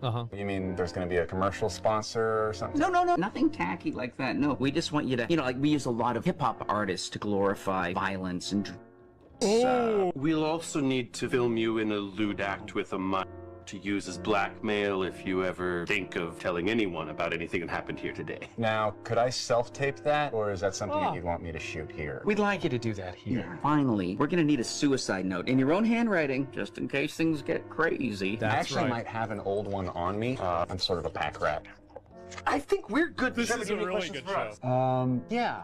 Kennedy. A French sniper, but it was set up by Lyndon Johnson. You're right. Sorry, that was a stupid question. This show is really good. He died from falling off a balcony in Los Angeles. This is a sketch by comedian Trevor. Ariel, check this out. Old rusty Ford 351, right? Hit it with liquid metal orchid. The moment the mist touches, the rust just melts and the whole intake pipe turns to liquid pink chrome. Ariel, check this out. Old rusty Ford 351, right? Hit it with liquid metal orchid. The moment the mist touches, the rust just melts and the whole intake pipe turns to liquid pink chrome. Ariel, check this out. Old rusty Ford 351, right? Hit it with liquid metal orchid. The moment the mist touches, the rust just melts and the whole intake pipe turns to liquid pink chrome. Ariel, check this out. Old rusty Ford 351, right? Hit it with liquid metal orchid. The moment the mist touches, the rust just melts and the whole intake pipe turns to liquid pink chrome. Ariel, check this out. When the apocalypse hit, everyone was evacuating, but he stayed hidden in a bunker, waiting. Only after everyone had cleared out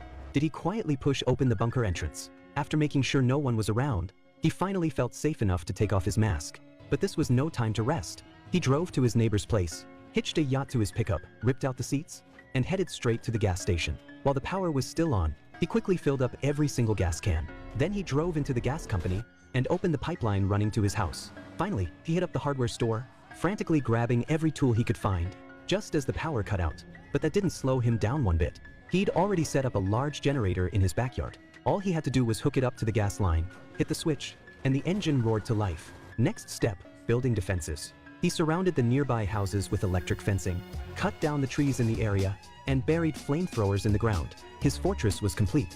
Only then did he start gathering food, planting a garden, raising chickens, and building a cold storage for meat. His paradise in the apocalypse was finally ready. From then on, and the rest of his time watching zombies wander into his traps. Then one day, 4 years later, the alarm suddenly blared. He cautiously went to check it out, but instead of a zombie, he heard a human voice from the trap. After confirming the guy wasn't infected, he gave him a meal and told him to move on. But after the man finished eating, he had no intention of leaving. When the apocalypse hit, everyone was evacuating, but he stayed hidden. This is called the Toblerone.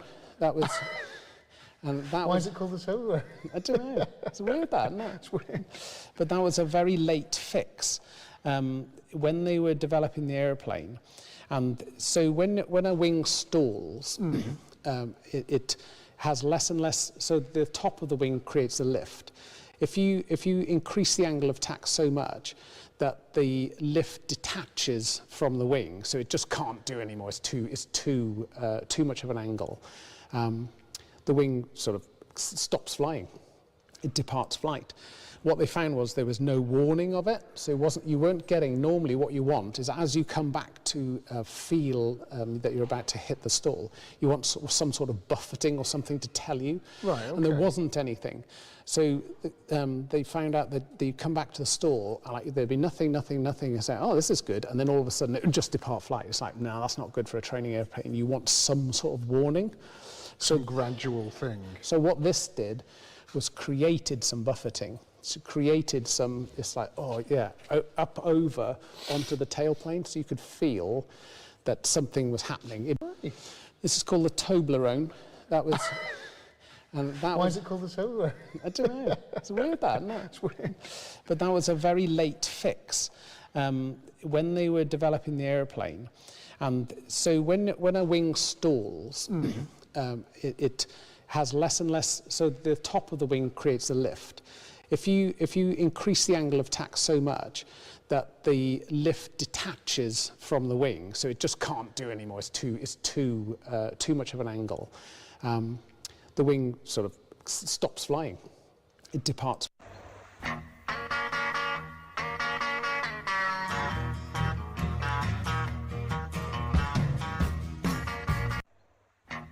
Watch this. Got an assignment to sacrifice a pastor in South Africa. I went to a church, tried to kill this pastor, could not succeed, and then I kidnapped his child instead. His child was 9 years old. When I took this child, the Holy Spirit said to the father, the Satanist just took your child and, they're going to do things with that child. And he wanted to rescue his child himself. And the Holy Spirit said to him, I have called you to give a sermon tonight, and you have to be obedient to that, and you have to trust me with your child. As I was holding this child, trying to his throat, I didn't even give him a bruise. I didn't pin him to the ground. I didn't physically hurt him. I'm sure he must have been traumatized. And he continued to repeat Ephesians 6. The helmet of salvation, the breastplate of righteousness, the shield of faith, the sword of the Spirit. And he would continue saying that. But when they found us, the father looked at me and he said to me, how dare you come against the child of a servant of God? And in that moment, I could feel God's full authority coming against me. And then the next moment, he took a step closer to me, took me in his arms, and he said to me, I love you with the love of Jesus. Go home and rest. And that is where I made the decision that I wanted to serve Jesus. Watch this. Got an assignment to sacrifice a pastor in South Africa. I went to a church, tried to kill this.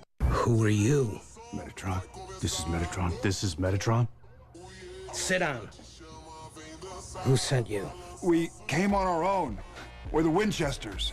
You work for Michael? Or Lucifer? Wait, you really haven't heard of us? What kind of angel are you? We're the friggin' Winchesters. Hey, can you turn that down? You're resonating. Resonating? What do you mean resonating? You've undertaken the trials. You're trying to pull one of the great levers, aren't you? You're pretty far along, too. You get that far along, you start resonating with the Word, or with its source on the material plane, with me. Michael and Lucifer, those dudes are in the deep fryer. Yeah, we put them there ourselves. You really don't know this? I'm not one of them. I'm not an archangel. Really more run-of-the-mill. I worked in the secretarial pool before God chose me to take down the Word.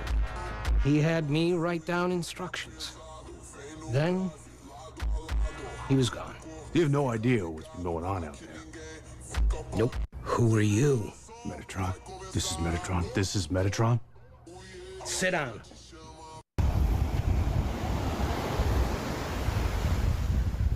I didn't used to get this many hater comments, but my way of dealing with them I haven't done in a while, so maybe I should work on that. Big Boom says that dog is severely underweight, especially considering she lives outdoors. I'm not really sure where she lives, how that has anything to do with whether she's overweight or not. Like if I bring her inside, is she less?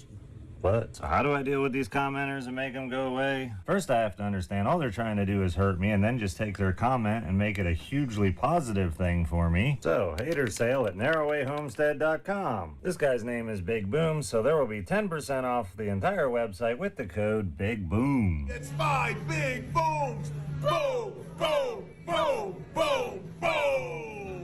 Now on to why she looks so skinny. I don't really think she looks skinny. I think she looks fit. But she's a growing puppy, and a lot of you are just mad that when I give her food, it doesn't make her belly big and fat like it does some other people. Instead, what she chooses to do with the food is grow longer legs, grow a bigger torso, grow bigger ribs, and hopefully get some adult teeth soon. So I should stop acting so frugal because...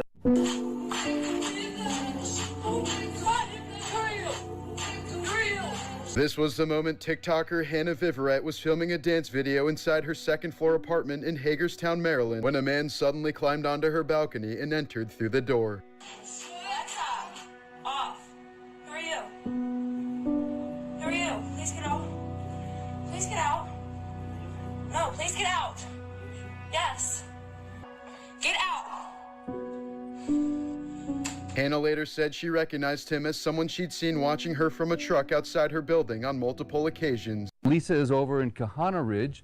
We have a new listing there. Why did American soldiers refuse leather boots with a seam in the back? During the war years, insulated leather boots were worth their weight in gold. No warmer footwear existed in the freezing winters of Europe and the Pacific. They were collected, repaired, treasured. But soldiers avoided taking pairs with a seam in the back. The reason lay in a grim field instruction. After battle, warm clothing had to be stripped from the dead and wounded, including boots. In freezing temperatures, they were impossible impossible to pull off frozen feet, so medics would cut them down the back with a knife. Later, these boots would be stitched back together, and everyone knew a seam on the heel meant the boots had been taken from a corpse. This was most common in the brutal winter campaigns, the Battle of the Bulge, the Aleutian Islands, the Italian mountains, where temperatures plummeted and proper Eyes Wide Shut. The movie was changed after his death. And they will...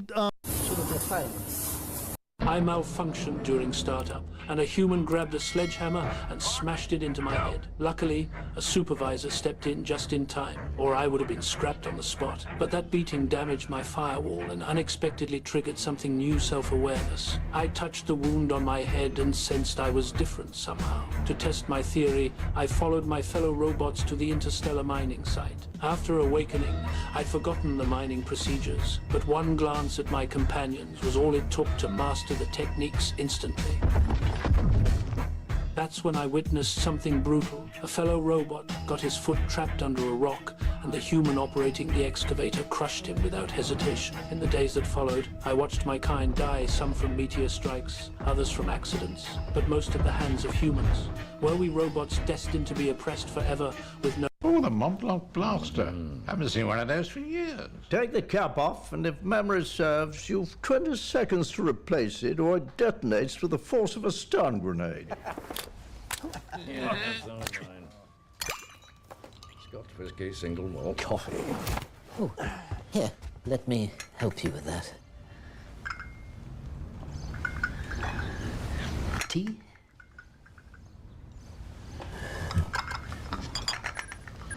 Oh, this one just needs a little top-up of hot water. I'll be right back.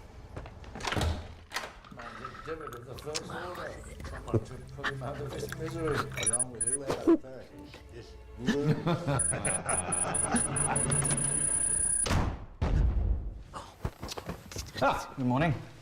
Sorry to keep you. Are the others here? Oh. They nodded off. Oh, the Mont Blanc blaster.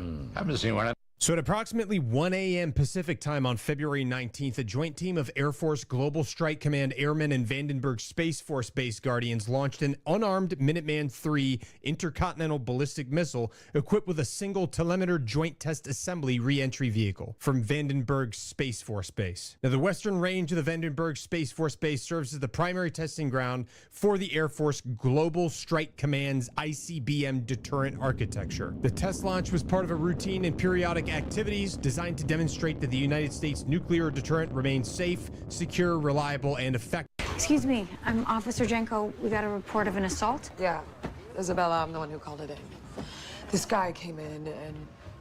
Louise. Isabella? You two know each other. You know what? Never mind. Forget I called. Wait a second. What's going on here? Isabella and I used to go out. Used to go out? What are we, in middle school? We were actually in a serious relationship for an entire year. Okay. I'm sorry. I'm not doing this. Not with him here. I'll meet you in the RMP. Listen, I don't know what happened between you two, but right now, I need to know what happened here. This guy came in. He was super drunk. He started hitting on me and asked for my number and got really angry when I wouldn't give it to him. You got a description of the guy? Yeah. Just as long as you keep Luis the hell away from me. So what happened between you and Isabella? We dated. It ended. That's it. Hey. What is it? Facial recognition got a possible on a guy named Eric Reese.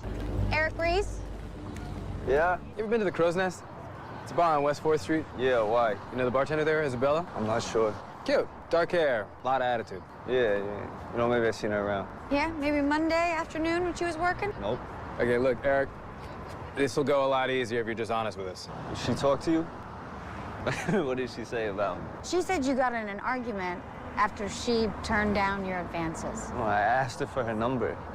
All right, it wasn't a big deal. She's the one who got all crazy and emotional about it. You know how some women can get. Okay. Well, we appreciate you telling us what happened. Looks like you got some bruises on your knuckles. How'd that happen? Yeah, I don't know. Wouldn't be from hitting Isabella now, would it? No, I think I want a lawyer. Why don't you call one from the station? When this girl found a random pot in her cupboard, you won't believe how long it's been there.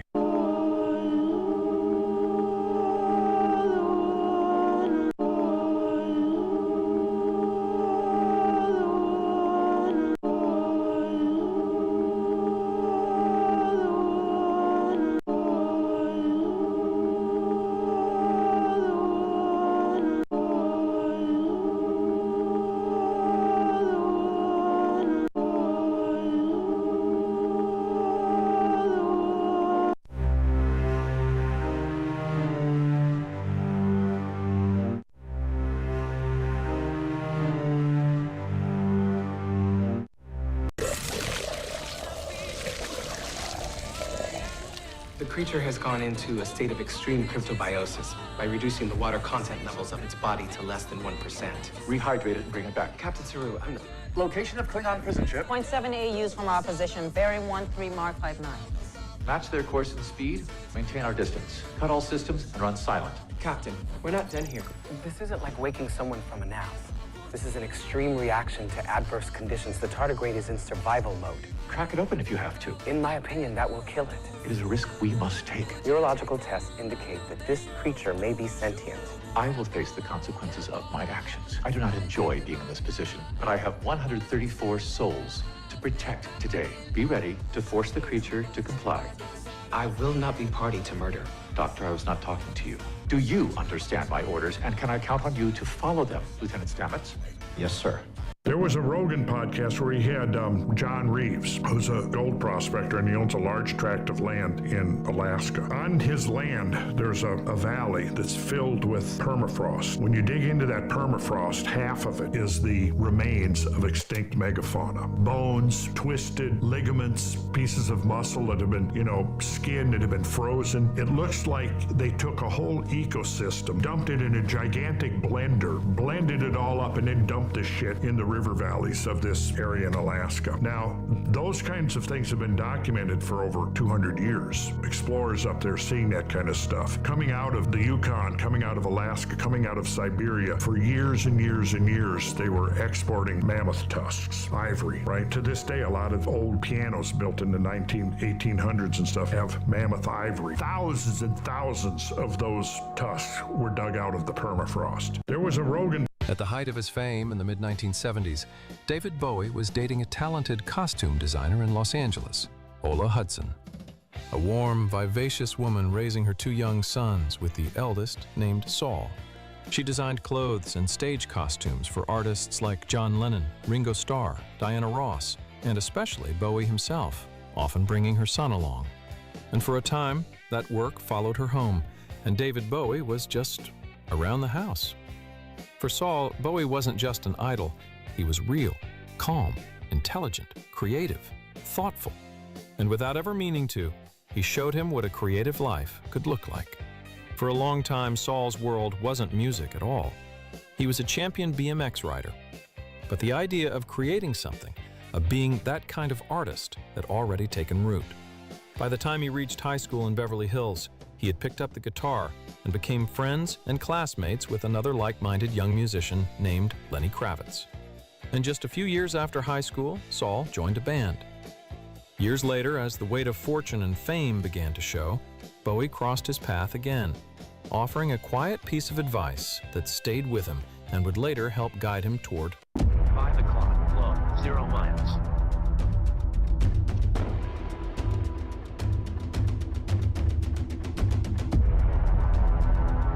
Traffic, 4 o'clock.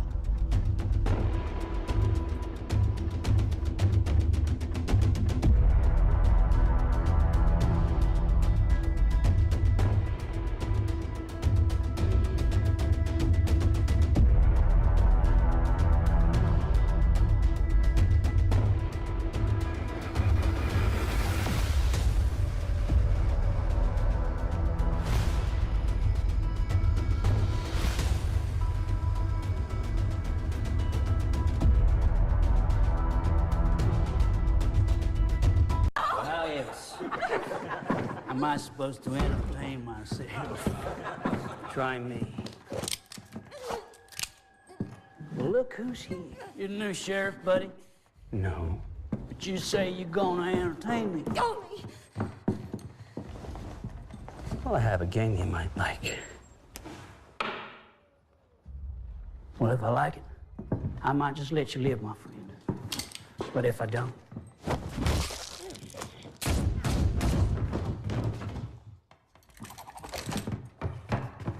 Are you going to protect us now? Are you kidding? Why not? We have been terrorized for days, and you look like someone who can take care of this madness. This ain't my town. Here, take care of it yourself. But you killed our sheriff, right? No. Did not kill your sheriff. Well, yes. Ma'am, can you explain to me what happened? Who'd you throw in the water? I gave my son to God. Your son? Yes. What do you mean by that? Which of you is John Winchester? Neither. It's impossible. Who the hell are you, mister? Not now. I'm thinking. One of you must know John Winchester. Tell you what, when one of us falls out of your closet, then you can ask the questions. Yes, my apologies. And there with the holy water. Yeah, well, you can start by telling us everything before I beat it out of you. I'm quite certain this is all beyond your understanding, my alpha male monkey friend. And violence will not help you comprehend this any easier. Let me tell you what I understand. Some asshat pops out of my closet asking about my dad. Smashes up my ride, so why am I not getting violent again? John Winchester is your father? I'm from Normal, Illinois, 1958. Yeah, right. Dude's time traveling through motel room closets, that's what we've come to? If you could just take me to John, we could clear all this up, I'm sure. I told you that's not gonna happen. And why not? Because he's dead. No. Well, what's it to you? Everything. I'm his father. Which of you is John Winchester? You plunged 2 rods into a skull to make her look like the devil, but you know what? She's not the devil. I am. Oh, there we go. I love a game of poker. Go on, I'll give you a freebie just to make it interesting.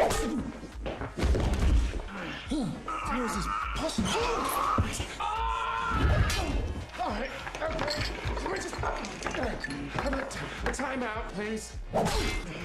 This is a supernatural fire poker. How is this possible? Mrs. Belliard, it's Detective Decker. Bloody hell, of course she's here. Detective! Detective, you need to leave. It's gonna be over real soon. I took in that girl and I gave her a job, and then she cut me off from my best customers. Please, don't, please. What? You're gonna beg for your life? Huh? Don't tell anyone. Guy died like this.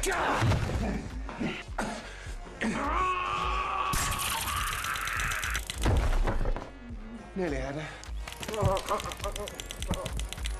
You plunged 2 rods into a skull to make her look like the devil, but It's almost unbelievable that such a terrifying lake monster could dwell in this stunningly beautiful lake. The seemingly crystal clear waters are unfathomably deep, reportedly a full 100 feet from surface to bottom, making this the beautiful yet mysterious blue hole in the West Indies. Yet in this place that captivates everyone, multiple horrific incidents of the lake monster devouring people have occurred. Not long ago, 3 children made their way through the rocky path and jumped into the lake to swim, as they always did. They happily kicked a soccer ball around in the water. Just as they were having the time of their lives, a young boy who went to retrieve the ball was suddenly pulled down by a mysterious force beneath the surface. The boy showed no signs of struggling, and soon the lake's surface returned to its usual calm. Rescue teams found no body, leading them to suspect the boy was devoured by the legendary lake monster known as the Luska, a creature with a shark's head and an octopus-like lower body. Jeremy sought to uncover the Luska through fishing, yet the island contained over 50 such blue holes,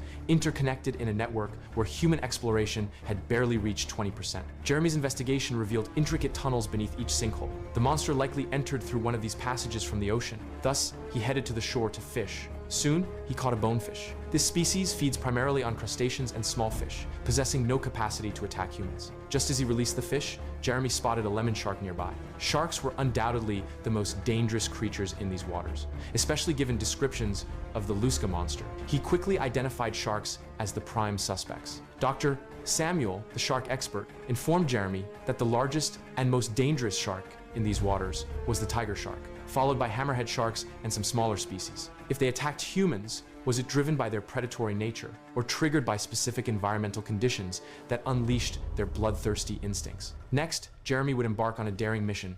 It's almost unbelievable that such a terrifying lake monster could dwell in this stunningly beautiful lake. The seemingly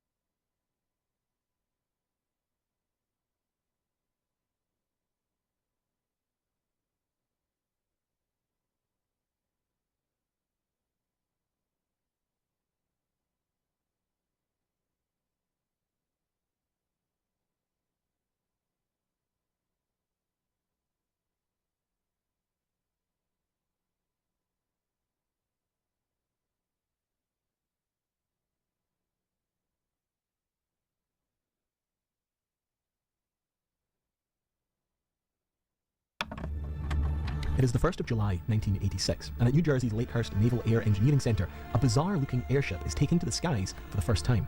But only minutes in, something is wrong. The huge aircraft is breaking apart.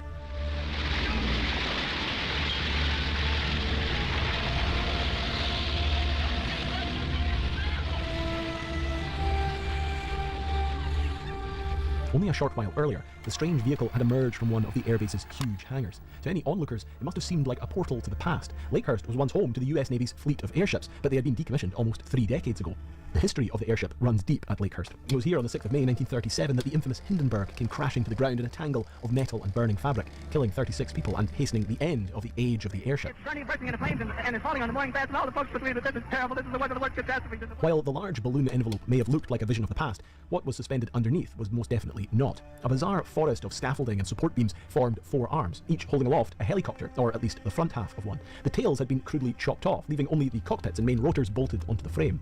Its creators, nervously gathered around, hoped that it might one day be the future of heavy-lift aircraft. But years overdue and millions of dollars over budget, if it doesn't fly tonight, the entire project and all of their years of work may come to an end. It all rode on this flight. Boys got guts today, right? Why's that? I'll be honest with you, it's just like a hell of a configuration, you know what I mean? The clatter of the 4 helicopter engines erupts across the airfield. They spin up, bite into the air, and begin lifting the ungainly contraption off the ground. It is the first successful flight of the Piazaki PA-97 Helistat. But only minutes in, it becomes immediately clear the aircraft isn't working. The entire structure begins to shake and twist, but before the pilots can bring it safely to the ground,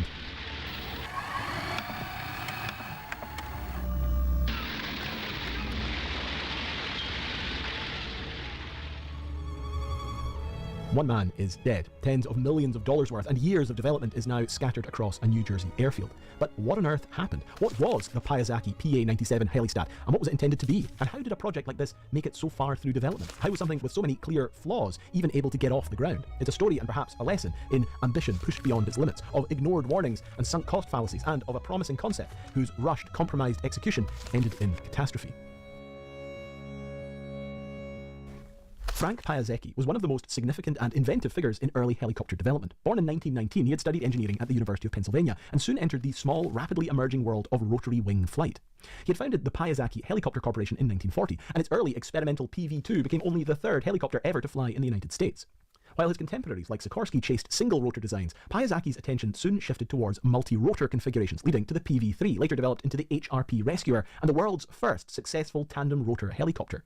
From this lineage came the Piasecki H-21, a high-lift, cold-weather workhorse that became the most widely used tandem-rotor helicopter of its era. By the mid-1950s, however, Frank's relationship with his own company had collapsed. The board forced him out, and the original firm was soon acquired by Boeing, becoming Boeing Vertol, the division that would go on to develop the enormously successful Chinook family of tandem-rotor helicopters, and the ultimate expression of Frank Piaseki's pioneering twin-rotor vision. Frank, meanwhile, founded a new venture, the Piasecki Aircraft Corporation. From there, he pursued a series of experimental military contracts. There was the bizarre PA-59 Air Jeep, a low-flying, twin-rotor compact flying jeep, and the high-speed 16H Pathfinder, among others. But running alongside these projects was a concept that Piasecki had been nurturing for years. In 1958, he filed the first patent for what he called the Helicopter and Balloon Aircraft Unit. 2 twin-rotor helicopters, resembling early HRP Rescuers without their exterior fuselage, are connected by a transverse beam structure. This joint locked the 2 aircraft together in yaw so they couldn't twist into each other, but allowed limited movement in pitch and roll relative to the frame. Moored to the centre of this structure was the large balloon, providing almost all the lifting force and thus freeing the helicopter rotors to focus purely on propulsion and control.